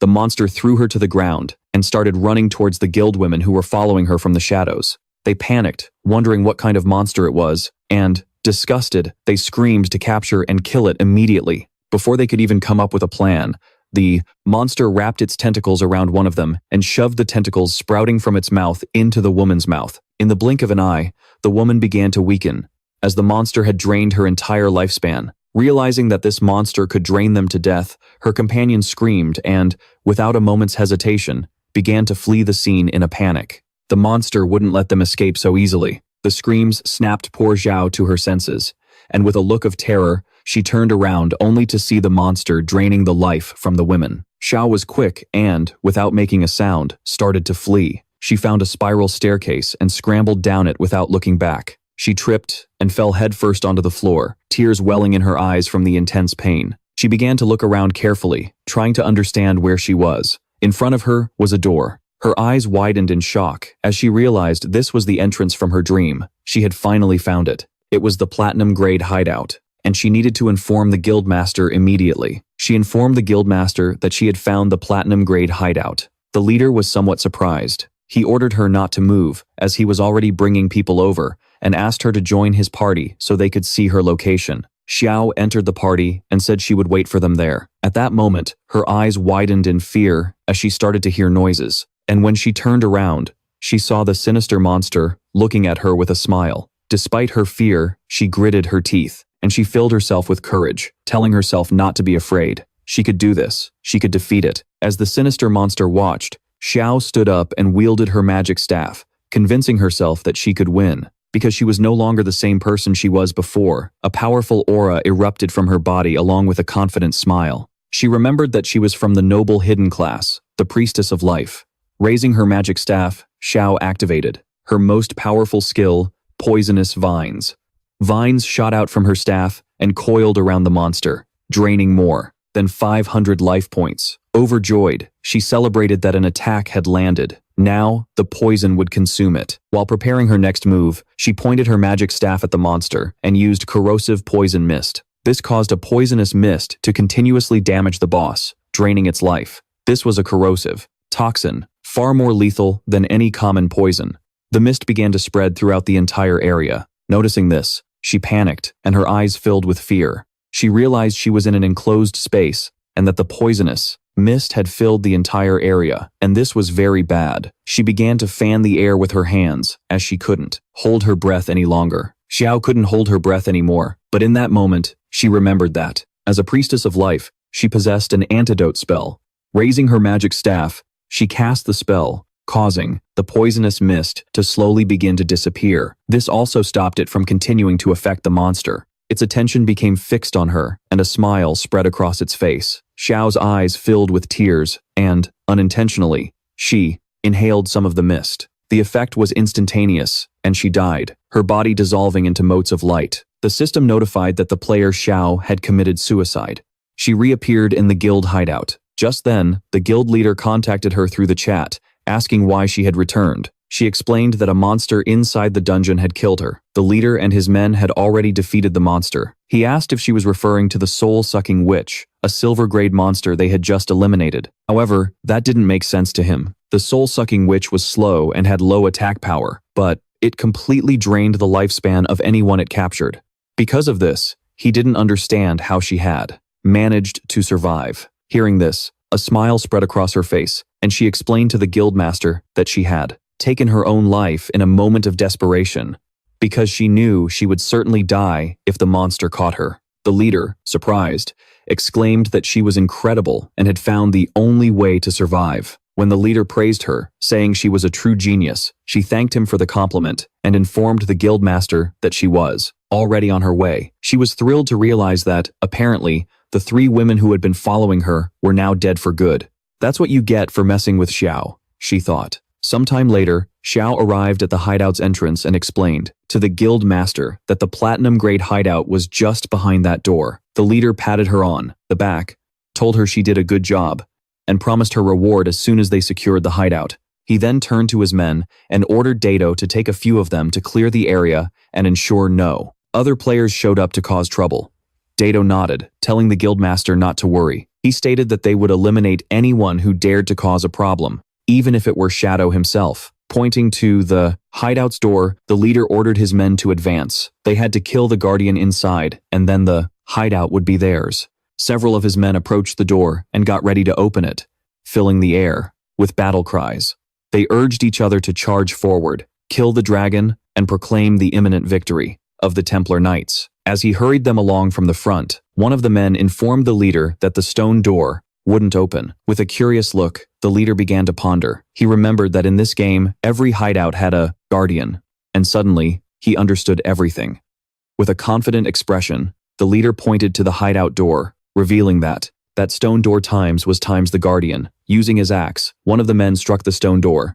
The attack dealt 320 points of damage, and as the damage numbers appeared, it confirmed the theory. The stone door really was the guardian. Everyone praised the guildmaster for his genius as he smiled. The leader then said that this platinum-grade hideout was practically a gift and ordered his men to destroy it. They obeyed the order. In perfect unison, they began to assault the gate, instantly kicking up a massive cloud of dust. At the same time, multiple system windows alerted Kim Feng that his sanctuary, the land of purified souls, was under attack. The durability of the stone entrance gate was at 99% and taking continuous damage, while the magic defense barrier remained at 100%. The system revealed that standard teleportation to his sanctuary had been blocked, offering a war teleport option instead, indicating it was his one and only use for the day. Kim Feng's eyes grew serious, mixed with confusion. Someone had actually found the entrance to the land of purified souls and was attacking his sanctuary. Mounting his king wolf, Kim Feng raced towards the sanctuary. He calculated that with the invaders' current attack power, it would likely take them a full year to break down the gate, so he decided to simply ride his wolf over there to check it out. Sometime later, King Feng arrived on the outskirts of the land of purified souls. His eyes narrowed as something caught his attention. Two men were chasing after a woman. They were ordering her to stop, threatening to kill her if she kept running. A man carrying a spiked mace appeared in front of her, asking where she thought she was going. Before she could even catch her breath, the man struck her hard, sending her flying with a smirk. The purple-haired man reached out his hand and used his holy chain skill. 4 swords made of energy descended from the sky, piercing the woman's hands and knees and making her scream in pain. One of the men reminded her that he'd already warned her this area belonged to the Knights Templar Guild, and asked if she really thought she could just trespass. With a defiant look, she explained that she was only passing through, and that it wasn't trespassing. It was obvious they were just looking for an excuse to rob her. Our hero recognized the woman. It was Yang Shaya, his colleague from work. He remembered she was a rather kind girl, and had even warned him when she learned the guild had booked this area. He deduced that the attackers in the land of purified souls were, therefore, from the Knights Templar Guild. The purple-haired man stated that, if they said she was trespassing, then she was trespassing. With a smile, he reminded the others that, according to their usual rules, he would go first. The other man laughed, saying he'd get in line right behind him. In that moment, someone moved like a bolt of lightning, slicing off the heads of all 3 men. It was none other than King Feng. Our hero slowly turned to face her, his eyes beginning to glow. Young Shaya was in shock, wondering if it was Shadow. No, she quickly realized it wasn't. Those were King Feng's eyes. With a snap of his fingers, our hero activated one of his skills. This skill, the Curse of Flowers, caused brilliant red spider lilies to erupt from the bodies of the men he had just defeated, draining the last of their lifespan. He stood amidst the shimmering red energy, his expression calm and serious. Nearby, his old acquaintance Yang Shaya watched in shock, staring at his eyes. She felt a strange sense of familiarity and wondered aloud if he could be King Feng. The lifespan orbs from the fallen men were sucked into a vortex of blue energy and vanished. Yang Shaya noticed that everything was gone. She reflected on what she had just witnessed. She thought about how Shadow's eyes looked just like King Feng's, but she quickly dismissed the idea. She reasoned that if King Feng were the powerful player Shadow, he would never let his sister Xia join a guild like the Knights Templar, where members were treated like slaves. The story then shifts to Shadow's hideout, outside the land of purified souls. One of the groups of players, led by the guild master of the Knights Templar, spotted Shadow's arrival. They exploded into a frantic reception, cheering for the great big brother Shadow. The leader explained that his men had tried to rob someone and thanked Shadow for showing up to teach them a lesson. He said that ever since Shadow saved them from the headless assassins, his entire guild had become his fans. The leader continued to suck up to Shadow, claiming his guild now followed his positive values and was striving to be a sunshine guild. After all the praise, he finally asked why Shadow had come to visit them. Shadow ignored the flattery and got straight to the point, asking if it was true they were attacking the hideout. The guild leader, looking surprised and nervous, stammered as he asked how Shadow knew about that. He then hesitated, questioning if Shadow was also interested in the hideout they were attacking. With his eyes glowing, Shadow made a calm declaration, stating that the hideout was his. The guild leader was so shocked he practically turned to stone, unable to process what he had just heard. His subordinates were equally stunned, their mouths hanging open in disbelief. Sweating, the leader tried to argue. He pointed out that he'd heard Shadow's hideout was in Magic City, and that a player could only own one. One of his men leaned in and whispered a crucial piece of information.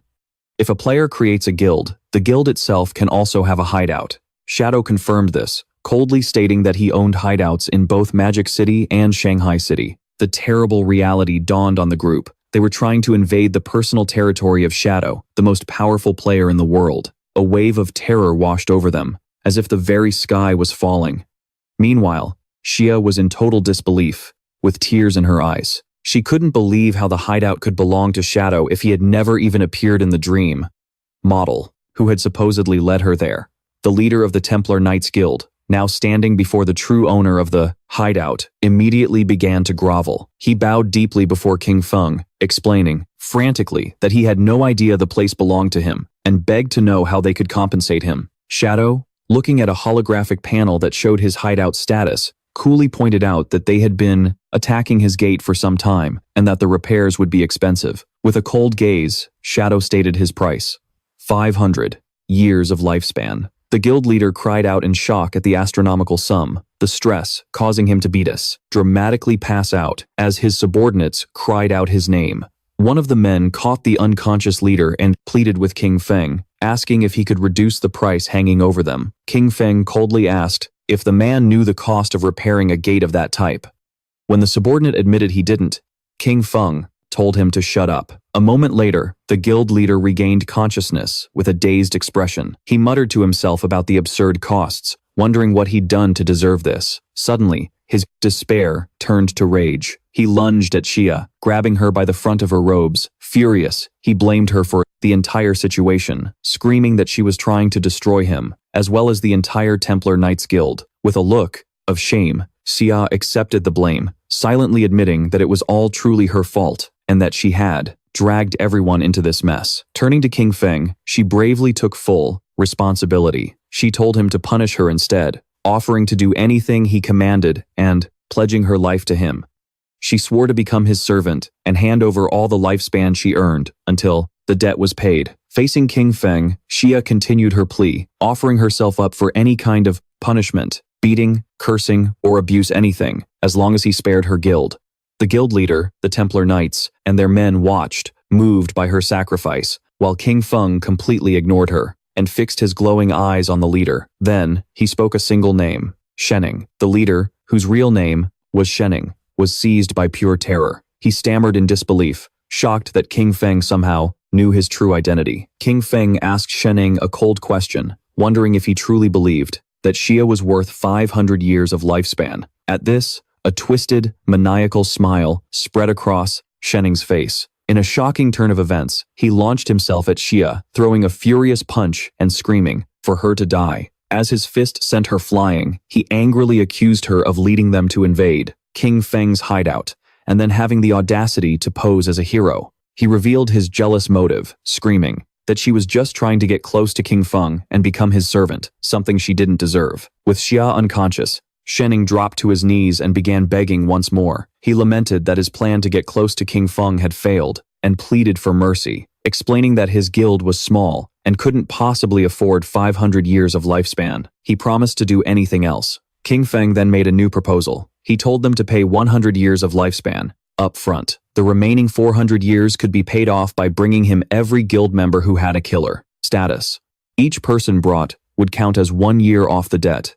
Shening was ecstatic at this. He explained it would be an easy task since his guild had over 2,000 members. This also allowed him to clear his own killer status. He immediately transferred the payment, and a system notification confirmed that King Feng had received 100 years of lifespan. Asking King Feng to wait, Shening began to gather his men with a killer status. As the guild members were getting organized, King Feng decided to use his newfound lifespan. A system window popped up, asking if he wanted to spend 5 days of lifespan to repair his damaged hideout.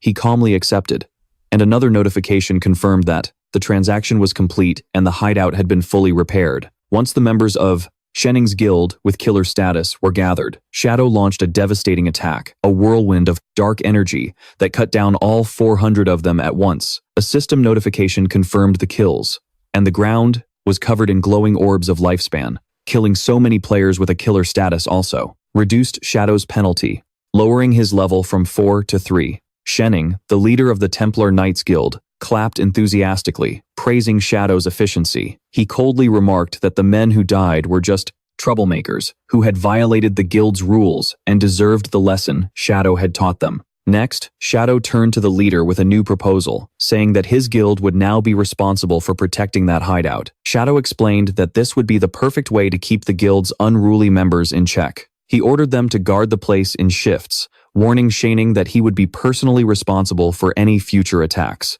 Although he agreed, the leader cursed Shadow internally, realizing he was being forced to use his men as security guards. Just then, a new system notification appeared. Another one of his hideouts, the Evil Spirit Academy, was under attack, with its defensive barrier taking damage. He was instructed to use his single daily claw teleport. Annoyed, Qin Feng decided to use the teleport to deal with the new threat and was enveloped by a blue light. He wondered aloud who would be foolish enough to provoke him, especially since everyone knew the Evil Spirit Academy belonged to him. Seeing Shadow disappear, Shan Wunding ordered his guild to pack up and leave. When his subordinate reminded him of Qin Feng's orders, the leader pointed to Xiao, who was starting to regain consciousness. He cruelly declared that she would be responsible for guarding the hideout and mocked her, saying this was exactly what she wanted. He ordered her not to move and to report any problems, threatening to drain her lifespan if she failed. The scene then shifted to the Evil Spirit Academy, an immense Gothic cathedral in the ruins of the Magic City. A group of men from the Black Dragon Hall in the Magic City were relentlessly attacking the main gates, trying to break through the magical barrier. Qin Feng teleported directly into the combat, appearing on top of the high walls. He looked down at the attackers, puzzled,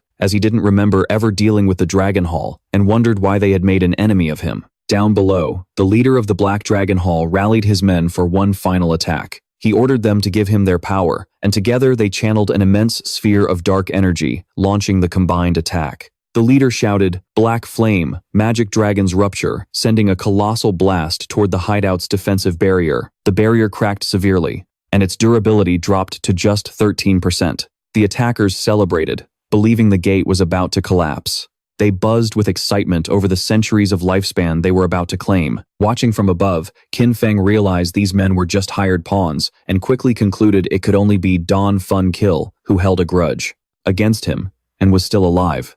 Suddenly, the attackers were startled by a strange sound. As they looked up, they saw a massive ethereal dragon descending from the sky, and a wave of energy hit them, paralyzing them with fear. Their eyes spun in a hypnotic trance, unable to move, and they could only watch as another guild member pointed frantically at the sky. A flaming meteor was descending directly toward them. The celestial body collided with the ground, engulfing the helpless men in a massive explosion. One of the men braced for impact, but was surprised to find himself unharmed after the flames dissipated. He laughed in relief, boasting that the meteor had only dealt 3,000 damage and that his high vitality build had saved him. His celebration was cut short when his head was sliced off and his body consumed by dark tentacles before disintegrating. In the aftermath, a new group of players arrived, shocked to find the members of the Black Dragon Hall dead. They didn't know who could have done it. A young woman with pink hair and a witch's hat immediately suspected it was the legendary player, Qin Feng. Her companions were doubtful, since there was no one there, but she insisted that Shadow's power couldn't be judged by ordinary standards, and that he might even be permanently invisible. From his vantage point, Qin Feng watched them, recognizing them as members of the Tiankong Guild. He identified the pink-haired young woman as Zhang Jin Wing, a player with the unique hidden class of Soul Painter. Qin Feng then understood the origin of the dragon and meteor attacks. They had been painted by her magic brush. He remembered that the Soul Painter class was incredibly powerful in large-scale battles, but vulnerable to surprise attacks. Knowing he was nearby, Zhang Jinwing called out, asking to speak with Lord Shadow, much to her and her companion's shock. Qin Feng's voice replied out of thin air, asking what she wanted. Bowing slightly, she explained that she needed to enter his hideout to find something for her class advancement, promising to pay well. Shadow put the pieces together. In his past life, the Tiankong Guild had controlled this hideout, and now he understood why. Zhang Jing had found him. During this mission, he reflected that his actions had once again altered history. He fondly recalled watching her and her grandfather, Old Zhang's, popular streams. It was Old Zhang who had founded the Tiankong Guild, which became one of the top guilds in the country. Blushing under his mask, Qin Feng admitted to himself that he knew so much because he had once been a fan. Pushing his memories aside, Qin Feng made a decision and told them to come in, so they could talk. As he spoke, the immense sealed doors of the Evil Spirit Academy swung open, revealing a dark, cavernous entrance. Inside the Gothic halls of the Academy, Qin Feng sat on a colossal throne, with dark energy swirling around him. He addressed the members of the Tiankong Guild, asking them to state their business. Zhang Jing stepped forward and explained that her Soul Painter class required special materials for advancement, materials that could only be found in the Evil Spirit Academy. She stated that she had heard that he had sold a previous hideout for a high price. She offered to buy this one from him, and explained that her class required a large amount of the material, making ownership the most practical solution. Qin Feng was impressed. wondering how the Tian Kong Guild had accumulated so much lifespan. He attributed it to her grandfather, Old Zhang. However, he informed her that the Evil Spirit Academy was not for sale. As a compromise, he offered guest permission, allowing free access to the ground floor. Unsatisfied, Zhang Jing insisted on renting the space instead. She proposed a price of 500 years of lifespan for a 3-year contract just for the first floor. Qin Feng considered the proposal and realized that since he had already offered free access for her quest, her insistence on paying such a high price meant that the Tian Kong Guild's true objective was not just to collect materials, but to formally establish a relationship with him. As if reading his mind, Zhang Jing added another term to sweeten the deal, flashing a cunning smile. She promised that if he accepted, her guild would take care of the Black Dragon Hall from Magic City, the group that had just attacked his hideout, and would completely exterminate them. Qin Feng was surprised by her boldness, asking if she could really make a decision that would lead to war without consulting her grandfather first. Zhang Jing laughed, surprised that he knew her grandfather. She confidently assured him that Old Zhang always listened to her, and that crushing a small guild like the Black Dragon Hall would be easy. Admiring her decisive nature, Qin Feng accepted the deal and tossed the rental contract to her. A system notification confirmed the transaction, informing Qin Feng that he had received 500 years of lifespan. He told them they could use the first floor as they pleased, and that they didn't need to worry about the defensive barrier, as the lava from the lower floors would automatically repair any damage. With the deal concluded, Zhang Jing and her guild celebrated. After the Tian Kong Guild members entered the hideout, Qin Feng allowed himself a small smile. He thought to himself that Zhang Jing was even more energetic in person than she was on her streams. Blushing under his mask, he shook the thought away and reminded himself to get back to business. He went to the hideout's warehouse. He had already used his equivalent exchange skill several times with good results. Seeing that the skill's cooldown had ended, he decided to use it again. Activating equivalent exchange, golden energy swirled around his hand as he sacrificed a low-value item. The system announced that he had lost a wisdom training scroll but gained the Scarlet Blade, a powerful Jade-tier finishing skill for assassins. The blade was a high-damage melee attack that also healed him for a large percentage of the damage dealt. Qin Feng was pleasantly surprised. Obtaining a limit break finishing skill was a huge power boost. These ultimate skills were known for being strong enough to turn the tide of a battle. He noted that the base damage of the new Jade-tier skill was more than double that of his most powerful legendary skill. Seeing its potential, Qin Feng immediately spent the evolution point to upgrade the Scarlet Blade to the legendary tier. The skill's damage and healing grew, and he calculated that with his bonuses, a single hit could now deal over 100,000 points of damage. With plenty of evolution points left, he decided to upgrade a core skill. He invested 500 points into his passive, Stealth ability, evolving it to Mythic. This upgrade not only increased his stealth level, but also granted a new passive effect. While in stealth, the lifespan drain rate in dangerous areas would be reduced by 90%. Qin Feng's eyes lit up with satisfaction. This would make exploring high-level hunting grounds much safer. At level 17, Shadow could finally equip the new Jade gear he had acquired. He equipped a new veil, gloves, boots, and a ring, each offering significant attribute boosts. With the new set, almost all of his equipment was now Jade level. However, he looked at his new mismatched appearance with disgust, commenting on how ugly low-level gear was. He quickly switched his appearance back to his standard, all-black Jade suit, now fully enhanced. Qin Feng declared it was time to conquer the next hideout. The scene shifted to the real world, in the suburbs of Magic City. An armored vehicle pulled up in front of an imposing mansion. An armed guard asked his colleague how many people they had brought back. The other replied that they had only found 4. The first guard showed his disappointment. His colleague explained that fewer and fewer people were willing to sell their lifespan before ordering the newcomers to get out. A group of 4 disembarked: a muscular man, a man in a trench coat, another in a suit, and a young hooded woman. The man in the trench coat looked at the imposing mansion and remarked that the buyers must be rich. One of the guards told them to wait outside while he informed Madame Dongfeng. The muscular man complained about not being invited inside, and the hooded young woman impatiently told them to hurry up. Watching them, the guards sneered, thinking that this group of idiots would soon get what was coming to them. Inside the mansion's hall, Dongfeng appeared with her young son, Tian. She coldly confirmed they were the ones selling their lifespan and ordered them to convert it into orbs of light and throw them on the ground. The muscular man smiled fearlessly, asking if she was kidding and pointing out that they hadn't seen any money yet. Dongfeng's expression darkened, her eye glowing menacingly as she repeated her order. She warned them to hand over their lifespans if they didn't want to die. Suddenly, more armed guards appeared, surrounding the 4 sellers with their weapons. The man in the suit raised his hand in a fake surrender, asking what she meant. Then, a sinister smile spread across his face. He asked if she intended to rob them, just as they did to others.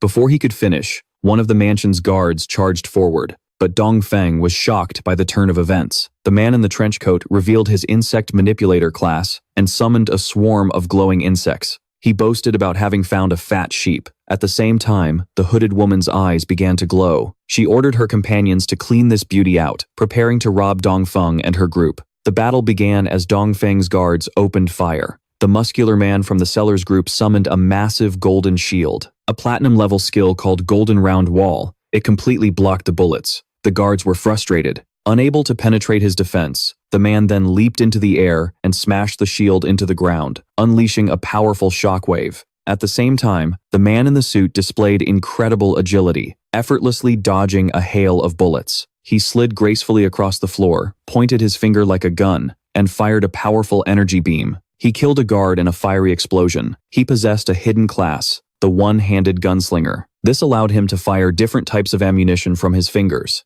The fight quickly moved deeper into the mansion. The hooded woman leaped through the air at incredible speed, unleashing a spiraling blue energy attack that knocked down several guards at once. Meanwhile, one of them was calling for reinforcements. With a maniacal smile, she flew directly towards Dongfeng, screaming for her to die. But just as the attack was about to hit her, she was suddenly kicked out of the air. A new figure emerged, a huge, muscular bodyguard with a bandaged face, who intervened by creating an energy vortex. He acted to protect his lady and warned Dongfeng to be careful, as they were facing a player with a hidden class. Enraged, Dongfeng ordered them to capture them alive, intending to enslave them. She wanted to force them to farm lifespan for her son. The bodyguard grimly observed that the enemies were very strong, and that their chance of success was only 50%. The muscular man with the golden shield noticed something. The opponents also had players with special classes, as the insect manipulator's mechanical bug buzzed through the air. Dongfeng and her formidable bodyguards were surrounded by the swirling purple mist. The remains of the fallen guards lay at their feet. He calmly assessed the 4 sellers,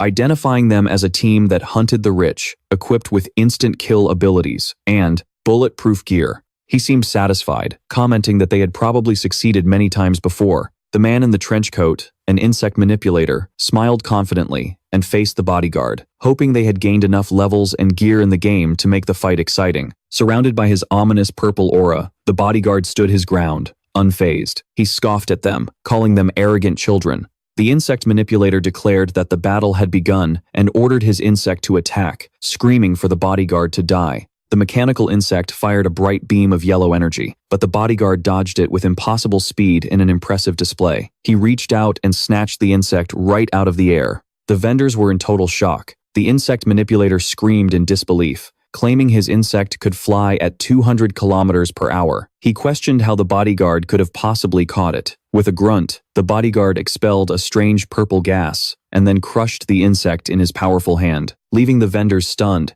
he casually dropped the remains to the ground and crushed them under his foot. He then revealed that he had already set up a barrier around the area, surrounded by a boiling purple aura. The bodyguard then announced his unique hidden class, the Fart Master, the source of the plague. He declared that his purpose was to spread his plague in a way that would surpass humanity. He stated sinisterly, "Well then, here I come." With a threatening glint in his eyes, DK Funkill and his bodyguard, the Fart Master, announced the attack. He leaped into the air at an incredible speed, surprising the muscular man from the enemy group.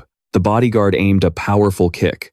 The muscular man scoffed, challenging him to test his iron wall defense. As he braced himself, the bodyguard's buttocks unleashed a devastating air cannon. The attack shattered the man's golden shield and sent him flying to the ground. The insect manipulator screamed at his companion, the one-handed gunslinger, to shoot. The gunslinger fired a barrage of energy blasts, but the bodyguard dodged every single shot with ease. The gunslinger mocked him, declaring that jumping into the air against a sharpshooter was a suicidal mistake and that he had nowhere left to run. However, the muscular man, his arms wrapped in bandages, recovered. The bodyguard clapped his buttocks together, releasing a powerful sonic blast attack. The impact slammed into the one-handed gunslinger, shattering his glasses and killing him instantly. The bodyguard stood over the corpse, commenting that the man's cultivation level must have been low to be killed by a mere sonic blast. Seeing his comrade fall, the insect manipulator tried to flee in terror, but a hand shot out and grabbed his head, stopping his escape cold. The bodyguard held the terrified man, who was now begging for his life. Calmly, the bodyguard reassured him, saying he wouldn't kill him. He explained that with 2 dead and 2 alive, he had fulfilled the 50% success rate he had promised. He then casually asked what had happened to their stealthy female companion, noting that his previous fart should have taken her out. Confused and frightened, the man explained that the hooded woman wasn't with them and that their other 2 brothers had been killed. He clarified that they didn't know the hooded woman. She had just gotten out of the vehicle with them to sell her expectation tape. The scene shifted to the magical Leaning Tower, a landmark reminiscent of the Tower of Pisa on the outskirts of the magical city's ruins. A glowing purple magic circle hovered above its peak. Shadow materialized as a semi-transparent, ghostly figure in the ruined cityscape. He made his way to the tower's entrance. He noticed the guardian monster was gone and concluded that someone had already arrived before him. He entered through a large, frozen door. Inside, Shadow observed his surroundings. He knew that the magical Leaning Tower was a vast, multi-storied library, a gigantic labyrinth filled with traps. He recalled the legend of a terrible monster sealed within a princess transformed by an evil white dragon. As he floated through the library, he saw signs of looting and realized the other group had already pushed deeper inside. He remembered that the teleport mechanism to the upper floor was in this area and quickly found a glowing book. It was titled Postpartum Care for Sows. He knew that pulling this book would trigger the teleportation magic.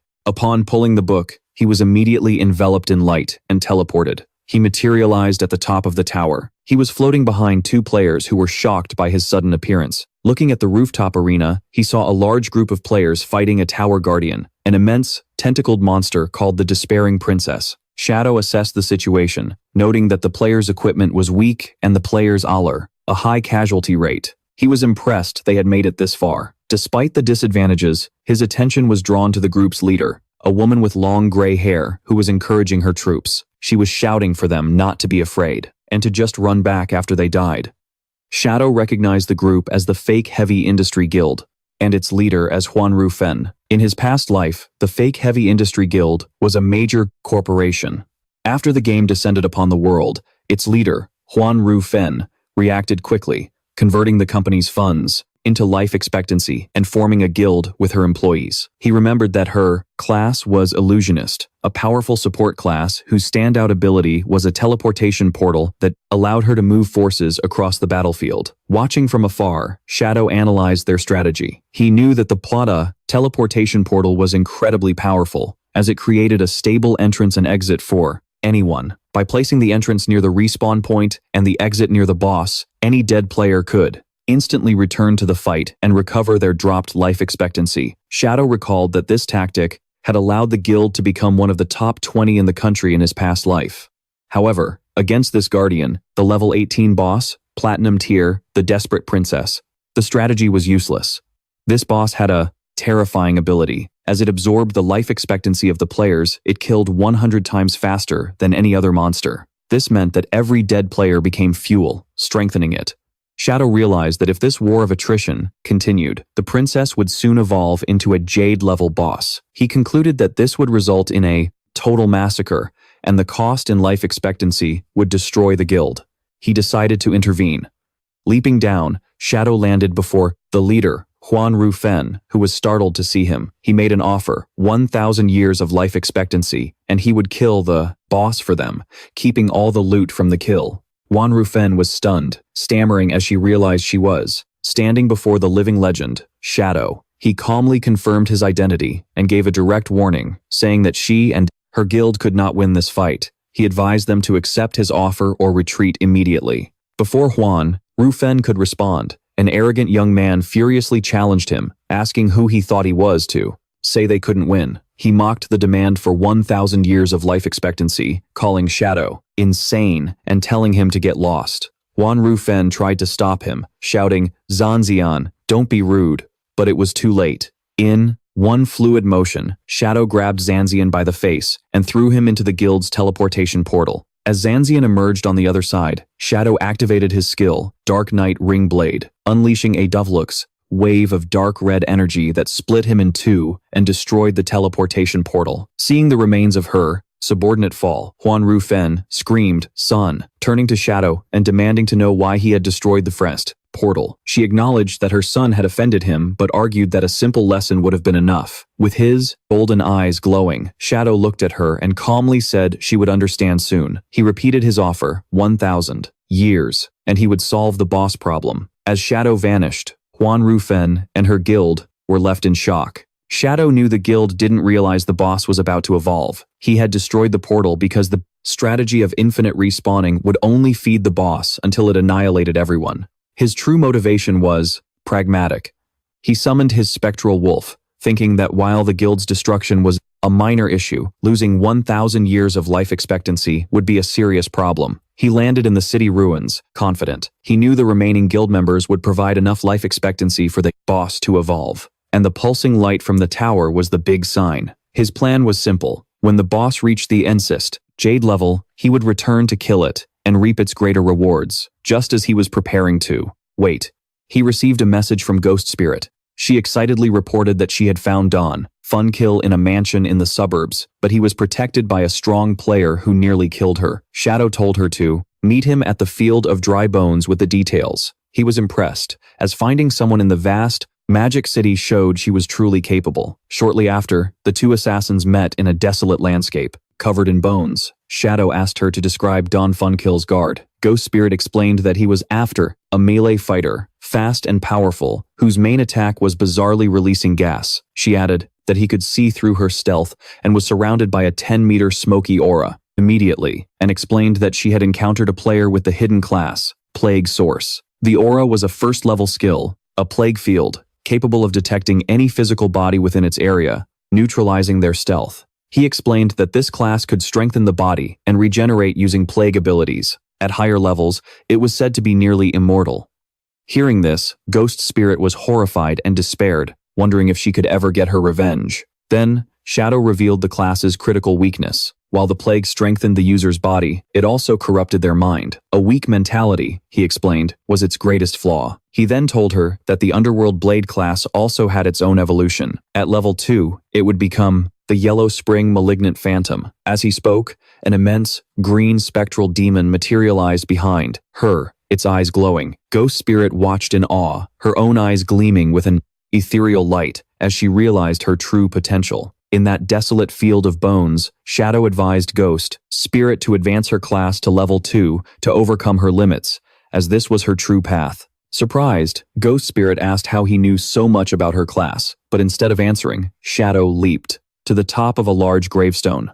From there, he explained that the game was profound and encouraged her to be persistent, as a solid foundation was the key to greatness. Inspired, Ghost Spirit was filled with determination. Understanding that his incredible power came from constant hard work, Shadow revealed that this cemetery was the perfect place to evolve, since the monsters respawned quickly, and it also allowed her to upgrade her class weapon, the Underworld Chain Blade.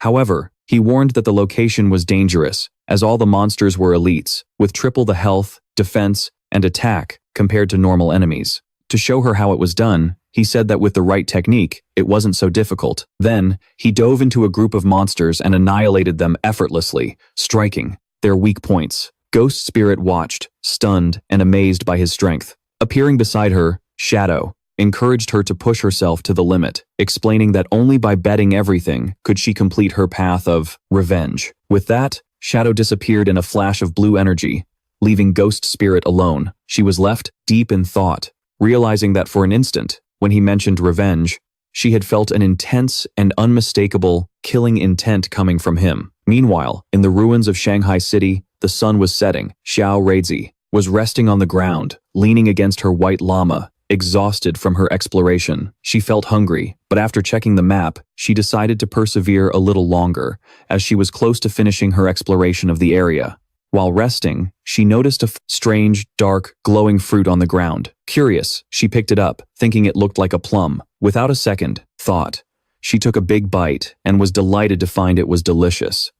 To her surprise, a system notification popped up, informing her that she had gained 50 experience points. She was amazed that a simple fruit could grant experience. Looking ahead, she discovered a long trail of the same glowing fruits. Excited, she followed the path, happily eating the fruits, while gaining 50 experience points with each one. Her feast was interrupted by a message from her captain, who urgently summoned her to the corrupted coast, explaining that a man named Manhwa had been captured by a boss. He was carrying over 500 years of lifespan, so they needed her help. Xiao Reizi checked her map and replied that she was already in the area. Captain Yu told her to wait, promising they would arrive soon. Still following the trail of fruits, Xiao Reizi grumbled to herself about Manhwa, thinking he was useless, but soon her thoughts returned to the delicious fruits. As night fell, she reached the top of a hill and stopped, stunned by the scene before her. The trail of fruits had led her to the desolate, corrupted coast, where a small, luminous, slug-like creature was at the end of the path. Apparently, it was responsible for producing the fruits she had been eating. Nearby, a horrifying sight awaited. A colossal, bloated monster, with several mouths full of sharp teeth on its back, was holding a small, screaming, humanoid figure. Xiao Reizi, her face still smeared with fruit juice, was shocked and wondered what kind of boss that giant creature could be. Her eyes then shifted to the ground, where she saw the motionless bodies of two players and recognized one of them as Manhwa. She realized that this grotesque monster could only be the boss the captain had warned her about. The creature stood before a huge bowl and proceeded to bite into the small creature it held.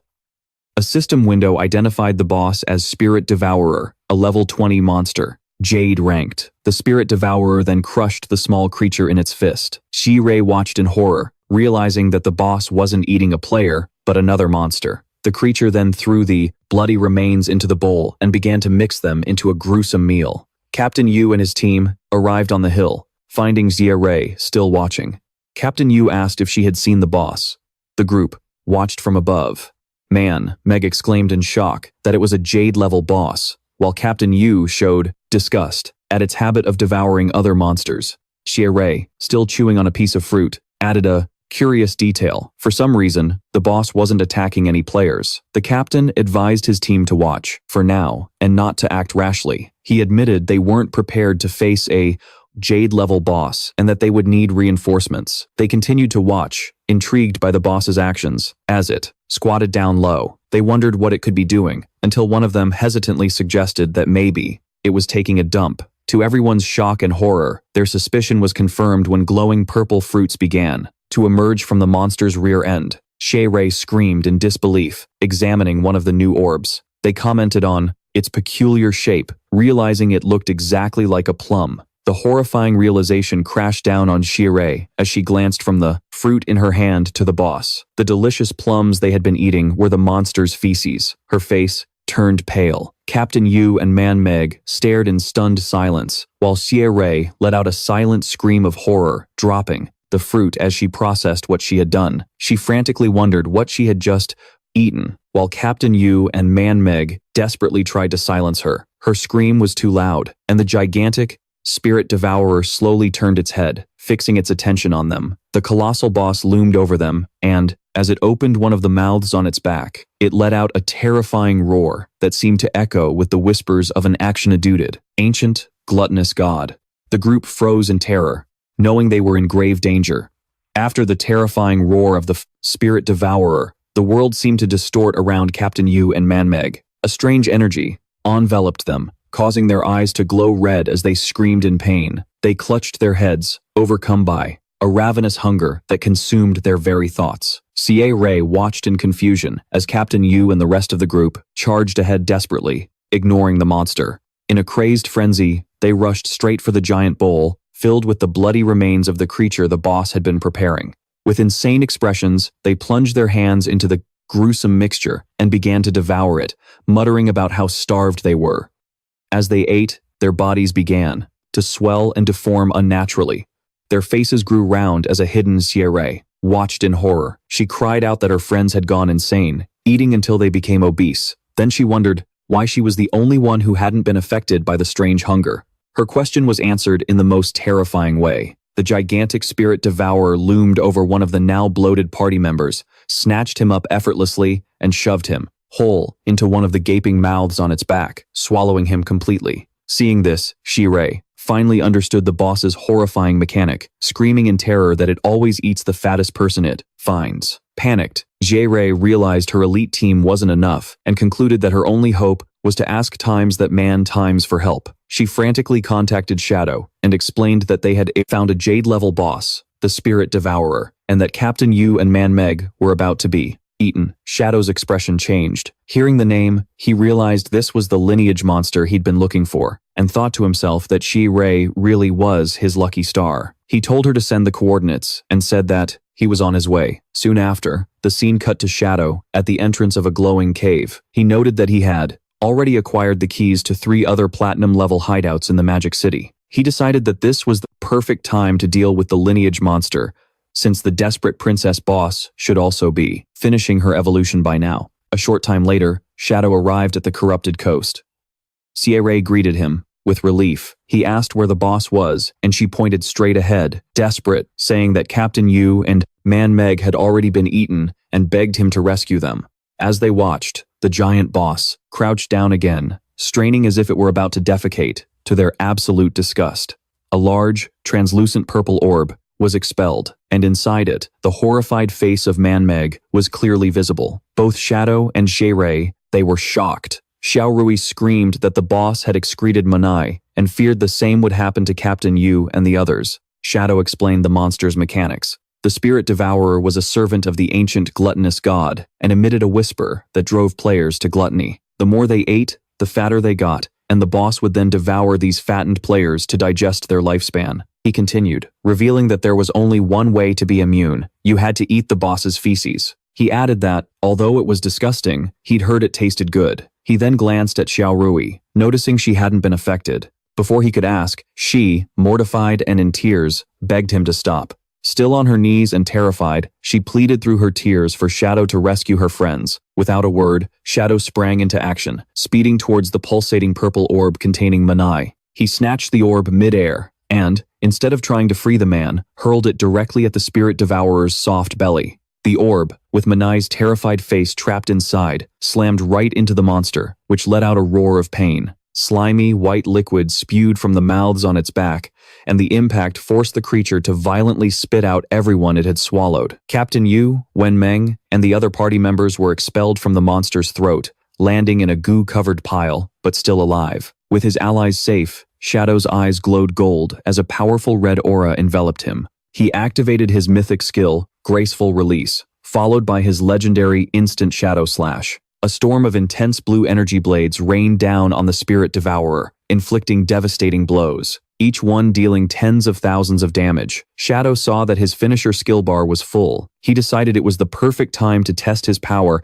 and unleashed his ultimate attack, the Scarlet Blade. A colossal blade of pure red energy formed and slashed vertically through the Spirit Devourer. The strike dealt an astonishing 1 million points of damage in a single hit. A global system notification declared that the player Shadow from Great Xia had achieved the world's first victory. The first against a Jade-level boss. Xiao Rui watched from the sidelines, mouth agape in total disbelief. She screamed in shock at the number of over 1 million damage, exclaiming how insane Shadow's power was. The global announcement of Shadow's victory shocked players worldwide. Some lamented that Great Xia would now rise to power, while others tried to claim him as their countryman. One player even furiously insisted that Shadow's ancestors were from his country. Meanwhile, Shadow was enveloped in a golden light as system notifications flooded his vision. He received a massive amount of experience, evolution points, equipment, and new skills. Most importantly, he obtained the Spirit Devourer's bloodline and was asked if he wanted to activate it. He knew that bloodlines were a special system where powerful defeated monsters would grant their lineage to a player. A compatible bloodline could drastically increase one's combat power. With his eyes gleaming, he chose to activate it. A powerful purple aura exploded around him as the bloodline's effects fundamentally altered his attributes. Each point of strength now converted into 3 points of physical attack, constitution into 50 health points, and 5 physical defense. His agility was increased by 32% efficiency, and each point of spirit granted 3 elemental attack and 5 elemental resistance. He also gained 2 new bloodline skills. The first, Spirit Devour, allowed him to consume any skill of his own class. In return, he would receive a stat correction bonus, although it increased his appetite by 200%. The second, Maw, allowed him to form a huge energy mouth to swallow enemy projectiles. Thus, he would heal according to the damage absorbed. Shadow reflected on this new power. He realized the potential of devouring skills to gain extra attribute corrections. He understood that attribute correction was the efficiency of his stats. For example, 1 point of strength normally granted 3 points of physical attack. Conveniently, the boss had dropped a bronze-level skill, Poison Blade, which was useless on its own, but perfect for a test. He used Spirit Devour, destroying the skill icon. The system confirmed the action and notified him that his strength conversion had increased from 3 to 3.3 physical attack points per point. Initially, he was disappointed, since a bronze-level skill had only given an increase of 0.3. But then, he had a crucial realization. The Spirit Devour skill was now passive, which meant it could be evolved. He immediately spent 242 evolution points to upgrade the bronze-tier devouring skill, Poison Blade, to legendary. The result was astounding. The system informed him that his strength conversion had increased from 3 to 5 points of physical attack. His eyes lit up with excitement. He realized that if he kept devouring and evolving skills, his attribute bonuses could become hundreds of times greater than those of other players. A determined smile spread across his face as he declared to himself that he was once again invincible. After the battle, the captain, Meg, and the rest of the group were safe, but in an embarrassing and sticky state, still swollen from the boss's gluttony effect. Meg, with tears in his eyes, thanked Shadow for saving him, relieved that they hadn't been excreted by the boss like Manai. While his friends recovered, Xizi ran up to the still swollen captain, hugging her and reassuring her that she was still beautiful, regardless of her size. Once everyone returned to normal, the captain approached Shadow to discuss his payment, explaining that the Shanghai officials were running out of time. Shadow, unconcerned, told her not to worry, and suggested they repay him by finding assassination skill books. The captain readily agreed to the deal, and Shadow vanished in a swirl of dark energy, ending the mission. She told her team it was time for them to head back as well. As they left, Manai, still trapped in a spinning purple prison, pleaded tearfully. He begged for no one to ever mention what had happened, and the exhausted team reluctantly agreed.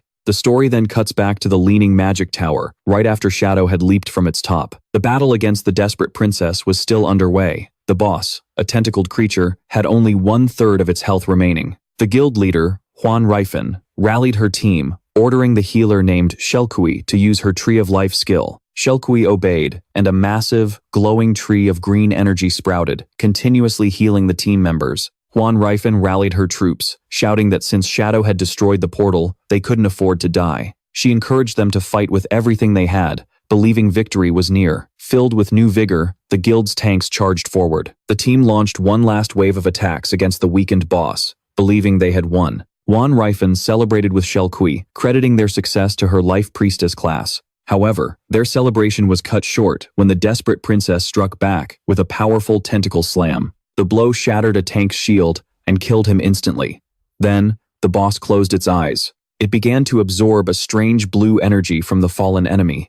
Its eyes opened again, now glowing with a malevolent yellow light. Huan Rifen and Shelkui watched in horror as the boss's power surged. The desperate princess unleashed an immense, explosive wave of flaming energy, engulfing the entire top of the tower. The remaining guild members were hit by the blast and reduced to ashes in an instant. When the dust settled, only a large, glowing blue egg remained on a pedestal, surrounded by the life orbs of the dead players. The boss's health bar was now full again. The desperate princess had evolved. Inside the enormous, luminous blue egg, a woman with long, light blue hair was curled up. A system window identified it as the Desperate Egg, a level 30 Jade grade boss, with a staggering 10 million health points. Meanwhile, at the Heavy Industry Guild's hideout, the defeated members reappeared. Zanzian, Huan Rifen's son, ran to his mother in a panic, asking what had happened and if they had defeated the boss. Huan Rifen explained that they had gotten the boss down to a sliver of health, but it had suddenly recovered all of its health.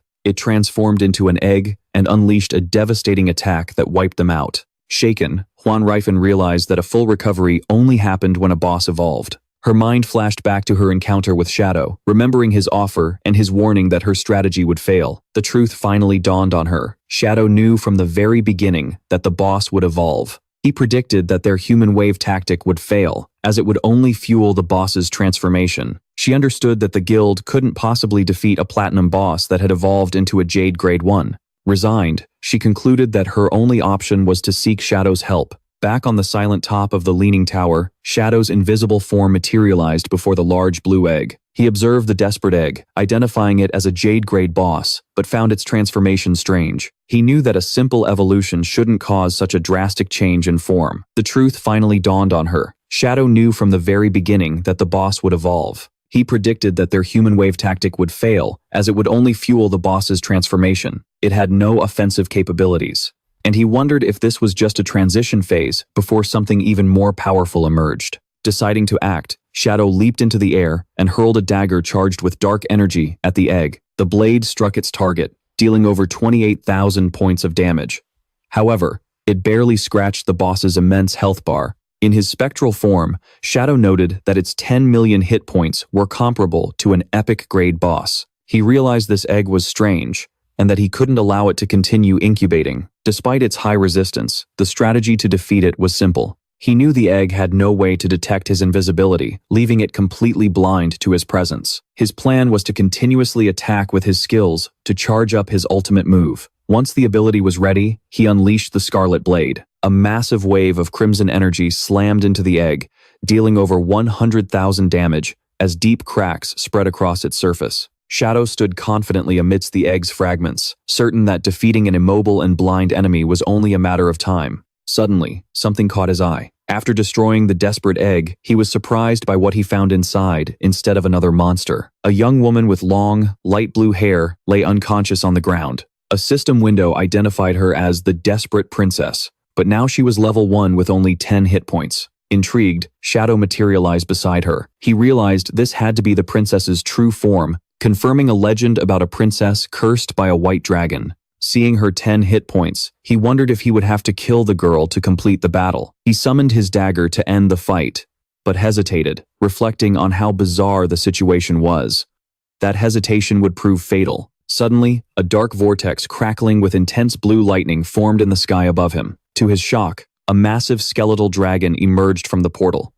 A system window confirmed the new threat. It was the cursed white dragon, Artes, a terrifying level 100 mythic-grade monster. After the desperate egg shattered, the colossal skeletal dragon Artes emerged from the portal in the sky, unleashing a powerful attack on Shadow. He was stunned, not understanding why a mythic-grade boss had suddenly appeared. When the dragon roared, Shadow realized it was a hidden boss, and that the legend of the princess cursed by a white dragon was true. On the ground, the desperate princess, now in her human form, began to awaken. Shadow watched as the princess rose. She floated toward the head of the gigantic skeletal dragon. She flew directly to the monster, and instead of fighting, she gently hugged its snout, crying as she wrapped it in her arms. Her body began to burn, revealing a glowing red heart in her chest.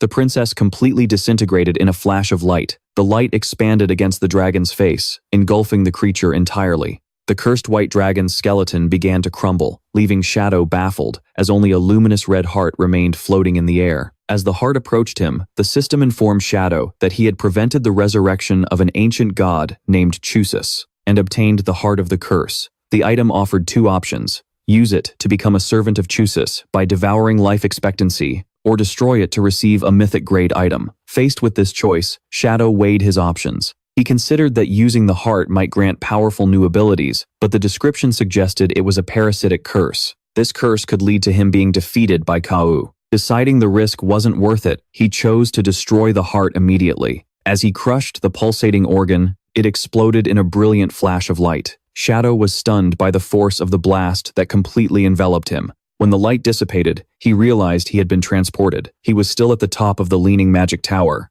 but something was different. He realized he was inside the body of a horned knight. Looking at his own hands, now covered in armor, he wondered if he had triggered some kind of trial or memory. At that moment, a young princess with long, greenish hair ran up to him, affectionately calling him Artes. He saw a young man with white hair and horns sitting on a wall. The princess asked Artes if he was leaving again. Artes replied with an apologetic smile that an enemy had summoned a monster to attack the port, and as the guardian of the kingdom, he had to go provide support. The young princess became furious, calling him a liar and reminding him that he had promised to teach her how to ride the wind. She argued that the court was a 7-day journey away, so it was impossible for him to return that same day. Upset, she told him he was lying, just like her father always did. Pointing her finger at him, she declared that all men were liars and scoundrels. Artes, embarrassed, tried to calm her down, asking where she had learned such harsh words. Then, he presented her with a silvery, scale-like object, calling it the Scale of Promise. He explained that under its watch, anyone who broke a promise would lose their wings and never be able to fly again. The princess, blushing and flustered, immediately rejected the gift, exclaiming that she didn't want Artes to lose his wings. Artes reassured the princess, promising he wouldn't break his word and telling her not to underestimate his wind-riding skills. Then he unfurled a pair of magnificent and imposing white wings. The princess watched him with eyes shining with admiration, saying that his transformation was always beautiful and incredible.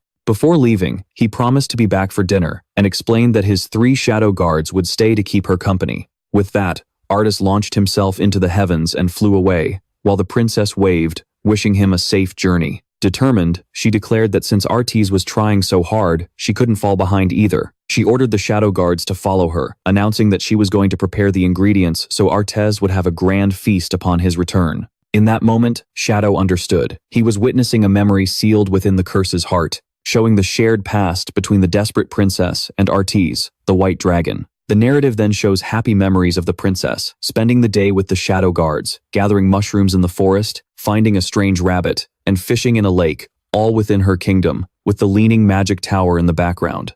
Later, exhausted but happy, the princess presented a grand feast she had prepared. Proudly, she listed peculiar dishes, like steamed rock and volcanic ash pizza, saying they were all Artes's favorite dishes. She waited anxiously, believing he would be back soon, but as night fell, she ended up falling asleep at the table, still waiting for him. An old attendant gently woke her, telling her it was very late and that she should get some rest. He pointed out that the food on the table had gone cold. Startled, and realizing how long it had been, the princess desperately asked the attendant where Artes was and why he hadn't returned yet. The attendant, with a grave expression, informed her that, according to reports from the front lines, the battle was terrible and that General Artes would likely be delayed. The princess refused to believe it, declaring that Artes was the powerful guardian of the kingdom, that any enemy would be like a lamb before him. However, the attendant explained the gravity of the situation, revealing that the enemy nation had sacrificed tens of thousands of lives to summon a terrifying monster from the sea.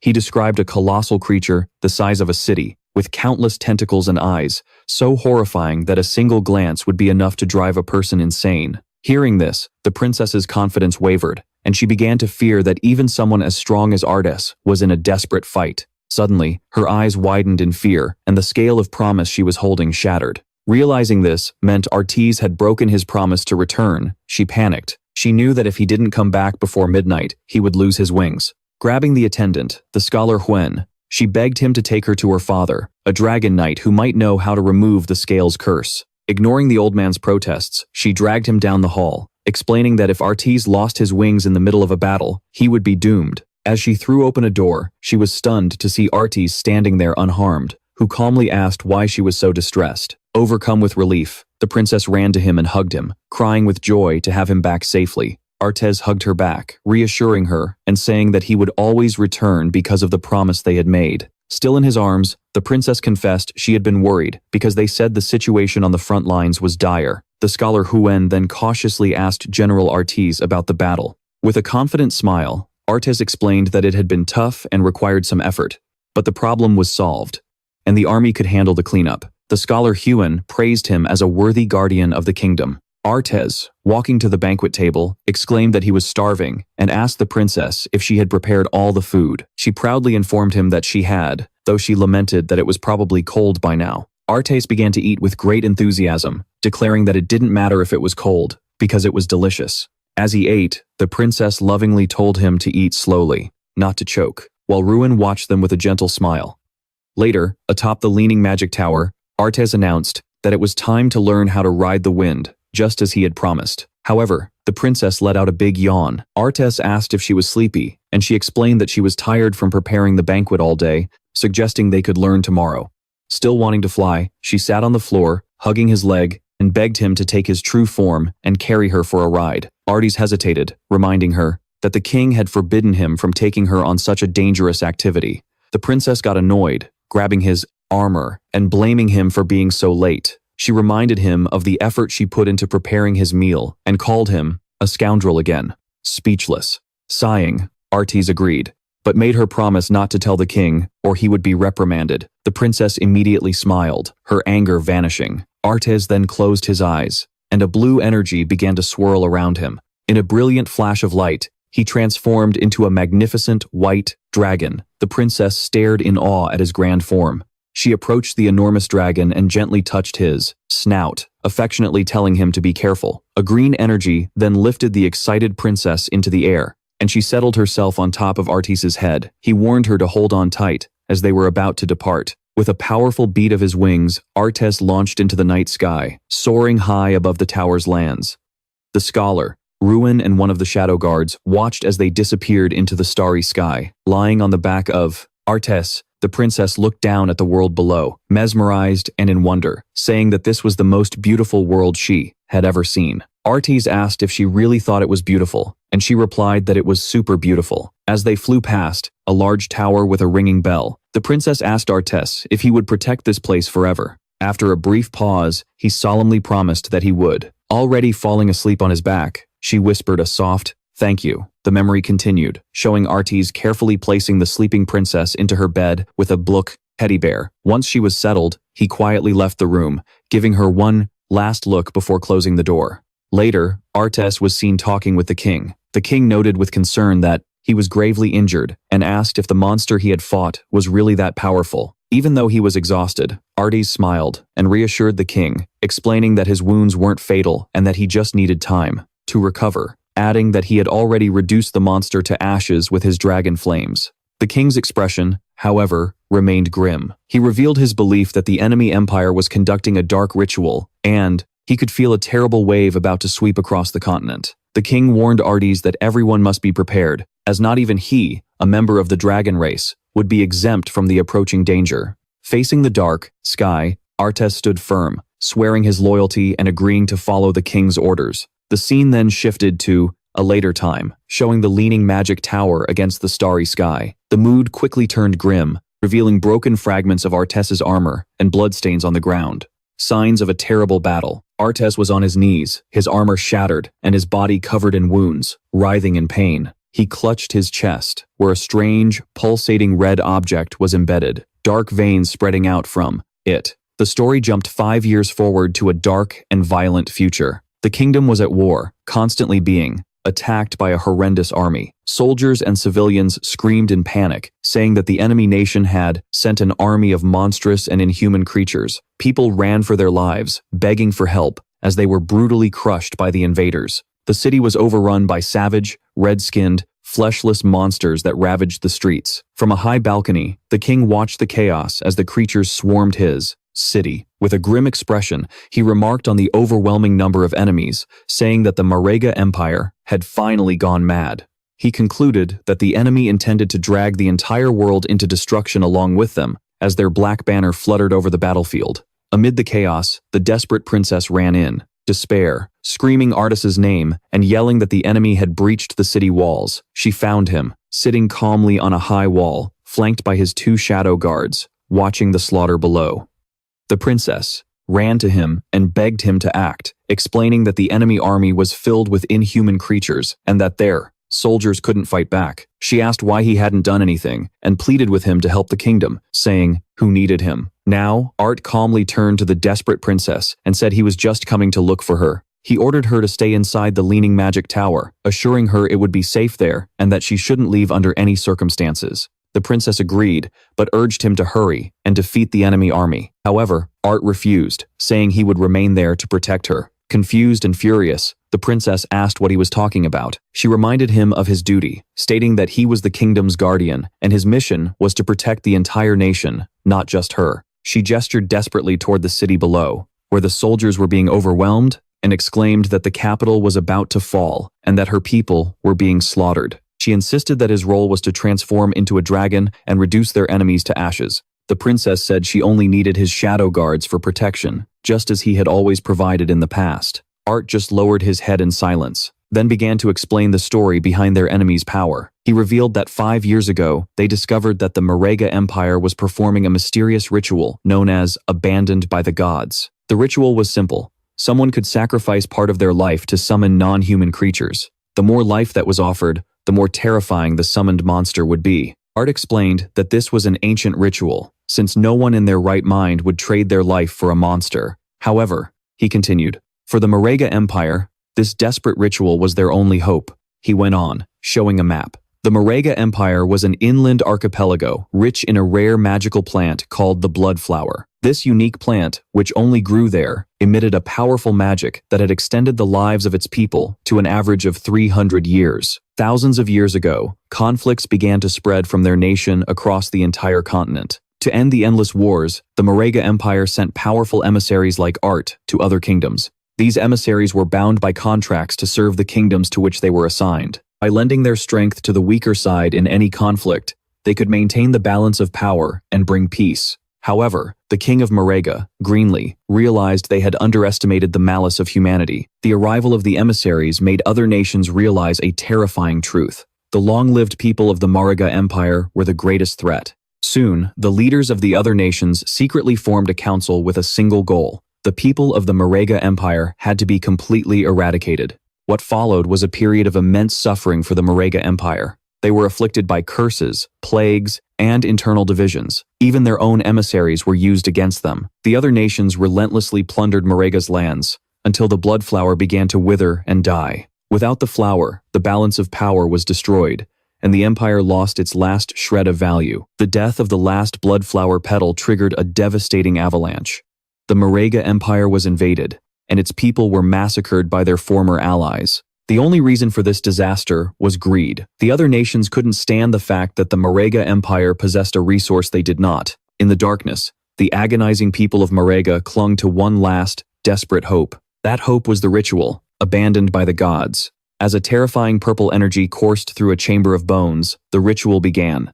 This was less a ritual and more a curse. Every person in the Marega Empire was marked, causing their life force to be drained away. Monstrous creatures grew inside their bodies until they finally burst out. These monsters had only one purpose: to destroy humanity. Finishing his story, Art turned back to the princess. His face was filled with pain as he prepared to tell her the consequence of this curse. As the princess listened to him, Art revealed his face, now covered in grotesque and bloody tumors, and explained with a sorrowful expression that he could no longer transform into a dragon. From now on, he would only turn into a monster. The princess stared at him in shock and horror, stammering his name as she asked why this had happened. Art continued, revealing a deep secret. He said that very few people knew the true identity of the Marega people. They were also known as the dragon race. Emissaries like him were called guardians of the realm by most humans. The princess's eyes widened as she processed this stunning revelation. Standing on the wall, Art told her that an uncontrollable tide of darkness had spread across the entire continent, and that the end of humanity had arrived. Therefore, he declared that his only wish now was to protect her, and only her. Meanwhile, the brutal invasion raged on. The red monsters devoured citizens without mercy, crushing them underfoot and hunting down anyone who tried to hide. A seemingly endless army of these creatures emerged from the smoke, shattering the kingdom's last defenses. From a high balcony, the scholar Ruin gravely informed the king that the number of monsters was still increasing. He pleaded with his ruler, asking if he truly wouldn't lead a retreat now that the capital had fallen. The king, however, stood firm, declaring there was nowhere left to run. He explained that the magic tower was a major magical hub. If it were destroyed, the mage's combat power would plummet, making it impossible to stop the monsters. The king decided to join the battle himself. He leaped into the battlefield, his sword flashing as it sliced the red monster in half. He caught his breath amidst the smoke and rubble, leaning on his sword. He reflected on how quickly time had passed. He recalled when he first met Artes. They looked to be the same age, though Artes was 100 years older. For Artes's race, 100 years was just the beginning of adulthood. As a monster lunged at him, the king remembered the inseparable years they had spent together. They had fought side by side, drank together, and shared everything. A bolt of purple energy struck him. Remembering how things had changed over the years, Artes remained eternally young. This created a chasm between them, as Artes couldn't comprehend the difficult choices the king had to make after taking the throne. The king sadly concluded that Artes would never understand humans, just as humans would never understand Artes. The king stood amidst the flames and the destruction of his kingdom, and his thoughts turned to the moment everything changed, the birth of his daughter. He remembered Artes, holding the newborn princess tenderly. Watching them, the king had found a new sense of hope through their shared affection for the child. On that same battlefield, a new, colossal threat emerged below the king. A shadowy monster, with glowing purple eyes. It gathered a sphere of blue energy for a devastating attack. The king looked forward, his face calm. As he accepted his fate, the creature unleashed a devastating blast of energy at him. As the light engulfed him, the king's body vanished. His final thoughts were filled with regret for being wrong about everything. A massive explosion tore through the castle, signaling the king's defeat. From the magic tower, the desperate princess saw the blast in the distance and screamed in shock. At her side, Artes calmly stated that the capital had fallen and predicted the monsters would come for them next. Soon, as if on cue, a swarm of dark, winged creatures descended. One of the shadow guards shouted a warning that all the monsters were approaching. The creatures slammed against a powerful blue barrier protecting the tower. Artes reassured the princess, telling her the tower was protected by a very strong barrier, making it nearly impossible for the monsters to break through. Suddenly, the wounded scholar Ruin appeared on the tower wall. The princess turned in surprise, exclaiming his name. Leaning on his staff, the scholar told Artes he had come under the king's orders to escort the princess to safety. The princess showed concern for his wounded state. Artes agreed to a plan, saying he would use wind magic to send them to a safe location, and asked if the contacts were ready. The scholar Ruin confirmed that everything was prepared, but the princess interrupted him in confusion. With a heavy heart, Ruin delivered the news. Her father, the king, had fallen. The princess stood in shock. He explained that the king had planned her escape to a neighboring country, where she would be safe. The princess anxiously asked if Artes was coming with them. He turned to her with a sad smile, and asked where he could possibly go. He revealed that the monsters below were his own people, the MURKED, and explained that he was now an enemy to everyone, and that wherever he went, humans would hunt him down and kill him. Kneeling at the edge of the wall, he looked down at the horde below and accepted his fate. He declared that the place where a night falls becomes a dragon's grave, and that this place was his. He swore to remain there and protect it until his life was spent. Hearing his solemn vow, the princess's expression changed from sorrow to determination. Suddenly, she used her wind magic to leap away from the scholar Ruin and back to Artes's side. She landed before him and declared that if he was going to stay, then she would become his dragon knight. She reminded him that this was her home, and she would protect it alongside him. Proudly, she stated that her wind riding skills were perfected, and asked how they could form a contract. Artes looked on, shocked and speechless, at a loss for words at such loyalty. Moved, he held the princess's hand in his armored one and smiled with both sadness and kindness. He agreed to her request and presented the silver scale of promise, explaining it would be the symbol of their contract. Just like in the old days, the princess smiled radiantly, absolutely delighted. The contract was simple, and she joyfully began to seal the pact, promising they would be together forever. But Artes cut her off, concluding it with a painful twist. He said their promise was to never see each other again. The princess's face went pale, her eyes widening in shock and disbelief. Before she could react, Artes unleashed a powerful gust of wind, blasting her and the scholar Ruin far away. As they flew, he entrusted the princess's safety to the scholar. The princess screamed Artes's name in confusion and betrayal as she was carried away alone over the wall, surrounded by magical winds. Artes told her to go, insisting that her place wasn't in a dragon's tomb. The scene took a horrific turn. Ren, his eyes glowing red, plunged his hand into the princess's chest, ripping out her still beating heart. Coldly, he told her she had a place where she belonged, a place for humans. Artes watched from the tower in utter shock at this betrayal, while the horrified princess watched her very life being stolen from her. As he died, the scholar still managed to issue one last warning, telling him to be careful and revealing that the MURKED weren't the only ones who were cursed. Then, his face was overcome by a monstrous red growth, and a gigantic, tentacled creature erupted from his body. The monster snatched and devoured the princess's heart. Laughing grotesquely, it taunted Artes about the delicious taste of the flesh and life it had just consumed. It then provoked him, asking if killing the person Artes loved was suitable revenge for being burned by his dragon flames in the past. Artes stood paralyzed in silence. The tentacled monster laughed insanely. It held up the princess's lifeless body and her bloodied heart, mocking the white dragon.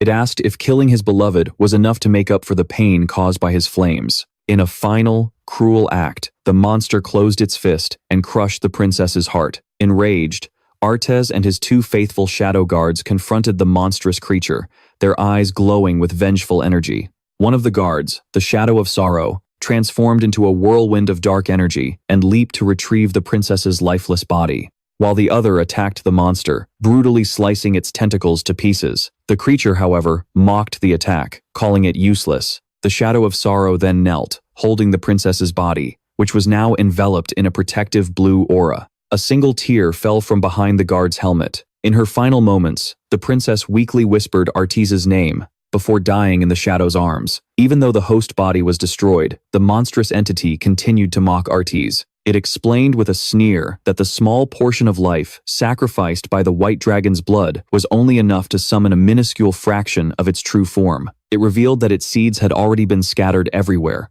parasitizing hosts and waiting for the right moment to mature and emerge. Exactly as it had happened with the old scholar, the creature, called Kusus, continued its psychotic assault, reminding Arteese that the monsters born from his own people now dominated the world. It stressed that Arteese himself was deeply cursed and could transform at any moment, and that he had always known his beloved princess was destined for a tragic end. Kusus emphasized Arteese's powerlessness, suggesting that he was weak and perhaps he was the real monster who killed the princess. The entity reveled in Arteese's torment, describing the hatred, sorrow, rage, and despair that filled his heart as wonderfully strong emotions. Then, it made a tempting offer, saying it could change everything. Kusus formally introduced itself, saying it could hear the violent beating of Arteese's heart. It declared itself an ancient and all-powerful god, and it made an incredible promise. Not only could it help Arteese defeat the monsters and protect the kingdom, but it could also resurrect the princess, so they could be together forever. And it explained that all of this could be achieved through a simple transaction. The price, Kusus revealed, was for Arteese to give it his own heart. Kneeling alone on the high wall, surrounded by winged monsters, Arteese contemplated this impossible choice. He weighed his options: let the princess die in the tower, devoured by monsters, or accept the deal, allowing her to become his draconic knight to protect the kingdom for all eternity. Kusus pressed him for a decision, warning that its current body was fading fast and that his time was running out. Having made his choice, Arteese performed the sacrifice. Supreme being, with a sickening squelch and a spray of blood, his shadow guards watched in shock as, in an act of desperation and love, Arteese tore his own beating heart from his chest. Kutus praised him, saying that he had made the right choice. He declared he would place a blessing upon his heart, causing it to float into the sky in the midst of a brilliant explosion of energy, destined to pulse for all eternity. The entity explained their pact. His beloved would receive the heart and be revived with its immense power. Although Arteese would be heartless, he would neither die nor become a mindless monster.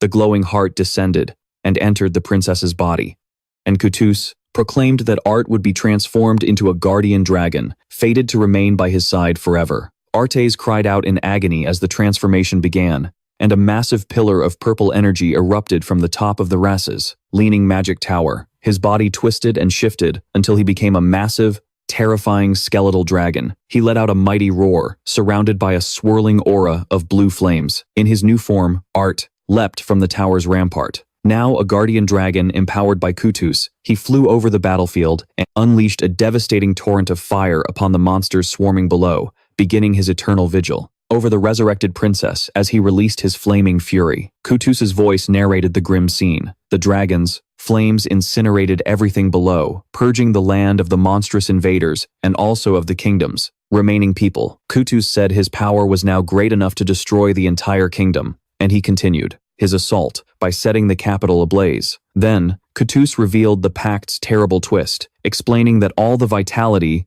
harvested from the lives reaped by the flames would be channeled to a single point.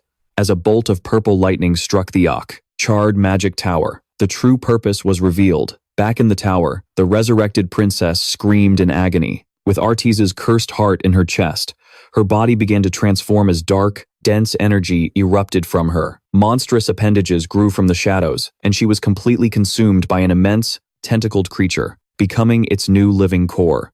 With the princess now transformed into a hideous monster, Kutus declared triumphantly that all the harvested vitality now belonged to him. Kutus reflected on his current weakness, lamenting that his power was still too diminished to directly parasitize the powerful dragon race forcing him to use a human as a host as well. However, he remained confident, believing that it was only a matter of time until he could use the white dragon to gather the necessary vitality. The monstrous princess looked up, where the skeletal dragon art circled in the sky, and wondered why he hadn't returned now that the kingdom had been cleansed. She found his behavior strange. Suddenly, two shimmering silver scales appeared before her. Kutus recognized them as the scales of promise and realized they were vows made by the white dragon before the pact. The first vow was to never see the princess again.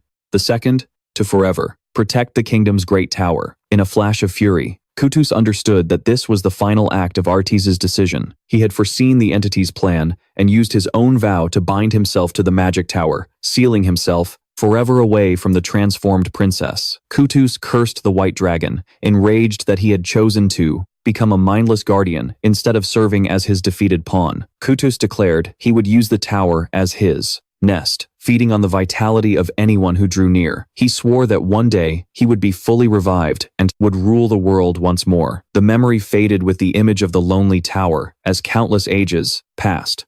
Back in the present, atop the leaning magic tower, Shadow reappeared on the desolate rooftop with purple energy still glowing in his hands. He processed the tragic history he had witnessed, wondering if those vivid images were just part of the game's lore, but his instincts told him otherwise. The vision felt too real, as if it depicted the monster's true origin. Suddenly, swirls of dark purple energy materialized around him. A system window congratulated him for obtaining a new mythic grade skill, Shadow of Sorrow. This powerful ability created 3 shadow clones for 7 seconds that mimicked his abilities and dealt 100% damage. The skill description added a poignant detail. These were the shadows created by the white dragon long ago to protect what mattered most. Artis had used immense mental energy to maintain them for 15 years without letting them fade. Shadow examined his hand, now wreathed in purple energy, and recognized the ability from the memory. Awestruck, he realized this single technique could quadruple his attack power. Short time, he marveled at just how terrifying a mythic grade skill was. Other system notifications popped up, rewarding him for the challenge. He'd obtained the key to the hidden area of the Leaning Magic Tower, reached level 19, and received tons of evolution points, equipment, and skill books. Among the new rewards was a portal key and a map to a level 20 area called the Drybone Ruins. Shadow was intrigued, as he had never heard of this place. He unrolled the ancient map and found the city of Drybone on an island in an inland sea. Seeing its location, he made a connection, realizing it must have been part of the Morega Empire from the history books. Convinced that this new area was linked to the White Dragon's homeland, Shadow got excited, certain that it held even greater secrets and rarer treasures. Knowing the area was for level 20 players, and he was at 19, he decided he would head there soon. But first, he held up the ornate golden key to the hidden area of the Leaning Magic Tower and decided to sell it. The scene shifts to the Heavy Industry Guild's hideout. Inside, Wan Rui Fen and her members were regrouping after their defeat. One of them asked what their next move would be, admitting they couldn't possibly defeat the Jade Grade boss. He suggested their only option was to contact Shadow for help. With a weary sigh, Wan Rui Fen agreed. She planned to use her contacts in Shanghai City, who had good relations with Shadow, to act as intermediaries. Just then, to her shock, Shadow materialized directly behind her. He said there was no need for all that trouble, since they could negotiate directly.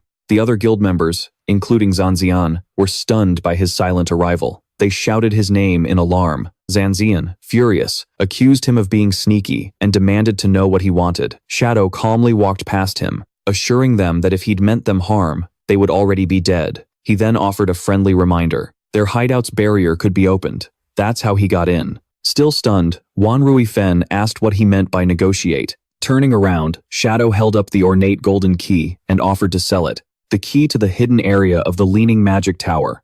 Asking if she was interested, the guild members' jaws dropped. They recognized the key and realized Shadow must have defeated the Jade Grade boss, something they couldn't believe was even possible. Wan Rui Fen eagerly accepted and asked him to name his price. Shadow stated that the price was the same as before, 1,000 years of vitality. As his leader agreed, Zanzian exploded with fury, shouting at Shadow, calling him shameless and accusing him of planning this from the very beginning. Pointing an accusing finger, Zanzian laid out how Shadow had attacked them first. He'd used that as an excuse to destroy their portal, cut off their reinforcements, and get their entire team wiped out. Now, he was playing the hero, selling them the key for an exorbitant price. Zanzian declared he'd never met someone so despicable. Rui Fen sternly ordered her son to stop, but he refused, trying to convince his mother that they were being scammed. He argued that the key should have been theirs to begin with, and they couldn't just let Shadow profit from their guild's losses. Unfazed by the outburst, Shadow calmly asked what he wanted.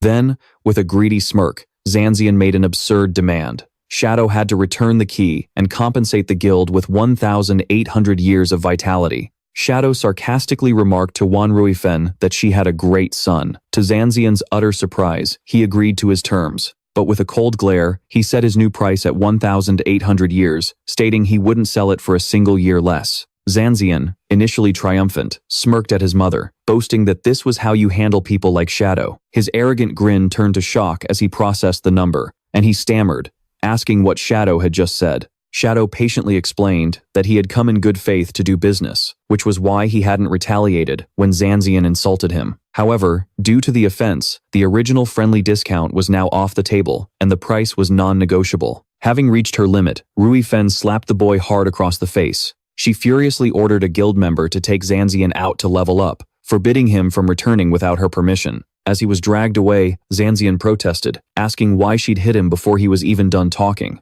Rui Fen turned to Shadow and apologized, asking if he might reconsider. Shadow coldly repeated his offer, 1,800 years, and he wouldn't be saying it again. With a weary expression, Rui Fen accepted, noting that it was a fair price. After all, she'd heard he had sold other hideouts for 2,000 years. She explained that due to their heavy losses, they couldn't pay the full amount up front, and asked if she could pay in installments. Shadow agreed, stipulating that she had to pay 1,000 years up front, and he would return in 10 days to collect the remaining 800. Relieved, Renan Ru Fen thanked him and completed the transaction. A system window confirmed that she had obtained the key and that Shadow had gained 1,000 years of vitality. Before disappearing, Shadow said his goodbyes. He believed the Heavy Industry Guild had potential and that selling them a good hideout would help turn them into an important asset for the Great Zia server. With her new base secured, Ren Fen addressed the guild. She announced that the platinum-grade hideout was now theirs, and, to pay off the debt to Shadow, she instructed a 50% vitality tax for all members. She acknowledged the rate was high, but presented it as a necessary investment, encouraging them to work hard. The guild members responded with renewed determination. In a forest at dusk, a small group with Zanzian tried to make him see reason.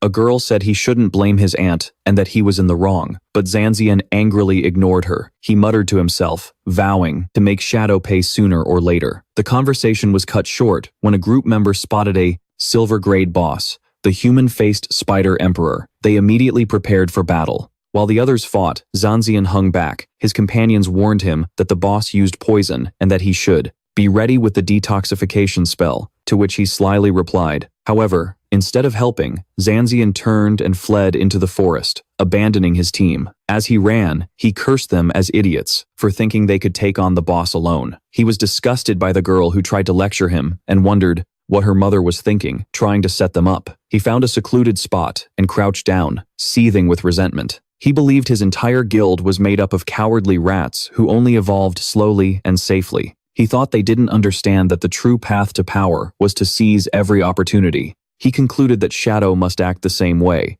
and that's how he became so powerful. With a sinister smile, Zanzian revealed that he wasn't as foolish as his guildmates thought. He scoffed at the idea of facing Shadow without a plan. Then, he summoned a dark, ornate vase with a single glowing red eye, declaring it a treasure from an S-grade chest. A system window identified the item as the Abyssal Vase.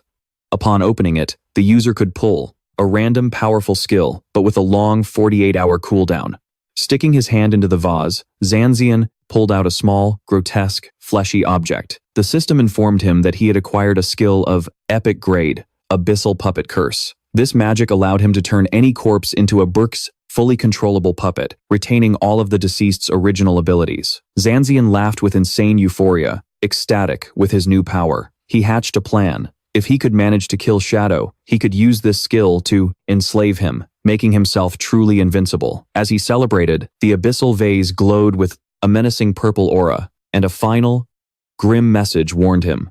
The abyss contains extraordinary power, but when one gazes into it, the abyss also gazes back, foreshadowing a dark future for Zanzian. In the dry bone fields, a desolate graveyard in the ruins of the Magic City, Ghost Spirit used her energy-infused paper ribbon to wrap around and pierce the eye of a skeletal monster. She decapitated the enemy with a precise blow, dealing over 5,600 damage. System notifications appeared, informing her that her weapon had been upgraded to gold, and that she had enough experience for a class promotion. Standing among the energy orbs of the defeated enemies, Ghost Spirit sighed in relief, confirming she had enough experience for the advancement. With a determined expression, she accepted the class promotion.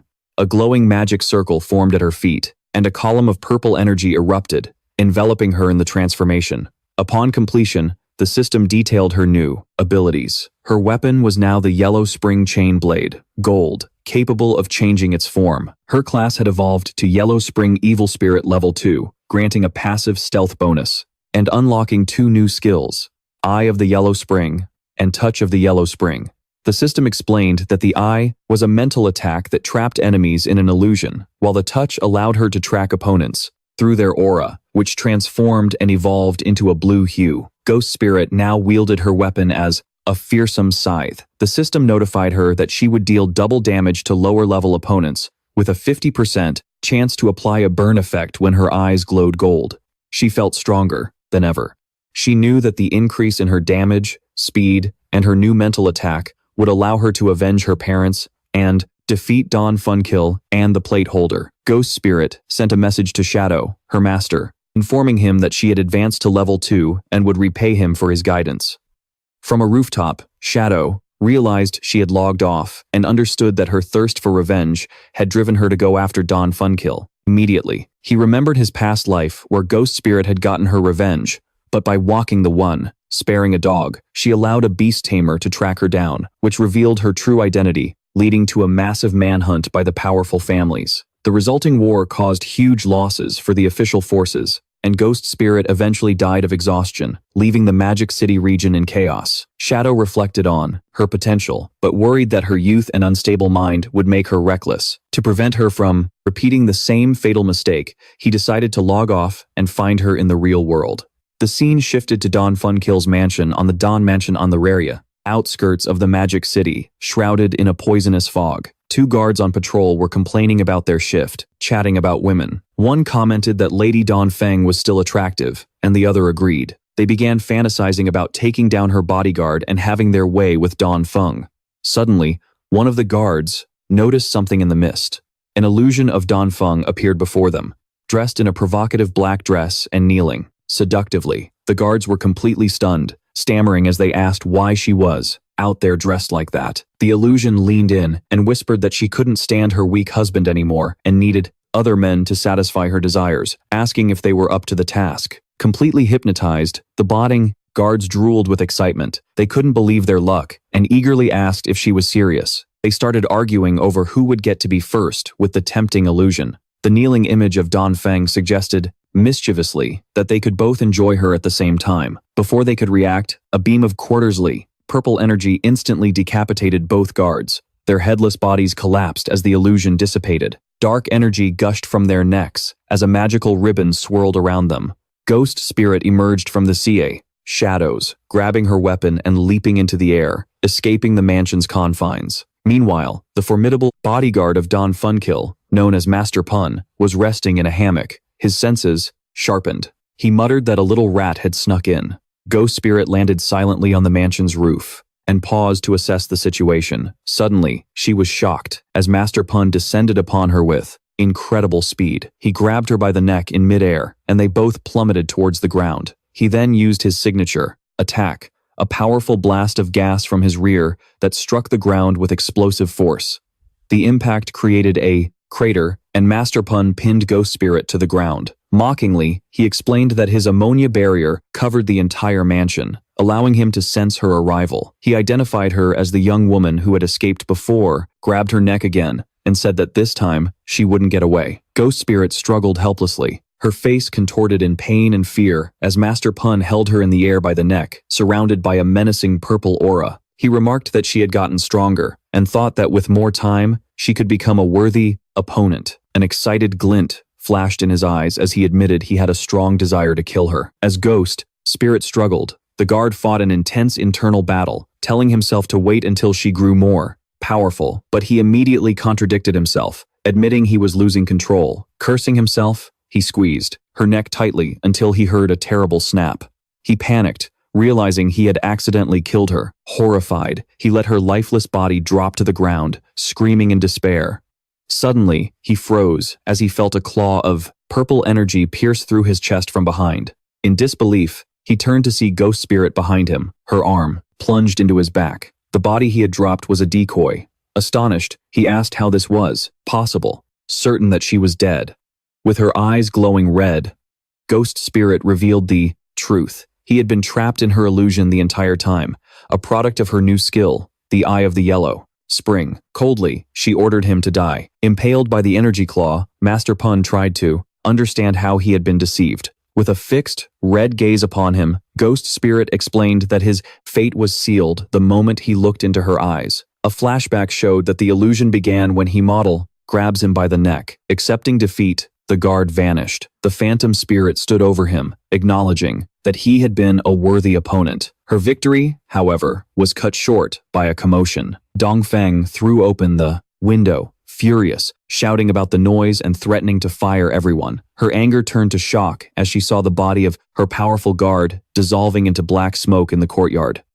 Desperate, she screamed that there was an intruder and called for help. Armed guards rushed to the main hall, taking defensive positions to protect Lady Dongfeng and find the intruder. The noise woke her son, Nantian, who sleepily asked what was happening. Dongfeng replied that an enemy had invaded and told him to stay quiet. But Nantian sat up and with a confident smile told his mother not to worry. He declared that he was now 18, a player, and he would protect her. Moved, Dongfeng hugged him, wishing his father had been half as wonderful. As they shared a kiss, the window behind them creaked. Startled, they pulled apart, and Dongfeng demanded to know who was there. In the hallway outside, the guards' bodies were dissolving into shadows. Dongfeng stared, in horror, unable to comprehend how they were all dead. Her mind raced, wondering if Shadow had discovered the plan to ambush him. Just then, the spectral form of the phantom spirit appeared behind her, asking what plan that was. Dongfeng spun around to face the hooded figure, demanding to know who she was and why she was being attacked.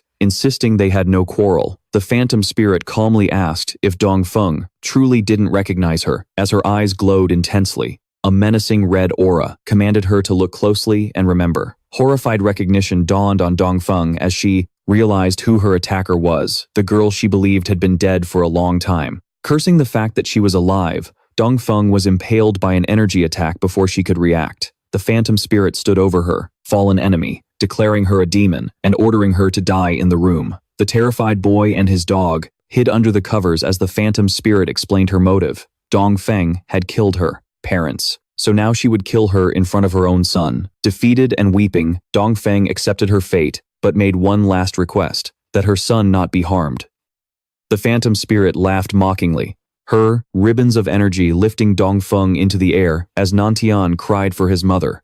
She scoffed at the request, asking what right she had to make demands. Dongfeng continued to plead, insisting the grudge was only between them and that her son was innocent. Enraged, the phantom spirit screamed, asking if Dongfeng had thought about this day when she murdered her parents. With a final, furious cry, the phantom spirit launched a devastating attack. Dongfeng's body was obliterated in an explosion of dark energy. On the bed, Nantian and his dog watched in horror as the phantom spirit panted, her revenge complete. Then she turned her intense, red-eyed gaze to the bed, where Nantian was now paralyzed with terror. With her revenge complete, the phantom spirit walked away from the scene. She left the room, leaving Dongfeng's body on the floor, while the terrified Nantian and his dog watched. As she vanished, Nantian's frightened expression twisted into a sinister smirk. He revealed he was tired of his mother's control and thanked the phantom spirit for killing her.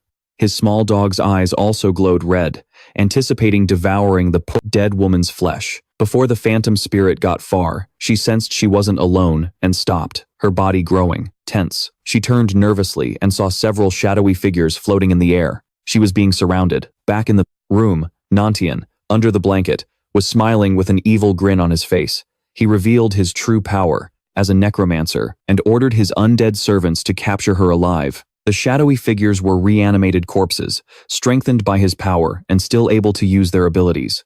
They advanced on the fly, cornered Phantom Spirit. Suddenly, a massive explosion tore through the side of the mansion. The Phantom Spirit was blasted away from the building, screaming in pain, while outside, the reanimated corpses descended upon her as she lay helpless. One of the marksmen, with a single hand, prepared to fire a deadly energy blast at point-blank range. Just as he fired, black spikes intercepted the attack, saving her. The force of the counterattack knocked back the undead servants. The Phantom Spirit looked on, confused by the sudden turn of events. In the room, Nantian, who had been hiding, was now being held by the head, screaming in terror. A figure stood over him, holding his severed head and crushing the demonic dog underfoot. It was Kim Feng. He looked directly at the ghost spirit through the destroyed wall and delivered his final, cold lesson. Showing mercy to your enemies is the same as being cruel to yourself.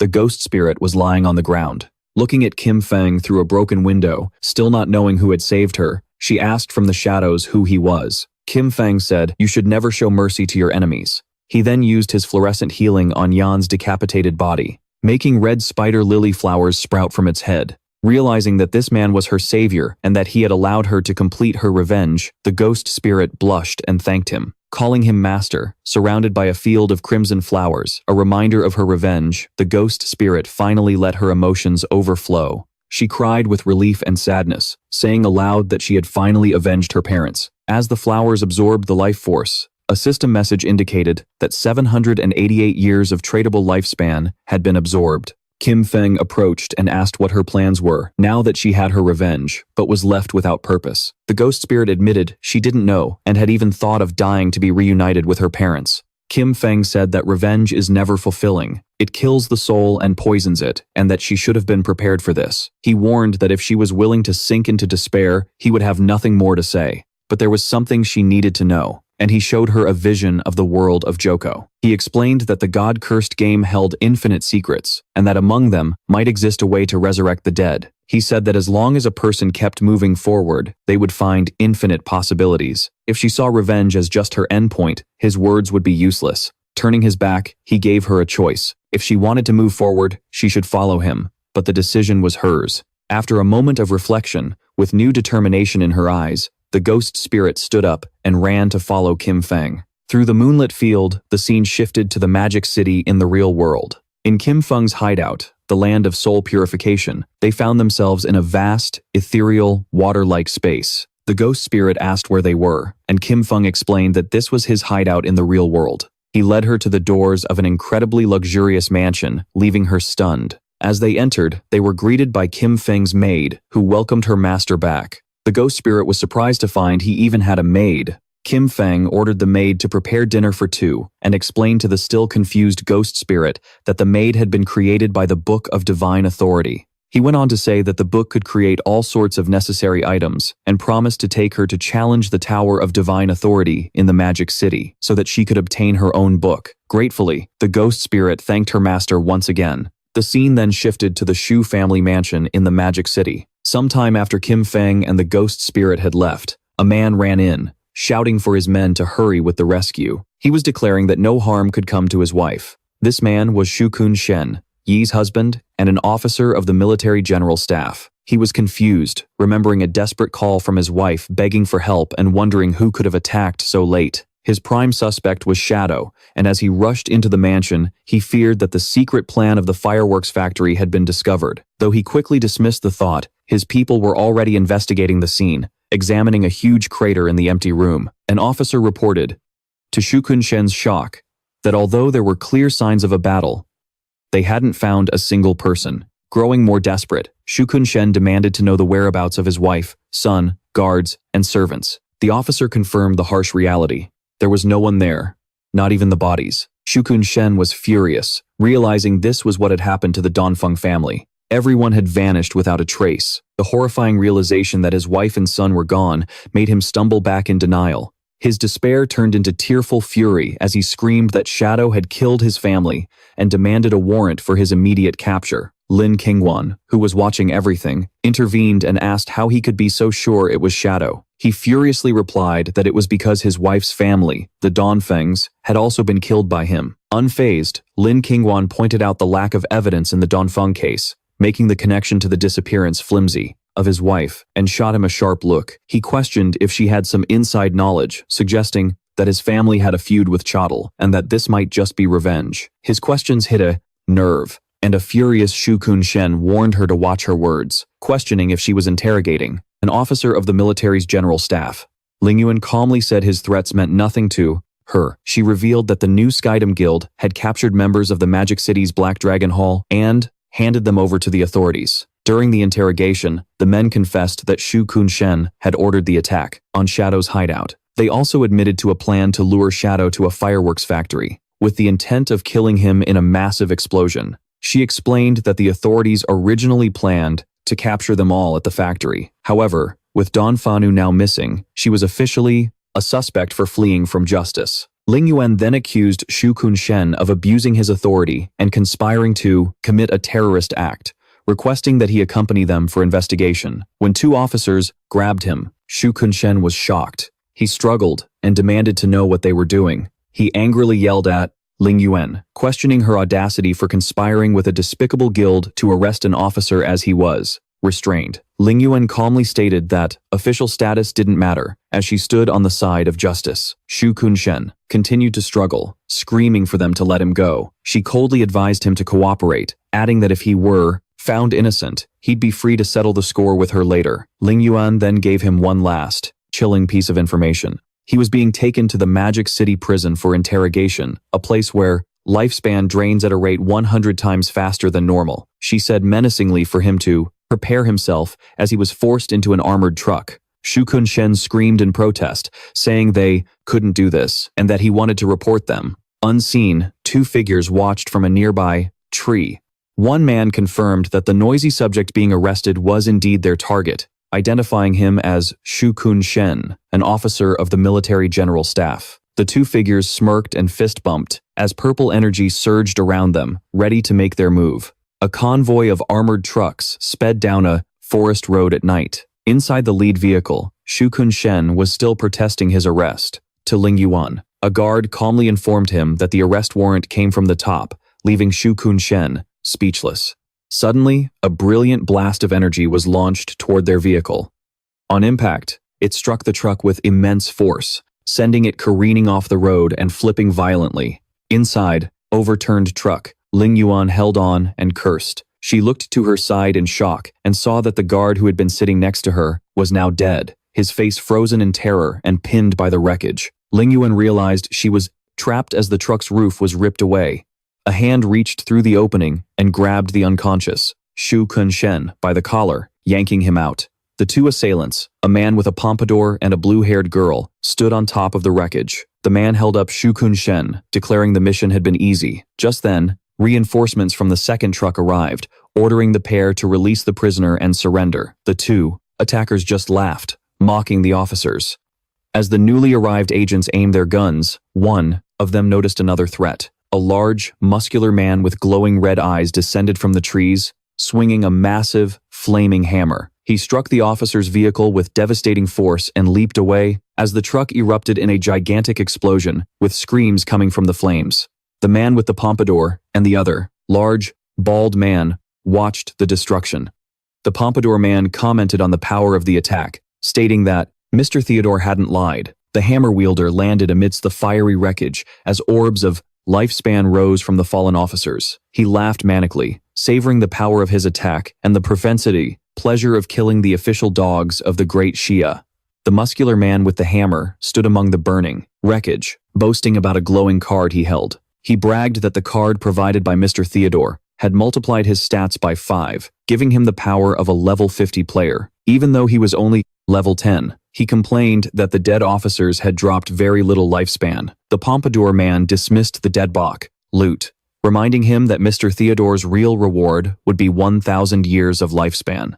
Looking on, a wounded and tearful Ling Yuan watched. She thought that with Mr. Theodore's help, they could soon kill Shadow and avenge Xinhe. As the attackers prepared to leave, the blue-haired girl suddenly told them to wait with a sinister smile. She announced that she could still feel a little rat hiding inside the truck. Ling Yuan, hidden among the wreckage, realized she had been discovered. The girl launched a massive fireball at the already destroyed truck, causing a second, even larger explosion. She declared with a scornful smile that no government dogs would be left alive. As the group walked away, the woman complained that they were still thinking about Mei Jing, asking if she wasn't pretty enough. The man from Dopet laughed, explaining that while she was beautiful, Mei Jing was an old partner, and it was their tradition to help her get revenge. With that, they vanished into the night. Hidden behind a bare tree and severely injured, Lingguan watched them leave. She realized the attackers were remnants of the Alice Guild. Her passive ability, perception of murderous intent, confirmed that they had been sent by a man named Theodore to capture Shukun Shen. Understanding that her squad had been completely wiped out, she knew she had to report this immediately. Having left the real world, Shadow took the ghost spirit to the Tower of Divine Authority, located in the ruins of the Magic City. He explained to the surprised ghost spirit that the NPC guarding the tower was known as Old Mother, but her real name was Queen Virginia of the Waning Moon. Shadow elaborated on her tragic past. Virginia had witnessed the brutal murder of her son and daughter. The trauma drove her mad, and now she lived under the delusion that her children were still alive, often offering impossible quests to players. He revealed that there was a way to exploit this delusion. If a young man and a young woman entered the tower together, Virginia would mistake them for her long-lost children. This made the challenge significantly easier and improved the rewards. Shadow then instructed the horrified ghost spirit that upon entering, she should immediately call the NPC mother, explaining that this was the reason for her nickname. He told her to focus on that while he took care of the rest. Hesitantly, the ghost spirit agreed, and the two walked toward the great, glowing doors of the tower. Inside, a path of light led them to Virginia, who appeared in a starry, ethereal space with tears of joy. She welcomed them, calling them her children, and asked if they had returned for the Book of Divine Authority. Shadow confirmed that was why they were there, calling her mother. The ghost spirit, playing her part, began to cry, telling Virginia how much she had missed her. Virginia was overcome with emotion, saying she had missed her daughter too. She explained that, although she wanted to give them the book, the rules required them to complete a challenge first. She summoned her avatar, a massive level 20 entity, Graujod, and said they would need to defeat it. A system notification confirmed they had received the mother's blessing, increasing all their stats by 20%. Before the ghost spirit could even react to the boss, 3 shadowy figures suddenly appeared around her. They were clones from Shadow's Sorrowful Shade ability. In an instant, the clones unleashed a devastating sequence of blows, dealing hundreds of thousands of points of damage and obliterating the avatar in a single strike. The system announced that the challenge had been successfully completed, leaving the ghost spirit utterly stunned. She cried out in disbelief at the instant kill and the impossible appearance of 3 shadows. The battle ended in a blinding flash. The ghost spirit stood behind King Feng in shock. She marveled at his technique, able to summon 3 clones for an instant kill, and wondered just how powerful he truly was. Queen Virginia descended from the sky, still trapped in her delusion. She looked at them tenderly, calling them Alan and Anna, and praised their strength. She floated over to the ghost spirit and handed her a pile of glowing blue books. Calling her little Anna, Virginia offered her all 9 of the divine gift books she possessed. The ghost spirit played along with the act, hugging the NPC and crying as she thanked her mother. King Feng watched with a grim expression. He knew Virginia had given everything she had to her children. In the past, many players exploited this by demanding items, until she used up her own life expectancy to create them, and eventually died. The ghost spirit then turned to King Feng and asked if he wanted anything. King Feng asked for the divine book of the communication bracelet, and the ghost spirit looked embarrassed, admitting she didn't have one, offered to use his own life expectancy to create one. When the system materialized, a system window appeared, informing him that Ken Feng had obtained it, but at the cost of 150 days of his lifespan. The ghost spirit smiled, warmly, touched that her son had given up his own life expectancy, instead of letting her spend hers. Ken Feng told her to keep her lifespan, and turned to leave. Una wished them a safe trip, telling Anna that if she encountered danger, she should stay by her brother's side to protect herself. Seeing this, the ghost spirit looked at Ken Feng and blushed, thinking he was a suitable age to be her older brother. She ran to catch up with him and playfully asked if she should call him master or brother in the future. Ken Feng stopped and turned with a bored, terrifying look, his eyes gleaming. He coldly said she could call him anything except brother. The ghost spirit was shocked by his harsh reaction as he walked away. She awkwardly agreed, wondering why he had rejected that title, and if there was a tragic past connected to that word. The captain contacted Shadow via voice chat, asking him to share his friends list. Shadow was confused, so the captain explained that a serial killer had appeared in Shanghai City with 7 victims, and that rumors were spreading that Shadow was the killer. He explained that the victims' times of death coincided with Shadow's login times. The killer was meticulous, leading many to suspect him, and he added that he and his team knew he wouldn't do something so low. Shadow deduced that for someone to frame him based on his login times, the leak could have only come from someone on his friends list. Shadow listed the suspects, naming members of the squad: Marshal Vistui, Milk Snow, Old J, and his granddaughter from the Skydom Guild, as well as a member of his own guild, the Ghost Spirit. Shadow asked where the bodies had appeared, and he replied that they were scattered throughout Shanghai City, asking if he would investigate. Shadow confirmed that he would, putting him on notice. He said he would send the case files, confident that he would catch the killer in minutes. Then, Shadow ordered the Ghost Spirit to log out immediately for a mission at his real-world hideout in his mansion. Ken Feng handed the Ghost Spirit the divine book from the communication bracelet, allowing them to communicate between the game and reality. He also gave her a night ghost wolf mount to help her find the killer. The Ghost Spirit was shocked to receive such valuable items, but admitted she didn't know how to investigate crimes. Ken Feng explained his reasoning. He had checked his friends list and believed that none of them were the culprit. However, since Mega and the others had reported the case to the authorities, he suspected there was an informant inside the police force, leaking information. He told the Ghost Spirit that she was the best candidate, as her yellow lightning touch skills allowed her to track targets by aura or scent. He sent the files and told her to use all her skills with flexibility. Filled with determination, the Ghost Spirit swore to find the real culprit.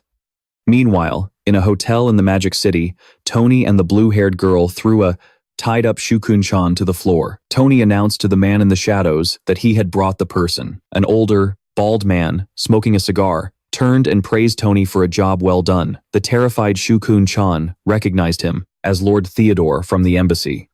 Theodore smiled chillingly, pleased that Shukun-chan still remembered him. He claimed he couldn't bear to see Shukun-chan suffer an injustice and had his friends rescue him. Sweating, Shukun-chan pointed out that these friends were wanted criminals and asked if Theodore's true intention was to deal with Shadow or the Grand Xia government.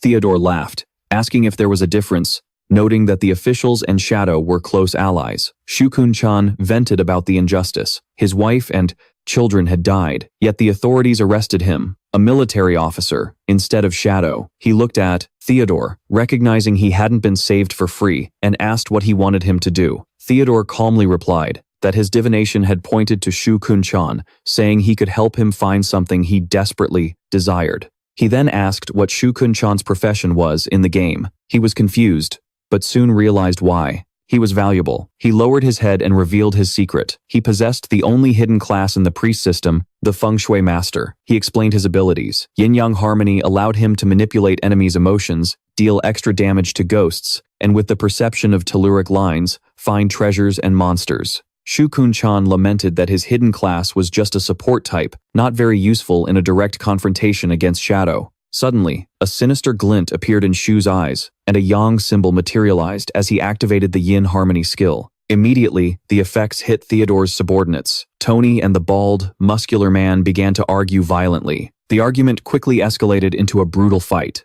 Shu watched coldly, explaining that under the influence of his skill, they would fight to the death, though it was ineffective against enemies more than 5 levels higher. Theodore watched in amusement, laughing and clapping. He praised Shu, saying that finding him had been the right choice. Then, he took out a magical tarot card, wreathed in blue flames, and ordered his men to stop fighting, commenting that internal conflict was detrimental. Theodore threw the card, releasing a magic called Moon God's Purification. A huge beam of blue light descended from a spectral moon, enveloping the 2 fighting men. The light surrounded them, instantly purifying the negative emotional effects of Shu's skill. Tony and the bald man fell unconscious.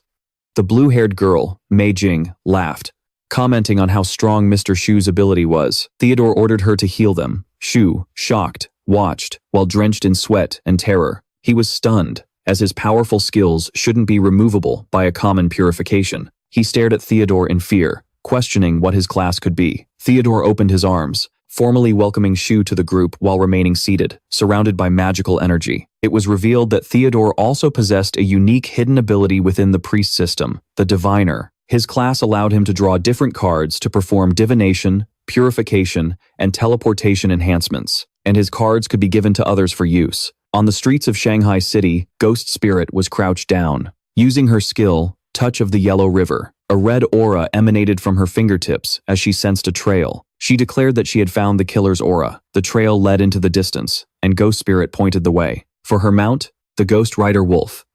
She ordered the wolf to advance, mounting the beast. As they shot through the empty city streets, following the Crimson Trail, the scene changed to a tall residential building, the former residence of King Fang.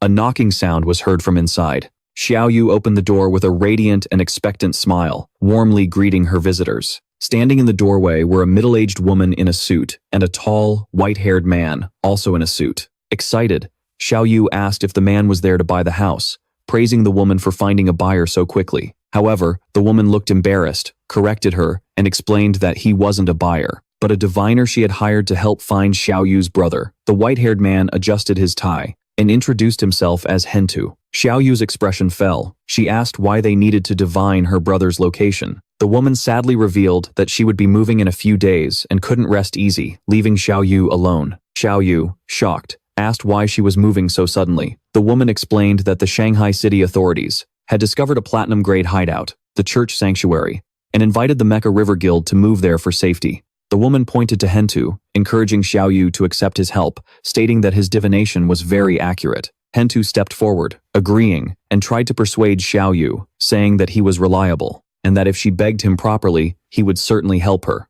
Xiao Yu crossed her arms and angrily rejected the offer. She thanked the woman for her good intentions, but declared that she didn't need it. She said bitterly that after 19 years, if he said he didn't want her, then that was that. Questioning what the point of finding him now was. However, Xiao Yu believed he was guarding Shadow's hideout, and saw him often. She was convinced that Shadow would eventually recognize her merits and allow her to join his guild. The woman, resigned to Xiao Yu's stubbornness, advised her to try the divination anyway, and then excused herself, saying she was going to pack her things. As she left, Hentu remained. He asked Xiao Yu if there were any items her brother had used for the divination. Xiao Yu snapped back, repeating that she didn't need him to divine anything. Hentu ignored her and walked into the apartment, looking around. He commented that he had heard the siblings had lived together, and concluded that the house itself was a sufficient medium. Xiao Yu followed him, demanding to know who let him in. Hentu smiled charmingly and said he felt they were bound by fate, so he would perform the divination for free. Without waiting for permission, Hentu raised a card that glowed with blue magical energy. He said she could look at the result. If she was satisfied, great. If not, it didn't matter. A holographic tarot card appeared in the air. Hentu activated the divination card, which displayed a vision of a shadowy figure lying at the bottom of the sea. He interpreted the image for Xiao Yu with a regretful expression, informing her that her brother had already been burned to death and that his body had sunk into the ocean. Xiao Yu was completely in shock. Ironically, as the real King Feng was shown relaxing on a sofa in his hideout, Xiao Yu exploded with fury. She furiously thought that he was trash for dying so easily, as he should have waited until she was strong enough to stomp on him personally. Hentu simply offered his condolences. He then changed the subject, mentioning that he'd heard she had contact with Shadow. He claimed his divination had found Shadow's location and asked if she wanted to go with him. Holding a golden card, he manipulatively explained that he could teleport her there immediately. He suggested that, although her brother was dead, if she recognized Shadow as her new brother, everyone would be happy. Xiao Yu eagerly agreed. Inwardly, she scoffed at King Feng getting off easy with death, but decided it didn't matter, since Shadow would surely protect her. Upon her acceptance, Hentu activated a blue magic circle beneath them, and both were transported. They materialized in a dark, decadent room that looked like an abandoned laboratory. Xiao Yu looked around, confused, asking where Shadow was. Hentu, with a menacing look, removed his suit jacket and coldly replied that he was the one who should be asking her that. Without warning, Hentu struck Xiao Yu with a violent right hook to the face, making her spit blood. He then grabbed her by the ankle, leaving her dangling upside down, and demanded she tell him everything she knew about Shadow. Terrified and crying, Xiao Yu stammered that she didn't actually know him. Hentu accused her of lying, reminding her that she had claimed to guard his door. and see him often. He delivered a brutal punch to her stomach while she hung defenselessly, causing her to lose consciousness. Hentu remarked that she had passed out too easily and was surprised she hadn't extracted even a single game ability to protect herself. He dragged Xiaoyu's unconscious body across the floor while talking. On the phone, he told the person on the other end that the prey was ready, a sadistic hunger in his voice. He asked when he could make his move, complaining that his blade was thirsty. Hentu tossed Xiaoyu's limp body onto a metal table. He checked his phone and read a message from his boss, forbidding him from killing her without further instructions. Hentu clicked his tongue in disappointment. However, a sinister look returned as his eyes glowed red. He pulled out a scalpel and decided that if he couldn't kill her, he would just play with her slowly. And meanwhile, in a restroom, Officer Manai noted there had been no news of Shadow logging off for 2 days. He left the barred area, reasoning that a person's need for food became very high after extracting game attributes, making it impossible for Shadow to stay online for so long. He concluded that Captain Yu hadn't reported Shadow's activity because she suspected someone was trying to frame him. Manai entered the main police office, thinking that he needed to speed up his plans. His face darkened with malice as he imagined a scenario where the public turned against Shadow, seeing him as a serial killer. He laughed, believing that when public opinion exploded, the authorities would be forced to eliminate Shadow one way or another. The paws of the phantom night wolf touched down softly on the pavement. Ghost Spirit was sitting atop her mount, declaring that she had arrived. A trail of red energy swirled in the air. She observed from a high vantage point a concrete facility below, confirming that the killer's aura led directly to that house. Ghost Spirit leaped down, activating her shadow stealth ability to camouflage herself. She landed silently on a windowsill and peeked through the glass, initially smiling. Finding the culprit was a great thing. However, her expression instantly changed to pure shock and horror at the scene. There, inside, Xiaoyu was hanging from the ceiling by her wrists in a grotesque display. Her legs had been severed at the knees, with dark blood constantly dripping onto the floor. Hentu was kneeling below her, with his consta head tilted back and a twisted expression of ecstasy, proclaiming that it had been a long time since he'd had this much fun. The system informed Xiaoyu that her logout request had failed because she was in a combat state.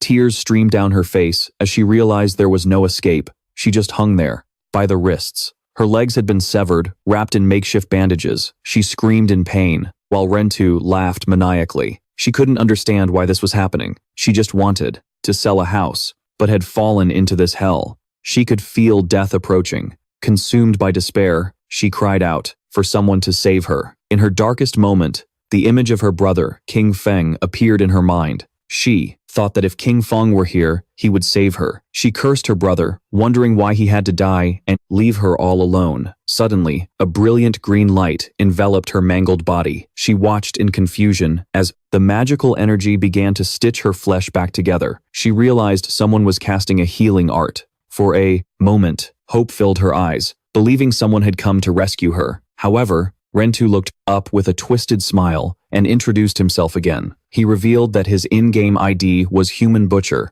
and that his class was a priest. He walked toward her, bathed in the green light of his own healing magic. With a sadistic calm, he told her not to worry, assuring her that he wouldn't let her die so quickly. He covered his bird face and laughed uncontrollably, explaining his sick philosophy. To toy with his prey to the absolute limit and kill them slowly was the only way to have a wonderful experience. That was why he had chosen to be a priest. The torture wasn't over. Rentu looked at the terrified girl and announced that he would rip her chest out.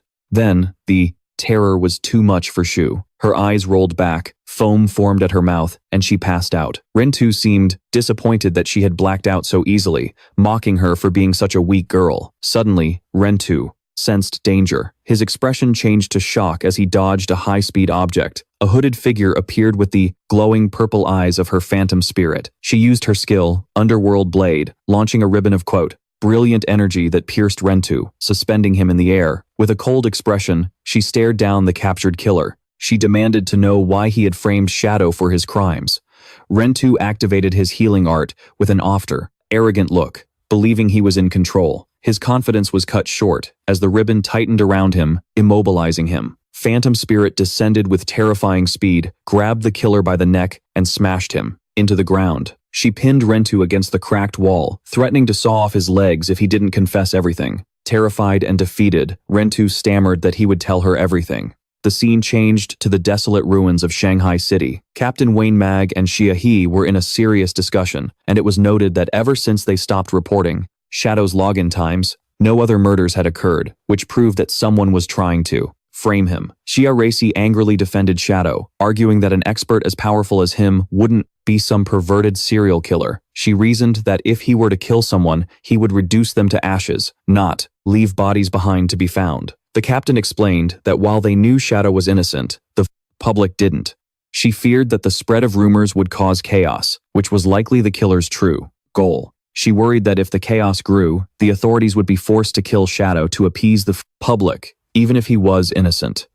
Xia Racy asked if the authorities could actually defeat Shadow. With a grim smile, the captain admitted they couldn't. She explained that such a conflict would result in enormous losses for the government, allowing other countries to take advantage of the situation and putting the Great Sea in danger. The captain stated they needed to clear Shadow's name quickly. She deduced that the person who was framing Shadow had to be among the officials of Shanghai City. Thoughtfully, the captain realized that, considering someone within the Shanghai administration who also held a grudge against Shadow, she could only think of one person. Officer Manai was in his office, sweating nervously as he stared at his phone. He was frustrated because 2 days had passed with no news of Shadow logging off, and he feared that Rentu had lost control and killed the prey himself in that dark office. His obsession with the captain consumed him. He pictured her face, convinced that as long as Shadow existed, he could never have her. Desperate, he clutched a glowing card, thinking that, because of it, he would become an enemy of all of Great Asia. Suddenly, his phone vibrated. He read a message supposedly from Rentu, saying the prey had escaped. The message demanded 3 years of life expectancy to extract a tracking skill and provided an aid address for Manai to deliver the payment. Furious, he realized his subordinate had failed the task. So simple. Manai clutched his phone tightly. He understood that if this plan was exposed, he would be ruined. So he had no choice but to go and clean up the mess himself. He drove to an abandoned industrial facility. Under a gloomy sky, he entered the dark warehouse. Manai shouted in anger, calling for the human butcher, asking why he had let the prey escape. However, he froze, his expression turning to pure shock. He looked up and saw a terrifying scene. Shiyu was hanging from the ceiling, and next to her, his own hired killer, Hentu, was also tied up and unconscious. Before Manai could react, a beam of purple energy shot out from the darkness. The ribbon of energy wrapped around his body, trapping him. He was lifted into the air, left hanging, upside down next to the other two. Panic took hold. He screamed at the approaching figure to let him go, demanding to know if she knew who he was. The ghost spirit emerged from the shadows, her eyes glowing a $8, menacing red. She replied calmly that she knew exactly who he was.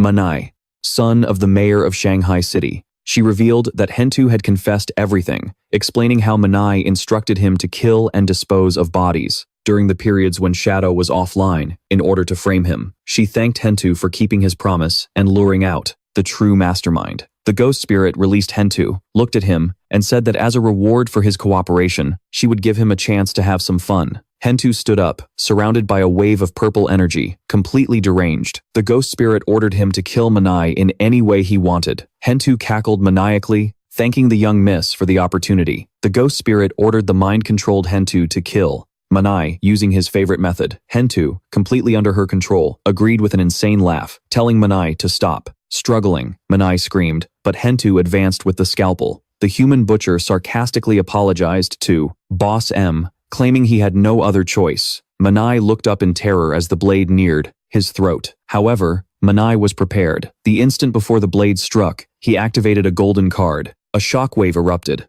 blasting Hentu backward and allowing Manai to roll to safety. A massive explosion of fire and energy engulfed Hentu. The ghost spirit watched calmly as the blast lit up the warehouse. When the smoke cleared, Hentu lay dead, his body turning into lifespan orbs. Manai was panting, glaring at the ghost spirit, furiously realizing that she must be a disciple of Shadow. Manai slammed a glowing golden card against his own forehead. The card was imbued with the power of the sun and granted him a massive agility boost for 2 minutes. A golden crossbow appeared in his hand as he declared he would kill both Shadow and his disciple.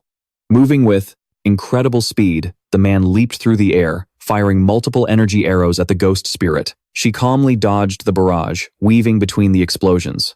Manai tried to keep his composure, but the ghost spirit vanished using her stealth ability. Panicked, Manai floated into the air, realizing she possessed the same assassin skills as Shadow, skills he himself had lost. Suddenly, ribbons of purple energy shot out from the darkness. Before he could react, the ribbons pierced his arms and wrapped around his body, immobilizing him. He screamed in pain as he was hoisted into the air with the other captives. The ghost spirit reappeared below him, coldly asking if he was the one who wanted to harm her master, Shadow. She stared at him with glowing purple eyes. She observed that Manai was too weak to have such powerful card abilities on his own, and demanded to know who was behind him. In tears of pain, Manai confessed everything. He revealed that foreigners associated with Shi and Shay had found him. They gave him the cards and asked for his help to kill Shadow, promising that someone powerful was being by too, backing them, he said, sobbing. Manai claimed he knew nothing more and begged for his life, promising that his father, the mayor, would give her anything if she let him go. The ghost spirit simply turned her back,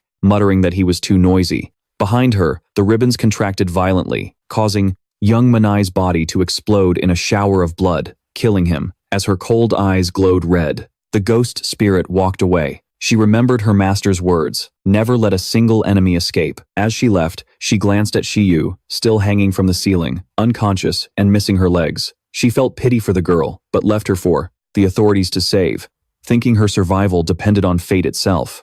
Shortly after, the police arrived after an anonymous tip. The officers stormed the warehouse and were shocked by the scene, calling for medics. Healer. When they saw the injured girl, they identified the bodies of Mamai and an unidentified man, Reitu. They noticed that the girl was in a coma, but her life wasn't in danger. A captain shouted that there was a message on the wall. 2 cell phones were embedded in the concrete. The message above them said that the serial murders had been committed by those 2 in order to frame Shadow. The proof was on the cell phones, and the girl was a T-first witness. It was signed, doing good deeds without leaving a name. The officers checked the phones and found records confirming that Mamai had conspired with Reitu to murder people and frame Shadow. They also discovered a mole inside the department who had been leaking Shadow's login times to Mamai. Furious, the captain ordered the traitor's immediate arrest. Meanwhile, in the real world, Kim Feng was enjoying a hearty meal. When his phone rang, it was Captain Yu. She excitedly shared some good news. The serial killer case had seen a major breakthrough. Kim Feng feigned ignorance, asking if they'd found the killer, and she confirmed that they had identified Mamai and Reitu as the culprits, noting that both were now dead. She explained that they found proof and a witness, but since the girl had lost her legs and was in a coma, they would need to wait for her testimony to close the case. Kim Feng thought to himself that the ghost spirit had completed its mission perfectly. She apologized for the trouble the investigation had caused him. As compensation, she offered him some information. She described a strange phenomenon in a starter city in Shanghai. 5 flying monsters were circling the sky, hunting players, and, strangely, whenever one was killed, their number remained at 5. She suspected a treasure was hidden there and urged Shadow to take care of the problem. Kim Feng's eyes widened as he realized the implication. Another ancient god's tombstone had appeared. Kim Feng analyzed the water, information, and deduced that the ancient god's tombstone must be high up in the sky. Since players couldn't yet fly, he would need a flying mount. He remembered the key to Withered Bone City that he had obtained from the Leaning Magic Tower. He knew Withered Bone City was part of the Morga Empire, the homeland of the Efredelfer dragons, and he deduced that he could find a flying dragon mount there. The system indicated that entering Withered Bone City required level 20. Kim Feng checked his status and saw that he was at level 19.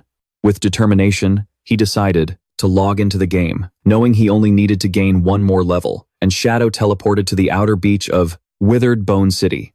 It was a desolate coast, covered in giant skeletons, with a gloomy castle looming on an island in the distance. As soon as Shadow appeared, he noticed glowing lifespan orbs scattered on the ground, indicating that other players had been there recently. Shadow's expression turned grim as he sensed a disturbance, and he hid behind a large skeleton. In the distance, a huge, skeletal lobster monster was rearing up on its hind legs, spitting green acid at a group of players. Among the group were Ling Onion, Gara, and AP, large, bald man.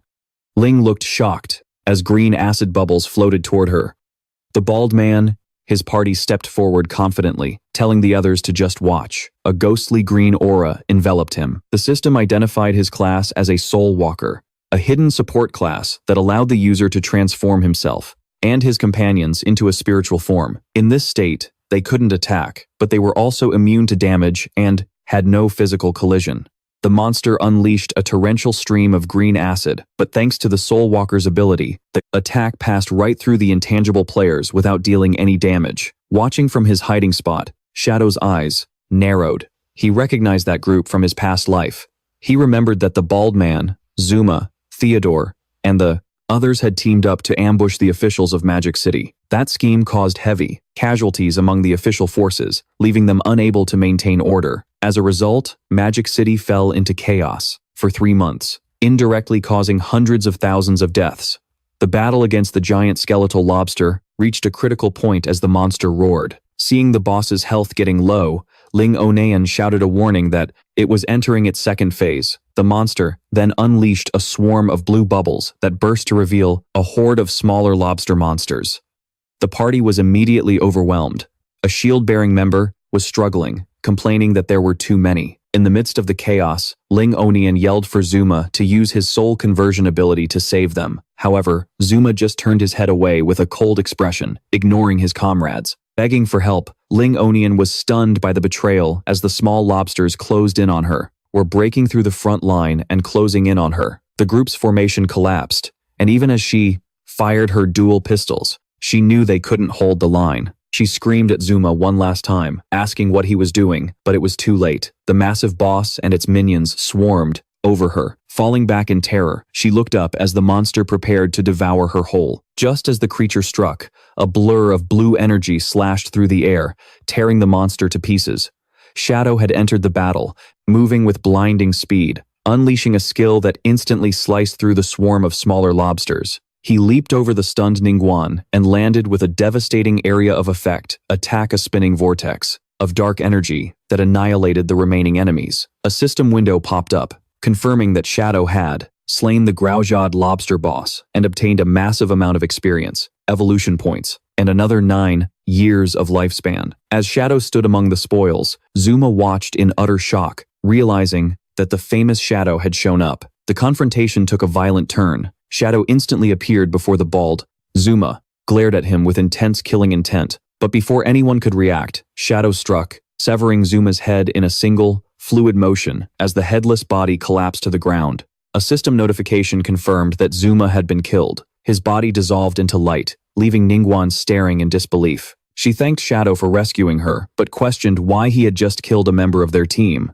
Shadow shot her a cold glare, his eye glowing, and asked why the Magic City's official team included an outsider. Ningguan explained that Zuma had been hired as outside support, since his class was essential for defeating the boss. While she admitted she didn't expect him to get distracted at a critical moment, Shadow scoffed at her naivety, telling her that it wasn't a distraction. He quoted a proverb, warning that those who are not of your clan will have different hearts. Implying Zuma's betrayal was intentional, Ningguan began to sweat, nervously, asking if he meant Zuma did it on purpose, unable to fathom what he stood to gain by letting everyone die. Shadow turned his back, his cape billowing, and said that investigating the why was their job, not his. He then proposed a deal. If the Magic City officials ever found a boss they couldn't handle, they were to contact him. He made his terms clear. He only wanted the lifespan, orbs, and any assassin-class gear. Everything else was theirs, just like his deal with the Shanghai officials. The surviving team members erupted in cheers.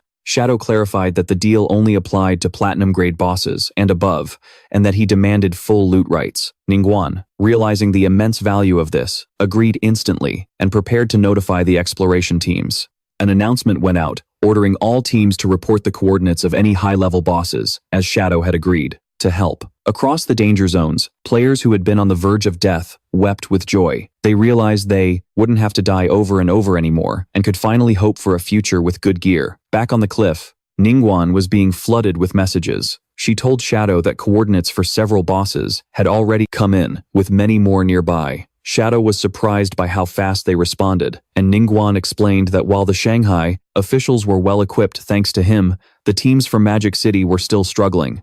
Shadow activated his flight skill telling her to send him the coordinates as he launched into the sky. Ningguan and her team waved goodbye, thanking him as he flew off to hunt. The scene shifts to a rocky canyon where a gigantic, muscular, long-haired, platinum-grade monster stood guard, hidden behind a boulder. A group of players waited nervously. A red-haired girl, blushing, whispered to her teammates. She'd heard Shadow was coming and wondered aloud if he was handsome. Her companions were more skeptical. One player doubted Shadow could easily defeat a platinum-grade boss, arguing its stats were just too high. Their doubts were silenced. In a split second, a colossal vertical beam of blue energy crashed down from the sky, instantly cleaving the monster in two and dealing over 300,000 damage. As the beast collapsed, a system notification confirmed the kill, granting Shadow experience, evolution points, over 5 years of lifespan, and a platinum-grade assassin skill. Shadow, using his smoke bomb ability, simply noted that the target was eliminated and identified his next one, target to the east. The hidden party members were stunned. The skeptical man shouted in shock, realizing that Shadow had killed the boss in a second and left before they could even see his face. The red-haired girl was disappointed to have lost him, but they were all relieved to see the lifetime orbs left behind. They realized Shadow was a man of his word. He had taken the lifetime but left all the non-assassin gear. The scene shifted to another location. Without warning, huge white spikes erupted from the earth, launching a group of players into the air. A terrifying Jod-grade boss, the treacherous eldest son of a noble, Lulu, wearing dark lava armor, emerged wielding a gigantic flaming sword. A player screamed in panic, realizing they had underestimated a Jod-grade boss's perception range. The giant knight swung, his flaming sword at a terrified player. The player froze, thinking his life was over. Just before the blade could crush him, a trail of purple energy sliced through the air, severing the boss's arm with one clean strike. The player watched in shock as the giant arm and sword went flying. Shadow descended from the sky, unleashing his skill, Shadow of Sorrow. Shadow clones appeared around the boss in a blur of motion, striking and dealing massive damage. The system confirmed the kill, granting Shadow experience, evolution points, over 10 years of lifetime, and a Jad-grade skill. Merge into darkness. The rescued players watched in awe, unable to comprehend that each of the Shadow's strikes dealt over 300,000 damage. They wondered if they were even playing the same game as him. One of the saved players, blushing, declared that the difference between them and Shadow was like the distance between a human and a god, deciding to worship him. After clearing the bosses, a system window notified Shadow that he had reached level 20 as dark energy swirled around him. He remarked that hunting bosses was the fastest way to level up. Suddenly, another notification chimed. The natural disaster, the cursed tombstone of the ancient god, was fully charged. Shadow's eyes glowed yellow, filled with anticipation.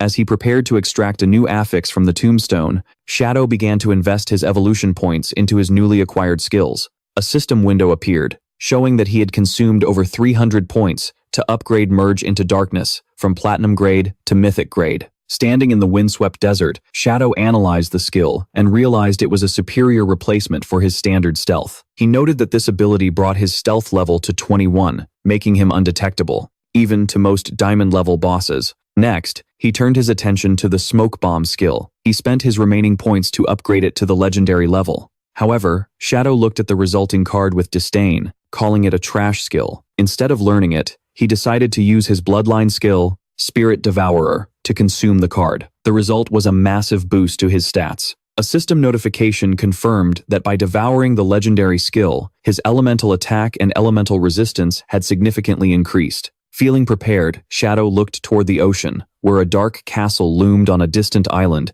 the Withered Bone Ruins. He realized that while he was strong enough to enter, he had no way to cross the water, since there were no boats or teleporters nearby. He stared at the dark waves, knowing the sea was teeming with monsters. He concluded that trying to fight underwater without specific skills or mounts would be suicide. In search of a path, Shadow opened his map.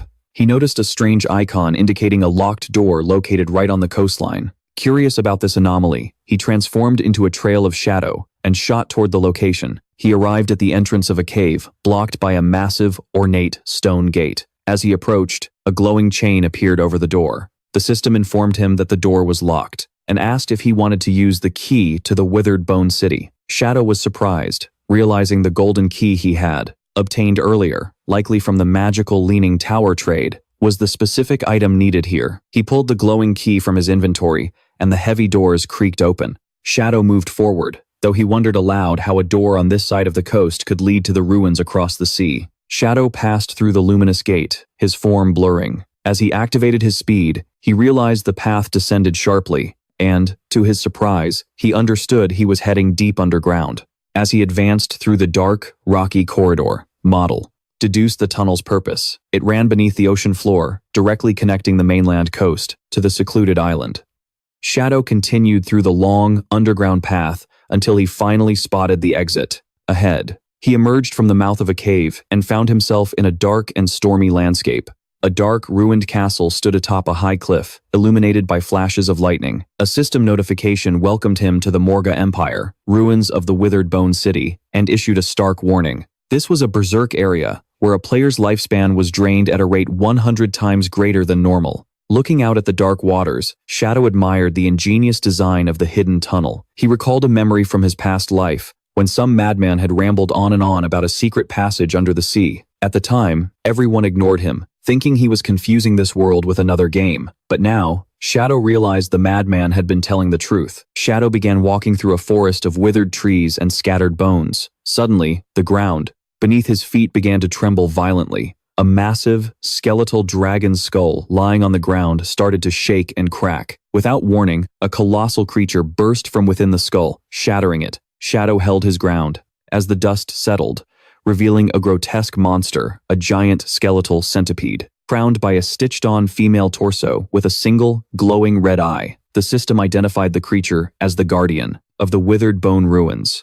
The Thousand-Blade Centipede Moir, a powerful diamond-level boss. Shadow analyzed the enemy before him. He noticed that while the upper part retained a human form, the lower half had mutated into a monster. He observed the festering wounds on its body and realized they were identical to the scars he had seen on the white dragon before. As the terrifying creature charged at him, Shadow understood that she had once been a citizen of the Morga Empire, corrupted by the curse of Catulos. He dodged the massive centipede's body as it swept through the air. Looking at the scars on her human torso, he deduced that she must have suffered inhuman torture while she was still alive. He continued to evade, weaving between the sharp, skeletal legs that struck at him and leaping into the air to avoid a crushing attack that shattered the ground. Launching his counterattack, Shadow activated his skills. He summoned his shadow clones and used a technique called Blessing of Liberation to inflict massive additional damage in a flash of purple energy.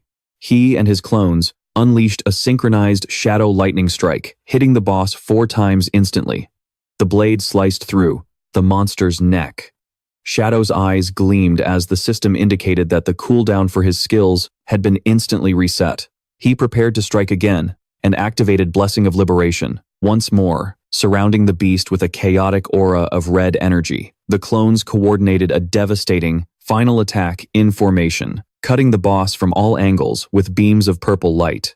The monstrous body was sliced to pieces, exploding in a burst of magical fire. As Shadow landed safely on the ground, a system notification appeared, confirming he had slain the diamond-level guardian and that he gained a massive amount of experience, evolution points, over 10 years of lifespan, and even several items. Shadow looked down solemnly and told her to rest in peace. As it died, the monster dissipated, briefly revealing the spirit of the beautiful woman she once was. She smiled peacefully, finally free from the curse before dissolving into glowing orbs of lifespan. Shadow, after eliminating the diamond-level guardian, pushed further into the desolate landscape. He raised his gaze to the lightning-wreathed castle, perched atop the cliffs, and launched a long-range attack, hurling a wave of dark energy from his hand. The attack struck a spider-like monster lurking in the shadows. The creature, a human female torso fused onto a spider's body, shrieked as the dark energy tore through it. A system notification appeared, confirming Shadow had killed the cursed spider Mole, granting him a huge amount of experience, evolution points, and 10 years of tradable lifespan. Shadow stood among the floating loot, observing the grim reality of this place. He noted that all the monsters here had human upper bodies fused to a distorted, monstrous lower half. Furthermore, he realized they all still retained their human names. He pointed to a huge dragon skull on the ground, noting that even the bones were mutated. The skull had multiple eye sockets and strange horn growths, suggesting a biological corruption. Extreme. Shadow concluded that the Withered Bone Ruins were a biochemical testing ground. He recalled the history he'd been told about how the war was won. The people of Morga had summoned Ti, an ancient sea god, who cursed the city, warping everything and turning the entire population into monsters. As Shadow pushed forward, he could feel the curse growing denser and more intense the closer he got to the city's center. Suddenly, a massive object plummeted from the sky. A giant golem of plated rock crashed to the ground before him, blocking his path. The system identified the enemy as a Royal City Guard commander, Mari, a level 25 platinum boss. The golem glowed with an internal, magma-like energy. Shadow looked up at the towering giant, but he was unimpressed. He wondered why a Royal Guard commander was such a low-level platinum boss. The commander raised its massive stone arm, glowing with red energy, and smashed its fist into the ground with devastating force. Shadow, however, easily dodged the attack, leaping aside as the ground shattered under the impact. The battle began as Shadow unleashed his shadow, striking the stone golem with a powerful blow. However, just as the damage number appeared, a strange ricochet effect activated. Shadow was shocked to feel the pain, as the exact same damage he had dealt was instantly reflected back onto his own body. Shadow landed on the ground, realizing the danger. He identified the ability as damage reflection, staring into the glowing red eyes of the Royal City Guard commander. Shadow analyzed that the boss possessed 10 times the health of a normal platinum boss and a terrifying attribute of 100% damage reflection. He noted gravely that if his blacklight shield hadn't been active, that single exchange would have killed him. He realized he couldn't be careless in such a dangerous place. Shadow leaped high into the night sky, silhouetted against the moon.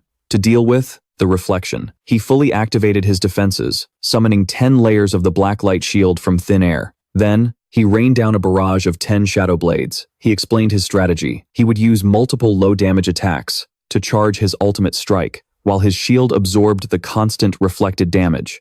When his energy was fully charged, Shadow would descend with his final attack, Blessing of Liberation, combined with the Crimson Blade. A gigantic vertical beam of red energy cleaved through the golem, dealing an impressive 450,000 damage. Immediately, Shadow braced himself, as that massive amount of damage was reflected directly back at him. However, a golden barrier erupted around him, absorbing the impact completely. Shadow remained unscathed. He revealed that the damage reflection was irrelevant, as his Crimson Blade granted 600% lifesteal. Since he was at full health, the massive heal was converted into an overflow shield worth 2.7 million points, making the 450,000 damage nothing more than a scratch.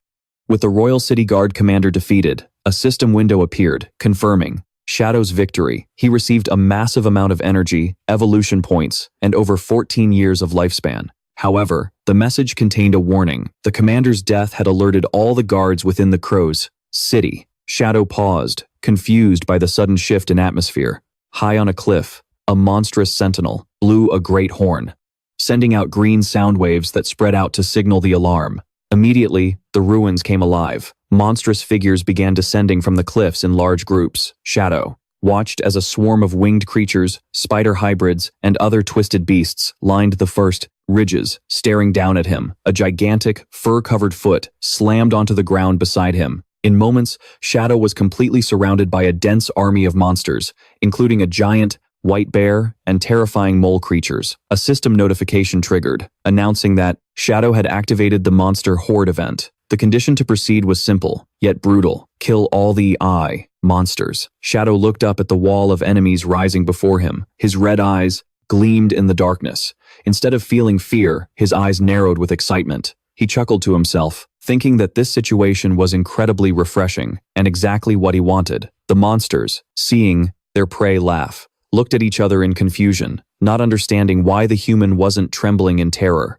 Shadow moved with the speed of a storm. He unleashed his blade from the dark night ring, cutting through the first wave of start and stand of a blow. Enemies with a single slash. The system notified him that he had killed 32 monsters, not giving the horde a second to rest. He activated his Massacre Shadow ability, summoning shadow clones from the ground to fight by his side. Alongside his clones, Shadow executed a quadruple synchronized dark flash cut. The blast of purple energy instantly decimated the monster ranks. His kill count rose to 165. The chaotic beams of energy cut through everything in their path. They dismembered the hybrids of lions, men, sharks, and other twisted creatures, Shadow continued his relentless assault, descending with another quadruple dark night ring blade attack. His dark magic swept across the battlefield, and with every strike, the kill count climbed even higher, reaching 518. The battle turned into a one-sided massacre. System notifications flooded his vision. The death toll grew exponentially, jumping from 600 to over 2,000 in seconds. As the fight raged on, the count surpassed 8,000. The entire battlefield was illuminated. There were thousands of glowing orbs of lifespan emanating from the fallen army. At last, silence returned. Shadow remained standing with his eyes glowing purple, having killed a total of 10,086 monsters. A system window confirmed that he had eliminated all the monsters and that the path to the core of the withered bone ruins was now unlocked. After annihilating an army of over 10,000 monsters, Shadow stood amidst a sea of luminous particles. A notification confirmed that the path to the core of the withered bone ruins had been unlocked. He was surrounded by countless floating orbs of lifespan. However, Shadow looked at the rewards with disappointment. He wondered why there was so little. He realized that the curse constantly drained the citizens' life force. This happened even after they were turned into monsters. Suddenly, the floating orbs began to stir around him. They gathered in a brilliant display of magic to form a structure. The light shot across the vast chasm. It created a radiant bridge to the menacing castle in the distance. As Shadow stepped onto this bridge made from the monster's light, a golden aura suddenly enveloped him, surprising him. A system window informed him that he had received a blessing. It was the blessing of the withered bone citizens, the cursed souls, grateful for their liberation. They granted him a buff that offered a chance to obtain dragon power while fighting in the city. Shadow looked at his glowing hand, remarking that this power was interesting. He deduced that the source of the curse lay within the city. He understood that the victims' souls were following him, hoping he would break the curse once and for all. He continued across the bridge of light until he reached a huge, dark pit that looked like a sea of flesh and darkness. Without hesitation, Shadow leaped into the abyss, descending through a fleshy tunnel. A notification alerted him that he had entered the Great Void. It was the Great Void of the Withered Bone Curse, where the lifespan drain was 1,000 times greater than normal. He landed with a heavy splash in a red liquid and slowly rose, surrounded by pulsating organic walls. He was ready to face the source of the corruption. Deep within the fleshy walls of the void, there was a man with long hair. It was red as fire. He had a beard and was suspended, his body pierced by thick spikes. Suddenly, a notification flashed as the man's eyes shot open, sensing the presence of an intruder. Shadow stood ready in the darkness. A purple flame ignited in his chest as he sensed the overwhelming killing intent. The man, still bound, began to mutter strange syllables. Shadow narrowed his eyes. He recognized the speech as the ancient language of the gods. He translated the sounds and realized the man was incessantly repeating a name. It was a specific name, Mori. Driven by madness and grief, the man roared Mori's name and forcefully broke free. His body began to contort and break apart as he underwent a terrifying metamorphosis. He transformed into a gigantic, armored, skeletal beast, identified by the system as the Last Guardian. It was the guardian of the Withered Bone City, Arita, a level 20 Emerald-grade boss. Shadow activated his skill. He immediately activated Merge with Shadows, dissolving into the darkness and becoming invisible. However, to his shock, the beast swung a gigantic claw directly at him, completely ignoring his stealth. Shadow barely managed to dodge the crushing blow that shattered the ground where he stood and leaped away. He created distance and landed safely. Confused, Shadow wondered how the enemy could see him. He possessed level 21 stealth, yet the beast charged again, still screaming the name of the woman he loved. Shadow realized why. He deduced that since he had killed Moyuri and absorbed her lifespan, Arita was tracking him. He was tracking the traces of her soul within him. Shadow observed the spikes on his armor and noticed they were identical. One of the commanders of the Royal City Guard. He readied his shadow dagger, suspecting the boss possessed the same passive ability. Determined to confirm his theory, he attacked it. The exact same amount of damage was instantly reflected back, but his golden shield absorbed the impact. Shadow confirmed that the Guardian also possessed the dangerous damage reflection ability. It let out a deafening roar, its body pulsing with purple energy as it summoned reinforcements. The fleshy ground around Shadow erupted, and countless enormous blue eggs shot up, completely surrounding him. Shadow stared at the eggs with a serious expression, realizing that they also possessed the damage reflection effect. He deduced that if they hatched, they would spawn dangerous elite monsters. Testing their durability, Shadow threw a shadow dagger at one of them, dealing over 3,000 damage. The egg shattered, but he quickly calculated the cost. Destroying a single egg required 3 daggers. That meant sacrificing 3 layers of his Darklight shield to the reflected damage, and it took 2 seconds for 1 layer to regenerate. He concluded that he wouldn't be able to destroy all the eggs in time. Left with no other choice, Shadow decided to let them hatch. He leaped high into the air to gain a tactical advantage, accepting that he would have to face whatever emerged. As he descended, he noticed his ultimate ability was fully charged. He unleashed the Crimson Blade. A gigantic beam of red energy rained down on them, dealing an impressive 450,000 damage. Shadow landed silently, protected by a massive golden barrier from his lifesteal. He was unharmed amidst the chaos. The eggs hatched instantly, and a monstrous claw broke through each shell. A swarm of young cursed drakes, level 20 emerald-grade monsters, took flight, screeching as they prepared to attack. Shadow landed in the pool of red liquid, crouching to face the newborn horde. Without hesitating, he unleashed his Dark Knight Ringblade. A spinning vortex of black energy shredded the drakes. He dealt nearly 30,000 damage to each one. The battle was over in an instant. Shadow remained calm inside his golden barrier as a notification confirmed he had killed 9 drakes. He commented that thanks to his blood shield, the damage reflection was nothing to fear. As the drakes died, they dissolved into glowing orbs of life energy. However, instead of being absorbed by Shadow, the orbs gathered in the air, spinning violently. A voice spoke from the light in the ancient tongue of the gods, addressing Shadow as an intruder. The energy reformed the boss, which transformed into an even more terrifying state, identified as cursed blue-scaled flesh. The monster smiled menacingly, declaring that Shadow had failed to destroy its kind.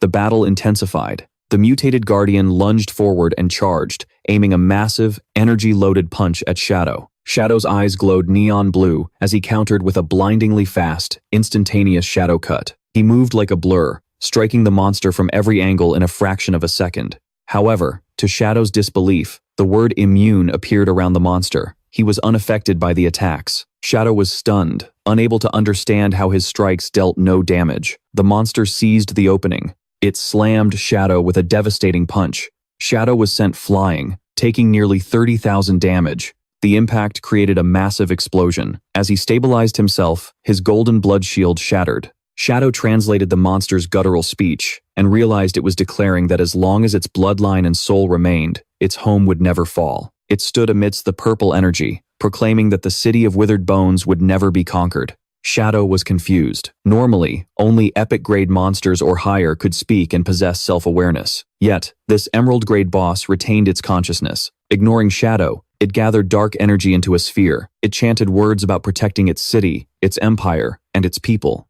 The Guardian unleashed its Dragon Demon Cannon. A vertical beam of destructive energy fired out. Shadow reacted instantly, leaping high to dodge the attack. As he landed, he countered with a Shadow Blade, but once again the blow was ineffective. The monster walked right through the attack, completely immune. Shadow cursed, realizing he desperately needed to break the shield, the monster's shield of invulnerability. Then, it unleashed a new technique. A grotesque ribcage of raw flesh materialized, trapping Shadow inside. The system identified the skill as Flesh Prison, and a countdown began. Shadow's lifespan was being drained year by year. He broke out in a cold sweat as he realized his life force was slipping away. He identified the drain as an ability of the evil god. The situation was critical. The prison of flesh was an unavoidable attack that ignored all defenses, feeding on Shadow through a fleshy tentacle. Shadow realized his entire lifespan would soon be gone. Just when all hope seemed lost, red energy erupted from him. A notification announced that he had activated the dragon's power. The system detected that he possessed the Shadow of Slaughter skill. This granted Shadow a new buff, the Flame of Nirvana. Its description revealed the key to victory. The white flame ignored all defenses and burned the opponent's soul directly, dealing massive damage. Shadow's eyes glowed with orange dragon fire as he realized this was the true power of the dragon race. He counterattacked with the enhanced Draconic Shadow of Slaughter. His clones materialized, wreathed in sacred fire.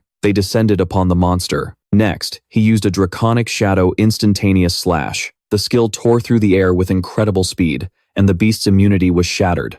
The attacks landed. They dealt tens of thousands of damage and inflicted a severe burn. The monster shrieked as the white flames consumed it. In its final moments, it begged Cthulhu for strength, screaming that it couldn't die, because it needed to preserve the dragon race. Shadow remained calm as the spirit of a dragon manifested behind him. He told the dying guardian the truth. Its actions were not for protection. By summoning Cthulhu, it had doomed its people to an eternal curse. With a cold gaze, Shadow told it to feel the flame of nirvana and let it purify its sins.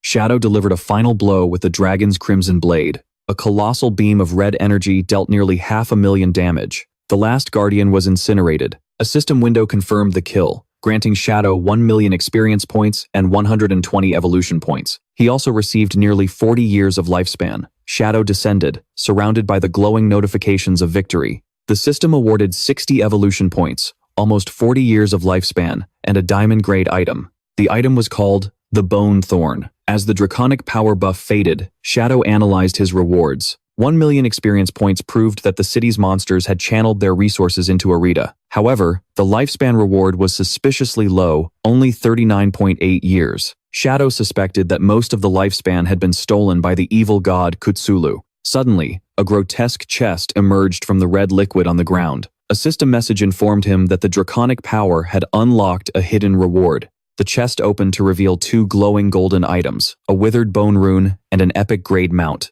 Shadow inspected the rune, the key to the tomb of the withered bone god. He noted that 3 runes would grant him access to the secret ruin. Next, he held the golden bell, intrigued by the epic-grade mount item, and decided to see what it would summon. Upon activating it, a massive, winged, skeletal dragon materialized. The system identified it as the King of Ghouls, Osiris, a level 20, epic-grade entity. Now soul-bound to Shadow, the dragon was an ancient guardian. It had become a flying mount and a combat pet, capable of summoning lesser bone dragons to aid Shadow. Surprisingly, the dragon spoke intelligently. Osiris looked down, shocked, questioning Shadow. It asked if he was the one who had purged the city and killed the guardian. Shadow calmly confirmed the deed. He asked the dragon if it knew the truth about the cursed place. Osiris then told the city's tragic story. He was an ancient guardian who had died long ago, but was resurrected through necromancy to fight in the war. The war was between the Morga Empire and the continent, when the Empire was facing defeat. He revealed that in a desperate attempt to turn the tide, the city's lord, Arita, decided to summon the evil god Cthulhu. The dragon explained that the condition for the summoning was for Osiris to sacrifice the person he loved most, his daughter, Mori. However, at the last moment, Osiris hesitated. He saved Moiri and sacrificed the city's entire population instead. The city of withered bone, including himself, was sacrificed to the evil god. The consequences were horrific. The citizens were cursed and granted immense power, which allowed them to defeat the invaders, but they were transformed into monsters. They lost their humanity. Osiris revealed that Mori, the only human remaining, suffered the worst fate. The monstrous citizens hated and tortured her, until she too was consumed by the curse and became a monster. With the story concluded, Osiris expressed deep gratitude to Shadow for freeing these wretched souls and putting an end to the tragedy. Sensing a powerful aura from Shadow, the dragon lowered its head and vowed to follow him forever, its glowing eyes asking for the name of its new master. The protagonist raised his gaze and answered simply, Shadow. The massive skeletal dragon, Osiris, lowered its wings and head in submission, swearing loyalty to Shadow and declaring him its master from that day forward. However, as he inspected his new prize, Shadow noticed that for an epic-grade mount, the dragon's stats were a bit strange. He pointed out that a level 20 epic boss should normally have at least 10 million health points, but the interface showed that Osiris had just over 100,000. Shadow deduced that this weakness was likely due to the nature of its resurrection, since Osiris had died a long, long time ago. Its power had dissipated over the years, and this forcefully awakened skeletal body retained only a fraction of its original strength. This included offensive abilities,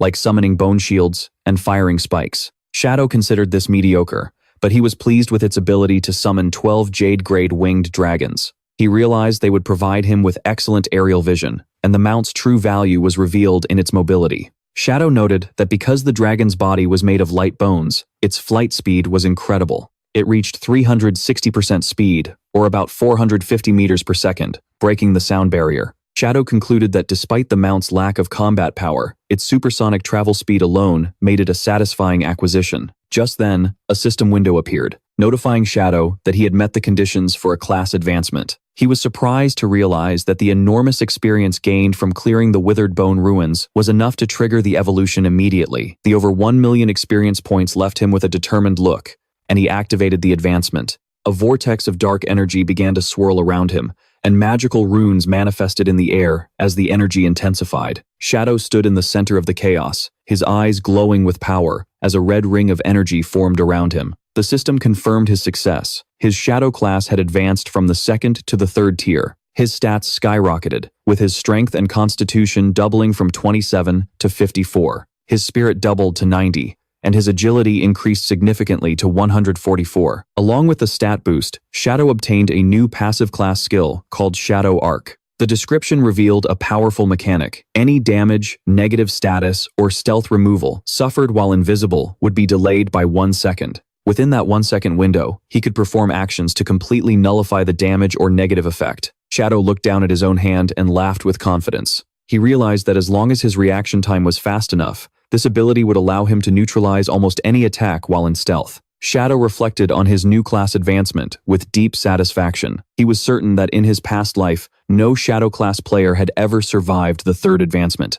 Otherwise, the power of the Shadow Arc skill would have become famous for drastically reducing death rates. He concluded that while a 1 second reaction window seemed short, top-tier players possessed incredible reaction times. This made the interval more than enough time to cast multiple skills and turn the tide of battle. Moving on to his rewards, Shadow manifested a bright red energy in his hand, revealing a diamond-grade weapon. He also received a system window that identified it as the Skeleton's Thorn. It was a powerful dagger that significantly boosted both physical and elemental attacks. On top of that, it possessed a unique effect that shattered the enemy's defense and resistance. Shadow equipped the weapon immediately, noting that between the class advancement and this new gear, his power had increased absurdly. Ready to leave the ruins, the skeletal dragon Osiris moved into position, and Shadow landed gracefully on its head. He decided to test its stealth capability along with the mount and activated Merge into Darkness. Dark energy enveloped them both, and Shadow was shocked.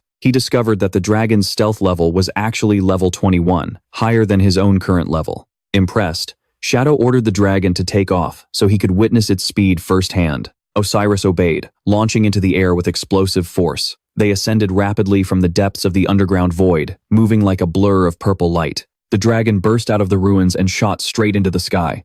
The speed was so intense that Shadow was left speechless. The wind roared past him, his eyes glowing against the force of the air. Had to admit the dragon was incredibly fast. After testing out the absurd speed of his new mount, Shadow burst from the underground tunnel and shot into the sky above the ocean.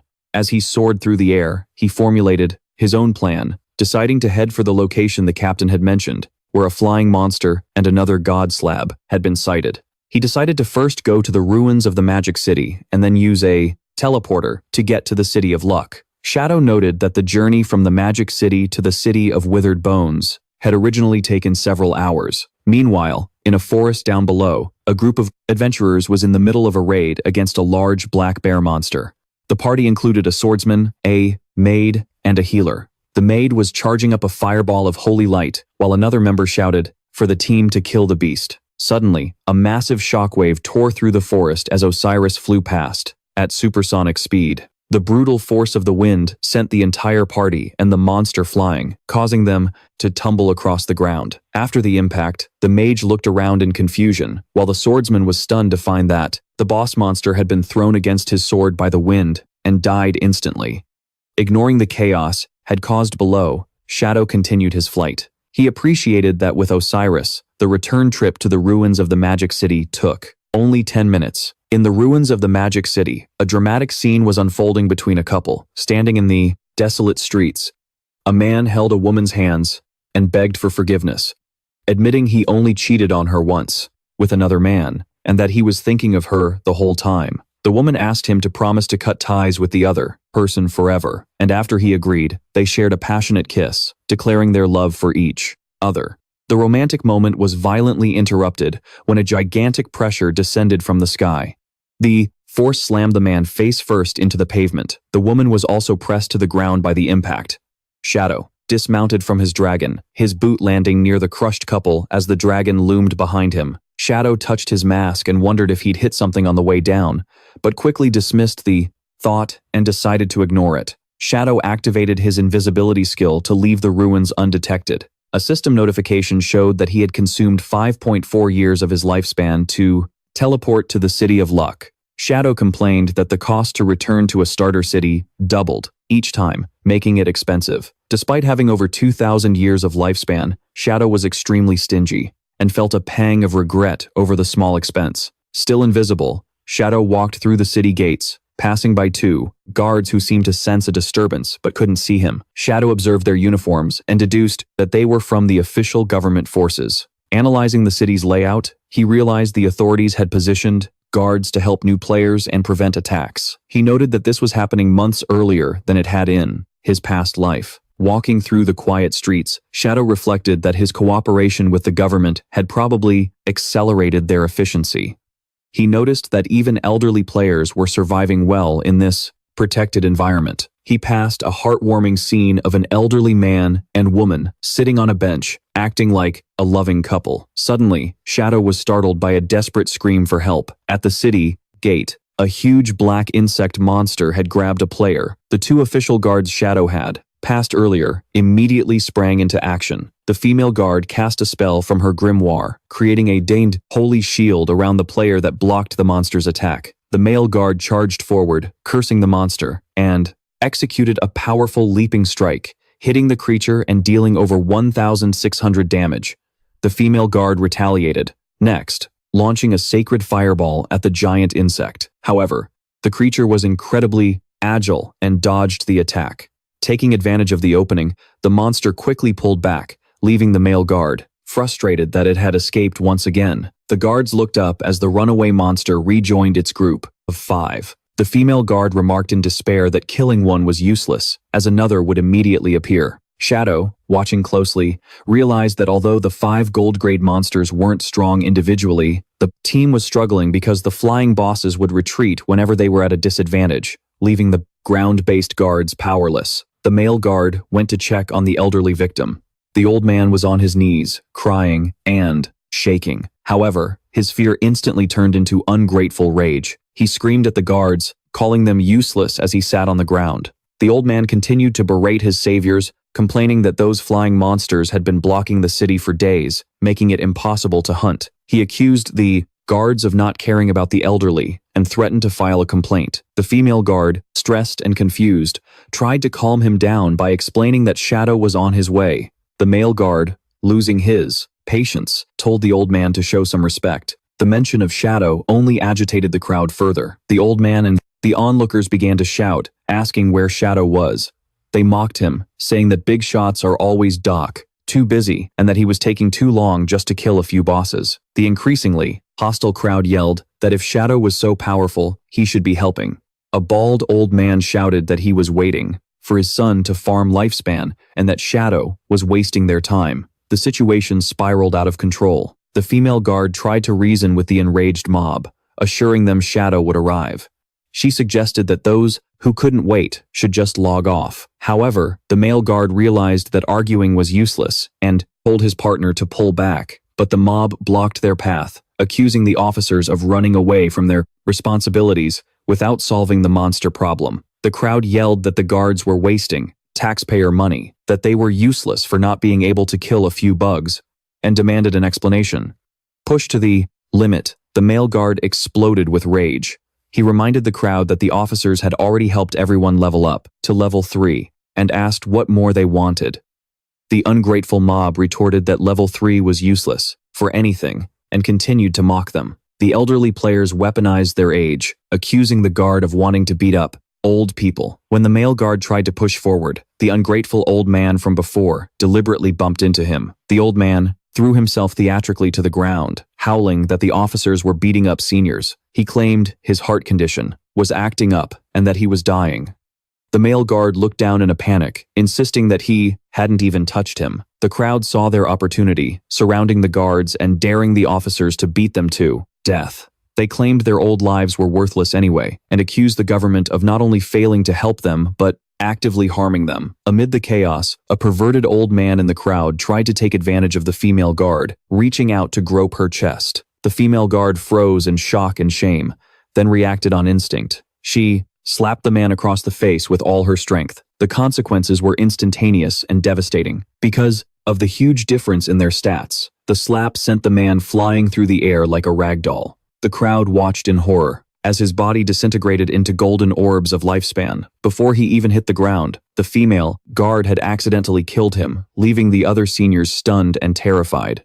The accidental death triggered immediate hysteria, with the mob screaming that the government was murdering old people. The female guard, flushed with shame, tried to explain that she'd been groped, but her voice was drowned out by the roar of the crowd, demanding they fight back. Seeing the situation turn violent, the male guard instantly threw up a protective barrier. He remarked that these people had gone insane, but decided to let them tire themselves out, confident that their weak attacks couldn't break through the shield. The harassment escalated as spit hit the female guard's face. She was still in shock. The one responsible was the ungrateful old man, who laughed maniacally, reveling in the disrespect. Emboldened, the crowd began to hurl filth at the barrier. Shoes, rocks, and even women's adavla, underwear and feces pelted the golden shield as the guards cowered inside. Suddenly, a terrifying presence descended. Shadow materialized atop his skeletal dragon, Osiris. Behind the rioting mob, a heavy silence fell as the colossal dragon loomed over them. Shadow and his dragon stared down, their eyes glowing, radiating an aura of death, without saying a word. A gigantic gust of wind exploded from the dragon. The force was catastrophic. The elderly players were sent flying like leaves in a storm, unable to resist. Their bodies were violently slammed into the surrounding trees with bone-shattering force, and silence returned to the forest. The two guards remained safe inside their barrier, staring in disbelief. Where the mob had been, only golden orbs remained, indicating that Shadow had wiped out the entire party. High above the city, Shadow and his skeletal dragon, Osiris, flew into a swirling orange vortex. Shadow spotted his targets, 5 winged insect monsters. They were flying in formation, linked by magical energy to a floating stone slab. Recognizing the object, Shadow ordered his dragon to give chase through the air. The two official guards watched in awe as the colossal dragon pursued the monsters against a red, eclipse-like sun. Shadow stood firm atop the dragon's head as a dark purple energy erupted, preparing an aerial assault. The 5 insects tried desperately to flee with the slab, but they were no match for the dragon's speed.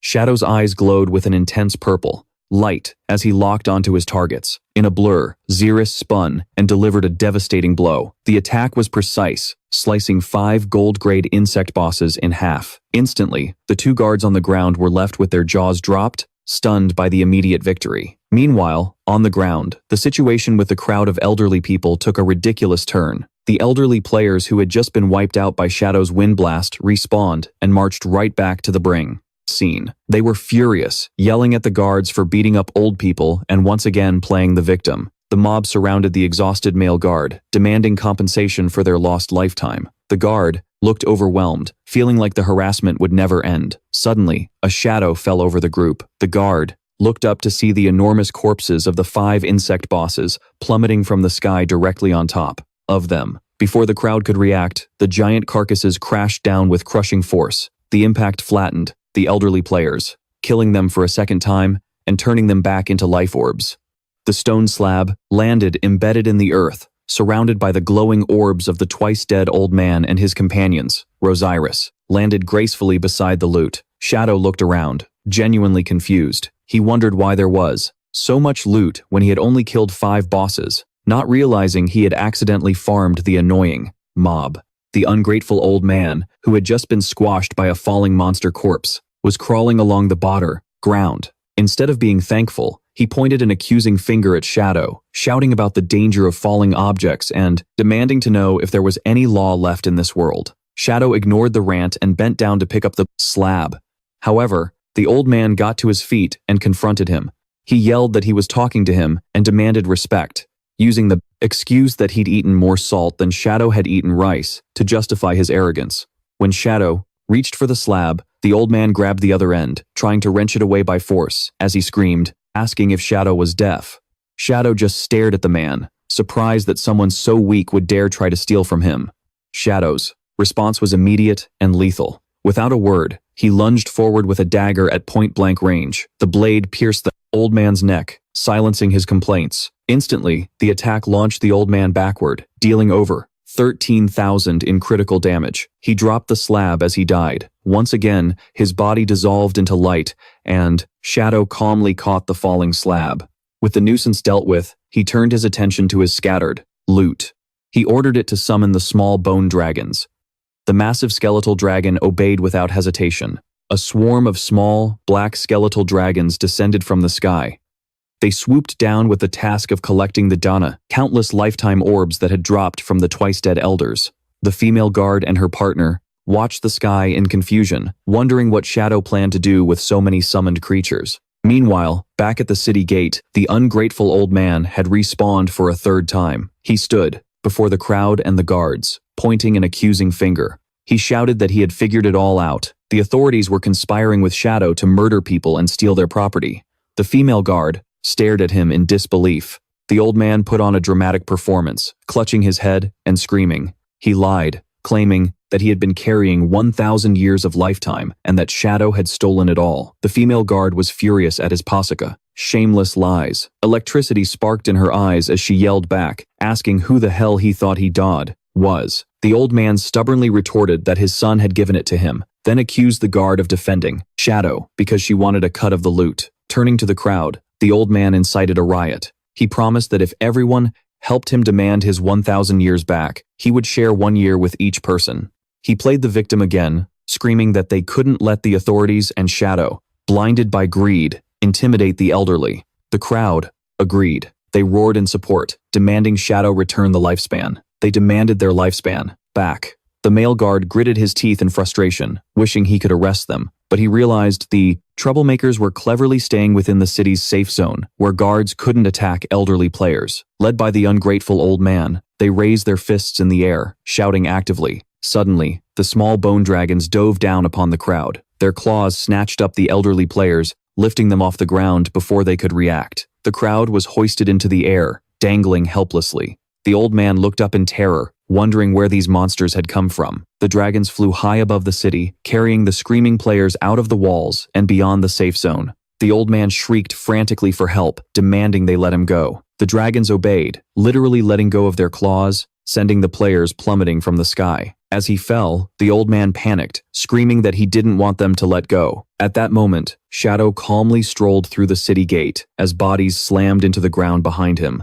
The female guard blushed. Shadow explained that while the safe zone prevented players from damaging each other, it didn't suspend physics, which meant gravity still existed. With a cold glare, Shadow informed the guards that his bone dragons would remain stationed there to toss anyone unruly out of the city. He told the guards it was up to them to decide whether to capture and imprison these people or let them fall. He confirmed that the bosses in the sky had been eliminated and prepared to leave. The male guard called out to him, pointing out that Shadow hadn't collected the scattered loot as his body began to dissolve, to teleport away.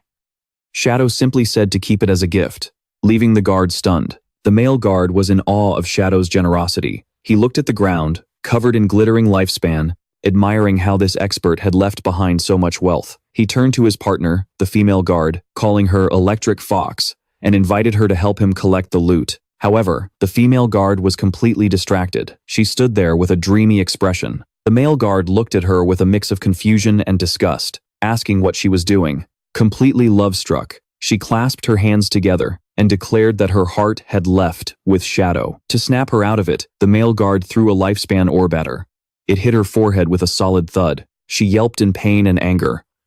The male guard scolded her to stop daydreaming. He brutally reminded her that someone as important as Shadow would never look at a background character like her, saying she was a toad lusting after swan meat. Provoked by the insult, the female guard shot back, yelling that he was the toad. The male guard playfully agreed, saying that if he was a male toad, then she would be a female toad, implying they belonged together as he held up the glowing orbs. The female guard blushed deeply, completely flustered by his teasing. The skeletal dragons continued to drop, screaming elderly players from the sky. Amidst this chaos, the two guards continued their banter. The male guard teased her, asking if she had a secret crush on him. She denied it, calling him disgusting. However, when he casually asked if she wanted to get dinner that night, her attitude instantly changed, and she excitedly asked if he was finally being serious. In the real world, outside the Shanghai City Hospital, inside a room, Zayu sat on the bed, looking pale and miserable.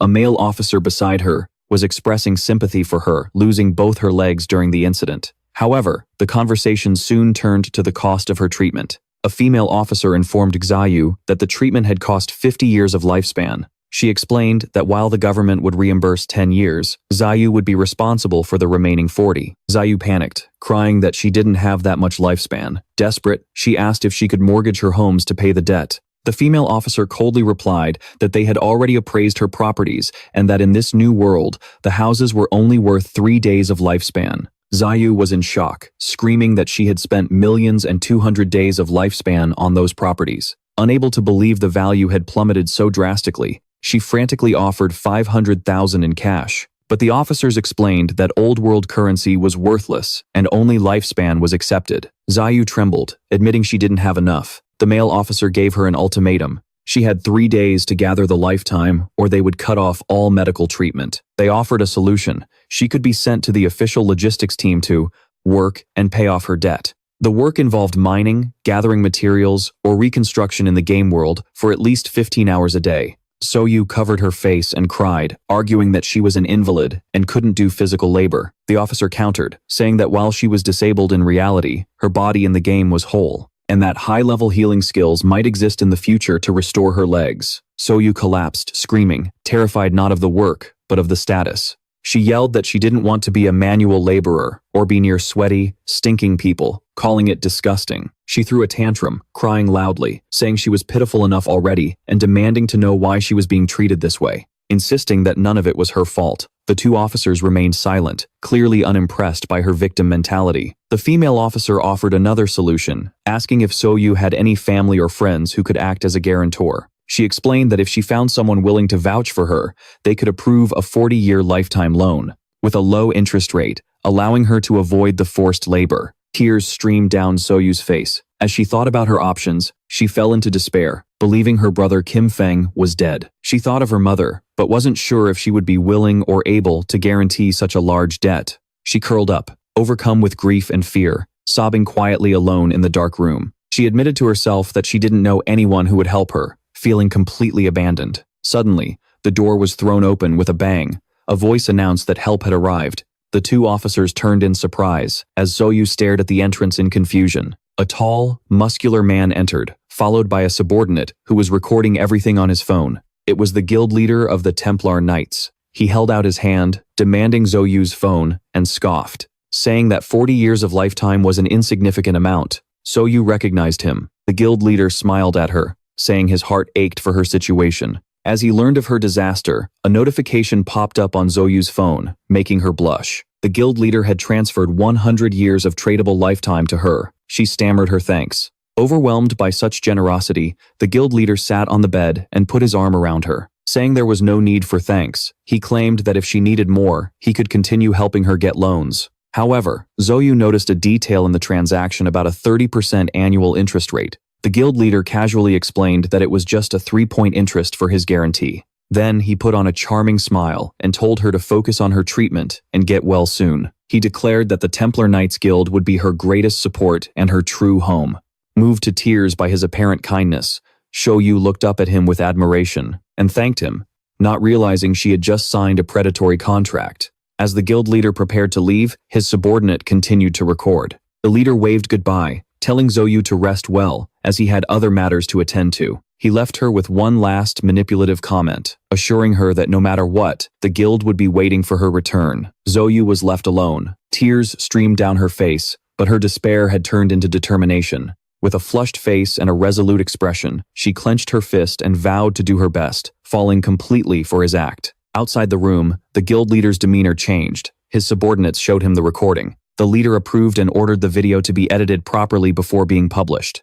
As they walked down the hospital corridor, he gave specific instructions on how to twist the story. He wanted the propaganda to emphasize her miserable situation and highlight that while no one else helped, only their guild stepped up. A sinister smile spread across his face as he revealed his true intention.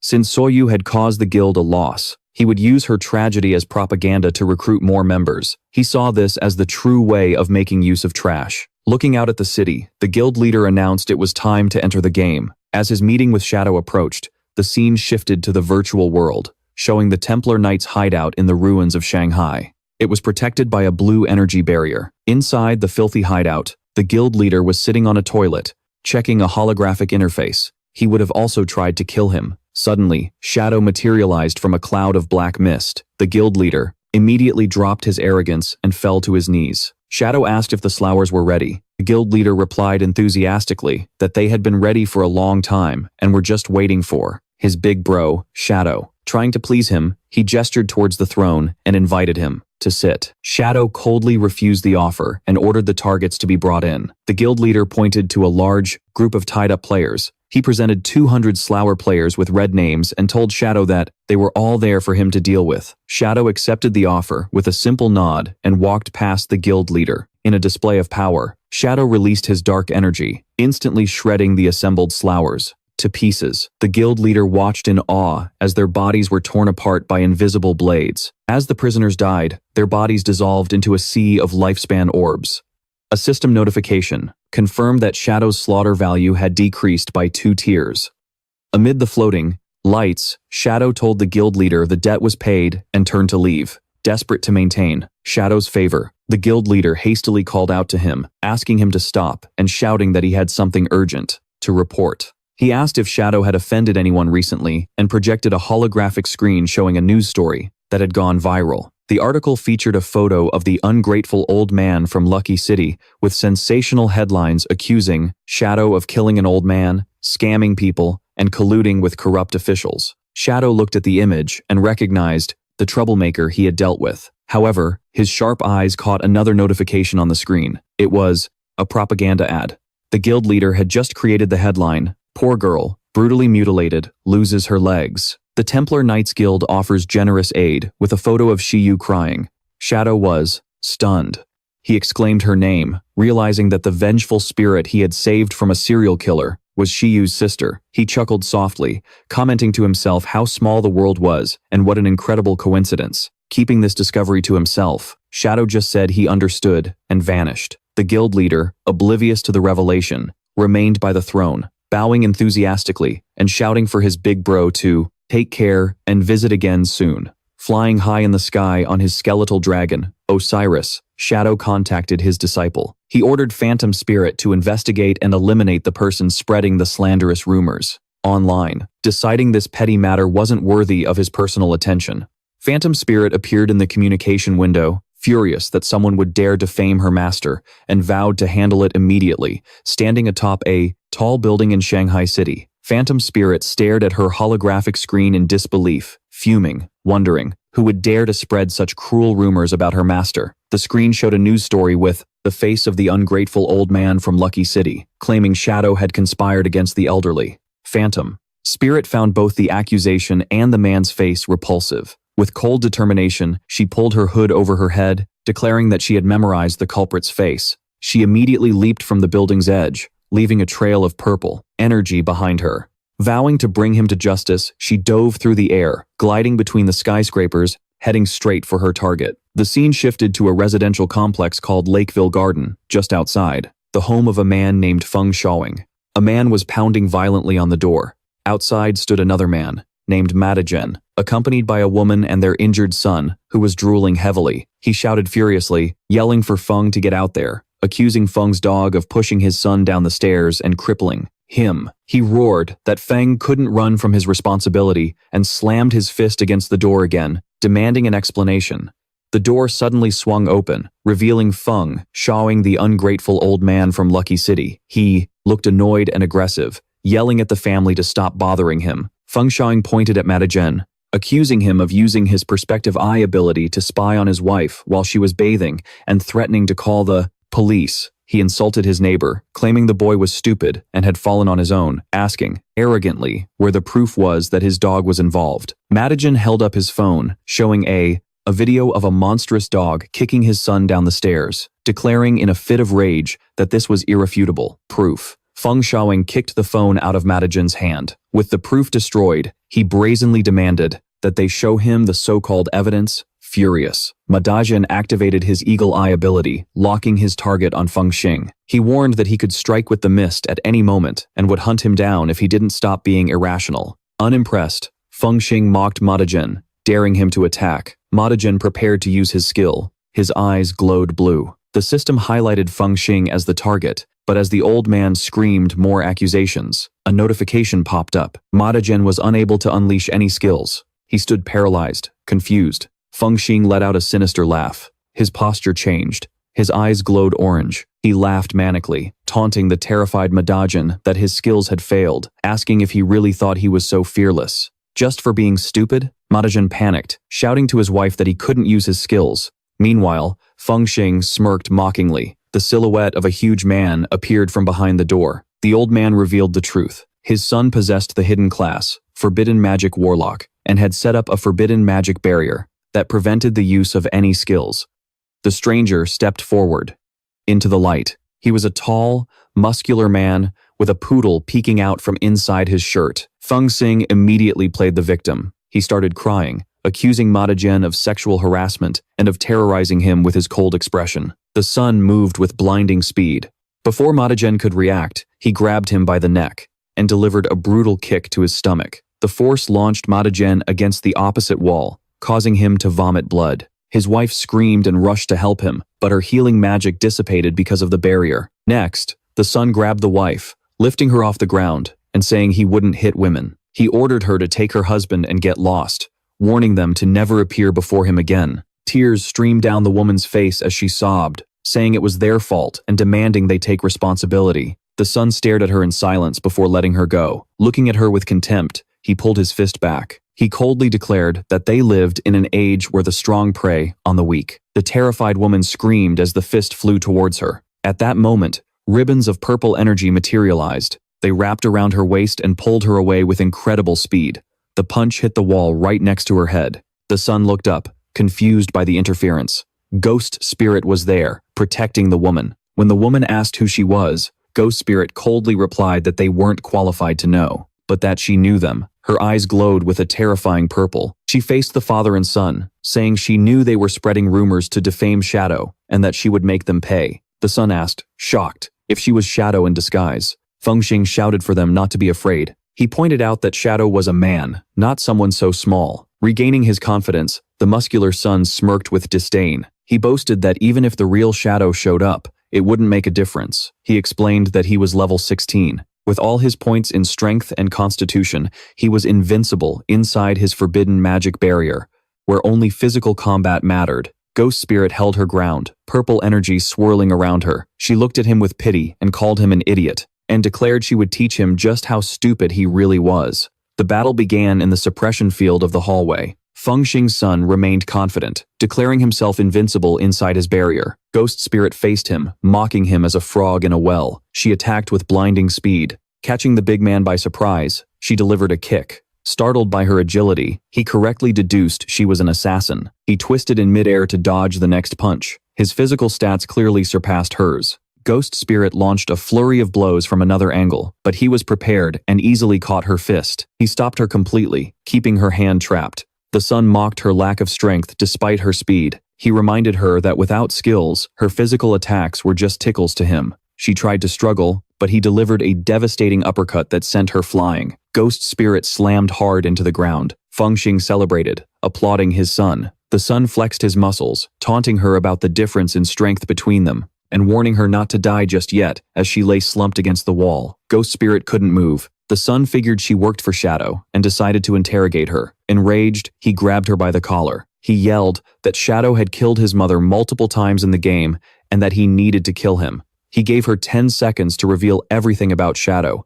and then aggressively pulled her closer. He hoisted her up with one arm, threatening to rip her hand off if she didn't talk. Instead of fear, she just looked up with a mocking smile and called him an idiot. Confused, he froze until she told him to look down at his own body. Suddenly, he burst into green, ghostly flames. He collapsed, writhing in agony, realizing too late that he'd been poisoned. Ghost Spirit casually stood up, her hand glowing green, and explained that he was a fool for thinking his barrier made him invincible. She revealed that she had cast a poison enchantment on herself beforehand. Although new skills were blocked, the pre-cast enchantment meant that every blow he landed would build up poison. The son screamed in pain as the flames consumed him, crying out for his mother. As the father watched in horror, Ghost Spirit looked down at the dying man and revealed she had already investigated both of them. She identified the father as a nuisance, and his son, Wooming Ring, as a warlock who used forbidden magic. She mocked his build, noting that he despised support classes and had dumped all his points into strength, learning only the barrier skill just to intimidate others. He died, and Ghost Spirit coldly remarked that a basic dispel skill from a priest would have been enough to save him.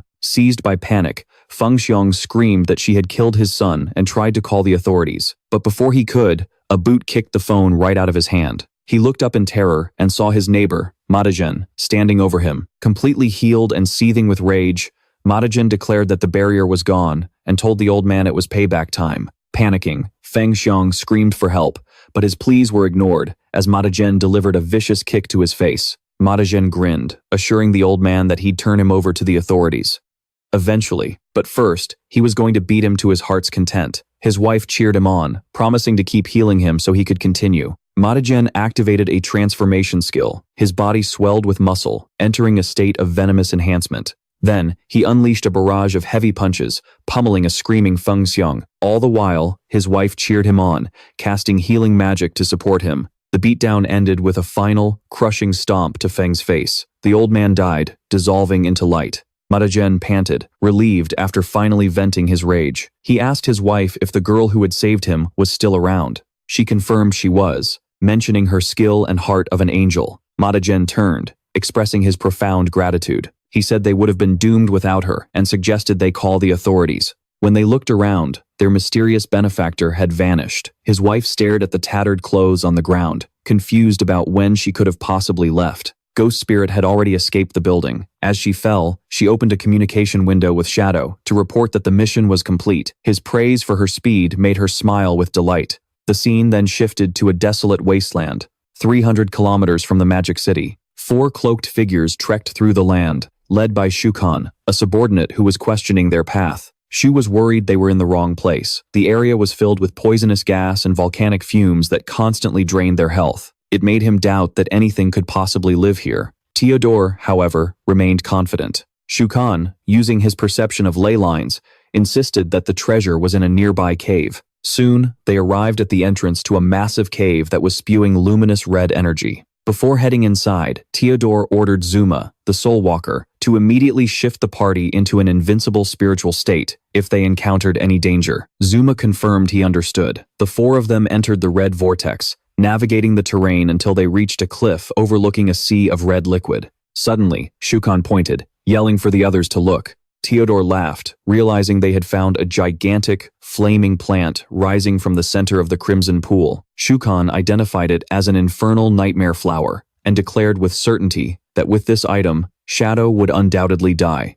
Theodore's group had arrived at the deep purgatory volcano, a true nightmare zone. Here, the system warned that the lifespan drain was 10,000 times greater than normal. Zuma began to tremble, asking Theodore what that fiery entity was, since just looking at it made his very soul shudder. Theodore calmly identified it as the infernal nightmare flower and reassured Zuma. He said that as long as they didn't wake it, they would be safe. Shukan then pointed out that since they had found Theodore's item, it was time to reveal the full plan. Theodore agreed and summoned his subordinate, Tony. Handing him a glowing blue book called The Divine Tome of Wall Building, he explained that the book could build walls instantly by consuming one's lifespan. Tony stared at the book in surprise and activated it, causing a huge stone wall to materialize out of thin air. Tony analyzed the structure, noting that it cost 10 days of lifespan but only had 100,000 durability. Sweating, Tony voiced his concern to Theodore, arguing that he'd seen Shadow's attacks and feared this wall wouldn't be enough to stop him. Theodore replied sternly that he knew that, which was why Tony's priority for the next few days would be to constantly build walls, to raise the book's proficiency. Theodore pointed to the Hellflower, ordering Tony to increase the wall's durability to 10 million points. Then, Theodore revealed his trap. He would lure the Chinese authorities and Shadow into that cave. And once they were inside, Tony was to build the wall and seal the only exit to ensure the targets would let their guard down. Theodore explained that he and Zuma would enter the cave with them. He then detailed their escape plan. When he gave the signal to awaken the boss, Zuma was to immediately use his Soul Walker ability, allowing them to phase through the wall and escape safely, leaving Shadow and the authorities trapped inside. Zuma agreed, confident the plan would succeed. Shunchan, however, was skeptical, pointing out that, even if the boss killed the targets, players would normally just respawn. Theodore explained the terrifying reality of the Nightmare Hellflower. Once a battle began, the cave would be enveloped in a nightmare field, Players inside would accumulate a nightmare gauge. And once it was full, they would fall into a state where the flower would drain all of their tradable lifespan, combined with a lifespan drain, 10,000 times greater than the zones. Theodore predicted that the victims would face permanent death. Theodore's expression grew dark as he emphasized that eliminating the strongest elite team from Magic City, and especially Shadow, would be a catastrophic loss for the great Shia. He opened his arms, promising that when they succeeded, they would be heroes of Country M and live in luxury forever. The group, including Tony, Zuma, and Shunchan, all smiled greedily at the prospect of the reward. However, Zuma asked how they would awaken the boss from a distance, since they had no long-range attacks. Tony scoffed at him for asking such a stupid question, then bent down to pick up a rock. Tony explained that in this game, anything could be a weapon, and all it took was to throw a rock with foolish impulse. Tony then actually threw the rock at the Hellflower. The stone struck the flower, enraging it instantly. A massive wave of energy erupted as the boss began to awaken. Theodore screamed in panic, calling Tony an idiot and frantically ordering Zuma to use his Soulwalker ability. Immediately, as the boss's terrifying aura flooded the cave, Zuma turned them into spirits, and the group fled, desperately through the tunnel to escape the monster they had accidentally unleashed outside the cave. The group recomposed themselves. Theodore, furious at the incompetence that had nearly cost them their lives, viciously kicked Tony to the ground and screamed at him, calling him a fool for nearly getting them all killed. Theodore loomed over the weeping Tony with a terrifying glare, ordering him to stay there and practice wall building until he perfected it. He threatened that if Tony failed, a powerful figure named Con Brown from Country M would eliminate him. Terrified, Tony agreed. The scene shifted to the rope forest on the outskirts of the Magic City ruins. A swift, white creature dashed forward, biting. A tree-like monster. Lincoln was with her squad, watching as the creature decimated the tree spirits, which exploded into glowing orbs of lifespan. A teammate praised her, marveling at how powerful her dragon was, and asked when she had obtained such a treasure. Lincoln laughed, saying she had just gotten lucky opening a treasure chest the day before. The teammate remarked that it was probably the game's first dragon mount with 100% movement speed, which would have been worth a fortune in previous games. Suddenly, Lincoln's expression changed as she sensed a disturbance. A poisonous green gas began to swirl around the group. She warned everyone to be careful, shouting that other monsters were hiding nearby. The ground trembled. Huge wooden stakes and vines erupted, surrounding the group. Giant green vines whipped through the air, flinging the players and the white creature backward in an explosion. Chaotic, a gigantic and terrifying tree monster emerged from the forest floor. Identified as the corroded ancestor, an Asura, a level 25 emerald grade boss. The squad was frozen in place. The male companion, he was sprawled on the ground in despair, calculating that the boss had 1 million health, while his own damage was only 1,000 per second. He frantically asked what they should do. Lin King Oneon opened her interface and shouted that the only solution was to invite her big brother, Shadow, to save them. She immediately sent a message to Shadow, frantically reporting that a massive emerald grade boss had appeared, and invited him to their party to track their location. Standing in the city ruins, Shadow accepted with a calm confirmation. He checked the coordinates and messaged the team, saying he was more than 10 kilometers away, but that he would head to the corrupted forest immediately. Lin King Oneon looked at the map, and her heart sank. She yelled to the team that even though Shadow was coming, she estimated it would take him almost half an hour to arrive. Her teammates cried out, warning that the poison damage was too high and the healing couldn't keep up. Realizing they wouldn't survive, Lin King Onion cursed and ordered a retreat. However, at the exact moment she gave the order, Osiris descended from the sky above the gigantic tree monster. Shadow calmly announced that he had arrived, leaving Lin King Oneon completely bewildered. A colossal gust of wind from Shadow's arrival swept through the forest. A system notification informed the squad that the wind had dissipated the poison gas and removed all negative effects. Lin King Onion and her team stared wide-eyed in almost comical shock. The male teammate stammered, asking their captain why she'd said half an hour when it only took him half a minute. Another teammate looked up, trembling in awe, and asked if the creature Shadow was riding was a flying dragon. Atop the skeletal dragon Osiris, Shadow looked down at Lin King Onion's squad, who were staring back in disbelief. Osiris, its glowing purple eyes focusing on Lin King Onion's mount, wondered aloud if that creature was a hybrid dragon. At the sound of Osiris's voice, Lin King Onion's mount trembled in terror. The squad was stunned, wondering if the gigantic dragon had actually spoken. Standing calmly on his mount's head, Shadow explained that creatures of epic grade or higher could speak. Osiris asked for permission to eat the hybrid below, but Shadow coldly ordered it to be quiet on the ground.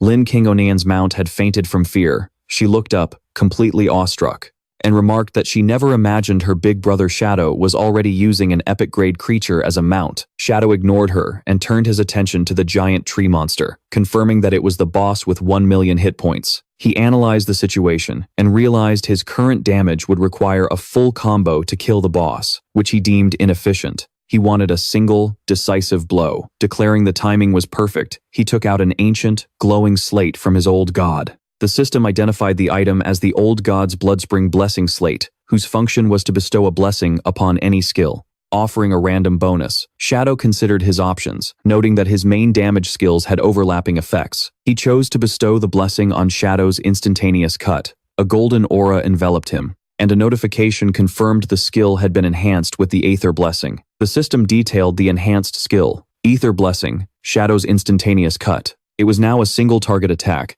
but the number of strikes had been multiplied by 6. Every strike would hit a weak point, and each hit would charge his ultimate skill. Shadow's eyes gleamed as he realized his ability had transformed into a powerful, single-target burst attack. He quickly calculated the power increase. A single use now delivered 54 strikes with his clones. This became a staggering total of 216 hits, enough to fully charge his ultimate skill several times over. Lin Kingonian's teammates watched in confusion, wondering why he was glowing. With his analysis complete, Shadow decided to test his new skill. He vanished in a swirl of dark energy. A moment later, a teammate spotted him high above, screaming that he was fighting the boss all by himself. Shadow moved with unbelievable speed, unleashing the enhanced Shadow's instantaneous cut against the giant tree monster. The boss was hit by a devastating storm of attacks, with dozens of damage numbers over 10,000 exploding at once. The attack instantly filled Shadow's ultimate skill bar. His eyes glowed with red energy as he realized that a single use of a basic skill was now enough to fully charge his ultimate. Without hesitation, he lunged forward and unleashed the Crimson Blade. The massive red slash tore through the boss, dealing devastating damage. Final damage of 450,000. The system confirmed that he had defeated the Emerald Grade boss and detailed the rewards. The squad watching was in shock. The male companion shouted in disbelief that he had instantly killed an Emerald Grade boss. Lincoln, however, remained calm, asking if this was the first time they had seen Brother Shadow fight a boss. She implied that feats like this were normal for him. Surrounded by a dissipating red aura, Shadow assessed his new power. He noted that a single use of instant Shadow Cut now dealt about 600,000 damage. In comparison, the 450,000 base damage of his ultimate ability, Crimson Blade, seemed almost insufficient. As he landed among the glowing orbs of life force, he reflected on his strength. He considered his old method clumsy and inefficient for high-level battles. He concluded that his previous skill rotations were too much work, clutching his sword. He realized that Ardos had created a powerful synergy between his skills, increasing both his damage and his survivability. Still, he believed this was just the beginning of the Shadow class's true potential. Lincoln ran up to him, exclaiming how amazing he was. Shadow casually dropped the boss loot, saying her team could have it all. Overjoyed, they thanked him. Then, he asked if there were any other bosses nearby. Lincoln confirmed excitedly, starting to list several nearby locations, but was interrupted when Shadow told her to get on his dragon. That way, they could take care of them one by one. Lincoln was ecstatic. Osiris shot through the skies, carrying Shadow and a screaming Lincoln into the distance, leaving the 2 remaining male squad members behind. They looked up in stunned silence, and one of them asked with a defeated expression, "What about us?" The scene shifted to the real world, inside a conference room in Magic City. On a large screen, Theodore's image was displayed. An officer reported that Theodore from the M-Country Embassy had offered information. It was about the first Diamond Grade boss. Another officer questioned if this valuable information was free. The first officer clarified that Theodore's only request was a flight back to his country. The lead officer was suspicious, noting that such a small request for such valuable information seemed like a trap. His subordinate countered, explaining that Theodore had also offered to personally escort the team to the boss, which would make the situation a suicide mission if it were a trap. The lead officer then raised the main issue, whether they could even defeat a Diamond Grade boss, pointing out that no one had ever succeeded. This implied that not even the legendary Shadow might succeed. The lead officer proposed a new strategy: cooperate with Shadow. Another man at the table enthusiastically supported the idea. He stated that reports showed Shadow could easily solo Emerald-grade bosses, arguing that combining their elite forces with Shadow's power could make the world's first kill of a Diamond-grade boss possible. The lead officer remained skeptical, demanding to know if the reports were nothing more than rumors. In response, his subordinate held up a phone displaying a clear video of Shadow's battle. He explained that the footage had been captured using a phone created by a divine authority book, leaving the lead officer speechless. Convinced by the proof, the lead officer agreed to cooperate with Shadow. The other officers unanimously agreed. The leader announced that he would immediately send someone to contact Shadow. And that's where we'll leave the story for now. I think this is one of the biggest stories here on the channel, so comment a lot asking for the next part so we can bring it to you as soon as possible. But don't leave without hitting that like button, and hype up the video as much as you can. Make sure you're already subscribed to the channel and that the notification bell is on. Consider becoming a member if you want to support our work. It's super cheap and helps us out a ton. And while you wait for the next video, check out the one on your screen, which is also really good. And join our Discord server. There you can chat with us, find out the name of this series, and much more. With that said, I'm signing off here. And of course, I'll see you in the next video.